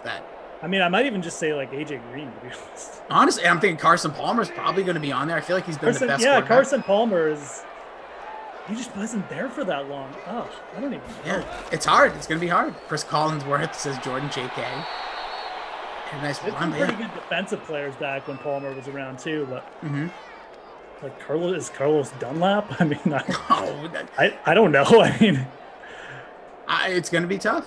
Geno Atkins. Sure, it very well could be. Keo Spikes is Drew, our producer. Sure, like that's just the Bengals in a nutshell, though, right? Like a lot of very good players, no really good players. Yeah, it's weird, and they were good for a good stretch too. Sure, yeah. Perfect getting on there. Probably, he's he's maybe the dumbest player that ever. Yeah. Yeah, it will be interesting. We'll see. We'll have some fun with that. Oh, okay. Later. The guru has it. It is Anthony Munoz. That's a very yes. The old line. Make the list. Yeah. It is Anthony Munoz. No, Anthony Munoz is their best player. That's true. That's a good call by the chat as per usual. I don't even think that's up for debate. That's it. Just lock it in. Maybe you'll see it tonight. Yeah. Over on Twitch, we see some people. What's going on, everybody? Smash Lana, P Fool, Riviera. We've been everywhere. We're enjoying this night. Obviously, we're after 3 here. It is an absolute barn burner in LA, where WrestleMania 39 in 2 years will take place in the stadium. That's as exciting as it gets. I'm still not looking at my score because there's been no touchdowns. There's no point. Nope. I know some people are mad in the chat. Oh, this one sucks. But look, guys, it's a simulation. Just like in regular football, not all the games are like 40 to 45. So it's a simulation. We got to let the computer do its thing. Weed out those bad games. Look, still play fantasy on it. I mean, if you played the defenses, you're not hating this game, right? So Yeah, there ain't much to talk about though, as far as offense. So. No, we'll see once we get a touchdown. That's what I'm going to ask you guys where you're at. Yeah, I like this. Noah Moon, where's Koff, bruh? But yeah, it's right about Koff o'clock, and we'll pop in. He's setting his NBA lineups to try and, build his fortune, I guess. Pay for his Koff compound. That's it. So those walls, that electricity doesn't pay for itself. Right. It's unreal. But yeah, so we'll get here to the fourth. Yeah, we've kind of run the gamut. We've been all over the place. Hope you guys are all enjoying your Friday night, drinking a nice bubbly water. Cheers to you all. Hope we're in for a good one because Moose, you're done after this, right? I am. This is my second in a row. I'm done like dinner for the day. I have to go cook dinner after this actually. So. Ooh, what's cooking? I got some chicken dethawing. Gonna throw it on the Barbie. Put another shrimp on the Barbie. So weather good in Moose territory right now? It's been an enjoyable last month here. We had a very rough cold patch, one of a brutal about 2.5, maybe 3 weeks. But since then, it's been a good little spring. I'm not gonna lie. We don't complain here when we get weather like this. We just clench our cheeks and hope it lasts, and it's lasted. So I think the worst of it's behind us. It's dried out quickly, which is good for here because the snow piles up, and then it's we go from winter to disgusting to summer because spring is just mud because all the snow, but it's dried out extremely quick. So we're actually getting a spring here. It's cool. Love that. Yeah, it's been very nice here as well. Got to dig it. 70 degrees today. Got to go outside. These 4 walls. Yeah, it was Mr. Park Avenue. Yep. It's the weather does it if you spend more money in the world. All right, world. I'm ready for some good weather. Expired name. I said deep pockets, Rossi. Just buying that good weather. The sun is shining. World is good. But it's funny. I really wanted to grill, but this kind of falls in that weird time where sun's going to go down probably right after I'm done with this. So yeah. I also haven't been to the store in all week, which is weird. Coming off holidays because I hosted both days of holiday last weekend. I just don't go to the store. It really doesn't make any sense. It's not like I have leftovers all week. Yeah, I haven't grilled in 2 or 3 weeks just because I've been lazy / busy, and so we have so much. But we've just been accumulating chicken breasts. So my wife just finally is you're making these tonight. There's no more room for chicken in our freezer. So I was given an ultimatum at my house as per usual. Love it. Love that. She's just listen, here's the deal. Yeah. This is what you're doing. Sometimes people can. You'd like to sleep in the same bed as me tonight. But I will say this, somewhat of a joke, but people always the old ball and chain awesome. But sometimes I when my wife's this is what I need you to do, and just do it. So I'm okay. Oh, completely. There's some part of me I make too many decisions, and I'm can you just tell me what you want me to do? Oh, so much easier when they just tell you what they want you to do. Fortunately, that happens once a year. Yeah, same here. I'm literally anybody? No? Okay. Happy that's a guess again, and I'm going to get it wrong the first 5 times. So, okay. Seriously. Abby Rizzle asks, what did she say here? She goes, Rossi and Moose, help us fill Koff's NBA contest, 15 minutes and counting. How many people you need? I'll give you Koff's crummy NBA contest. I want to support that guy. I think they're trying to take it from the stance that you'll support them. But here's what I would say. How many people you need? I can just say it. I'll just say it to people to do it. How many people? Come on. Let us know. Is it the last minute we're back here? We need 16 people. I'll throw a lineup in. Who should I play, though? Tell me. I don't know. There you go. I'm just going to throw in people with check marks. I'm playing Trae Young. I love Trae Young. Playing LeVert. He likes these people. Look at him. Nobody else has check marks. It's too early. Is Connaughton starting? Sure. Is Giannis still out? He's out. I'm going to play Connaughton. Yeah, not the whole lineup. That's our big thing. No, I won't. Don't worry. That's 3. Come on, don't worry about it. Also, this isn't advice. This is just me being a dope. So, anyways, okay, I won't give out any more of my awesome info here. Let's see. You're getting some advice. Levine. How much time do I have? I got 12 minutes. Okay, so I can take it a little slow. Take your sweet time. Listen, I'm going to play that guy. Oh, Kaufman's in. He says, you've got 15 spots to fill, fam. How many did you do, Kauf? Screw it. I'll just do it, too. This sim is fire anyways. Let's see. Hold on. How do I find it? Oh, okay, That looks interesting. Play him. Honestly, the other night that I did that 3 times, I made some of the worst calls ever. I was like, oh, no problem. 150 cutoff. Okay. Oh, like this guy. Oh, that guy's nice. You know what? You should just go over to Twitch. Those guys are always telling you about like their lineups and like who they like. Oh, okay, here, Twitch. I feel like literally that's like half of their Twitch. Who am I playing? Yeah. Give me. Twitch, tell me. Oh, I'm already overspent. I still have 4 spots. Tough. Why would you make a newer one when your old one isn't full? Because he's trying to give to you. You guys love playing this, so I think Koff's doing. Actually, yeah. Whenever you have a question, just know he is Koff. All right, this is funny. One guy away from clicking enter here. End zone dances moose. Pick the players that have a red 0 next to their name. Okay, fair enough.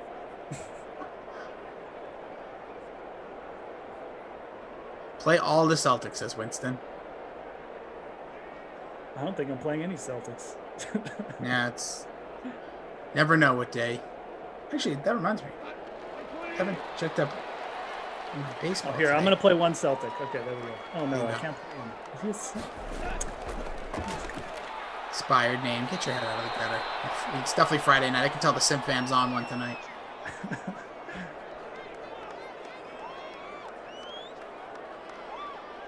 Notification bell. I know where to actually find it. But I have the thing where I get anytime somebody sends me something in the app, it does the circle of doom. So I have to like go and find the actual contests. We have 4:40 left. Will we get a touchdown? Rams on the drive. Moose is about to just take all the monies. Clean up. Yeah, if I can find one more player here, I'm pretty close. Yes. Oh, you know, I got to tell you that I had an anomaly the other day. I actually went to Fenway Park, went to the Red Sox game, which was very cool experience, especially being out super safe, super separated. Loved every second of that. But by the way, lines were still as long. Doesn't make any sense. I feel like they should advertise that. 12% capacity, 150% time in line still. Like, it was weird.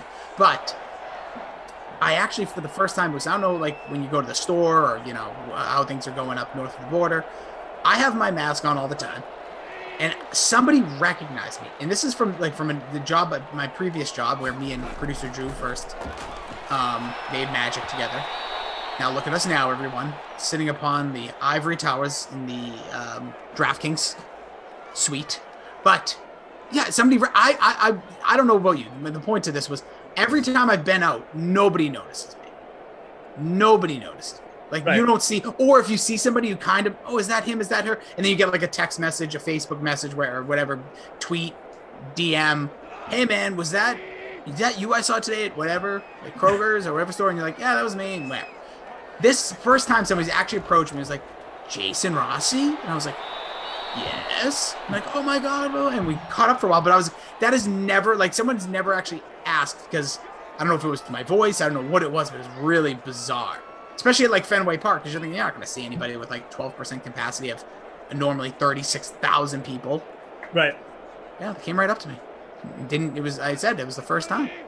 Over a year, no one is just, because usually, like I said, usually like, is that him? Like if I saw you, like, but you'd masked up and you like say you're wearing your hood or a different hat. Right. Like, is that Jeff? I can't tell. I'm not going to, because you don't want to be wrong, right? Oh, totally. No, and then you've embarrassed yourself. The other person, you know, it could get like, you know, a little antsy. Like, is this guy just one of these crazy? Who knows? Like, so. Yeah, that's kind of funny. I mean, God, I haven't. Yeah, I can't even. I mean, in my limited outings in the last year, I definitely haven't had anyone that I've known come up to me like that either. So yeah, it's weird. It's like kind of weird. It did. Like one time I was in Target and I thought I saw somebody. Somebody said they thought they saw me, and then they texted me later that night. I was like, were you in Target? And I was like, yep. Like I thought that was you, but I was too embarrassed. And I was like, same boat, dude. I wouldn't have done it either. 2 passing ships. But yeah, it was interesting though to see, you know, being at like an actual event for the first time. All right, so people worked up in the chat here. Yeah, I think people like the emotions are getting high. I mean, look, it's 3-3, so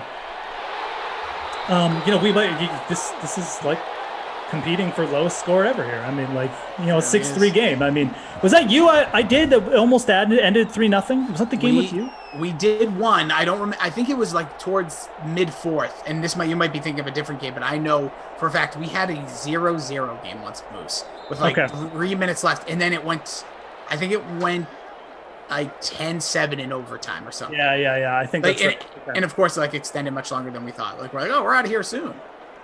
It's like Right, here, we don't know. Like, right now, it's first down, 2-minute warning in field goal range. In Schloman, maybe another 5-6 yards would do it, but strange things have happened. Yeah, we could get a Goff sack. And also, I mean, if the Rams just get shut down here, I mean, Washington could just come back and kick a field goal of their own and then send us into, permanent overtime, because these teams, will be here for 10 more quarters. Yep. This sim is just going to be running for the rest of the night, is what I'm trying to tell you. We have a trend here. 2 weeks ago, Texans 3-6 versus Washington overtime game, and I believe, and Drew, I don't know where you pulled that from. I think I was on that game. That was the one that I did with you. That was the one. I think it was Washington and Texans, and it was 3-0 forever. And we're like, is this actually going to end 3-0? And because I don't think I've ever seen a game end 3-0. I think the lowest scoring game has been 7-0. So I was getting all hyped that it might be the lowest scoring game ever, but that was the game. That's the guy. That was the one. Washington needs to dominate right now. Like now, should I say, says Emerson's baby gap shirt. Here's the handoff. There's a good one. There's a good run, so we could get the field goal here. Jordan says there's still 4 spots left. 5 minutes. Get in there. Get into Cops contest. So Moose can snag all your money for your chicken nuggets. Man's got to hit the Barbie. Guys with names I like, so. Hey, honestly, that's how you win, though. Half the time, I won big ones on a hockey contest because I didn't overthink. I just like, I don't really know this guy for the Orioles. I'm going to play him, and he had like a huge night. Couldn't even tell you when this was either. Schloman's kick is up. That thing's good from 100 yards. My lord, that was the highest kick I've ever seen. This thing just goes straight. This is like a moonshot. Look at this thing. We devour this ball once before the end of this game. Oh, God. But, yeah, Washington, minute 22. Oh, then they have one timeout, though. So, but, yeah, they're probably going to get a field goal here. Don't do that. Oh, we'll see. We shall see. Going to run into my barbecuing time. Yeah. Everyone's just messing up dinner. But we'll see. Who do you need? If you need, maybe we'll get a touchdown, too. Don't be. You never know. You could get a dramatic. McKissick, your guy. You could take one to the house. Oh man, everyone's just turning on me. Expired name. No, I mean, this sim is really turning the chat into. Like, but it's me. You guys are turning into gremlins. It's like we fed you guys after midnight or something. It's unreal. The expired name now all of a sudden he goes, I have to admit it, starting to lean towards Jordan. Take on how crappy sims are when you're on them. Well, thank you, expired. It's like the sim chat. We have the 3 rules. Like don't schedule weather games. Yep. I don't even know what the next one would be. Don't have a low scoring game. Don't have a game with only field goals. Yep. And then the other one is make sure their players score. All the players must score. We're just kidding, Sim fam. We love you guys, but well, I love you, but I'm not kidding. I know. It's true. You guys are. This game is obviously, understandably, getting too much grade with the lack of scoring, but again, we're all in the same boat. That's the only other thing I would totally. say. I mean, Rossley and I are bored out of our minds calling us. Trust me. Like, we'd much rather there be action here. I like talking to Jason. Trust me, but we'd much rather the game be going back and forth too. So we can comment a little bit. You guys would be happier, but smash that like anyway. Just for old time's sake. I appreciate Fool again. I see you over there. You're on my phone. I didn't bring my iPad. See, but the clock's going to keep ticking. It's going to be under 40 seconds after the next snap. They're at the 35. Looks like. Bold strategy is one more underneath play here, and they're up the proverbial creek. See, no huddle. About 30 seconds remain. Appreciate the Twitch fam. Saying pleasant things. Everyone's good. Here we go. Drop off. That's a bold strategy call. No, I don't think that one's going to pay off for them.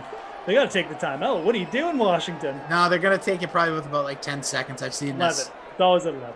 Let's Here we go, and Oh, Moose. Moose has been on these games. He knows. Expired name says, Rossi, you promote kickers like crazy, and you're the one scoring so far. I'm all, dude. Stack the kickers is going to be in the winning lineup. Where the defense, it's probably a defensive. Right now, it would be a defense and kicker stack. Let's. Now I'll take a look. Yeah. No.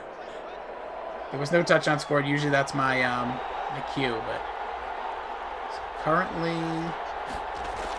I'm in sixth place. I am in sixth. Get that ball. Oh. What are you doing, Dwayne Haskins? That's going to be it, boys and girls. Oh, my God. We've seen some pretty pathetic endings to Sims before, but, like, that was the weakest. Yeah, Ron Rivera just says it all. 3 dump-offs to J.D. McKissick over the middle. I picked the wrong tight end. Congrats to CJ with the winning lineup. Actually tied with the Mac Lion. Josh Reynolds, McKissick, Woods, Henderson.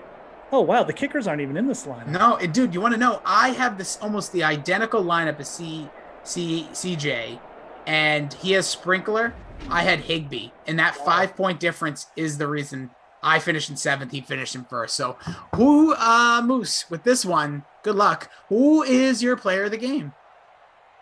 I guess it's Josh Reynolds, 5 catches for 75 yards. That's actually pretty good. That is good. It's not even that bad considering his salary, so we'll give it to him. Dwayne Haskins gets the Babysitter Billy Not My Kid award for orchestrating one of the worst drives I've ever seen in the history of Burn the tapes is Mark Underwood. Burn the tape.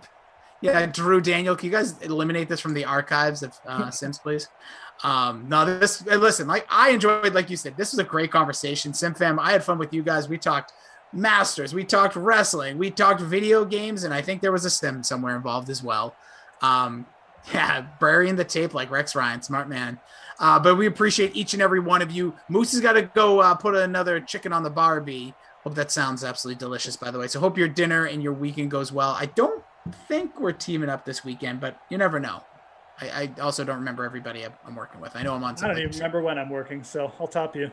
All right, so at some point. At the Fantasy Grind, go give that man a follow. He'll be checking out. He'll give you all the numbers and all the things you need to know. If you're setting up some Masters lineups, you can check him out on the playbook and everything over at DraftKings Nation.com and DraftKings.com. Go check him out. I'm at Jason D. Rossi on behalf for producer Drew, Daniel, Zach. Zach, this may have been the easiest game you ever had to do, or it could have been the most difficult. Depends on how you look at it. But we'll be back for another sim in just under an hour. I'll be back with Freeze Pops at 10 p.m. for Madden After Dark. Here is the Ross Tucker Podcast. It's time to eat. What are you hungry for? Sit down and get ready to consume an abundance of fantasy football knowledge from Ross Tucker and Joe Dolan. Feed me now. I'm starving. On the Fantasy Feast Eatin' Podcast. Yeah, let's eat, baby. It is the Fantasy Feast Eatin' Podcast presented by DraftKings, America's #1 rated sportsbook app and DFS app. Get them both on your phone. DraftKings Sportsbook. Tell them Ross sent you. Put Ross in as the code. Heck, this week you get $100 if you bet $1 on a guy to win the Masters, and he gets in the top 10, and he gets in the top 10. You get 100 bones. Pretty nice. 100-1 odds on a guy just to get in the top 10. Doesn't have to win. Go over to DraftKings Sportsbook, put $1 on a guy in the Masters, use the code Ross. You'll be happy that you did. I am Ross. That's my name, by the way. At Ross Tucker NFL on Twitter and Instagram and Facebook. We got the YouTube page, youtube.com/Ross Tucker NFL, former NFL offensive lineman, bunch of teams over 7 years. Now I got a bunch of media gigs and podcasts and all kinds of fun talking about football, including this one. You can check out all the action at Ross Tucker Pod if you want to make sure you know when any of our new shows get posted. The star of this show, well, it's Joe Dolan, at FG_Dolan. He is the fantasy gangsta. That's what FG stands for. Look, he's got the straight-brimmed fantasy points hat tilted to the side a little bit. So FG is fantasy gangsta _Dolan. Speaking of fantasypoints.com, the glorious hat that Joe is wearing. Use the code 21Feast. These guys are good enough to give us a new code for you guys each year to get that discount when you get the absolutely necessary fantasy points subscription. 21 Feast. So, Joe, here's what I was thinking. Sure. I think, look, there will be a lot of analysis, clearly, about what type of fantasy prospects the rookies have after they get selected, right? We'll have a lot more information about them. We'll know what team they're on, how it affects the other guys on the team. Got it. Get it, got it, whatever. I do think, and I've talked to other people about this over the years, I do think there's some value in having an idea of the player themselves and how you feel about the player themselves before they actually land on a team and discussing that. Because I feel like as soon as they get drafted by a team, it's impossible to think about it in any way other than through the prism of that new offensive coordinator, that new scheme, the skill guys there. Whereas we still have a couple weeks here on the Fantasy Feast podcast where we can actually talk about the player. Because as we've seen, Joe, with Darnold this week and Wentz and Goff, and these guys don't just stay on the same team anymore. I mean, they move around, and it might only be after 2, 3, 4, 5 years. Yeah, and it's kind of like the I guess the player empowerment era, which I'm all for, by the way. I know these guys get paid a lot, but the owners get paid more. But that's a completely separate discussion. But it was kind of brought on, I think, a lot of people believe by LeBron James and the decision. And while certainly the way LeBron James did that when he moved to Miami was heavily criticized, and I was part of that criticism, these players are now realizing, hey, we've got power. We've got the ability to improve things for ourselves, and that's what you're seeing, obviously, with Wentz, at least in particular. And then on the flip side of it, teams aren't as loyal anymore. Jared Goff just got that big contract, and as soon as the Rams saw a potential upgrade, they traded up. I mean, they went out and got Matthew Stafford. So you're right. Like, teams are finding ways, and players are finding ways to get out of situations that they deem untenable. And teams are finding ways to get out of these massive contracts. In the case of the Rams, trading for Matthew Stafford, and using the Jared Goff contract to I guess facilitate that, and they might have actually had to give up more because of it. Or in the case of the Eagles with Wentz, eating the dead cap hit for 1 year so they can move forward with whether it's with Jalen Hurts or somebody else next season. So we are seeing these guys move around more and more often, and I think that's just going to be the way it is in the NFL.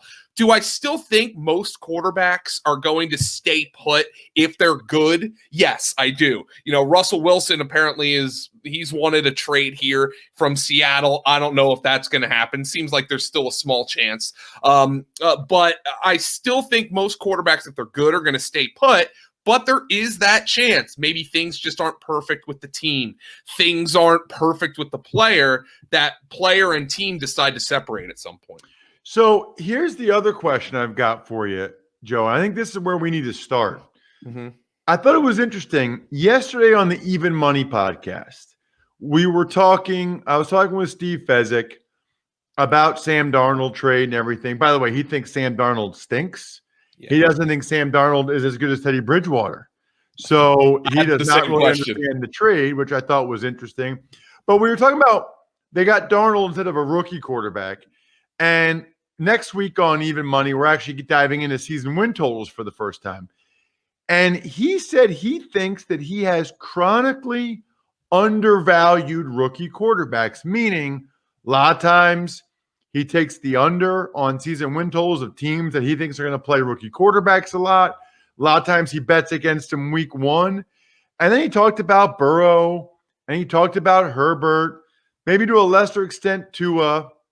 And he made the point, Joe, that rookie quarterbacks recently have been better than he gives them credit for. You know, they didn't used to be, but they're coming in more ready. I think teams doing a better job of scheming around them.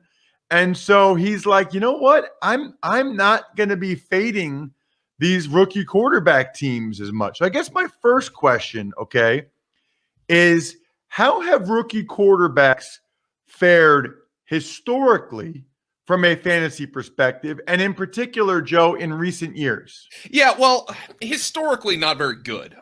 Even guys who showed, obviously Carson Wentz had the big second year, but even guys who've shown promise like Wentz did his rookie season, he wasn't very good for fantasy. The team wasn't very good around him, quite frankly. And that's the other part you have to take into account here, Ross, is that rookie quarterbacks very often don't have great teams around them. So you have to take that into account. But there have been some exceptions here in recent seasons. Going back to 2016, Dak Prescott, again, a unique situation. He was a fourth-round pick that essentially inherited a Super Bowl contending team and a Super Bowl contending offense and a very good infrastructure around him following the injury to Tony Romo. So he was very well insulated and was able to put up numbers, and obviously with his legs, he helped out with that. Deshaun Watson in 2017, before he tore his ACL, again, he was a middle of the, I believe he's the 10th pick in the draft. So he was on a team that was in a better position to insulate a rookie quarterback. And then, of course, he had the mobility. So that's a step up for him. Obviously, you look at somebody like Josh Allen, who as a rookie was not very good at all from an on-field perspective. But because he was able to run, he was, as a matter of fact, I had him in a fantasy championship game, and he won me a fantasy championship that year because despite the fact that Josh Allen was not very good as a rookie from an on-field perspective, he was very good for fantasy. Kyler Murray, running around out there. Again, he was up and down as a rookie. I think many would argue he was up and down in his second season as well, but putting up very good fantasy numbers. So when you're looking at, from a fantasy perspective, Ross, the number one thing you look for, and I'm not breaking any ground here when it comes to a rookie quarterback, is the ability to run. And fortunately, we have multiple guys in this rookie class whose legs were a major part of what they were able to do in college. And then you have a guy like Zach Wilson, who it wasn't the biggest part of his game, but he still has some functional mobility. So that's number one. And number two, you look for the supporting cast around the players, and we'll definitely be talking about that. But from a general perspective, I just also think, Ross, that you mentioned it, teams are doing a better job putting these quarterbacks in a position to win as rookies. And when I say win, put them in a better position to succeed, gain confidence. And, it seems like even 10, 15 years ago, coaches would be like, well, this is my system, my way or the highway. You're learning it, so you're going to sit on the bench until you learn it. You look at Carson Palmer, who was the number one pick in the draft and sat his entire rookie season. You don't see that anymore. Jordan Love sat his entire rookie season, but he was an end of the first round pick and he played behind the MVP. So, that stuff doesn't happen anymore. And also, teams are now understanding how important it is to build the foundation of a team. If you think you can win and you've got a rookie quarterback on that rookie deal, it's a cheat code. You're able to build a significant team around the quarterback on the rookie deal. We saw it with Philly and Wentz when they won the Super Bowl. The Rams, when they went to the Super Bowl, had Jared Goff on his rookie deal. So teams are incentivized now to win while the quarterback is young. So you want to get these guys on the field quickly, and certainly in the modern NFL, the running quarterback has become more important, and that's certainly something that helps us for fantasy. Well, and Joe, a couple things. First of all, speaking of cheat code, that's what LinkedIn Jobs is. Like, I don't know anybody that's not on LinkedIn. I don't think you know anybody that's not on LinkedIn. Everybody is on LinkedIn. So if you've got small businesses like I do with RT Media and Go Big Recruiting, my front page story, you're constantly looking to hire people. LinkedIn's network has 740 million professionals. 740. Everybody is on there. I know there's other services out there. Look, none of them have all the peeps, like LinkedIn has all the peeps. LinkedIn Jobs can help you hire the right person for your role. Your first job post is free, by the way. Let them show you how good they are. Just visit linkedin.com/feast. Again, that's linkedin.com/feast to post your first job for free. Terms and conditions apply. You know, that was the one point I want to mention. The other point I want to mention, I had a vision while you were talking, Joe. Okay. And it was the 0-4 Jacksonville Jaguars in week 5. And Urban Meyer is tired of losing. And Trevor Lawrence runs it 22 times against the Houston Texans because they know it's their best chance at a win. And Urban Meyer comes from the school of quarterbacks run the rock. I don't know if that's going to happen or not, Joe, but he's not going to be used to losing, and he's not going to be used to the quarterback not running. So I don't know if that's wise with Trevor Lawrence coming off the torn labrum, but he's a much better athlete and runner than I think some people know. I think, to be honest with you, I think some people look 6'6" tall white guy.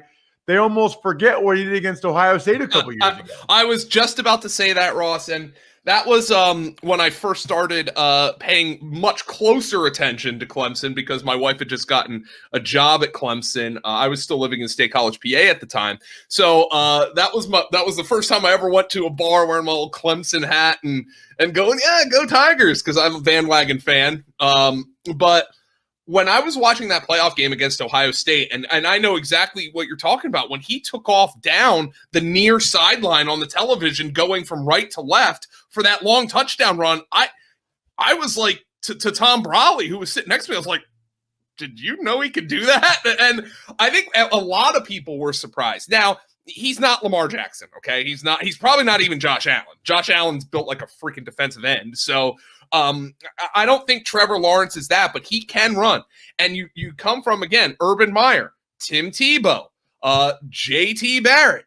All these quarterbacks have run under Urban Meyer. Alex Smith ran under Urban Meyer. So that is going to be a part of the Jaguars game. They are still thin at receiver. They're trying to build up, I guess, the offensive line, some of their moves didn't make a whole lot of sense to me. But Trevor Lawrence, I expect, Ross, is going to be drafted as kind of a high to mid-end quarterback too, based on his pedigree and based on his athleticism. I would anticipate that he is in that like 16 to 18 quarterback range. And I might be underrating what people are going to think of Trevor Lawrence when they look at this skill set. And you know, he is, I do want to be careful to say generational, because I don't know if that's fair to Trevor Lawrence. There are some concerns here, but the guy's a really good prospect. He's going to start from day one. So you know he's going to return some fantasy value, especially in best ball. What do we think? Okay, so you talked about Trevor's value. What do you think it means for the Jags skill guys? I would anticipate it's probably an upgrade from what they had last year in Minshew and Glennon and Luton and whoever the hell else was starting there. I'm going to be in on DJ Chark this year. He's going to be a post-hype type of guy. I'm going to be in on him. I want to see what happens in the backfield. They said they want to add some speed back there with James Robinson, who had a great rookie season. I think people are being scared away by potentially the new staff coming in and being like, well, he had a great year, but he's undrafted, so see ya. I'm expecting that things are just going to be a little bit more stable for the Jacksonville Jaguars, and that's going to be good for their skill guys overall, but they still have a lot of work to do to put skill guys around Trevor Lawrence. The one guy I would say, and again, not breaking any ground here, but Urban Meyer coached Percy Harvin. Urban Meyer coached Curtis Samuel at Ohio State. Darrell Bevell, the offensive coordinator there, coached Percy Harvin with both Minnesota and Seattle. Laviska Shenault can be used as that kind of player. And I think he's going to be somebody people are going to be very excited about for fantasy, especially if they don't make any big moves at receiver in the draft. Let's get to number 2. We know it seems like at this point we know it's going to be Zach Wilson. We know he's going to the Jets after this Sam Darnold trade. Zach Wilson, I mean, it's why it's kind of funny when people say, oh, next year's draft class isn't very good. Well, at quarterback, they always say that, but then there's always a guy or Always two a guy. I mean, Zach Wilson was competing for the job with 2 other guys at BYU. Now he's going to be the number 2 overall pick. Now, I know he's mobile, Joe, but how much does he really run? Like, how much is he going to give people running yardage? He's not going to give you the Justin Fields level running yardage. Now, keep this in mind, Ross. In his 3 years at BYU, 75 rush attempts, 67 rush attempts, 70 rush attempts. However, as you well know, Ross, sacks are counted as rush attempts in college. So you can't really look at a quarterback's rushing production and say, oh, well, he took off and run 70 times. That's not really his game. He can give you, I think, a little bit of the design run element, much in the same way that Patrick Mahomes can. But we've seen Patrick Mahomes have great games on the ground, but nobody's going to tell you the guys out there like Cam Newton. Nobody's going to say, oh, he's a real weapon there. It's just something they have in their arsenal. And that's how I view Zach Wilson. But you look at the Jets here, you have Corey Davis, you have Denzel Mims, but they still need a lot of work here. Trevor Lawrence is going to be, and correctly so, Trevor Lawrence is going to be valued much higher than Zach Lawrence in fantasy drafts this year. What does it mean for the skill guys in New York? Mims and Crowder and those guys. I kind of agree with Fezzik. I think Sam Darnold stinks. So it's a clear upgrade for them. Like I mean, it's actually, to me, it's probably a bigger upgrade than the Jags going to Lawrence, just simply because the Jags at least had some level of competent quarterback play. Not to say it was good, but it was more competent than that of the Jets. So it's an upgrade for the Jets guys across the board. And hey, maybe Chris Herndon, after he was dead for 12 games and then contributed the final 4. Maybe he gets a little bit of a bump here too. But the Jets still have a lot of work to do. Okay, so you kind of said this, Joe, but I need to hammer it down. The Panthers are kind of committing to Sam Darnold for 2 years, like they kind of committed to Teddy Bridgewater for 2 years last year, and then after a year realized it was a bad plan. What does it mean? Is Sam Darnold fantasy relevant in Carolina? There is the thought process that Joe Brady is that much of an upgrade, and that's fair. Adam Gase, and he will have guys like DJ Moore, as well as his old buddy Robbie Anderson. No more Curtis Samuel. He got the check down to Christian McCaffrey. What do you think of Darnold? We got to bring it up while we're talking young quarterbacks in that trade. Ross, I'm much in the same way that Sam Darnold is a see it, throw it passer.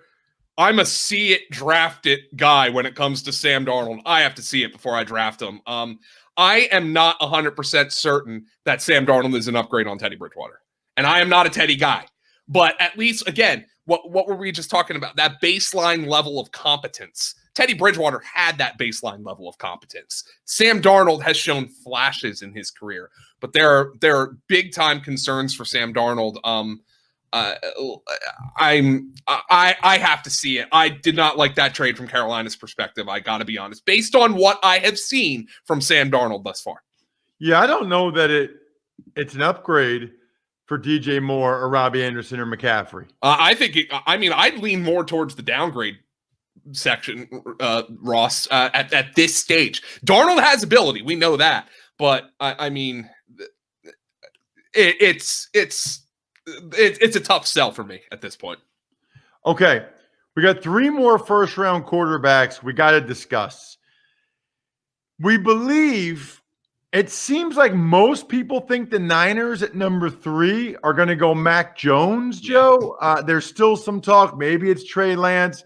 Not as much Justin Fields. It feels like Justin Fields is pretty clearly the number 5 quarterback. Maybe he would have been better off not playing this year. Yeah, so it's kind of unbelievable. If he didn't play this year, I find it hard to believe he wouldn't have been second.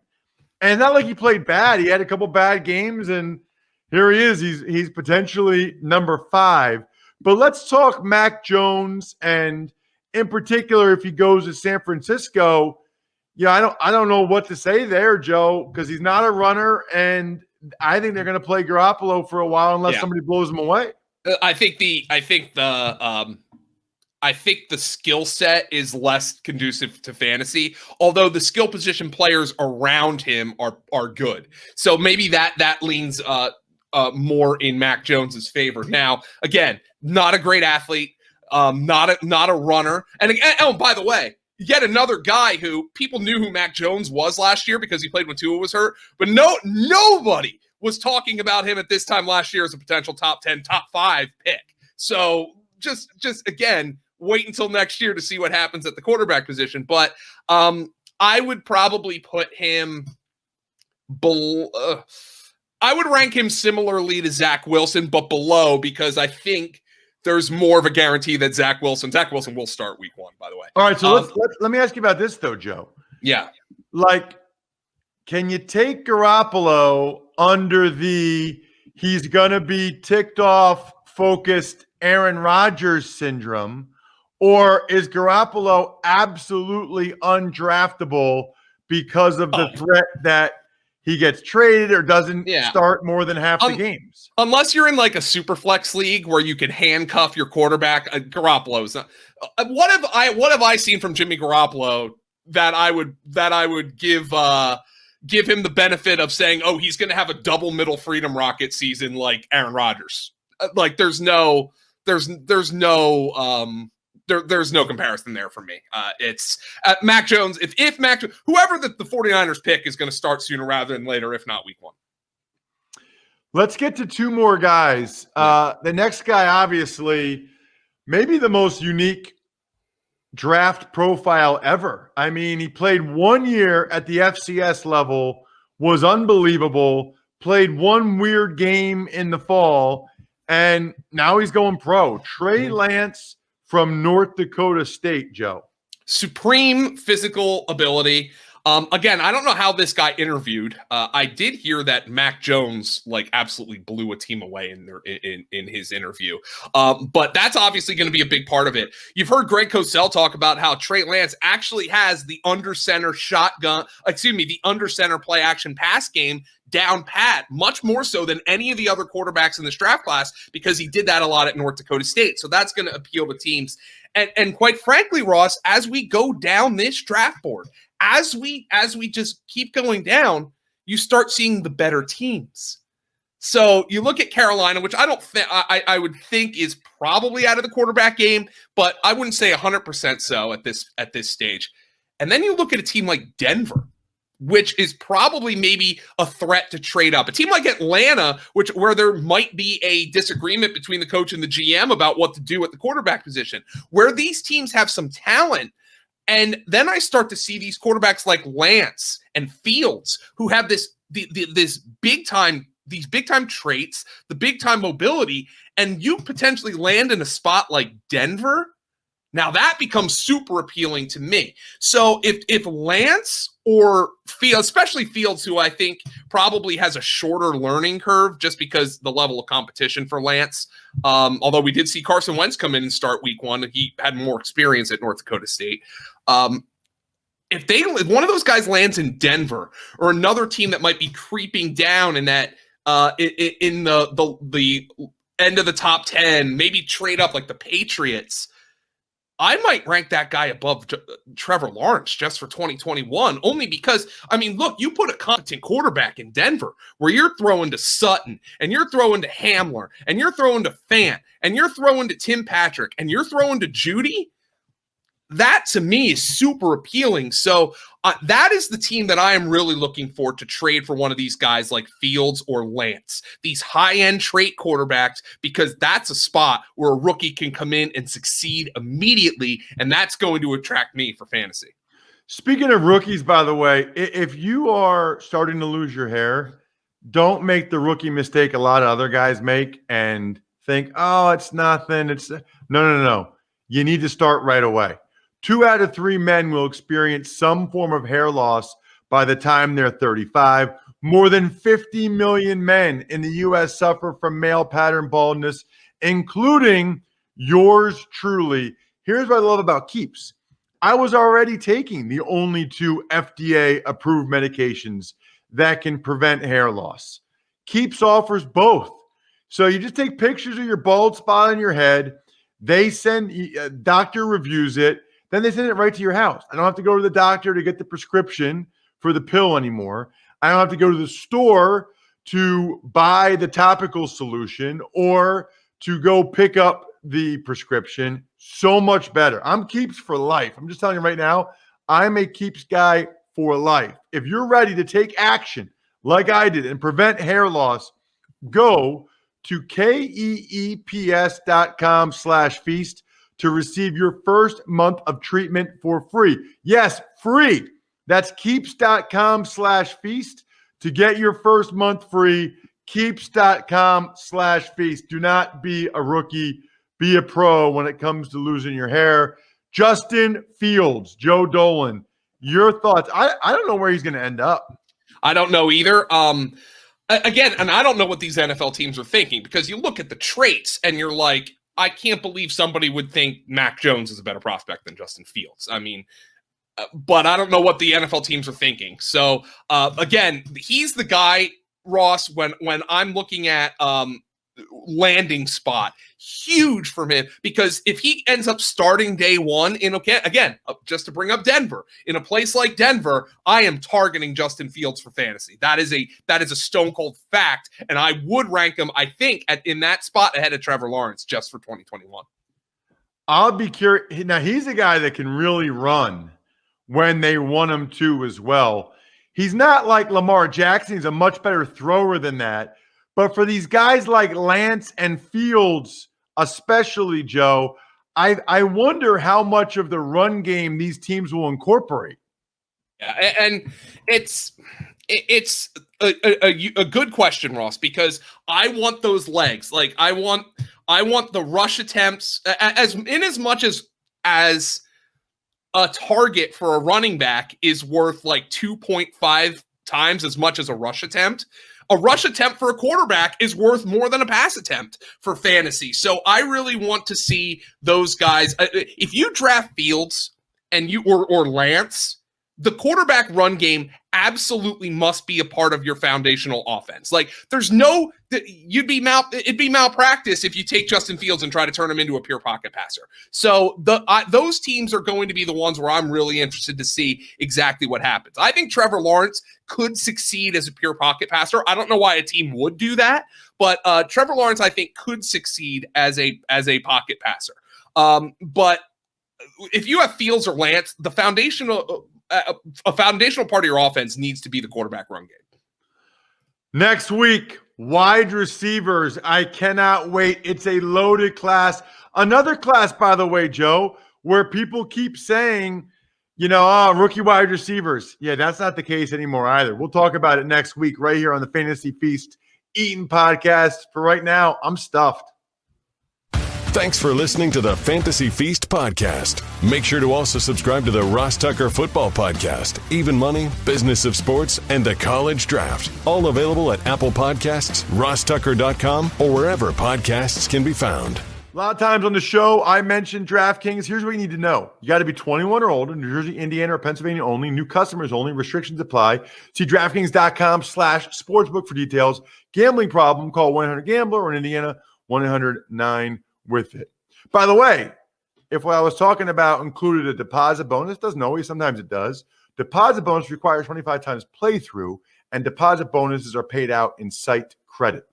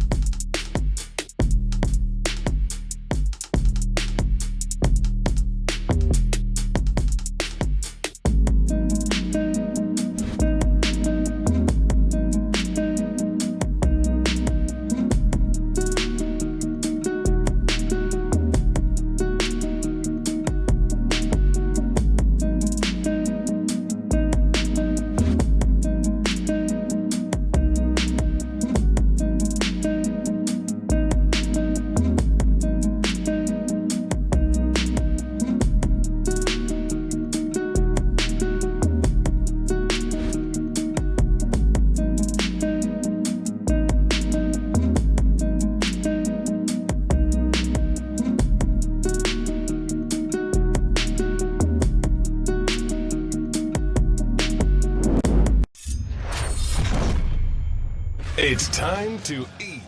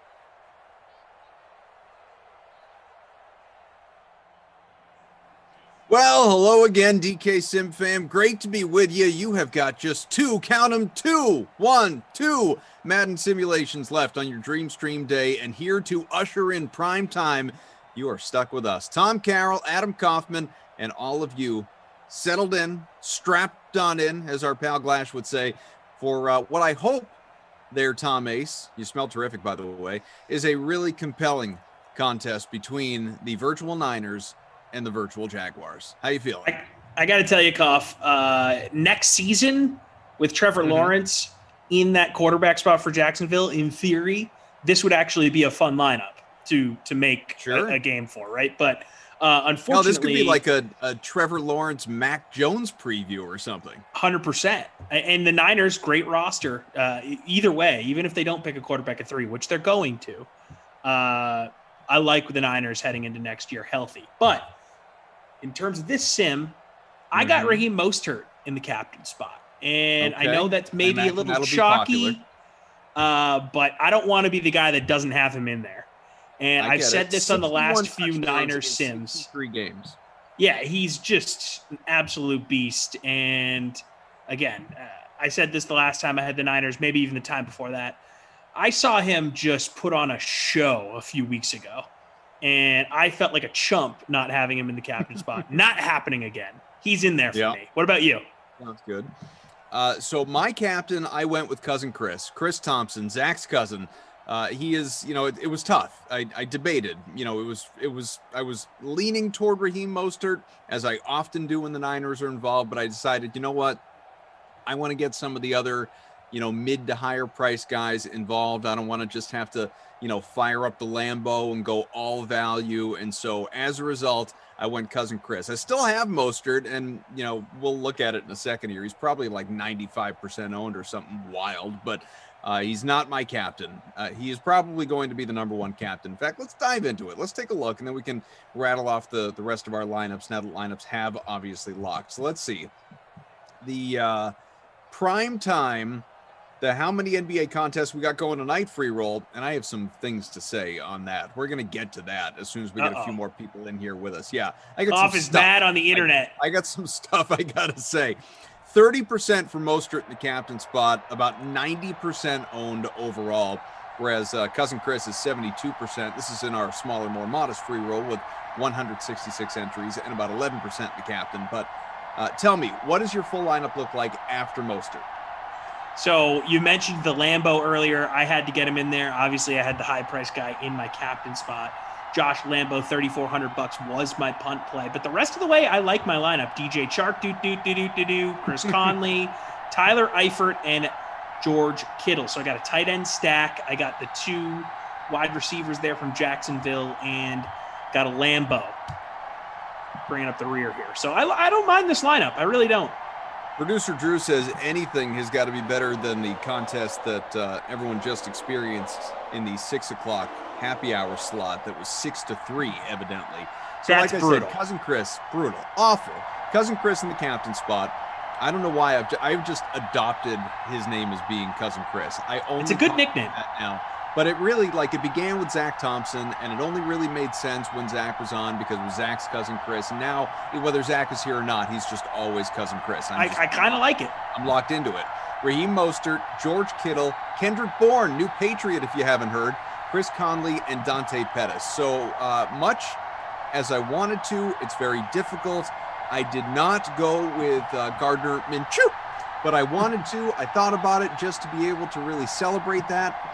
And I'm still rooting for him to have a big day today. Yeah, I mean, look, if he has a big play, I'm definitely going to fake sneeze while I say his name. That's just what we do here.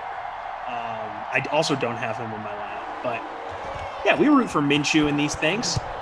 Expired name in the YouTube DraftKings conference room says that last sim was, that's a poop emoji, is what he sent along. Well, I'm sorry to hear the poop that. emoji has a little smiley face on it, though, so maybe he enjoyed it. But does say DK Simfam with a couple of brewskis clanging together in emoji form. Coffin TC, good luck everyone. Jack M. Welf isn't my favorite host. Adam Kaufman, well thank you Jack. Ryan says, Coff, do you own yourself a No Ma'am t-shirt? I would love one. I bet I could find one on Amazon. Of course, that's a Married with Children throwback for anyone that does not know that. And guys, I gotta tell you, and I know there aren't a ton of people here yet. We got like 150, 200 people that are hanging out watching here to begin things, at least on YouTube, and so many more, as we know, across Twitch, twitch.tv/DraftKings, and all of our other platforms. But specific to YouTube, as we have a pitch to Mostert on the first play, and he just gets back to the line of scrimmage, no gain. We are scoreless, Niners and Jaguars. 118 likes here in the 8 o'clock sim. Guys, I was here for the nooner, and we had almost 100. What the heck has been going on today? And I, by the way, include the nooner in that. Like, we should have cleared 150 in the nooner. What has been happening today with the like button? This is embarrassing. Throw it out there. Come on. You want me to Smash show that for thing. likes? I'll show for likes. I'm begging you. I'm down on bended knee, as Boys to Men once said. Let's get some likes, folks. Smash Hit it. that like button. Hit the subscribe button. Massage it. Just make it feel good. It's a Friday night. It deserves on. love, too.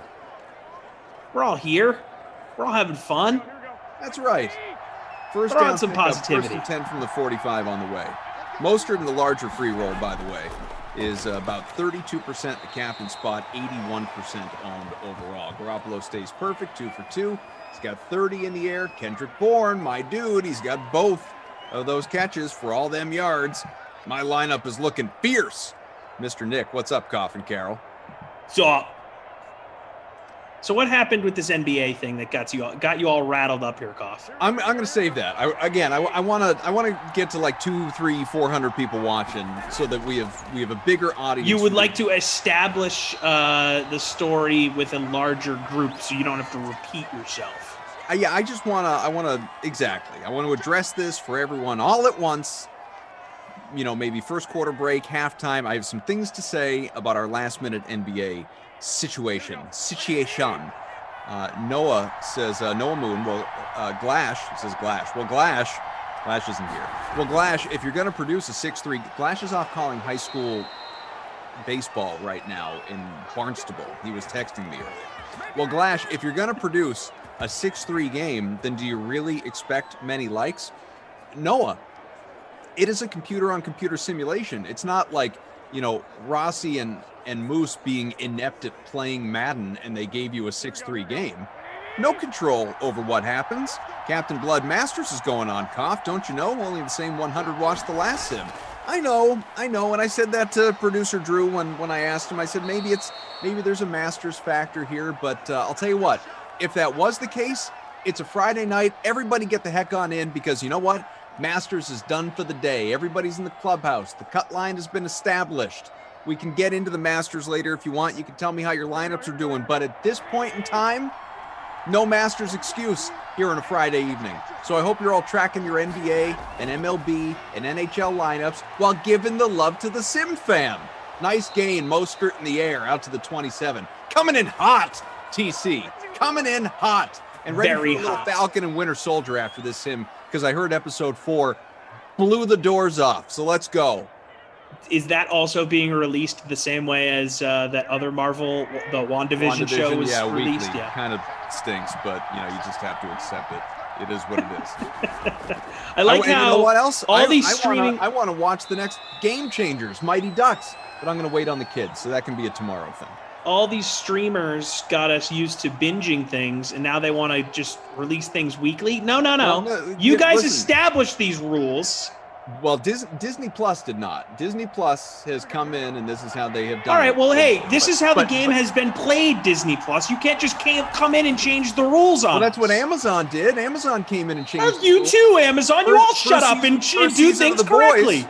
First season of The Boys, they threw it all out there. And like, here you go, enjoy it, love it, and we did. And then they come back with season 2, and they're like, you know what? Weekly. Bogus. Hate it. Bogus. Get Netflix outta is here. doing it right. Ozark and you know Daredevil and Jessica Jones and Punisher and all those. Yeah, keep coming.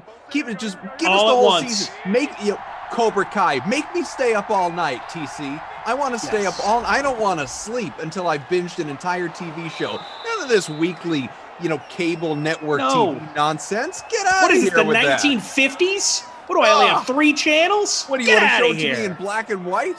Come on! Let me play with my little antenna at the top of the TV while we're How at it. dare you dictate how I live my life? If I want to watch 6 straight hours of television, I'm going to do it. Who are you to tell me how to live my life? If I want to go to bed at 4 a.m. because I need to finish the series, I'm going to do let it. me do that. Come on, Disney Plus. I don't care that you're a parent company, a family company. You got to get to bed on time, 1 episode a week. No. Get out of here, Disney. I don't need you. Drew says, I'm more of a weekly kind of guy, but you're not wrong there. Yeah, we're not wrong there. Give us it all. Give it.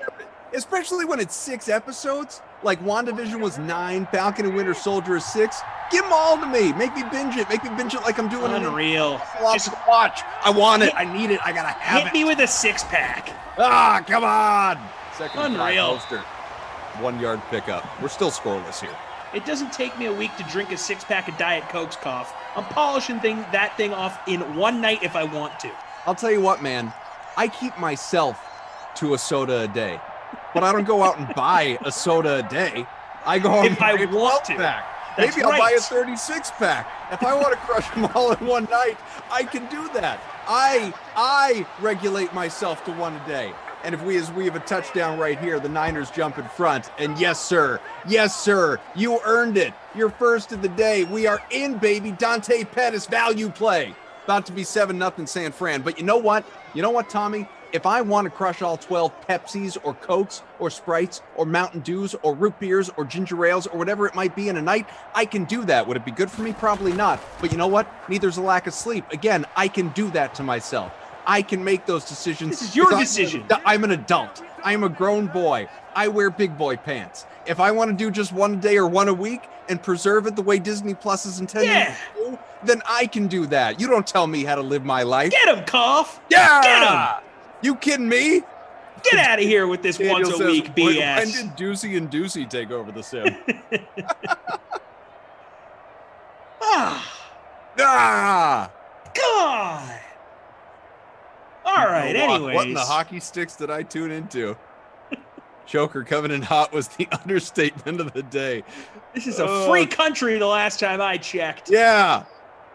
Don't you tell me how I'm going to do my stuff. It's my life. Frank Kaufman, I just saw the head-to-head records. Can I claim that on my taxes? Honestly, I don't look at the history, the past history. I live in the moment, Edward. I have no idea where things stand. And in this moment, I want to watch every episode when I sit down on the couch tonight. Luke says, this is the best ongoing rant I've ever been part of. Makes me feel good after a bad day.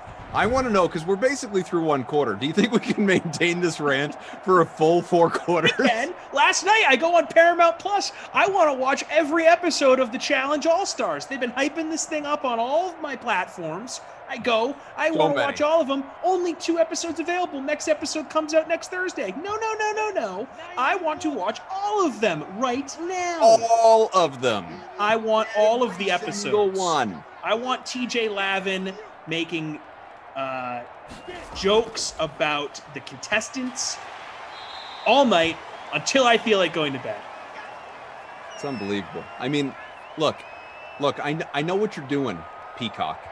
I know what you're doing, Peacock, with your levels of pricing. Hey, it's free. Jump on in. Have a party. But here's the thing, streaming services. Back when The Office was on, I had no choice on regular television but to sit through commercials. You think I want to watch a 30-minute show in 30 minutes? No, I want to watch it in 20 to 22 as God intended. That's right. You kidding me with all these commercials? I got to pay Get up out of to here ditch with the that. commercials?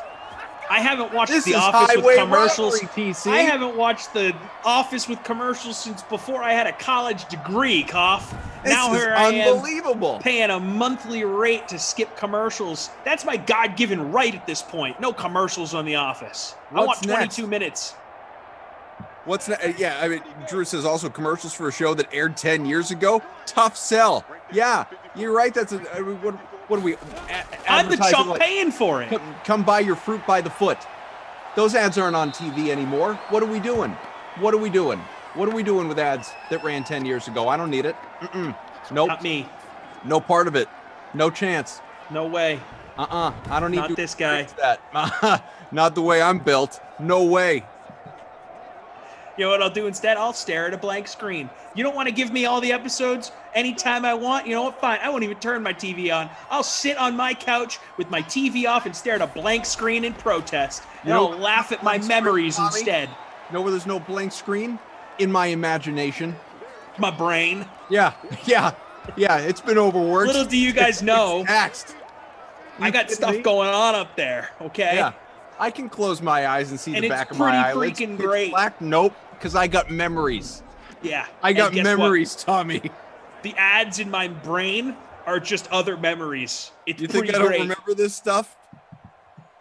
I know what's what. I know what Michael Scott's up to, and I got I more. don't have to pay $6.99 a month for those. I got more to. Yeah. What are you gonna do? Is the cloud Apple gonna charge me for my memories? You know what the bundle is in my head? My childhood, puberty, and college. Not till the brain goes. Apple, Garoppolo 4 for 48 and a touchdown. Get out of here, Tim Cook. Jeff Bezos. Get out of here. Yeah, Drew says you probably watched the whole Office series through memes and GIFs or GIFs if you're a jerk. Mostert, 28 on the ground. Bourne 2 for 30. Touchdown for Pettis. 1 catch for 9. It's 7-0. I'm not sure Minshew has even touched the ball yet. You Hasn't. kidding with this? You 7-0 saying San Fran through 1 quarter? GIFs if you're a jerk was good stuff. That was very good stuff. Kicking Club. Can hear Koff and TC calling about the service being all nice, and okay, if that's the way it is, I can live with it. Yeah. We're just airing out our. This is a Festivus right now, and then we're going to call customer service and go, oh, all right, well, no, I understand. You make a really good point. Yeah, no, that's how I live my life. You know, I complain, I can shout at the sky all I want, but I end up paying for all of these. Yeah, I'm the chump. Why don't you, as the old Damon Wayans joke goes in his stand-up, why don't you take my wallet and give me back how much you think I should have? About going to Disney World. The ads on Peacock. You kidding me? What, do I have to watch ads over if I go to Disney World now the same way I gotta wait for episodes with Disney Plus? Come on! Listen, YouTube. You paying attention, YouTube? Because I know we're here. Hey. Well, I know. You think I wanted to... thank God this hasn't happened to the Dream Stream yet. You think I want to go put on, like, the carry-out video with Timberlake and Timbaland and wait 15 seconds until it starts? You know what really grinds... At that point in time, I don't even need to hear the song anymore. What grinds my gears... can't handle that. When I get on YouTube and I have to watch a commercial, fine. I'm almost used to it at this point. You know, they've been doing it for long enough, whatever. But when it's ad 1 of 2, I don't want to watch 2 commercials. I'm fine with 1. It's taken me a while, but I've gotten there. But 2, when I see ad 1 of 2, I exit out of that thing faster than my Wi-Fi, okay? Get out of here with that. I just play the memory in my brain again, going back to the memories, baby. You give me ad 1 of 2, you could be showing me a clip of the happiest. And I'll give you 2 of these if you know what I mean. You could be giving me an NFT, a Top Shot snapshot of my life that I want to go relive. You give me ad of 2, I'm out of there. No way 1 of 2. You think I got that extra 30 seconds, minute to just sit around to live my life? That's wasted time. Especially when I'm watching it on my phone, too. It's like extra offensive there, you know? Like if I'm pulling up a video on my phone, that means I want it fast. I want it on the go, snip, snap, right away in the palm of my hand. I do not have time for 1 ad even. The mobile app YouTube should be no ads. And I shouldn't have to pay for that either. Yeah, how about that? How about that? Cash me outside. How about that? We got a flag. Holding on streaming platforms. What they should do is always put 1 of 3 and just play 1 because you think there's 3, but goes back to the show after 1. Ain't that the truth? You know what else? When you watch a show on demand that you didn't record with the DVR and it says you can't fast forward. Oh, get out of here with that. I pay for cable. Are you kidding me? Are you kidding me? I'll sit through the occasional commercial, but you're going to tell me I can't fast forward? Look, honestly. What if I fell asleep, Tommy? What if I fell asleep and I've already watched the first 40 minutes of this hour-long program? Yeah. And now I don't even need to see the end. Screw it. When that happens, Cough, I forget what show it was, but that happened to me once with a show I didn't really like, and I had to watch it on demand, and I couldn't fast forward the commercials. You know what I did? I never watched an episode of that show again. I said, I'm out. This was a sign from God. Because I swear to you, they put more ads in those. More ads. There's definitely more ads. Gotta have them. And the worst is when they replay the same ad, like 2 in a row during those. It's like, guys, you clearly don't even have enough ads to fill here. You're just doing this to torture me. Spite. Get out of here. Egregious. I pay for cable. I should not have to watch ads. I should be allowed to fast forward and rewind on demand. That's the point of on demand. It's the whole point of on demand. If it's going to be on demand, let me at least access it the way I want to access it. Why even put those buttons on my remote, Cough? Daniel says buy it on DVD. You can forward those all you like. No. And while we're at it, as much as I love DVDs, and we know that I do, I got a real issue with Blu-rays taking about 30 times as long to load. Get out of here with into that. The player. Takes 15 minutes to load a DVD. The quality ain't that good, folks. Tell me how that works. What's All the right, difference? Morgan has texted me from the other room saying she literally cannot hear the movie. That is inches away from her face. I need to cool it. I need to cool it down. All right, so now that we've gone a full like 10 minutes, Yeah, I'm all right. confident. Can I don't you even share need this to NBA ask thing Drew. now? I don't even need to ask Drew. I'm confident we have set a dream stream record for longest rant to begin a sim. Maybe longest rant even within a sim. Daniel says nope. no. What do you mean nope? Kenny Ducey does exist. Ducey once ranted for 3 quarters, but from the very beginning? From okay. You're saying from the jump. Sick Lash was caught off guard. Well. Oh, it's the buddy rant. Oh, that was dumb. I didn't even need to hear it. I know it was dumb. I'd kind of like to relive it, actually. Hey, smash that like. Let's get to 150. North of 300 people hanging out watching. You all right there, Chief? All right, champ. Thanks for hanging out there, kid. 7-0 San Fran. Nothing doing for Minchu so far. You see him right there. Hasn't even sneezed a point. Speed on walk. The Angry Man Vent Frustration Rant Show. Yeah, Cough and I just need like an hour a week where we just yell for random, random that's what topics. That's what we like. If you're either prime time or because you're often in this Friday slot, and I Yes. am usually in it as well. I'm not doing Madden After Dark tonight, but maybe as opposed to like Friend Friday or Film Fest Friday, one of these needs to Fired become Up Friday. Festivus Friday. Yes, Festivus Like, Friday. Just get it all out. Everybody bring whatever it is that's grinding them gears. Get it all out of your system. Oh man, I love it. Festivus Friday. Festivus Friday. And you could, I mean, even air your grievances about us DK broadcasters. If there was a take from earlier in the week you hated from Ducey, bring it to the table. You fellas got some takes? You got takes? Want to hear your takes?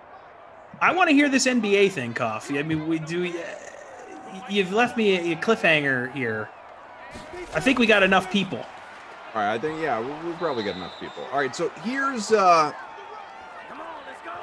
what's up, fam, with the last minute NBA. I've been thinking about this. I've been stressing about this. I've been sleeping not nearly enough.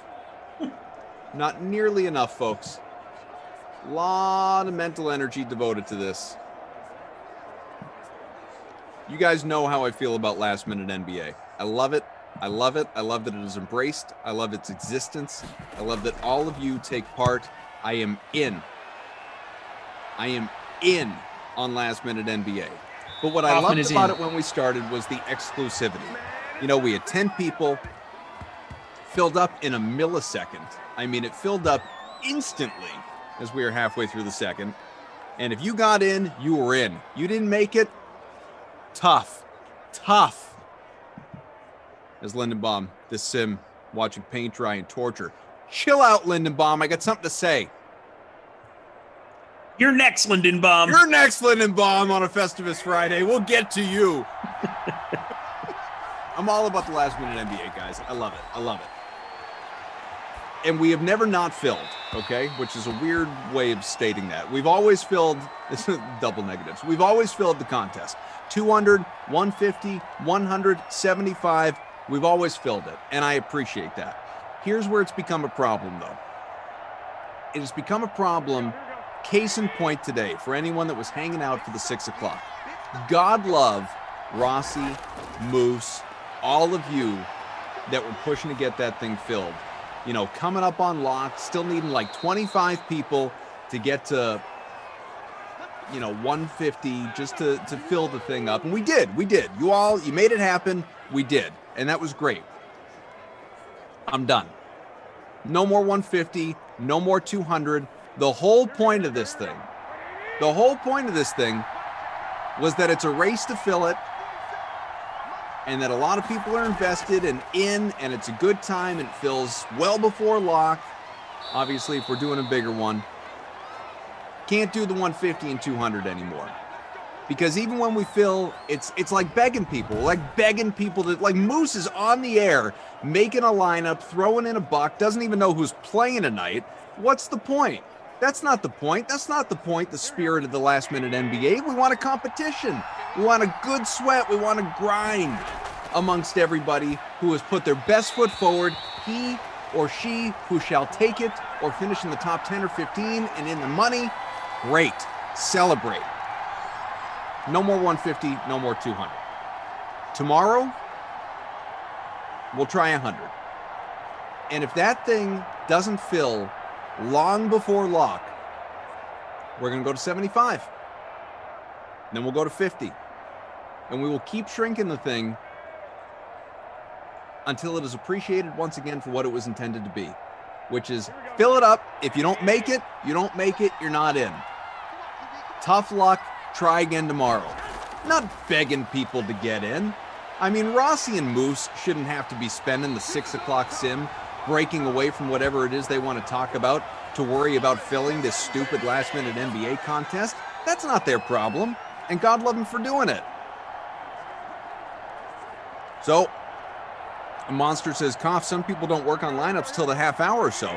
Totally fine with that. That's great. I understand that. Reserve your spot earlier. If you don't want to do that, that's fine as well. But the fact is, we shouldn't have to be grinding to like pressure people to get in just to fill it. You guys in the chat shouldn't be doing that. No one should be doing that. That's not fun. That's not what this is intended to be. So we're going to drop down to 100. We did 100 the other night. That thing filled like 5 hours before lock. Great. That's exactly what we want it to be. So we'll do that. And let's hope it continues to fill. Otherwise, we'll keep shrinking. We will have shrinkage of the last-minute NBA contest as we've hit the 2-minute warning. I mean, Lindenbaum says, there are 1,500 people in the league, more than that, 1,700 people in the league. 1 to 200 should fill, really easy and be exclusive. It should, except it took an effort to fill it. We don't want to do that. That's not the point. Varder says, Koff, make it so you still got to hurry to get that last-minute NBA 50, and you still got to hurry to get it in. Well, maybe that's something we experiment with as well. Jordan says the 100 and the 75 both filled ASAP yesterday, Koff. They did, but with many of the same people. And that's fine as well. But the issue is the 150 and 200. Too much effort to fill that thing. That's not what you guys should have to be doing. I don't like that. That's not a good time. Bad Boys of Pop says, Koff, you trying to set a record? You have a co-host, Did he have to go scale, clean, and cool a fish? Look, I was just trying to give my man some space. I knew he had this on his chest. He's been holding it. We got a touchdown here for one of Kaufman's boys. Pettis. Again. Second touchdown of the half. Look, sometimes you got to give your man some real estate. I am here, everyone, for those wondering. I did mute myself to let Kaufman do his thing. A good co-host does that sometimes. Are you sure you weren't just eating a crusty peep? No, this house has been peep-free since last weekend. Peep-free since 93. Peep-free since Sunday. So that's how I feel about the last-minute NBA, folks. Guys, I'm sorry. I couldn't tell him to let it resize. We don't have that ability. You can't. Look, I would happily make it 200 if it just resized if it didn't fill. That's great. Whatever. And we get what we get. Can't do that with a paid contest. So if it doesn't, that was from if the it doesn't, heart. It was a rant from the heart. That's so right. Koff, if it doesn't fill, does that mean that If it doesn't fill, happen? it just doesn't run. You just get refunded. Oh. Yeah, that is a bummer. That's what I mean. Like, what's the point?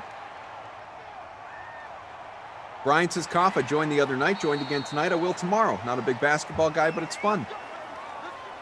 And I love that. Captain Blood implying that my fiance is not a real person. That is not true. She has been heard on this stream before. Yeah. Kaufman and I are social media friends. That's he has right. seen pictures of her and I together. She is a have. real human being. That's right. Alexa's adorable. She knows everything about me. She's always listening. She knows everything about me. and it's weird because it's connected to Amazon somehow. It's hard to explain. Barter says, I'm telling you, 50 is the banger. You can set it at 50 at the 6 o'clock sim. It would fill before the 7 lock. Maybe that's the way we do it. I say you just Try rock 100. with 100. If you did 100, you'll probably fill it every day. The Mac line, Koff, the grind to fill the contest is CEH blowing up the inbox, inviting me when I already joined. Exactly. I don't want that. I mean, I appreciate CEH's effort, but I don't want that. That's not the point. The point is you rush to join, you're in. I want more angry text from Glash is really what this is. The 100 filled immediately. It felt like. I mean, obviously not immediately. It took hours, but it filled before he got around to it, like 5 hours before lock. And he texted me and he said, WTF, man. I just went to join the NBA and it's filled. You know, I thought I had plenty of time. Well, guess what, pal? You didn't. You didn't have enough time. And that's what I want. That's what I want, TC. That is what I want. I want people to not have enough time to join this thing. That was the spirit of the 10-man or 10-person. And that's fine. If people thought that was too small, it probably was. So let's go to 100, 200, 150. That's when you're starting to push people to join. We don't want that. My thing is, we make these free roll contests, right? It seems like we always get anywhere between 100 and 200 easily on all of them if they're all made in time. So I feel like if you made them 100, you gave people enough time, even though it is technically a last-minute NBA, you'd probably get a good number. You'd probably hit the 100 is really what I should say. Hit the like button, folks. LT says, Koff, go with what works. Don't allow room for frustration. Set it at that number that fills easily, 50 to 100. Ignore the people who complain about not getting in. No, I want to hear the complaints about not getting in. That's what I'm looking for. That's what I'm looking for. I want people to be upset they didn't make it.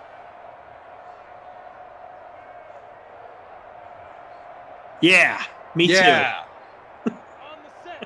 It's 14-0 San Fran. Final seconds of this opening half. Tom Carroll, if you didn't notice, he's here. Adam Kaufman. Hi. Drew, Daniel, Zach, and Game Ops. I have to assume Zach has a fumble. Maybe we get a little Robbie Gould action here before the half. DFS Queenie, just enjoy your head-to-heads. Take a break from it. No, because the people enjoy it, DFS Queenie. Yeah, it's fun. It's a good little community activity. Exactly. We love community activities. Mm-hmm. That's what we're going for. Daniel saying that you're going for the rant record. I feel like you need to get this record from Ducey. Ducey should not be the one that has this record. You can't have it, Ducey. If you want the rest of the sim here to set this record, maybe we call up Guinness, see if we can get the Guinness people on the line, set a world record here. Although I feel like record, Ducey. You know what? Let's Google this. World's longest rant. Guinness. Drew will remember this. Takes me back to that episode of The West Wing. You remember the senator, whoever it was, that... he had to filibuster? Yeah, he did the filibuster for like 3 days. The thing is, that's kind of a real life thing. These things happen. That man was out there to make a point.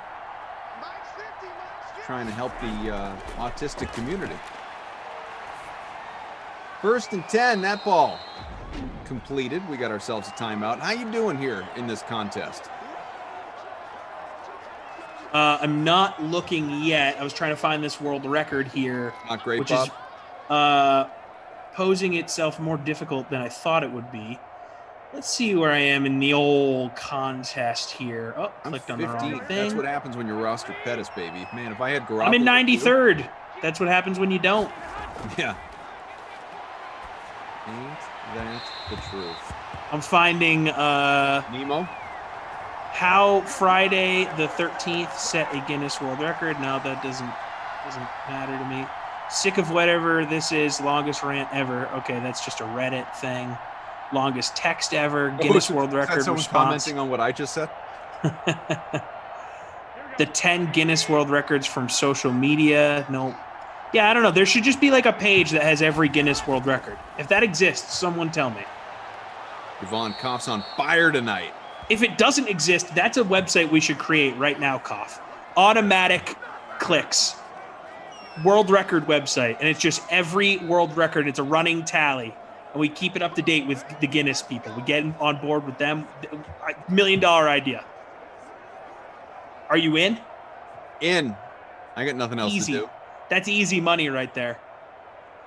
Daniel says, just take that for data count or talking about practice.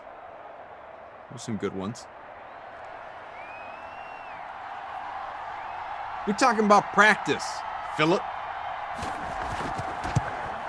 Field goal try Not a game. from 39 is good. Robbie Gold, 17-0. It's a rout. It is a rout. CJ says, well, I won't be trying to join since I have not been getting home until around 5:30 p.m. CJ. And I think people are missing the point, Koff. Some are missing the point. But on top of that, just join. Don't worry about your lineup construction until whenever you want before lock. Just reserve your spot. I mean, I get plenty of head-to-head invites from members of the Sim fam. Hockey, baseball, obviously basketball. You guys send it like crazy. At NASCAR, heck. And I accept. I mean, if I see them, I accept them, generally speaking. I accept the vast majority of them. And I, almost instantly, I get the notification, I see it, I think of it, I reserve my spot. I worry about the lineup later on in the day. Just reserve your spot. Otherwise, that's what I do most of the time, and then sometimes I forget. That's true. You are a reserver. A big-time reserver. Yep. Mm-hmm. Bad Boys of Pop saying it's called the book. They have the Guinness Book of World Records. It's literally how they started. That's a good point. Maybe Guinness has said, you know what? If we put all of this on a website, no one will buy our book every year anymore at book sales. At elementary schools, which I would buy annually at the book fair. Remember the book fair? They'd come to the elementary school. They'd set up all the books. Yeah, I do, and I loved it. The book fair was a great day. Book fair, man. Yeah, they'd let you leave class to go. You bring your little sheet. You say which ones you want, and then a month later they come for you. Love the book fair. Happened a few times a year at my elementary school. Always got the Guinness Book of World Records. I had for 6 years running, I had the Guinness Book of World Records. Open that thing up, see all sorts of crazy stuff. Oh, great coffee table book. Love that. For the kids. That's a dad tip for you. Dad tip. Yeah, now everything's on, not fully online. They still they don't have the book. That's kind of a bummer, though. It feels good to hold a book, Fun to hold a book. It's fun to read a paper. I'm an old man. A fresh book smells good, too. Man. Yeah, I want a good smell. I want the ink on my hands. I want to flip through on a plane, on a bus. And you know what else, Koff? I want to watch every single episode as soon as I want. All right. You know what's good for a book? Mostert. You can read every chapter. You don't have to wait weekly for the chapters, Koff. You can sit down. You can read a whole book in one setting. What a time to be alive. 57 for Kittle, 49 for Bourne. They each have 4 catches, but it's Pettis, my man Dante, 3 for 45 with a couple of touchdowns. Mm-hmm. Okay, Daniel, clarifying an important thing here. I actually have to work during the day so that I can continue to hang out with you guys. I get that. So apparently the Guinness people want to be called the Guinness World Records now. They don't like being called the Guinness Book of World Records. They've dropped the book for whatever reason. Well, maybe it got heavy. Thick book. Got a lot. They went with the digital version.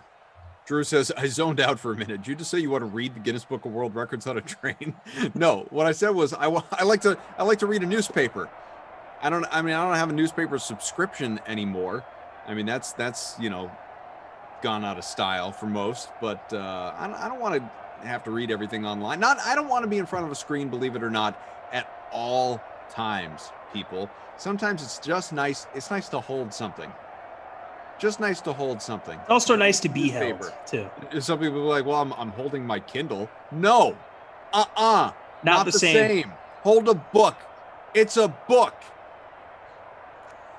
So my dad used to take the train to Boston every day for work for about a decade. And he used to bring the paper on the train every day for 10 years.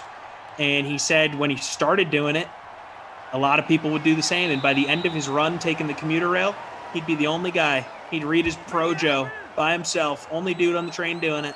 Respect. DFS. My parents are still. What are you on tonight? I am on passion, excitement, enthusiasm. I am on a hey, it's almost the weekend. Not that it makes a difference in Simlay, and I'll be back here tomorrow for the nooner. All right, Daniel has sent along the Guinness World Records website. But see, okay, so it has a records tab. I don't need a drop down here. Just boom, I should hit records. It should bring me right to a list. I don't need category. Just give me a list. Easy, simple list. I don't want to figure out what longest rant would be under. That's not under animals or human body or food and drink or speed. Not what he needs to know. No. Just give me a list. I don't care how many records there are, production staff.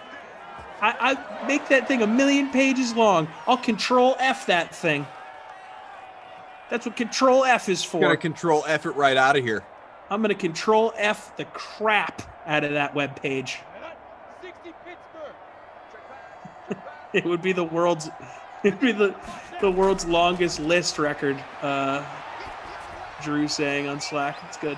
Jordan says, I actually kind of regret going from books to Kindle a few years back. I used to read a book a week. Switch back.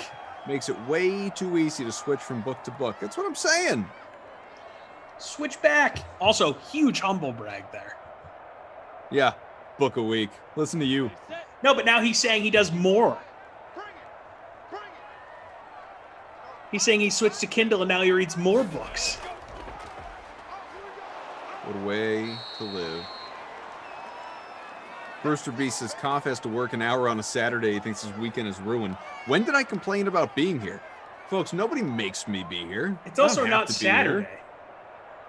I could decide to not work. It's Friday. Well, he's talking about tomorrow. I said I got to be here for the nooner tomorrow. Or I didn't even say I gotta. That would be the negative connotation. We're together tomorrow. So I'm on for the nooner tomorrow, and then I think, Madden After Dark maybe tomorrow night. I think I'm bookending the Dream Stream tomorrow, and I'm all in. Let's go. Let's party. A little Kaufman lunch with the Freeze Pops dessert at the nooner. And then I think am I with Emerson at 2? I'm rarely with Emerson. Jay Duncan, well, I mean, in truth, everyone is rarely with Emerson because he rarely does Sims. Jay Duncan says, Koff, this could be a good segment and its own show in between Sims. Wind her up, and you just give them all the business. I'll work on naming that one for you, too. I'm in. Bad Boys of Pop Koff, I sold all my books. Now I can't even read. I just randomly buy vowels from time to time. That's another thing. Does Vanna White have the cushiest job in the history of America? Yeah, she just touches a screen. Not even anymore. Now she just walks up to it. Oh, I thought it was like a touch screen. I don't even know that she needs to touch the screen anymore. I mean, I'm sure she doesn't have to, but I think she does for the novelty. For appearance's sake. Yeah. Like back in the day, at least she had to turn the block. Spin that thing. Yeah, she probably had diesel forearms.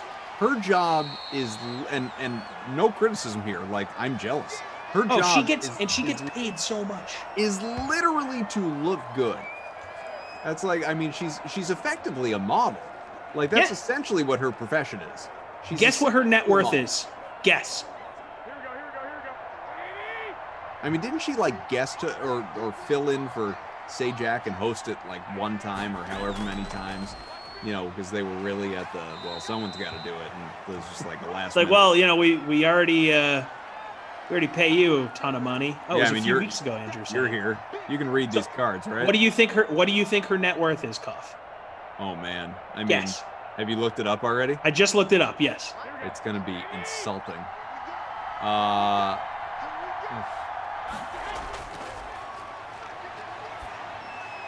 $20 million. More. Stop that. More. More by a lot. More by a lot. 50. Yeah. More. 80. Yep. Slightly less. 75? $70 million. Oh my God. Vanna White is worth $70 million. Jay Duncan says, old girl used to have to flip the letters and negotiated touching the light. That's a power negotiation right there. Like, that show would have existed just fine without Vanna White. You do not, if you lose Pat Sajak, that's different. And look, this is just purely, how the show operates, right? All Vanna was doing was flipping the numbers. Pat, he's in there grinding. He's asking the questions. He's telling people no. He's telling people to spin, solve the puzzle. Pat, very important to that show. Vanna, so overrated. expired name. Can we get the like button, by the way? Let's get to 200. Let's make up a little lost time, a little respect in the dream stream today. Let's get to 200 likes at the very least. Expired name says, I doubt she had the easiest job having to stay fit for 60 years. True. LOL. True. No, but not true. Because I wish this is where, to some degree, I want to be very clear about this. I like where we're going here. To some degree, I am jealous of, professional athletes or like actors who are cast in, like fighting or Marvel. Where your job is to just get jacked. Well, not even get jacked. Like we're like part of your job and a trainer is provided. Like it's not even money out of your pocket.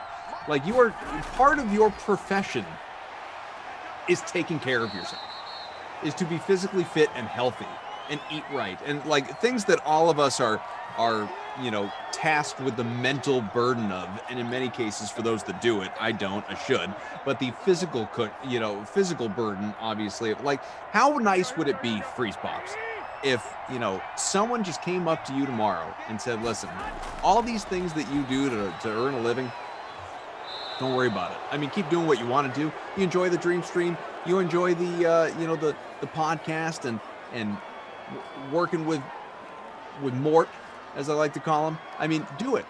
Have your fun. That's great. But we're going to pay you in part to stay in shape, just to be fit. Like Vanna White is effectively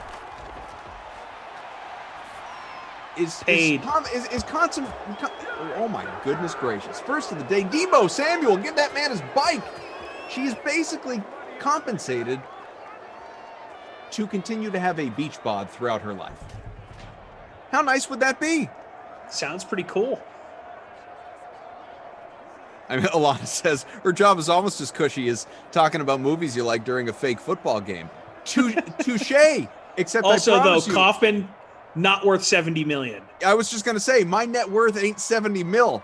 Promise. More like 70 doll hairs. At best.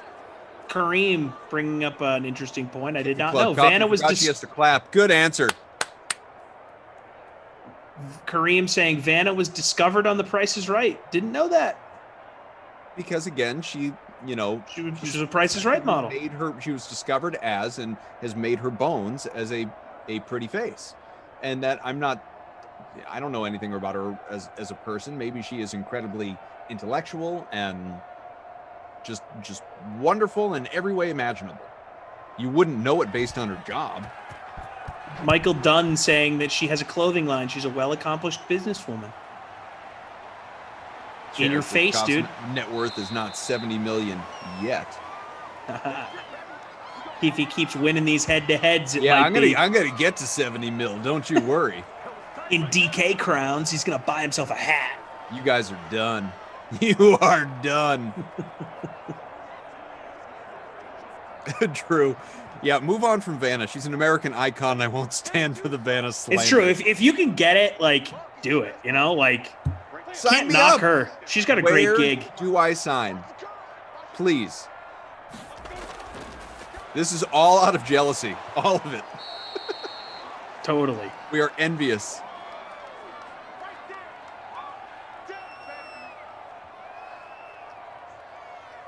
I could see Koff hosting a game show, though. You have sort of a game show cadence to you. I could do it. I could see you doing Not that. all of them, but some of them. I could, like, Press Your Luck, I could have owned, man. I could have killed. No whammies? No whammies. No whammies. I think I could do the feud. I think I could handle the feud. Oh, I would love to be on Family Feud one day. It's one of my dreams. I think my family would crush. I would more like to host the feud than be a contestant. I would love to get on a streak, baby. Unless it was, well, let me, I wouldn't want to go on the feud with my family. Mainly because I don't think my family would want to go on the feud. But if you could tell me, like, you know, because sometimes, like, teams have gone at it. You've had, like, you know, I'm making this up. Yeah. You know, like the NFL versus NBA. Chargers, yeah, whatever. Like, if you could tell me, like, and now we've got the, you know, the Madden Dream streamers, like it's me and you and Ash oh, we'd and crush. and Rossi. Like, I'd take that family. You know what, though? In a heartbeat. I'd say this to Glash's face, and I mean it. I don't think Glash would be good at Family Feud. Oh, it'd be awful. I think he'd crack. I think, honestly, Family Feud team, me, you, Rossi, Christian D'Andrea, For sure. Lamarca. That's the 5. That's a good one. I like that. That's the 5. If Glash were here, though, you know what he'd be saying about me? He'd say, I can't do the feud. You can't do the feud. They'd ask you what your answer is, and before time would run out, you'd ask them 7 questions about the category. That's what he would say. He'd probably be right. It's so good. It's so good. Justin Ducey would be too looking forward to controversial. tomorrow's broadcast, gentlemen. Off to hustle hot dogs to bar patrons, but peace out, peoples. Justin, thank you, and thank you from everyone at the Slug. The Batman. The Batman. Love it. Do you see? Here's another thing. If we're going to keep ranting, let's do some stats first. Garoppolo, 237, 3 touchdowns. Minshew, 66 passing. Not great. 6 out of 12 for him. Oh, Bad Boys of Pop. My wife's coworkers filmed an episode of The Feud last weekend. I love that. Bad Boys. You got to get the DK SimFam broadcasters on The Feud. Love that. Wholesome Mostert, Family 40 on the Feud ground. strings. Not good. Not good. 23 for cousin Chris. Also bad. Pettis has really been the offense. Him and Debo, and obviously Garoppolo. But let's see. 5 Yeah, I for mean, 62 for Bourne, 4 for 57 for Kittle, a couple touchdowns for Pettis, 3 for 45. Samuel, 3 for 42 and a touchdown.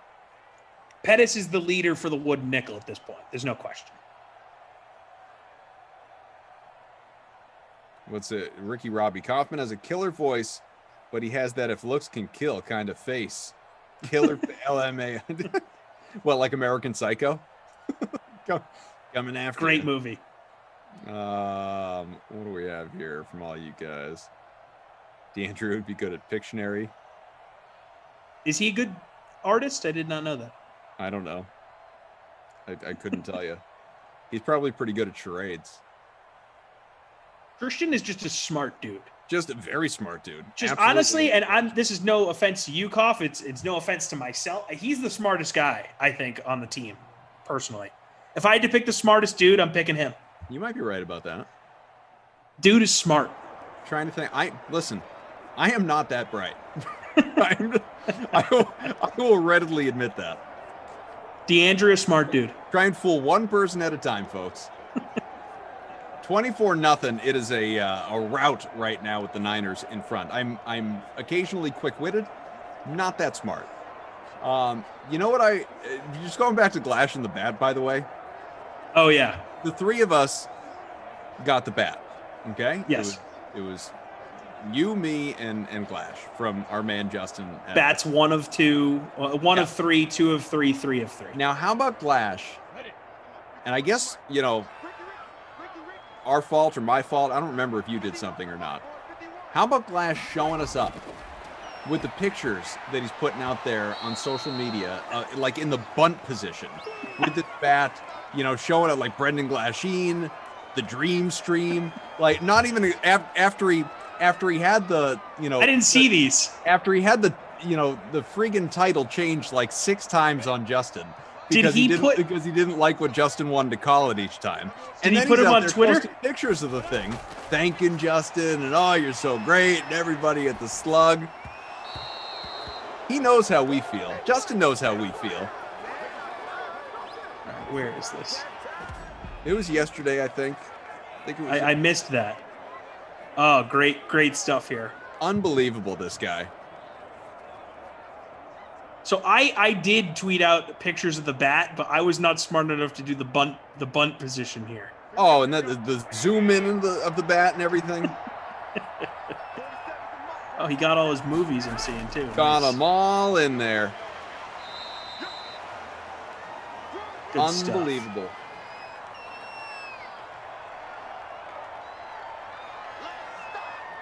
How many tries on that bat there, Glash? How many different versions did Justin have to do before you were satisfied and he sent you one?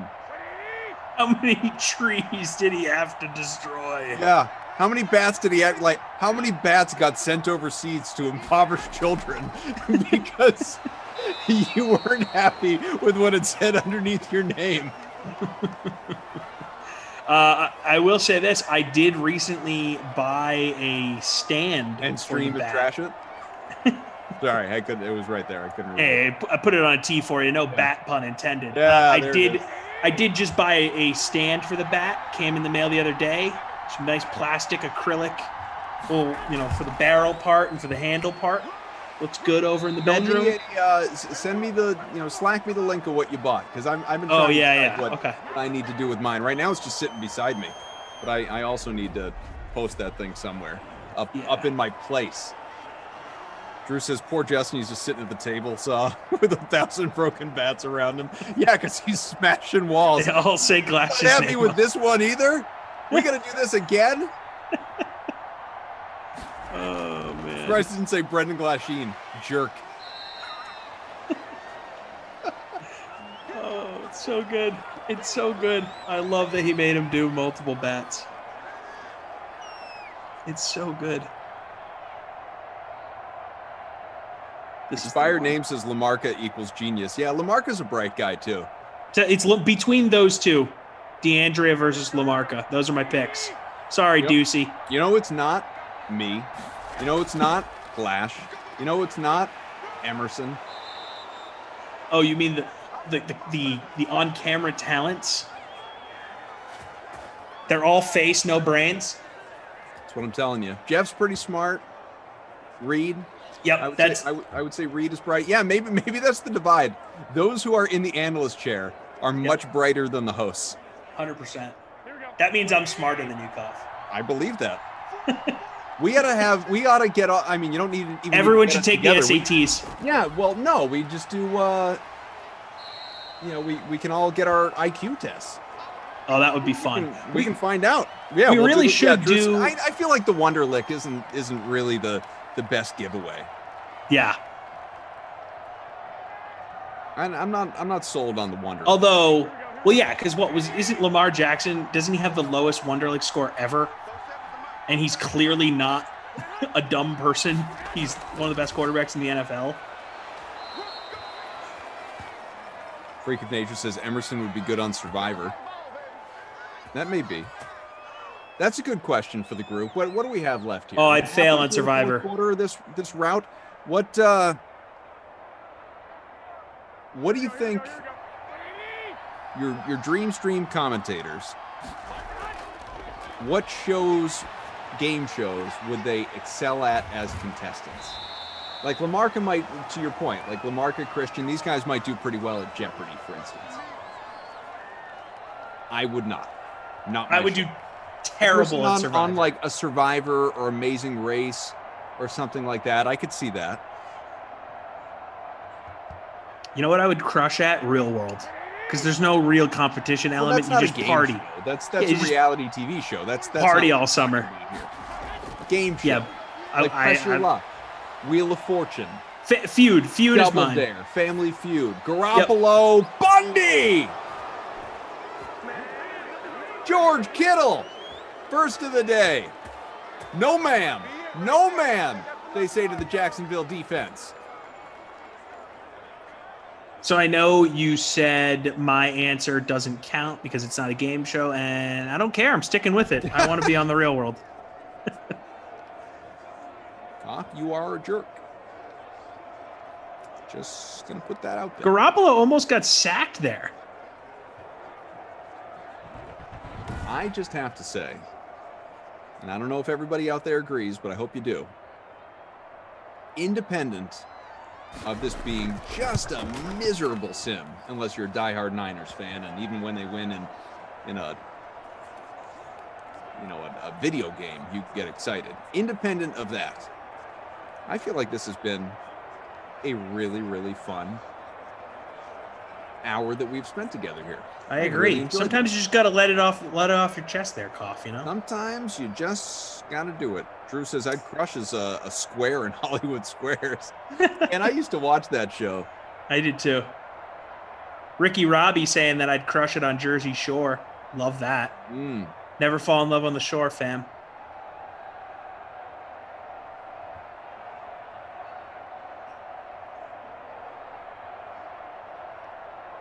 I used to love Who Wants to Be a Millionaire. Great call. Who wants to be a millionaire? My dad tried to get on that show back in the day when you used to have to call in to get on. Uh-huh. And he was just on hold for a long time, and then I don't think he ended up getting to answer any questions. Didn't pan out? Yeah. A lot of people were trying at that point in time. Sure. And I think all of us kids in the house, we were just like, come on, Dad, call in, Dad. You got to try, Dad. You got to do it, Dad. So he did it. He may have just been fake calling till we went to bed.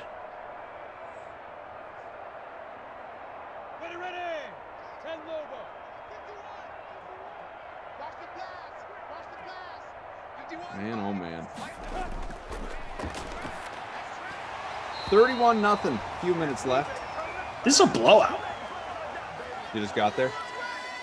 Just an absolute rout. Mm-hmm. Lindenbaum, Fear Factor. Good call. I'd eat a spider. Not me. Fear Factor, Survivor, those shows, no chance.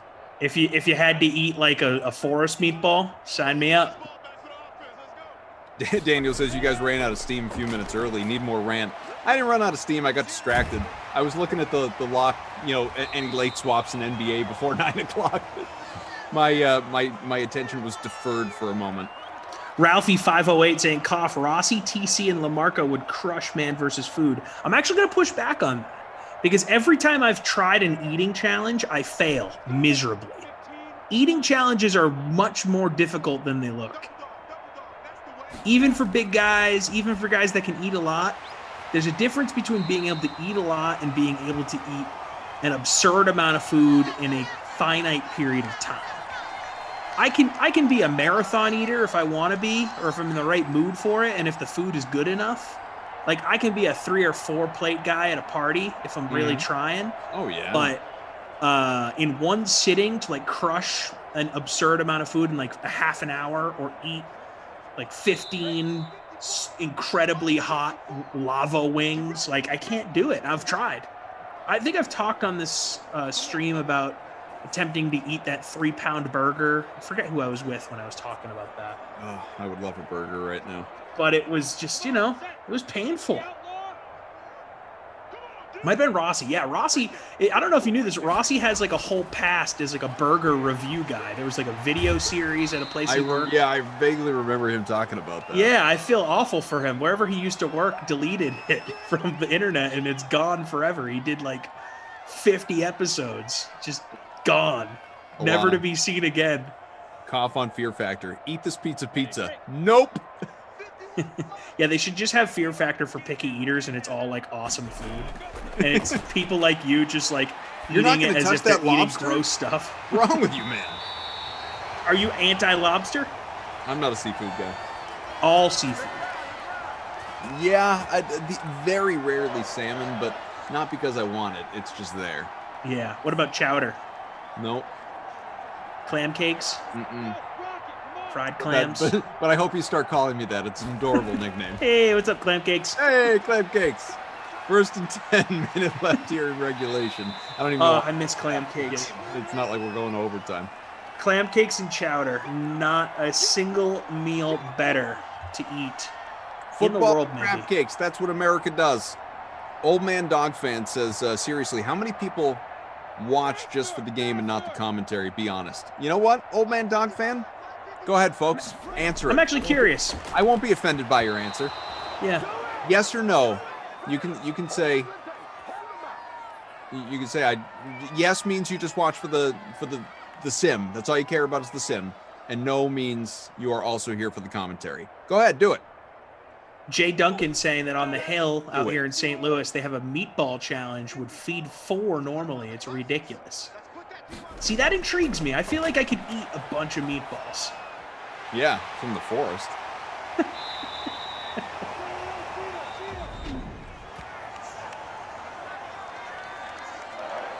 The hill out here in St. Louis, I know St. Louis is known for barbecue, but delicious Italian food. Morgan and I actually just made a reservation for an Italian place next weekend. Charlie Gito's, delicious.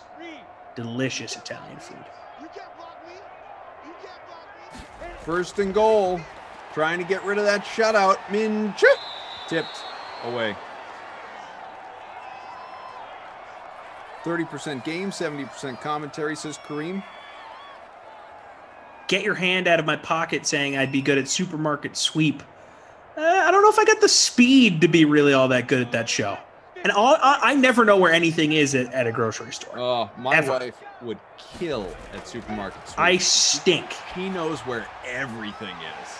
I'm that guy that will find everything on the list but one thing, and I'll look for that one last thing for like an hour. My wife, God love her, and it's been a while, like she does, I mean, really, we haven't gone to supermarkets, we've just done like the curbside pickup, but prior to the pandemic, if she sent me food shopping, she would make the list and order it around the grocery store. Like she would put things where they were on the list. That's a veteran. Yeah, I mean, she like here's everything that's in that frozen section. And then like just move aisle by aisle to the other side. And she just, I mean, like and it didn't matter the grocery store, man. Like, you know, I could be going to this one, that, like I could be going to one of 5. She has got the mental map of, I mean, it's like a photographic memory of grocery stores. Uncanny. It's just a skill that one should really covet, obviously. I'm jealous. What a time to be alive, guys. I got some great St. Louis food recs coming in. Guys, DM me any St. Louis food rec you ever have on Twitter. At your boy TC Fresh, BOI TC Fresh. DM's always open. We'll always take a good food rec. DMs are always open. Always open, baby. Slide on in. At your boy TC Fresh. Garoppolo, right. 250 and a Bundy. 4 touchdowns. Minch 140. Not so great. Not so great. So, Cuff, here's the question. Second in the $250 free roll. Good. The question here, is it Garoppolo or is it Pettis for the wooden nickel? Who would you give it? So, Mostert, I'm going to give the Babysitter Billy Award to. Congratulations, Mostert, for nothing. But when it comes to the wooden nickel, do you think you go Garoppolo because he hits the Bundy? I think it's Garoppolo, man. Garoppolo's, I mean, yeah, he was higher priced, but he's only 17% owned. Okay, we're going to give it to him. Congratulations, Jimmy G. Mm-hmm. You get the wooden nickel. Plus, how many times could he possibly have won that award in the history of Madden 21? It's not like, I bet he's, you know, actually he probably doesn't get the Babysitter Billy all that often either because the ownership is never high. He's typically like 20% owned or whatever it is because people expect so little of them. So way to excel. Way to exceed people's expectations, Jimmy G. We are here for it. Terrific. Brother Phil, this has been another sad slate, but you know what? It was a hell of a sim. Not maybe the sim, but the hour plus that we got to spend together. I had a great time. That was a good time. That was a real nice time. And I basically got the entire second quarter off. So there you go. Drew says, Jimmy G, 4 crusty coughs, 3 babysitter Billies. All right. So we got the number. I can't believe that he's actually won 4 since the holiday tournament. Wow. That's pretty good. You know, that's what I love about Drew. You can just say something. You don't even need to ask him to look it up. You can say something, and it immediately, the producer in him, it just clicks. You know what? If I have the answer to this, I'm going to find it. And he did. He did just that. Pretty good. Eagles and Bengals on the way. You're sticking around. Jason Rossi will be coming on up with you. That Bengals Mount Rushmore coming up at 10. Bengals Mount Rushmore. Andy Dalton, Marvin Lewis, Joe Mixon, Corey Dillon, and John Ross. Done. Don't even need to do the sim anymore. Tomorrow. Oh, I didn't. All right. I knew we were together tomorrow. I didn't realize it was for the nooner. That's what I said. I've been saying this. Look, like I said, I zone in and out. I'm not very bright. Lunch with coffin freeze pops. I love that. And I'm in. Let's go. Air more grievances. You got the 2 of us for Steelers Giants for the nooner tomorrow. So this is a span of 4 straight that old Tommy boy is doing here. The freeze pop going to be melted by the time I'm done with my 4th sim. Then I'll be with LaMarca tomorrow night. Wow. What a duo. More of my personal information. It's going to be a great time. So 31. Tell LaMarca I think he'd be great at Family Feud. He can join the squad. I definitely will. 31-0 Niners with the victory in virtual Jacksonville. Let's get those Trevor Lawrence jerseys made up and get them in Simland real fast, folks. We need to do it. Great to hang with everybody. I'm sure there's a lot of great content coming your way here on this Friday evening before the next sim. Stay tuned, and best of luck to everyone in the last-minute NBA contest. Look forward to seeing how that goes. Now that most people will actually be getting some people on the floor after a lot of people faded the early games. So as Tommy dances his way out of here, our thanks to Zach, of course, in Game Ops, Daniel, our TD, who will be with us again tomorrow, Drew, our producer extraordinary. He says it's like I've done this before. And with Tom Carroll, who is just, is he in a club? Is he making it rain? Is he waving those lights? Anything is possible. He's just dancing. I'm Adam Kaufman. Thanks all for being with us, and we will see you real soon. It's the Ross Tucker Football Podcast. Oh, yeah, it is. But it's not just any Ross Tucker Football Podcast. It is a Finish Strong Friday presented by DraftKings, America's #1 rated sportsbook app. They got a lot of stuff going on for the Masters right now. Make sure you go over to DraftKings.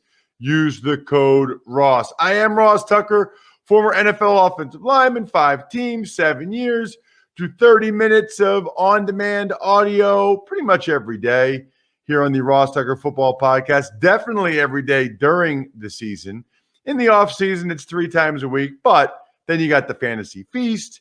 You've got the Even Money Podcast. You've got the College Draft. So you got something every single day. Andrew Brandt's Business of Sport. So you got the 30 minutes you want 7 days a week. I love Fridays when we do them on Fridays because it's a Finish Strong Friday. It's a Greg Cosell Friday. And it is a Winners Friday. I want winners. I want people that want to win. So the real key there from Mike Singletary, it's the second part. We want listeners and viewers that want to win. People like Ari, FFESQ, he quote tweeted one of the tweets from @RossTuckerPod recently. That's all you have to do. Quote tweet with a compliment, reply with a compliment, or just retweet, or just like on Instagram, or reply or comment on Facebook. It all counts, and it all means a lot to us when you do so. Ari, hit me up with an email, ross@rosstucker.com. Let me know whether you'd like a signed picture or a football card, or if you'd rather have one of these press passes from this past season. Sponsor confirmation email winner, Nicholas Falloon. Got some Raycon earbuds. Everybody's getting the Raycon earbuds, Nicholas. Smart move. You can see all of our sponsors over at rosstucker.com. As you know, if you take advantage of any of them and then send me an email, I guarantee to read and respond to your question on the show. Nicholas, you're the winner, so let me know exactly what you'd like. Again, Ross at rosstucker.com. The YouTube shout out. Boy, this is an easy one. You just subscribe to youtube.com/rosstuckernfl. Comment on any video. I see all of them. And I'll give you a cameo-style shout out for whoever you want, whatever you want. Just like I do for people that hook me up on Cameo.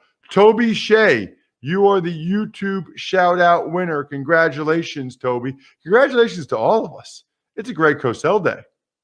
The Big Show. All right, so Greg, we are continuing with our draft series. I guess I should say it because there's new listeners all the time. Greg Cosell is the civilian GOAT, okay? He is the greatest film watcher that hasn't worked for a team as a coach or a front office executive of all time. All time. The civilian greatest of all time. By the way, Greg, I thought it was funny. One time somebody got mad, they thought that was a knock. That's the opposite of a knock. You know how high of esteem I hold you in. So we've been doing this draft series. You can see Greg all the time on the NFL Matchup Show. He's NFL Films guru. The key, I would say, is to follow Greg on Twitter at Greg Cosell, because then you know all the stuff he's doing, like the fantasy profiles, or the draft profiles, I should say, of a lot of these prospects at fantasypoints.com. Just make sure you use the code 21Feast when you go there. Now, we're going to get into D tackles today, Greg, but when there's major news, I need a refresher course. I know we've talked about these guys before. I know we have. But, now they're in a new place. Now they're with a new coordinator. So I just want to start with what you've seen over a 3-year body of work from Sam Darnold.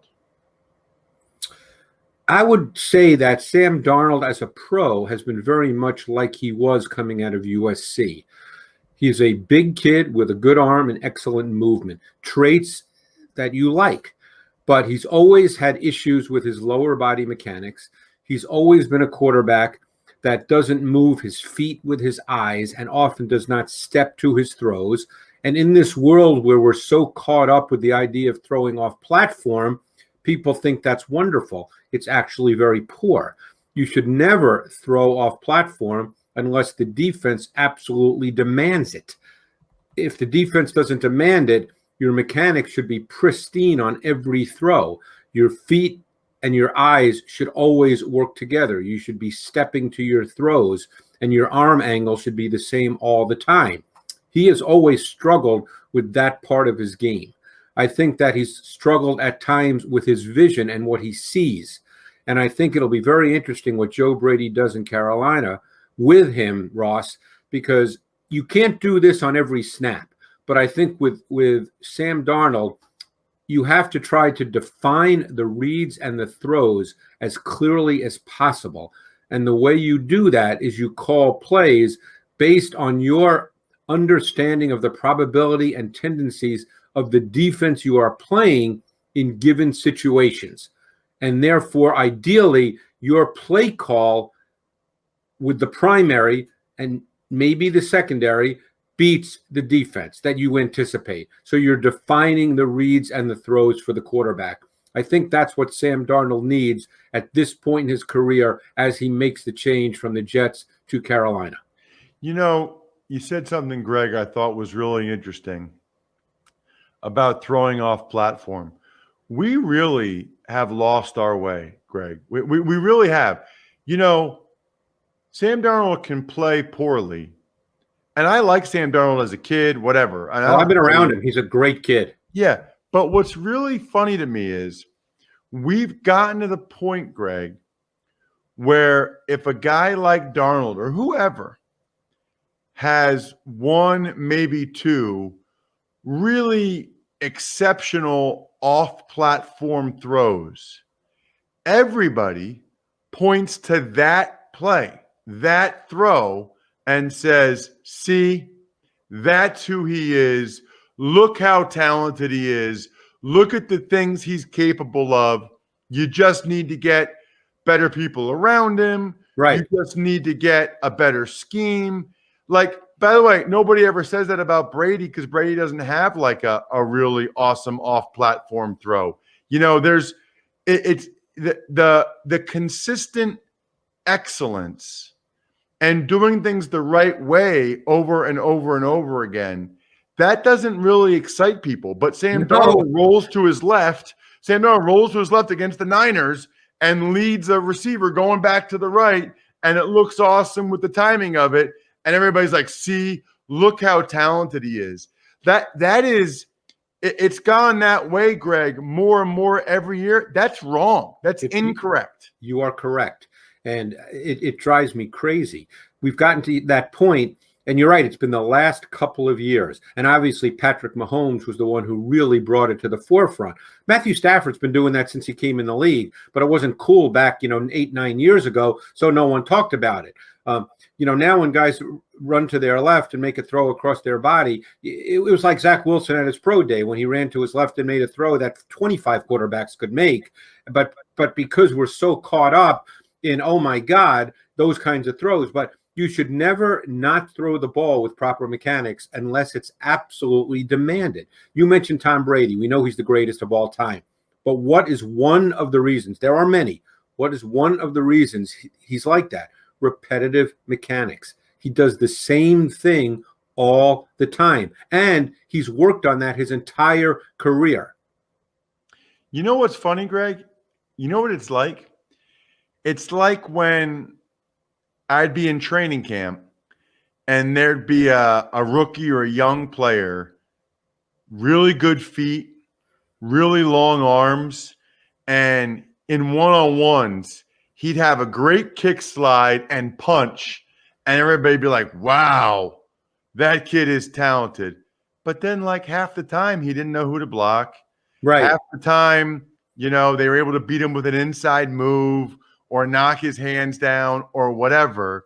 But everybody looked at the one play where he looked like Walter Jones and points to that and say, that's who he can be. No, that's not who he can be. I mean, that's who he can be 1 out of 10 times. I mean, and it's unbelievable how often I saw that. Let me ask you this. There's a perception that a lot of what held Darnold back in New York was his surroundings, both personnel, and coaching. Do you buy into that? Can't speak to the coaching because I'm not there every day, so I would never speak to something I don't know about. Look, I learned from people way smarter than I am in my 41 years in NFL films and my 25 to 30 years really studying the X and O tactical element of the game, that when you evaluate a quarterback, you evaluate the quarterback in a vacuum. You isolate his individual traits, attributes, and characteristics. Numbers become numbers. Sure. Do you have better numbers if you throw it up and you're wide receiver?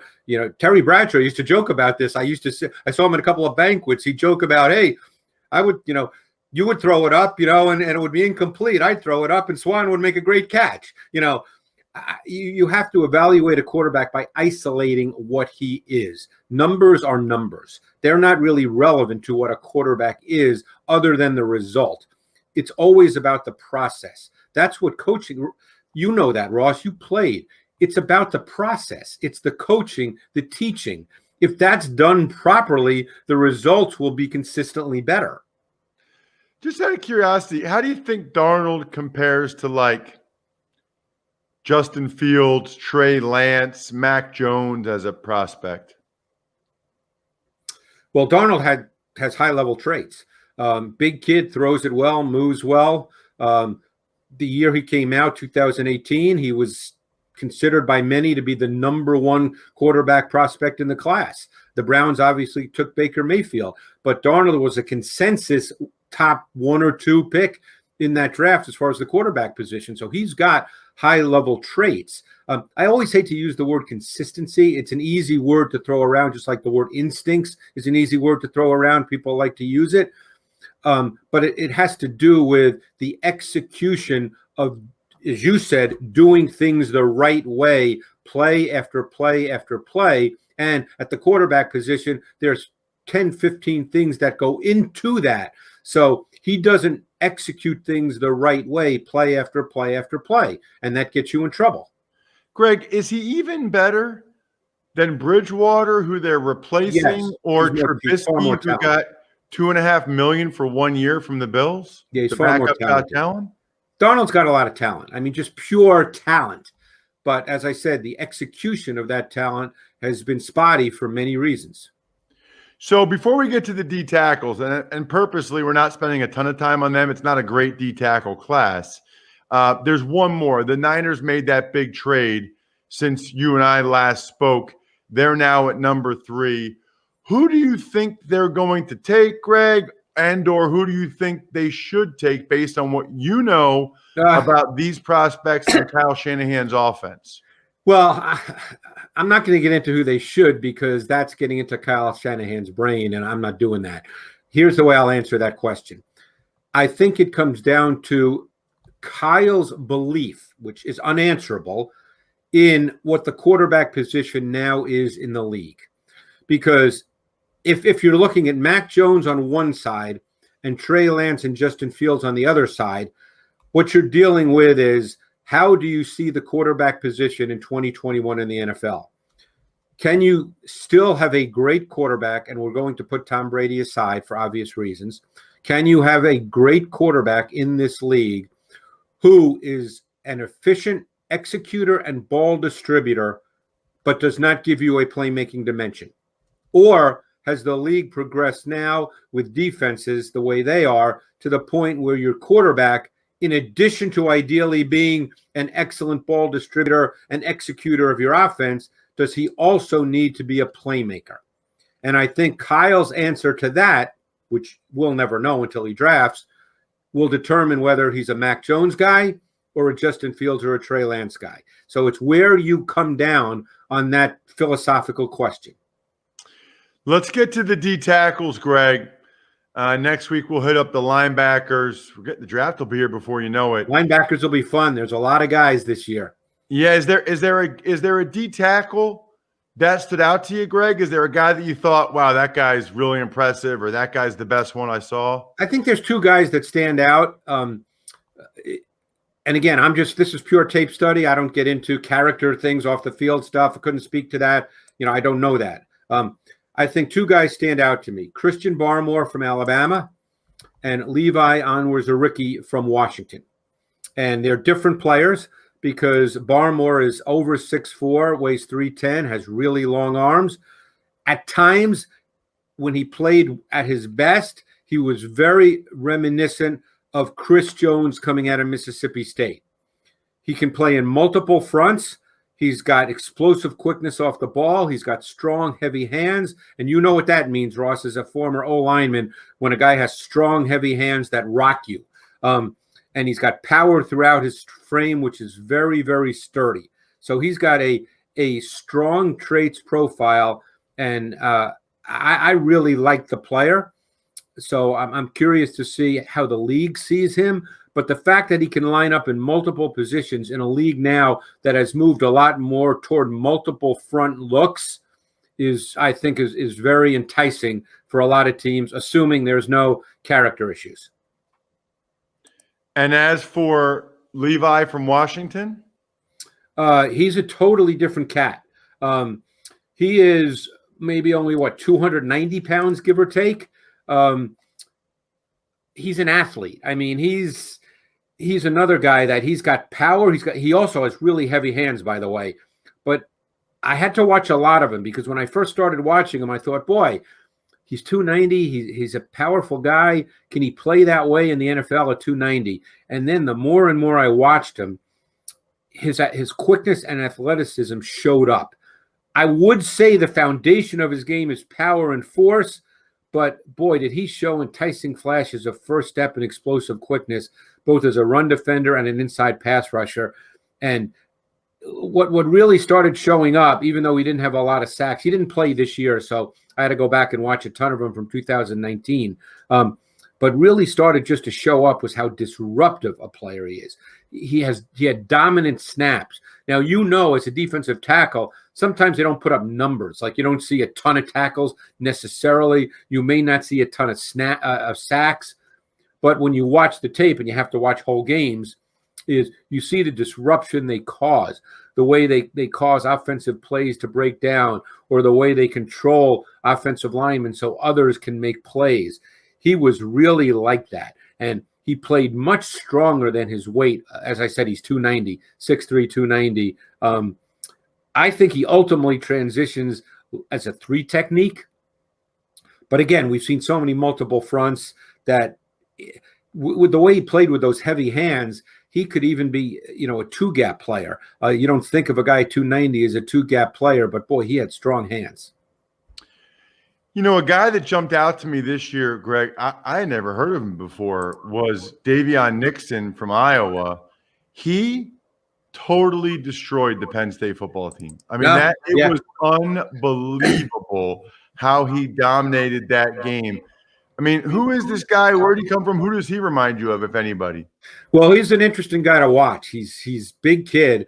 He's an athlete. I mean, that's his game. He's not real interested in the physical part of the game, which is weird to say for a guy who plays D tackle and D line, but he is an athlete.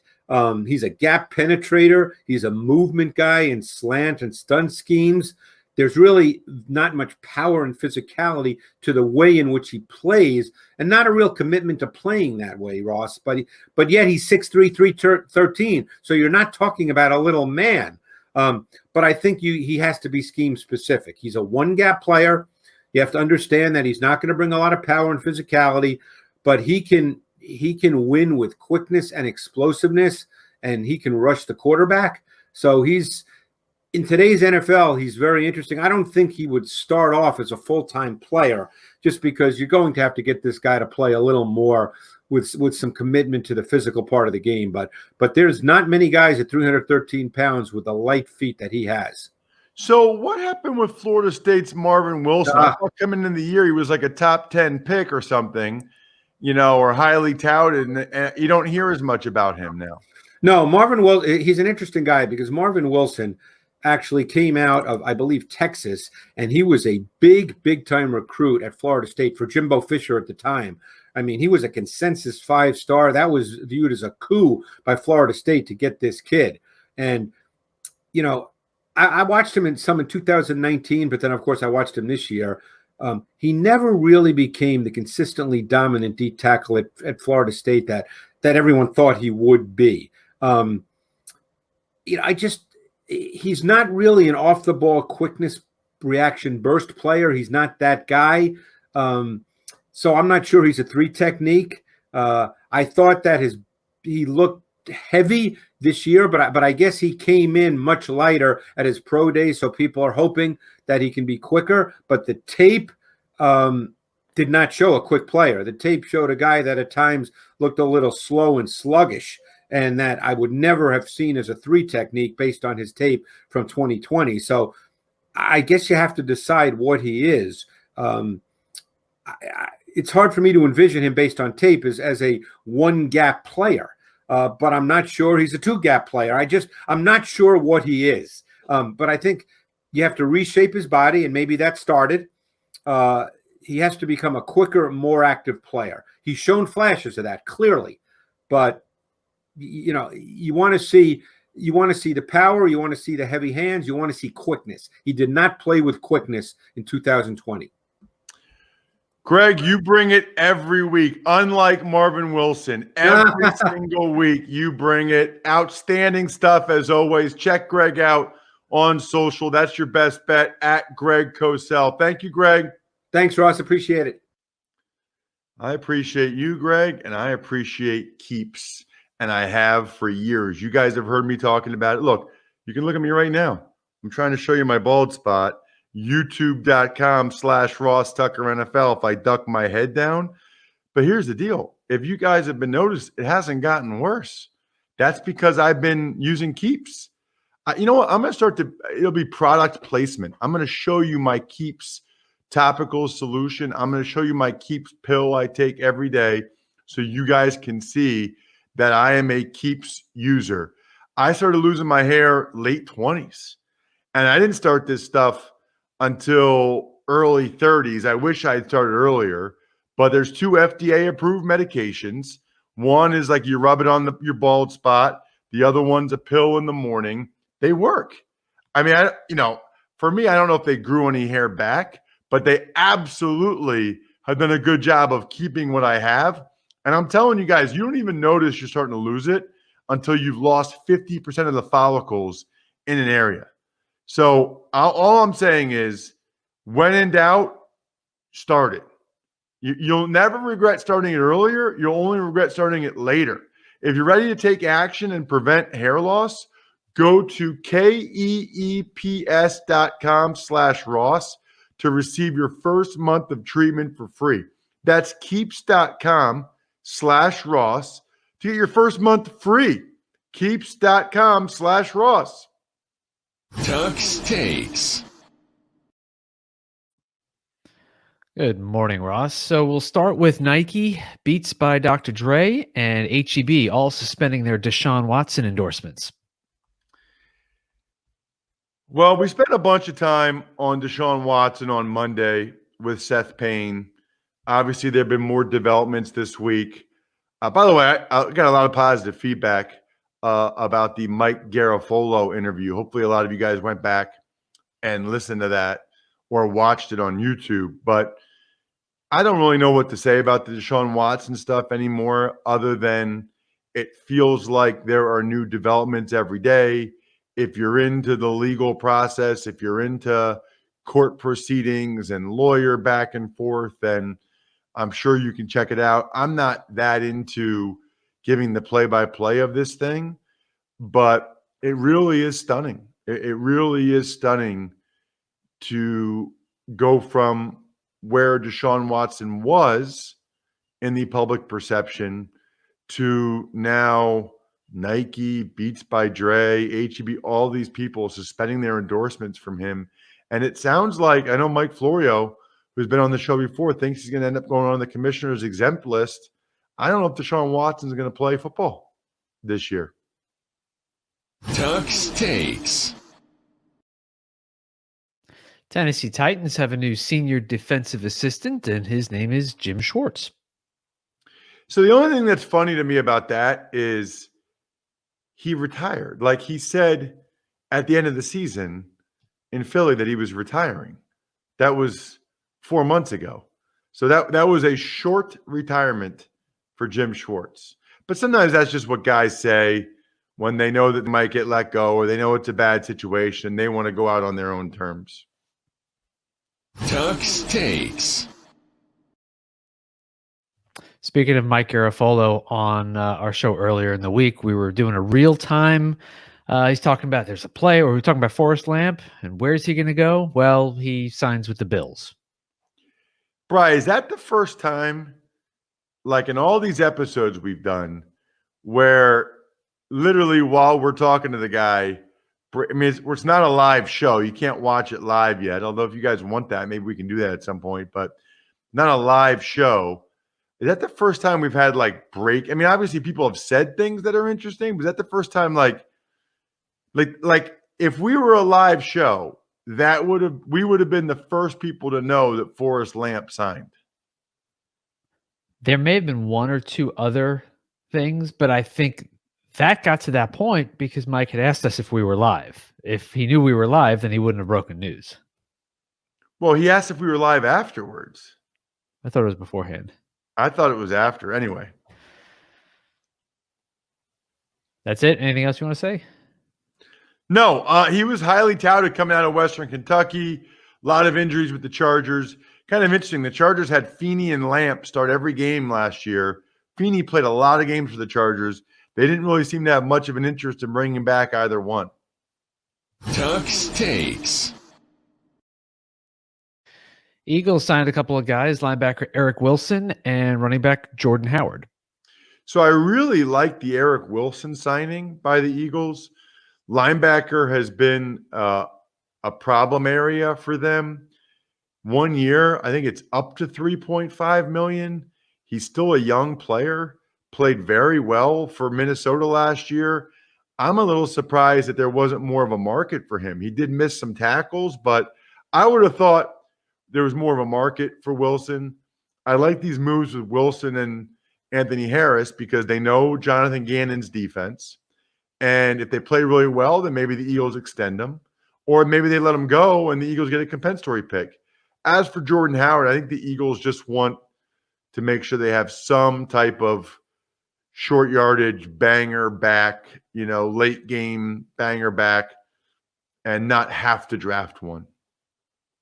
Tuck's takes. A couple other moves. The Panthers signed cornerback A.J. Boye and Bengals released running back Giovanni Bernard.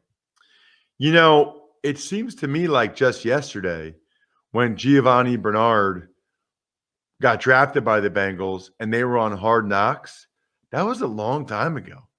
I mean, he was there like 8 years. I mean, he had a long run with one team. Didn't have a great year last year.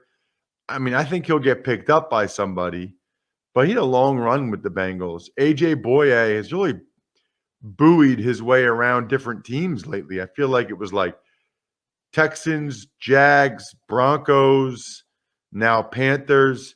Boye's done a lot of bouncing around for a guy that, has a reputation as being a pretty good player. Speaking of reputation, I know you guys have heard about Purple, but you need to check it out.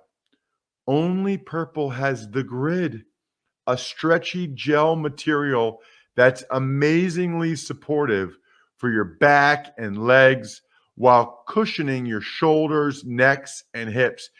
The Grid doesn't trap air. Air actually circulates and flows through it. Here's what I tell people, okay? Because we have a couple Purple pillows. I say, go ahead, get a Purple pillow. Once you get a Purple pillow and fall in love, then you'll know you need a mattress.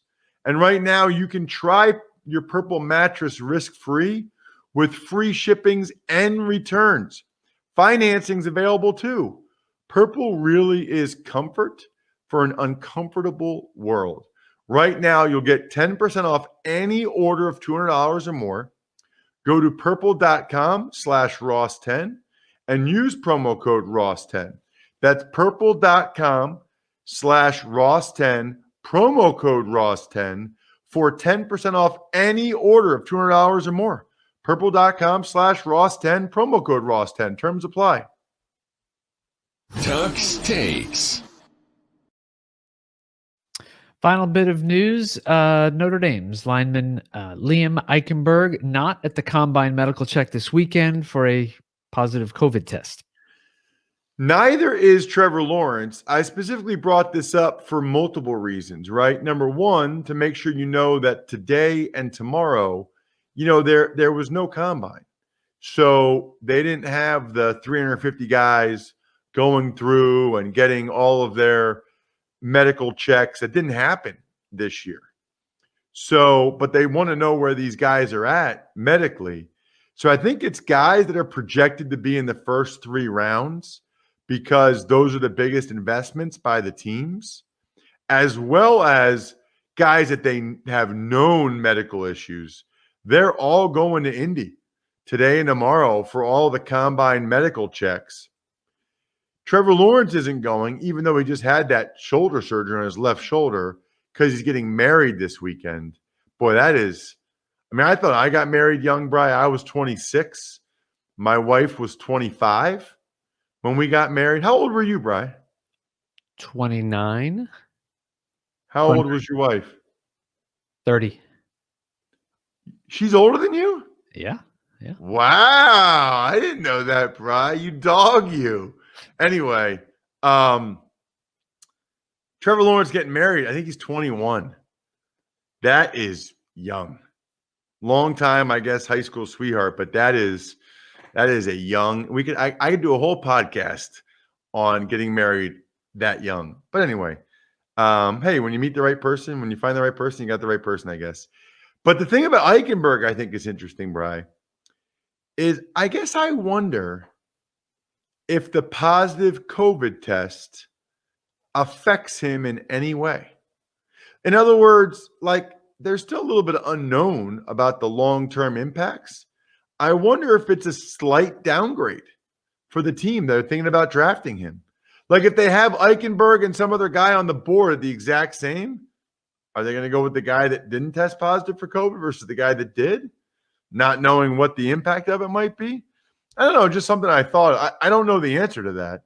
Just an observation, as they say. Speaking of observations, I observe when we get new patrons. Patreon.com/RT Media, like Kaveh Bakhtiari. I think it's Kaveh. I got to look again. He emailed me. I didn't get a chance to email you back yet, Kaveh. But Bakhtiari, almost like David Bakhtiari for the Packers. And Kaveh had some really nice words about the show. I appreciate that. Just like I appreciate any.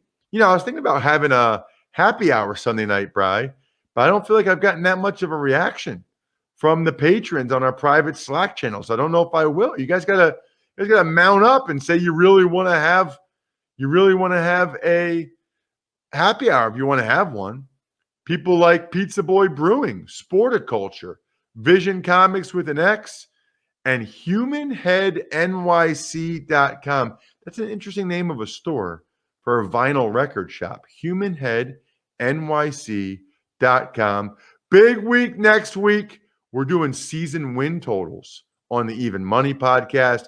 We're talking rookie wide receivers on the Fantasy Feast podcast. I think Andrew will be back. We'll have a surprise guest either Sunday night or Monday. Should be awesome. Please check out the other shows. Please subscribe if you haven't already. I think we're done here. Thanks for listening to the Ross Tucker Football Podcast. Make sure to also subscribe to the Fantasy Feast, Even Money, Business of Sports, and College Draft. All available at Apple Podcasts, RossTucker.com, or wherever podcasts can be found. A lot of times on the show, I mentioned DraftKings. Here's what you need to know. You got to be 21 or older, New Jersey, Indiana, or Pennsylvania only. New customers only. Restrictions apply. See DraftKings.com/sportsbook for details. Gambling problem, call 1-800-GAMBLER, or in Indiana, 1-800-9-WITH-IT. By the way, if what I was talking about included a deposit bonus, it doesn't always. Sometimes it does. Deposit bonus requires 25 times playthrough, and deposit bonuses are paid out in site credit.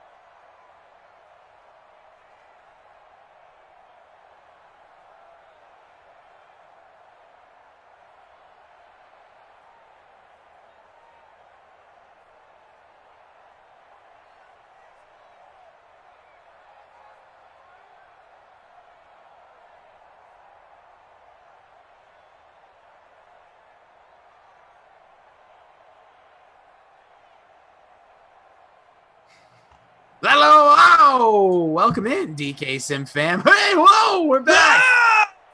You've had both of us in your evening, but not together. And when we're together, you know what that means. We're going to get some. Time. Oh, nailed Beat it. you to it. Nailed Beat you it. To it. Yeah, like a good couple. You finish each other's sentences.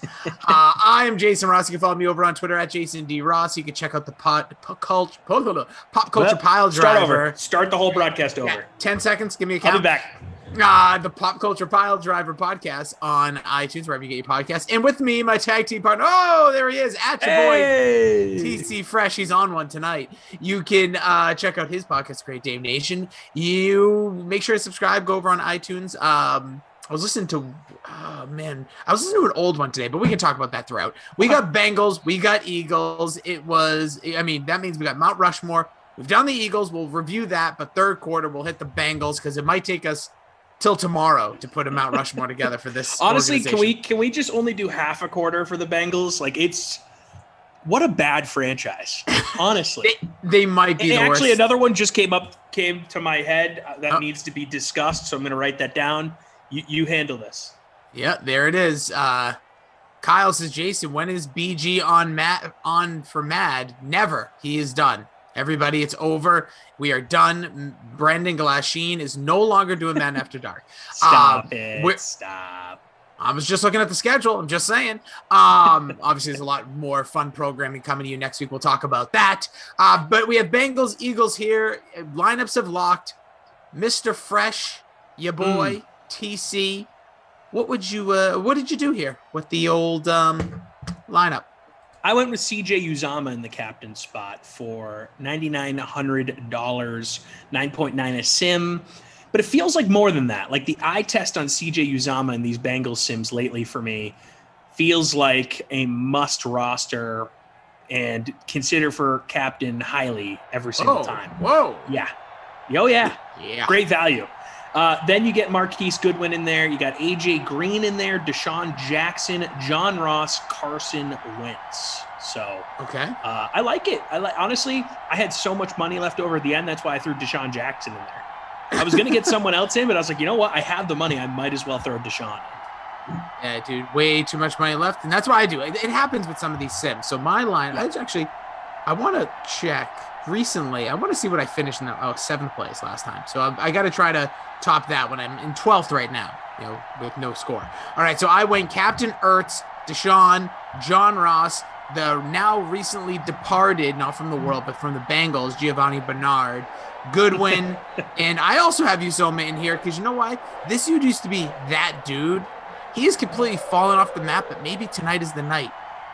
No, maybe I feel tonight is the night. I had a Bengals sim earlier this week, maybe. Yeah, last week, maybe. Dude, he hasn't scored. Christian. Oh, it must have been was it against Detroit? Yes. Yeah, because he had a 23 burger on that one. Now, didn't he? I was gonna say that's the last game I had the Bengals for, and he crushed. So that was he did that. I'm thinking. He's had 2 20-plus point performances in his last 5, but we'll see. When Madden 21 first made when we came on over right before your snazzy little butt came on in, this guy used to be the guy. I mean, the guy. But he was, as the kids say, dat dude. He was that dude, especially being on the Bengals, who they say is going to beat those Bengals. Well, everybody, but I think everyone's beaten the Bengals a million times. They might be we'll get into it. Every franchise has beaten the Bengals at least one. I don't know if that's true, but I guarantee every franchise in the NFL has beaten the Bengals at least once. I guarantee it's 3 times. 3 times. They've been around forever. Like the Texans are the only team that are Jacksonville, true. But yeah, we'll see. We see you guys here. Jimmy B says SmackDown promos were great tonight. Loved Edge, Daniel Bryan, Roman Reigns promos. I agree, Jimmy B. I'm psyched. It's time, baby. It's time. Kicking Club made a great comment. Said Rossi needs to get upset and rant so he doesn't fall asleep before the end of the sim. Yeah, we had a epic Adam Kaufman rant in the last sim. It started off with him and I both ranting about how we hate that there's like commercials in video streaming platforms, or we hate that these streaming platforms have decided now to release things episodically instead of all at once. No. Yeah, like we went on a long rant, dude. Long rant. Oh yeah. I think Kicking Club, maybe he was referencing that, but I think he's also referencing because I'm usually asleep at this point. My day. At least this is the wind down time. But I'm ready, baby. It's Friday. I actually have two late ones for you next week too, baby. I'm all fired up. Ooh, there we go. Because don't forget, Monday we do start the Madden, the bracket. Yeah, but me and Koff came up with a really dumb name the other day. It was mostly him. It was like the Madden. Yeah. Oh, deep ball. Let's go. Oh, intercepted. Big shout out, by the way. We have Drew, our producer. We have Daniel, our technical advisor. And we have Zach and Ops. Big shout to our guy, Daniel. Look at these snazzy unis we got tonight. Ooh, Bengals. Both sides. Yeah, looking like the Cleveland Browns almost with these. Looking like a snack. And I love maybe some of my favorite jerseys of all time, these Eagles throwbacks as well. So. Love them. They need to go back to those full time. No one likes this forest green. I've said it before. I'll say it again. Not good. Yeah, not my kid award. Also, Mike Abbott, Rossi at night, question mark. I'm here, guys. Question mark? That's me. I'm sorry. Yeah, Glash will not be back. Chef Duke says, what up, Rossi and Tommy and Sim Fam? Hey. Ralphie says Rossi and TC, the natural disasters. Hell yeah. Okay. That's Earthquake and Typhoon. You can Google it. It was two big dudes. Oh, okay. We're talking wrestling tag teams. Yeah, but you could also, however you want to say. I'm thinking more like R&B groups from the 90s. That's what that sounded like to me. That's all the same. Literally, same thing. I say hand around, play there. Is that my budge? No, AJ Green getting a carry. Never know what's gonna happen. I've already told people. We were talking about this right before we came on. I will be on this weekend, pre WrestleMania for both nights. Me and Babysitter Billy are doing the 4:00 on Sunday. I'm not calling a single play. Not a single play. I am literally just talking about WrestleMania Night 1. We'll talk preview WrestleMania Night 2. Wait. Is there normally 2 nights of WrestleMania, or is that a COVID thing? Nah, it's a COVID thing. So last year was the first time they split the card into 2 nights with no crowd. This, obviously, Raymond James Stadium, home of the Super Bowl this year. It's a big year for Tampa. Oh, Tampa just owning 2021. Stanley Cup, World Series, Super Bowl, WrestleMania. Dude. Ooh. Seriously, look what Tom Brady did. Last year was supposed to be at Raymond James Stadium, just so you know. So WWE's basically hubbed out of Florida all year. They gave them the respect back. 22,000 expected in attendance tomorrow and Sunday. So it'll be fun. We'll be seeing. Also, we're seeing you guys in here.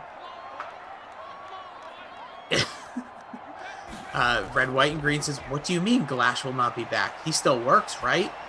That's the question, dude. I don't know. A lot of people have heard about the rumors of him going to the circuits. I've heard he has also taken on a full-time role just doing TikToks. It does take a lot longer than you would believe. Listen, he would do TikTok full-time if he was given the option. Let's be real. Yeah, a lot. I'm not begrudging him for that. He just knows what he loves. He's passionate about his craft. Kyle keeps asking when he's going to be back. I'm telling you right now, gone. Joining the circus. Circus. He's going to be riding. No, he's more of a Circus Olay guy. He's he got into trapeze over the last few months in quarantine. Yeah, that's why he's been showing off his Apple Watch workouts. He's been working very diligently to get that trapeze down. That's why he's yoked. He also says hi, Tom, in this. Kyle very much into Tom. Yeah, Tom. Kyle's my boy. Yeah, he's not. He doesn't say hi to me. He just asked me a direct question. This is hi. It's because Glash and I are a duo here at nights. You know. True that. So Kyle's my guy. I like that. I like Glash, even though occasionally has things in the morning, but he does his TikTok. I actually really want to do like a very short doc on Glash. Like I want to know what his day looks like. He does most of his talk work at like 3 a.m. Well, that's what I was. But Sarah, I believe. Well, I know has more standardized work hours. Yeah, but she also is like his pseudo director on these things. Well, that's my point. So is she staying She's up? She's putting in another full 40 hours. I told him he needs to start putting ads on that. Seriously. Obi-Wan, he's in there. He's in here, baby. This is my number one guy. Obi, what's up, dude? Obi-Wan, I say it all the time. Him and Koff, huge beef. Oh yeah, no, he despises me as well. So when me and Koff are on, really? Oh yeah, absolutely. Wow. Number one. I've had my fair share of up and downs with a lot of the DK Sim fam. Interesting. And yeah, Obi-Wan has never come back. Wow. Okay. Yeah. So I'm one of the last of the Mohicans here with Obi-Wan. No, I think he likes just. Well, I don't want to say this disrespectfully to you. Dislikes. I think it's. Yeah, I think it's just me and Koff. Of my experience, because usually you say I'm on with Christian. We're about to see a 50-yarder potentially here. Let's see it. Kick is up. Look at that thing. That's got the distance, baby. That is a rocket. Rocket for Rossi. Stack them kickers. Didn't even bother. Bullocks. Raider dropped this earlier. You flip-flop so much, it's Kanye. Says Obi-Wan. Oh, that's why you don't like me, because I flip-flop. I could tell you right now, I wear the thong-style flip-flops, if you're wondering. Same. I'm a thong guy. I don't like those one patch over because it smushes my toes together. Same. I need the space. Used to like those. Honestly, when I was playing high school basketball, those are great, walk into the gym with. Get the socks on so you don't get your basketball shoes dirty. Mm-hmm. The slides, if you will. But yeah, I'm a thong sandal guy, no doubt. Yeah, it's all about them tongs. Morgan has the Birkenstocks. Those are a nice look. Oh, classy lady. She's got the stocks. Dig it. Very quickly, I see everyone saying it. Big loss in the music, hip hop, and just sad. culture world from the late 90s, early 2000s. DMX, I will go on record. I will say it. I've tweeted it. I've said it on air, on radio waves throughout this nation. Without a doubt, the greatest edited rapper of all time. DMX. Explain that. I've owned parental advisory albums, and I literally have owned his edited albums. There is nothing better than the dog bark, the sound of chains, him barking, the edits in his songs. I don't want the swears. I don't want any words we couldn't share here on. I loved just the barking, like what you want from a really want what you like a chain dragging, like his edits. The whole damn production team. I love DMX. I mean, same. Yeah. Thank you. Honestly, it hasn't sunk into me yet that he's gone. No. I saw him at Toad's Place down in New Haven back in 2016. Memories. And he absolutely destroyed, just killed it. And the thing about DMX too, he's not going to come out here and not play the hits. You know how you go to a concert and a guy will try out some of his new stuff, or you only know it if you're a real fan. It's no, he knows how to get the place bumping, and just out of the gate, boom, boom, boom. So same. Yeah, that was a crazy night. I wish I had seen him more, but I'm happy that I got that one time in. Brutal. Oh, yeah. I mean, that's locker room music right there, man. Oh, somebody tweeted. I don't know if you saw it. Best locker room rapper. It was, well, maybe. But there was a tweet that said, if you're lying, if you were in high school in the early 2000s and you didn't play 3 DMX songs before the game. Yeah. And I can tell you right now, that is 100% true. I was in high school during our whatever time. And absolutely. Rough Riders Anthem was on every single football locker room playlist. Dude, I can tell the clean version. Thank you, Daniel, is saying it more appropriately. Not ours. No, but I will tell you Let this. it ride. Well, yeah, listen, the art needs to be the art. But I will say the Rough Riders Anthem is by far the most baller music video of all time. Because it's just a bunch of like-minded dudes and dudettes riding bikes, riding motorcycles, it's epic, dude. That music video is so epic. And he also, I believe he performed at Woodstock in 99. I'm not positive. There's a video out there. Yeah, I've seen a lot of Woodstock 99 stuff out there in the last few days. Yeah. Dude's amazing. But yeah, huge. And a lot of times rappers, and especially today's rappers, are just straight up trash live because so many dudes use auto-tune. And I'm not saying that that's bad that they use auto-tune or they do the ad-lib stuff like Migos does. Like, that's fine. It works well when you're listening on the radio or when you're streaming it. But DMX, the way he sounded on a record was the way he sounded in real life. And like, you could feel that like in the room. Like his growl would like vibrate through everyone's body in the club that night. It was awesome. Honestly, I hadn't thought about that live performance in a long time until the news had come out over the last few days. And it just got me thinking, like, they don't make them like that anymore. They really don't. Dude, and honestly, another thing, he didn't rap about like nonsense. He had like real heartache and like struggles, and like it was slipping. Incredible. I can't get up. And it feels like it hurts more now.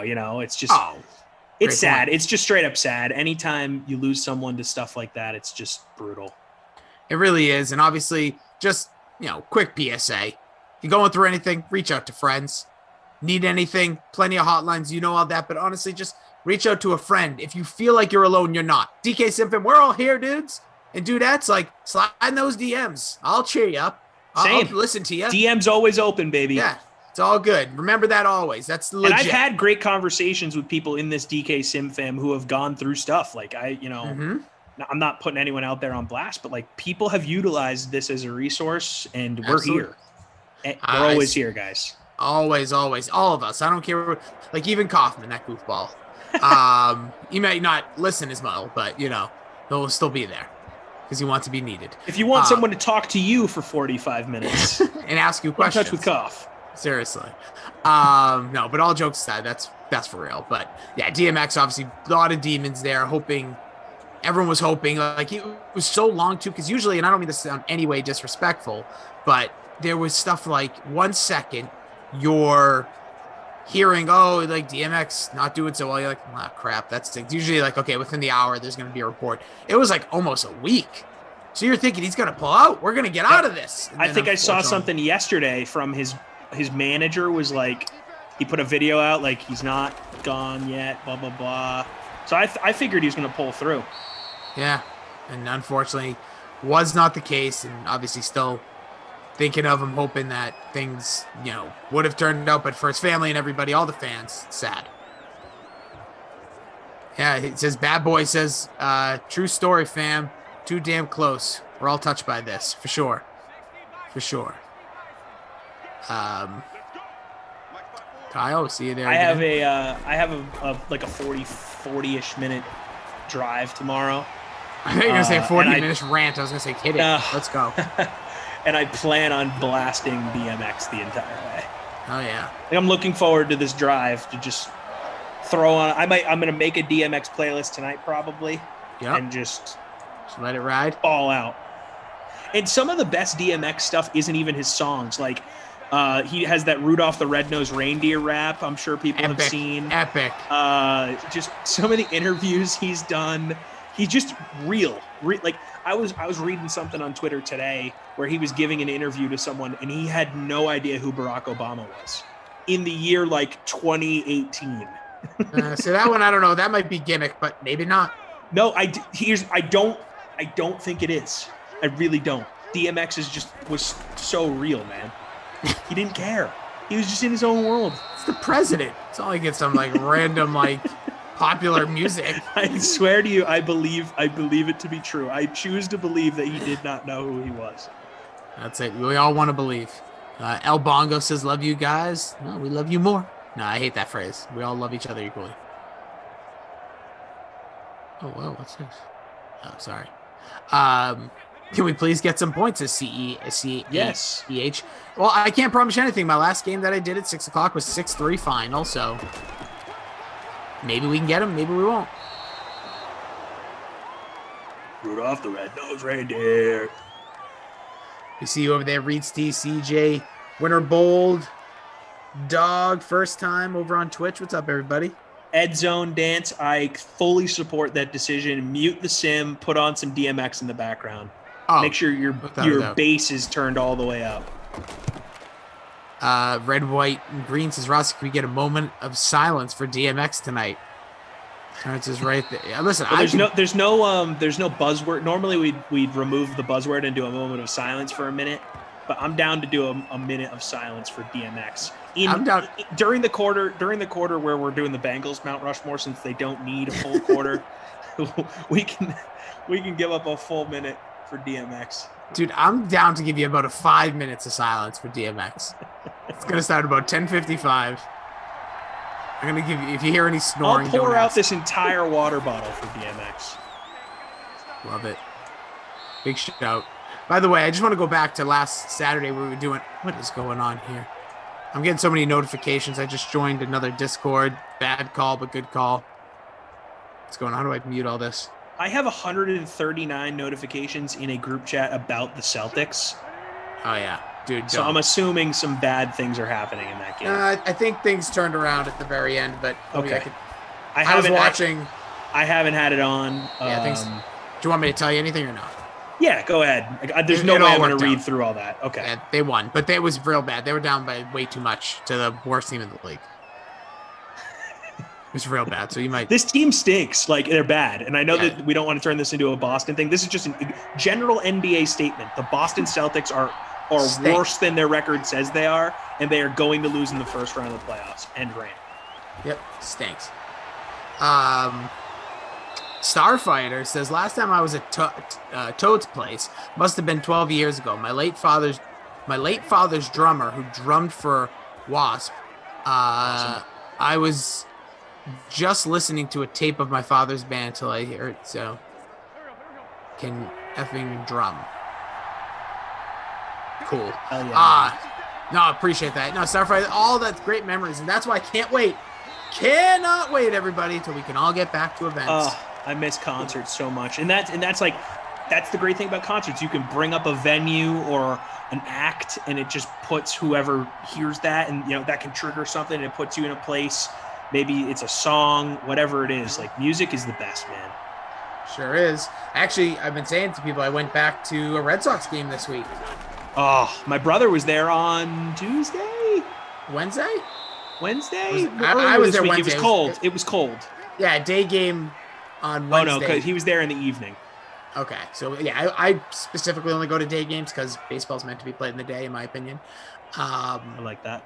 And I just had a blast. I was like so separated. I was telling Koff about this too. And I was telling Moose earlier. It's like almost to the point where I almost felt there was too much, but like I loved it. Like I don't know Fenway. I could care less. Well, the thing about Fenway, it's a great place. I love it, but the seats, they're not the most comfortable. So if you can have some more room, I'm all in favor of that.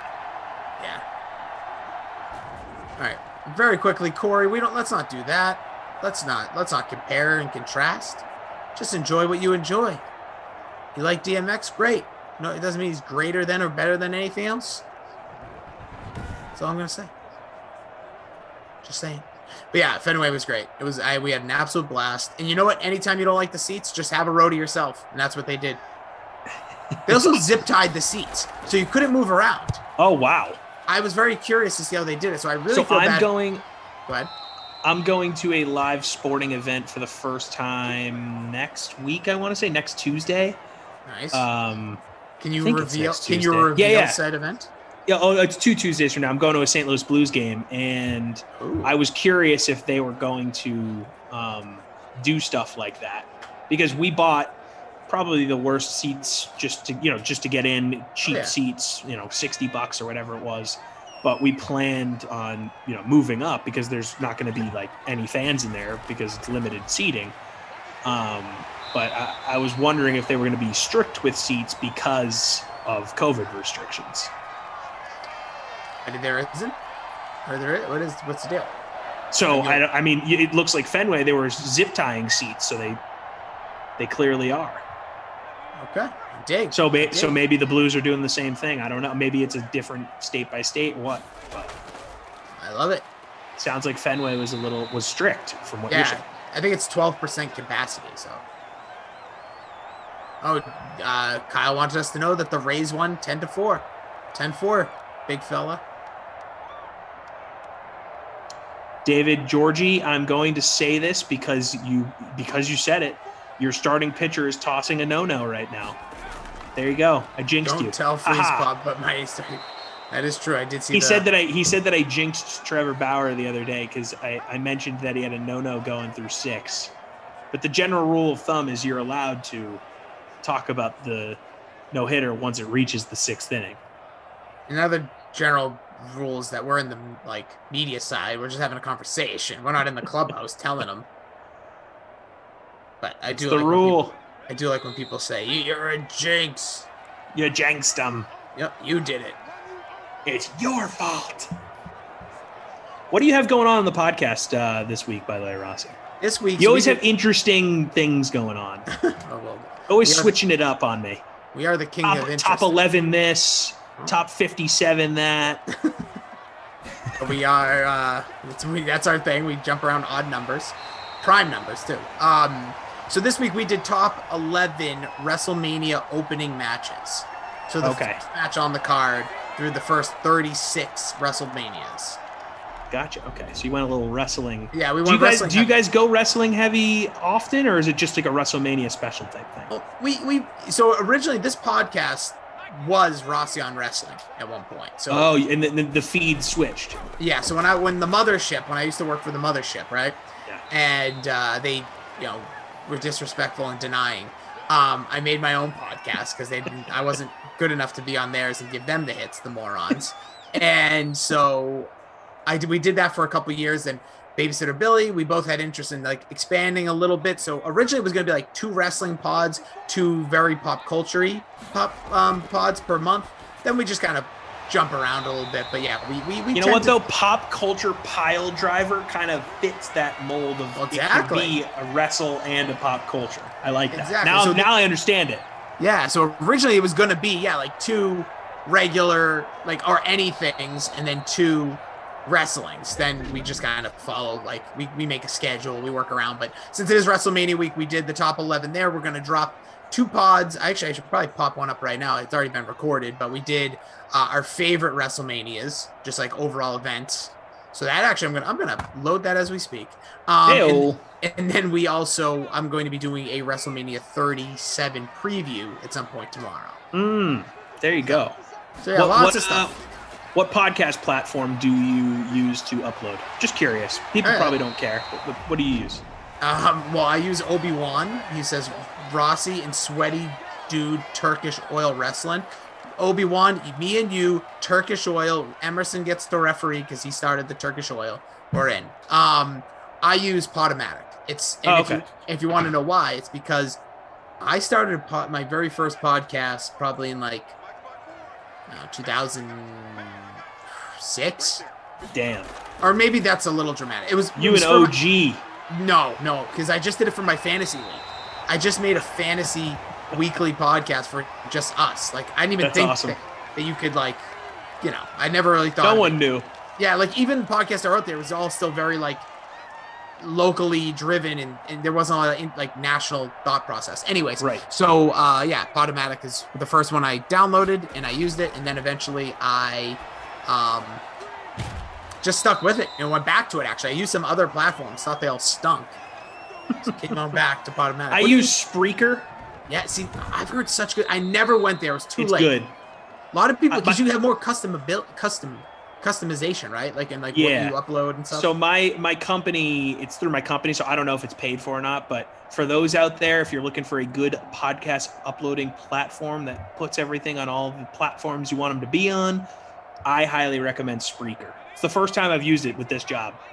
Everything else was Podcast One or other, ESPN had their own internal thing called Thor, which maybe is out there. I don't know. All these other ones, but We're going to the half getting Hoyered. We're not even going to talk numbers. It's I know 3-0. this is very inside media, so we can stop. No, But no. Dude, don't worry about it. I was just curious. Yeah. I'm always curious what the other peeps are doing out there. Oh, you know what's so funny? I have all these wrong notifications. I'm here in my Discord. I thought Daniel and Drew must be just gone. I'm like, they must be. And now I'm reading all these comments. These guys are just laying the hammer on us. By the way, yes, Daniel Show Cena did make that list. Money in the Bank match made. There was 2 of them on the list. Just want to let you guys know that. So, yeah, you can check out those pods. But yeah, so wait, when you say company, so with what you do, is that like for a company? Yeah. Vegas Insider is our. I knew that. Is our employer. I'm trying to check where I am in this contest. I don't even want to know, and I'll be honest. Because if there's no touchdowns, there's no point in looking. Oh, It's yeah. one Okay. field goal. So, you know what? I'll pretend that I didn't see that because it's not good. It's going to say you're either going to be real bad or like in a decent spot, and it really doesn't matter. You know what? This score perfectly sums up the team that we are about to talk about as far as their Mount Rushmore goes. And it also coincides with the team they're playing Mount Rushmore. We did the Eagles whenever the last time it is we worked together, last week, we'll say. Yep. One of the worst Mount Rushmores we've done. I think we both determined, right? I mean, outside of Reggie White, it was sort of a toss-up. Obviously, Chuck Bednarik is an all-time great linebacker, but he played, when like Eisenhower was president. And then we had Donovan McNabb on there, who had a little bit of a not fairy tale ending there in Philly and sort of flamed out of the league. Got fat and just stopped being good at football. Whoa. And then who? Oh, Brian Dawkins. Love Brian Dawkins. Obviously, he's great. But Eagles was sort of a poopy franchise, to be honest. From all the ones we've done so far, like I enjoyed doing the Jaguars Mount Rushmore more than I enjoyed. That was a doing blast. That was the OG, dude. That was that was the first one. I have something on my screen here. It's bothering me. You know what? No, that's on your door. What? You have a scratch going across your door diagonally that made me think I had a Over hair here? on my screen. Look, Over there? up. Yeah, and then go up. Yeah, there you go. Your finger's right underneath it. What are you talking Here, about? I'm replacing my pin. Okay, in the small screen, your closet door looks like there's a large diagonal scratch going through it, but really it's just the way the panels are set up now that I'm zoomed in. Never mind, we can continue. What in the world? Bengals Mount Rushmore. Unreal. Stats are good through the half, so I thought I had a hair on my screen. I was like, what is this? But no, I'm just gonna pretend like none of this has happened. it's an optical illusion. What do you think about the Bengals? Bad Boys of Pop agrees with me. Spreaker, good platform. Yep. Oh, Bad Boys of Pop. He's a good podcaster right there. I know. I gotta be on this guy's podcast one of these days. Maybe me Bring and me you on. on. Me and Koff are on there. I know. That's what I'm saying. We're podcast brothers here. Come on. Seriously. Bring me aboard. Let's talk pods. It's more of I want to go on to talk. I want to ask him questions. Like he has this fascinating life. Like he just drops in little nuggets and like maybe I should just record a pod. And I don't know. Listen, talk to your company. Be like, hey, I got another idea. Mort, I know that we usually bring on Hall of Fame football players, but No, a separate feed. Whole separate feed. For one episode. It's a one episode special. Oh, hey, listen. One-off. It's like a movie. People love the one-offs. I do. I love me a good one-off. Love it. Why don't we just? Did you tell the fourth for the Eagles? Who is our final member? It was of that Brian knowledge? Dawkins. Okay. Was Dawkins, dude. That dude. All right, so beast. Kicking club. Yeah, I do have a little touch of the OCD. Not gonna lie. If you guys saw my apartment, it's pretty immaculate. Not gonna lie. But listen, sometimes I'll be honest. You need a little OCD in your life. Not a ton. Not a point where it's gonna make it a little like dangerous, but like just enough where you go, you know what? I feel good about that. Or I would be uncomfortable if this did not happen. Let's say. 100%. So let's get into it. Are you ready? Do it. Give me the intro. I'm going to mute myself and eat some Reese's Pieces while you do it. As you travel through the United States, you must know one thing and one thing only. several monuments across the country get immortalized forever. Is that the George Washington Bridge? Is that the Mount Rushmore? Yes, that is Mount Rushmore. What state is it in? I believe one of the Dakotas. But here in Simland, we create 32 Mount Rushmores with the 2 biggest heads in the business. His name is Tom Crow. I believe that Jonesville should be in the... And Jason Rossi. I'm just loud, and I make fun of other people for being loud and fast talking, but I'm probably the fastest talking loud guy in the thing. And tonight, they discuss building a monument of sand in the shape of faces, and the wonderful, do you call it Midwest? I don't know, but Cincinnati, Ohio.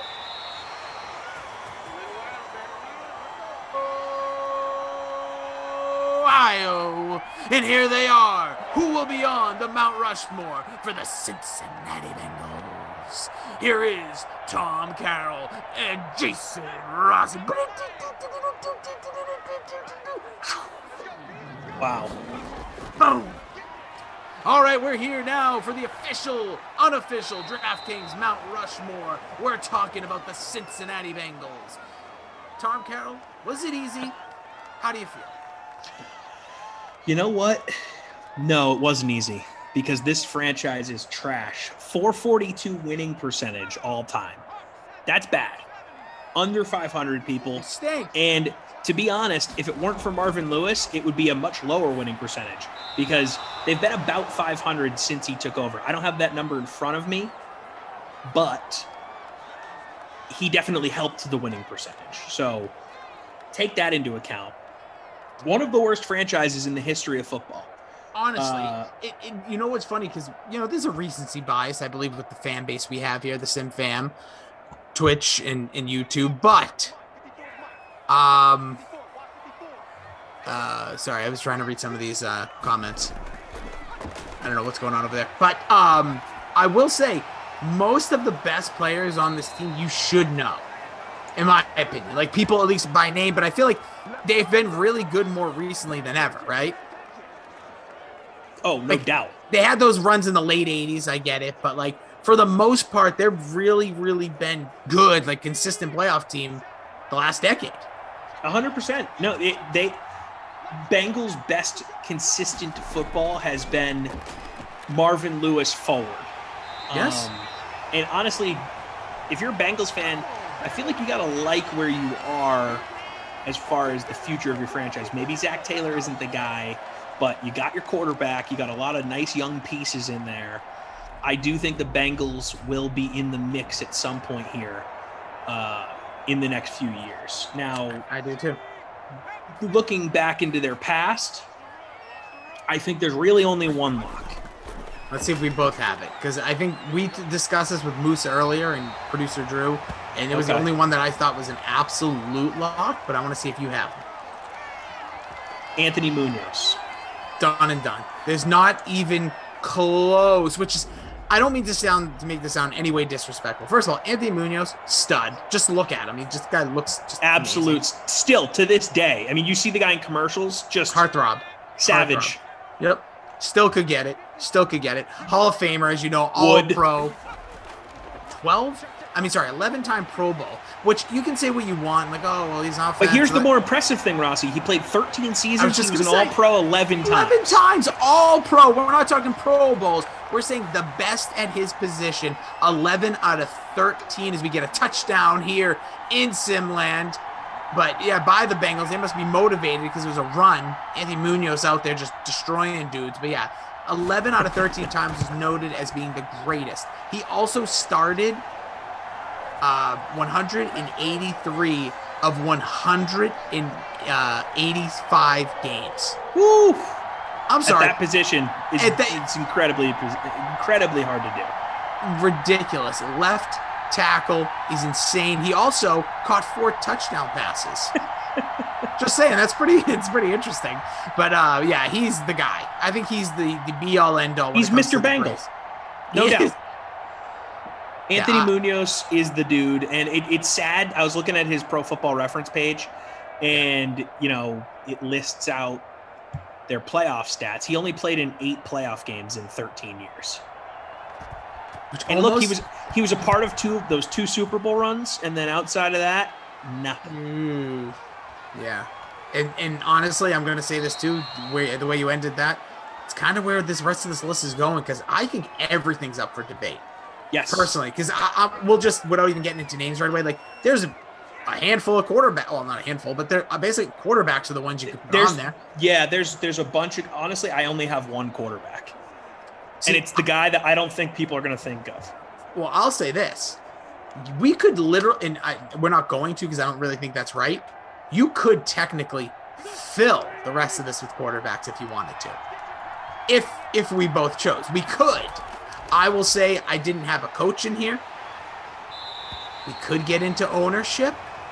We could get to an owner. But, like, there's not, like, a ton. So I'm going to throw one out here because I think this is probably a popular one. Don't know what you think. But I'm going to put Chad Johnson and Chad Ocho. He's on my list. Here. Okay. Here's why, though. Now, people at this point... Was extremely good. Yes. The other thing I want people, like, kind of like what happened with Donovan McNabb, but not as, like, bad of an end. But, like, this guy just ate stats. Him and Carson Palmer, I still argue with people during a 3-year stretch. While I understand there was guys like Marvin Harrison teaming up with Peyton Manning, I think they were one of the most dynamic quarterback receiver duos that nobody gives credit to. They're like number one. I 100% agree with you. Dude, these guys. So Chad Johnson, as you know, eventually after the Bengals went over to the Patriots. This isn't a Patriots thing, but it's just facts. With the greatest quarterback of all time, and couldn't do anything. And you know why? Because he found out very quickly, this isn't me running plays in the sand. Carson Palmer deserves so much credit for how good he was with him. Him and Chad Johnson didn't run routes that were like drawn, like plays. He just ran on what he believed was going to work. And these guys were so in sync with each other. It's unreal. Like, that is such, like, you can look at that as like dumb, like, or you can look at that as like, what an incredible feat. Just for those guys to not only have like averaging around 8 catches a game one season, but like that he would just like, oh, yep, he's going to probably do this. Yeah, he's going to move on that safety. Like, yes, they would talk, but like for the most part, when he's breaking and a cornerback is 10 feet off him, he's just going to stop on the dime and he's expecting the ball and it was there. The guy was great. He really was so good. From 03 to 07, 92, he averaged 92 catches a season, 1,374 yards and 9 touchdowns per 16 games from 03 to 07. 43 touchdowns in that span. Dude. Almost 7,000 yards receiving. I mean, when him and Palmer were in their prime together, it was scary. Scary. That's a great way to put it. It really was. It was dangerous. It was like, oh, this is like legit. Like, these are two guys that are so locked in like step with each other. So I don't think there's any doubt that, like, you know, we could talk. Lock him in, baby. In this conversation. But yeah, I think Chad Johnson and the aura that he brought the Bengals Swagger. into the 21st century. Swagger, the online presence. I think he was the first NFL player to 1 million follows on Twitter. He, you know, was challenging dudes to play in FIFA in the middle of the week. Now, I was just going to say. Like, does this count for his on-field and why he'd be on this Mount Rushmore? Not 100%, but he just was a part of the community and showed with the ever-changing and more, he was like the first modern athlete. It's really, that's a good way to put it. That's a good way to put it. And he just, like, embraced that and brought all of it, you know, to the Bengals. So I think he deserves credit for that. So, yeah, I think he is a lock him in, baby. Lock him. Okay, so the next name I want to mention, but not on my list, but someone that was brought up on our Slack here by producer Andrew. Yeah. Paul Brown founded the Bengals. Yep. But I almost feel like he should be shunned for doing so because it's such a bad franchise. Never had any real success as head coach of the Bengals. I'm looking at 4 winning seasons from 68 to 75.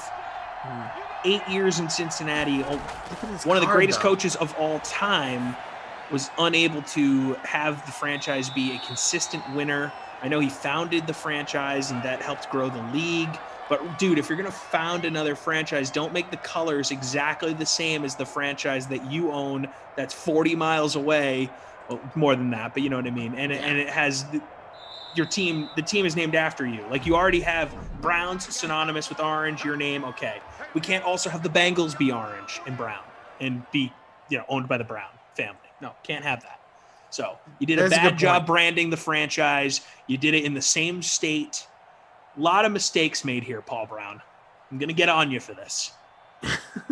You know what? The more I thought about it, like I said, he's definitely in the conversation, but it really is the reason I almost felt almost exactly the way you did, because not only does his team stink, but he had the Browns. Like, what are you even doing? Like, I get obviously there was issues and behind the scenes, or not even behind the scenes, it's public now. But just dude, you're not making it. You're not on the list, man. I'm sorry, you didn't do enough for the. You founded them. I know you're Paul Brown. Everyone talks about you as this, legend of the game, which you are. Understandable, but you're on the Browns Mount Rushmore. You're not on the Bengals. You don't get both. Very few get both. No, but yeah, we had one. Bruce Matthews was on the Titans and Oilers, which I guess that's sort of a loophole, but still counts. He's the only one on both. So I want to bring up somebody next, and I don't know where you line them. I'm not sold on them being on here, but I'm also not sold on them not, because this dude was incredible. Again, during the down period, if you will, for the Bengals from 97 to 03. This guy was just doing his damn thing, being one of the most dominant players in his position.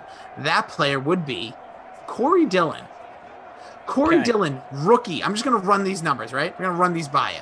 You like numbers. Okay, I love them. 16 games, 6 starts, 1,123 yards, 10 scores. Rookie. Next year, 1,130, 4 touchdowns. Then following 99, I believe this was the year he was an All-Pro. 1,200 yards rushing, 5 touchdowns. Not even going to go into the receiving numbers. They're not. He had the single-game rushing record at one point. I believe that was in 90, may have been 2000, when he rushed for 1,435 yards, 7 scores. 2001, 13-15, 10 scores. 2002, 13-11, 7 scores. I believe he set a record at the time for the first, or one of the few running backs to rush for over 1,100 yards in his first 6 seasons. Dude was an animal, and those teams stunk out loud. We're talking bad. Jeff Blake. Awful. Real bad. Akili Smith. Yeah. Brutal. It's bad. The quarterbacks were really bad. As soon as they get a good quarterback, he gets hurt. They had Kitna the year, and then obviously Palmer gets hurt. That was it. Then he moved on, went to the Patriots to wrap up his career. Had his best year realistically. Those years he had over double-digit touchdowns. But that's we were happy to have him. Sure were. But he's when it comes to the running back position, and we already put in the a criminally underrated running back all time. Yes. When do you hear Corey Dillon's name even come up in conversation anymore? And you and I are New Englanders. We're Patriot fans. No one ever talks about Corey Dillon anymore. By the way, speaking about running backs, there's your guy, Miles Sanders, darting his way into the end zone. This is the longest drive I've ever said, freak of nature. By the way, we keep throwing out the names. We're not done. We're not done. We got a whole quarter here, people. We've only locked in 2. Some people are like, hey, how come you haven't mentioned this guy? Well, we'll get to him. I promise. So Corey Dillon is not on my 4, but was in my discussion. He's on the honorables list. I'll leave it open for now. I'm definitely willing to give up a spot for Corey Dillon, because I do think he's a criminally underrated player in the history of the NFL. Dude, just let me just wrap. Sorry, one last thing. Just so you know, his career rushing with the Bengals was 1,753 yards in 7 seasons. Just silly. Crazy. Right out the gate, he was good. But next up. So next up for me is a quarterback, and no, it's not Carson Palmer, and no, it's not Boomer Esiason. I'm going with Ken Anderson. Ken Anderson was the best of those 3. From 71 to 86, he was with the franchise. That's a long time, my friends. Only played for one team. Was a starter from 71 to 84. So even still, that's kind of unheard of for that day and age in football. He won an MVP. He was the quarterback for them when they had their first legit good season if we're being honest. He got, like I think I just said, he got him to a Super Bowl. Was AP Offensive Player of the Year in 81. 81 was really his big season. Walter Payton Man of the Year back in 75. Four-time Pro Bowler. Was first team All-Pro once. Yeah, in 81. I mean, the dude... Second team twice before that. Was an absolute beast there in Cincinnati. And I know Boomer, because he's on TV and he's on WFAN, people talk about him a lot more than Ken Anderson. Carson Palmer, obviously much more recent history, but I think also what people should take into account here is once Kenny Anderson retired, he went back to the franchise to become a coach, and he was there from 93 to 02. Granted, they didn't win a lot, but it just shows his commitment to the franchise. So I got Kenny Anderson in there. See, I actually have him as a lock because here's one of the reasons I like the way we kind of did that. I brought up Corey Dillon, and I wanted those stats to be named before we got here because this dude right here, Kenny Anderson, was the OC during those first 4 seasons that I mentioned. So he knew this quarterback position stinks. We're going to give it to this running back, and we're going to let him run all over the field. And I really believe he's a big part of that, as the coaching side, because that has to count. This does play into it. So like you mentioned, he has the accolades as a player, one of the very few. Is he the only MVP, I believe, for the... It's got Boomer Esiason won MVP for the Bengals as well. Holy crap, he did? Yes. Wow. I would tell you right now, if you give me $1 million, I would have never guessed that. I don't remember what year, but I know he did win MVP. We'll look that up shortly. You know what is also criminally underrated? 88. 88. Oh, yeah, that was one of those runs where I think they lost in the AFC. It was a Super Bowl team. Did they make it to the Super Bowl? Is that They lost to the Niners. The Iggy Shuffle? I believe so. Well, either way, I agree with you overall. Ken Anderson. I think he gets it over. I think he gets it over Boomer, and I would say Carson Palmer, but I'm still willing to fight for Carson Palmer. So both those guys definitely in the discussion. And there's no doubt about it. But the next name I wanted to bring up, because we've done a lot of offensive one. Yeah. Geno Atkins. Ooh, okay. Didn't see Geno that one Atkins, coming. dude, was an absolute stud for the better part of a decade. He's obviously still playing here. Free agent currently, I believe. Yes. I think he just became a free agent finally because he was held captive just like John Ross last year. Right. But from 2010 to 2019, and an injury short season this year, but 2010 to 2019, he made 8 Pro Bowls at the defensive tackle position in the AFC. And honestly, if Aaron Donald didn't exist, we'd be talking more about Geno Atkins as the dominant defensive tackle of this generation. Hall of Fame all-decade team for the 2010s. Yep. 2-time first-team All-Pro. Been on the list a few other times as well. The anchor of those Bengals teams that were making the playoffs every year. Just a fantastic football player and gets overlooked a lot. But honestly, on a Hall of Fame track.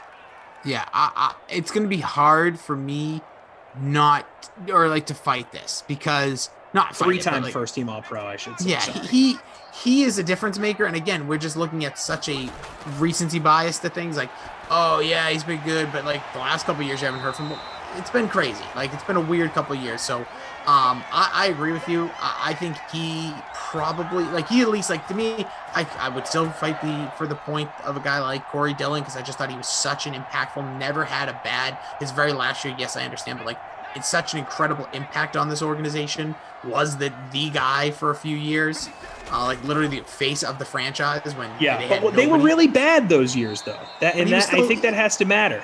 He was like the Robert Fick, if you remember him from the Detroit Tigers. He was literally just every team got an all-star. A stat. Every team got an all-star. So he Robert Fick would just be an all-star every year for Detroit. And people would be like, oh yeah, that's the only reason you knew him. It's and representing the Detroit Tigers, Robert Fick. And you're like, oh yeah, that's how I know him. Oh yeah, that's their guy. It's like when Brock Holt made the all-star game for the Red Sox. We got to get one in. Get somebody in there. Get Brock. Give him something. But Mike Sunkin saying Anthony Munoz is the only Hall of Famer ever for the Bengals. Is that true? Doesn't feel true. But no, like well, unless maybe Paul Brown counts. Yeah, feels right, true. I'm to looking me, this says up. Drew. Kenny Stabler? I mean, Kenny Stabler. Well, okay, so it depends on if you count guys that have been with the franchise. You know, like T.O. is in the Hall of Fame. No, that doesn't count. Here we go.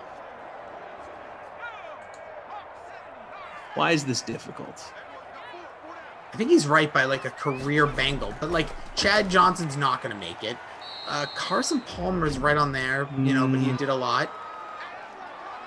Charlie Joyner, but he played most of his career with the Chargers. Hey, Creature. What's up, dude? Let's see. Oh. But what if, like, I know it's going to sound,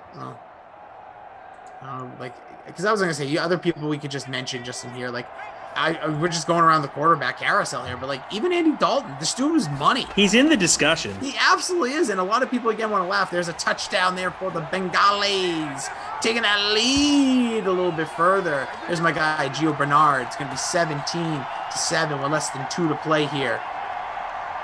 Bernard coming in with that 25.3 ownership. Andrew, I gotta just read this. It's hilarious. He says, my request is that you do not even mention, which I wasn't going to, Chris Collinsworth. He says, guys should have to buy a ticket to the Bengals Mount Rushmore. He was really good receiver for a long time. He was, but Chad gets over him. Unless you want to just throw him on there for fun now that we have at least a gimmick. But so 3 people that have worn a Bengals uniform are in the Hall of Fame. So Anthony Munoz is really the only true Bengal they stink to be in the Hall of Fame.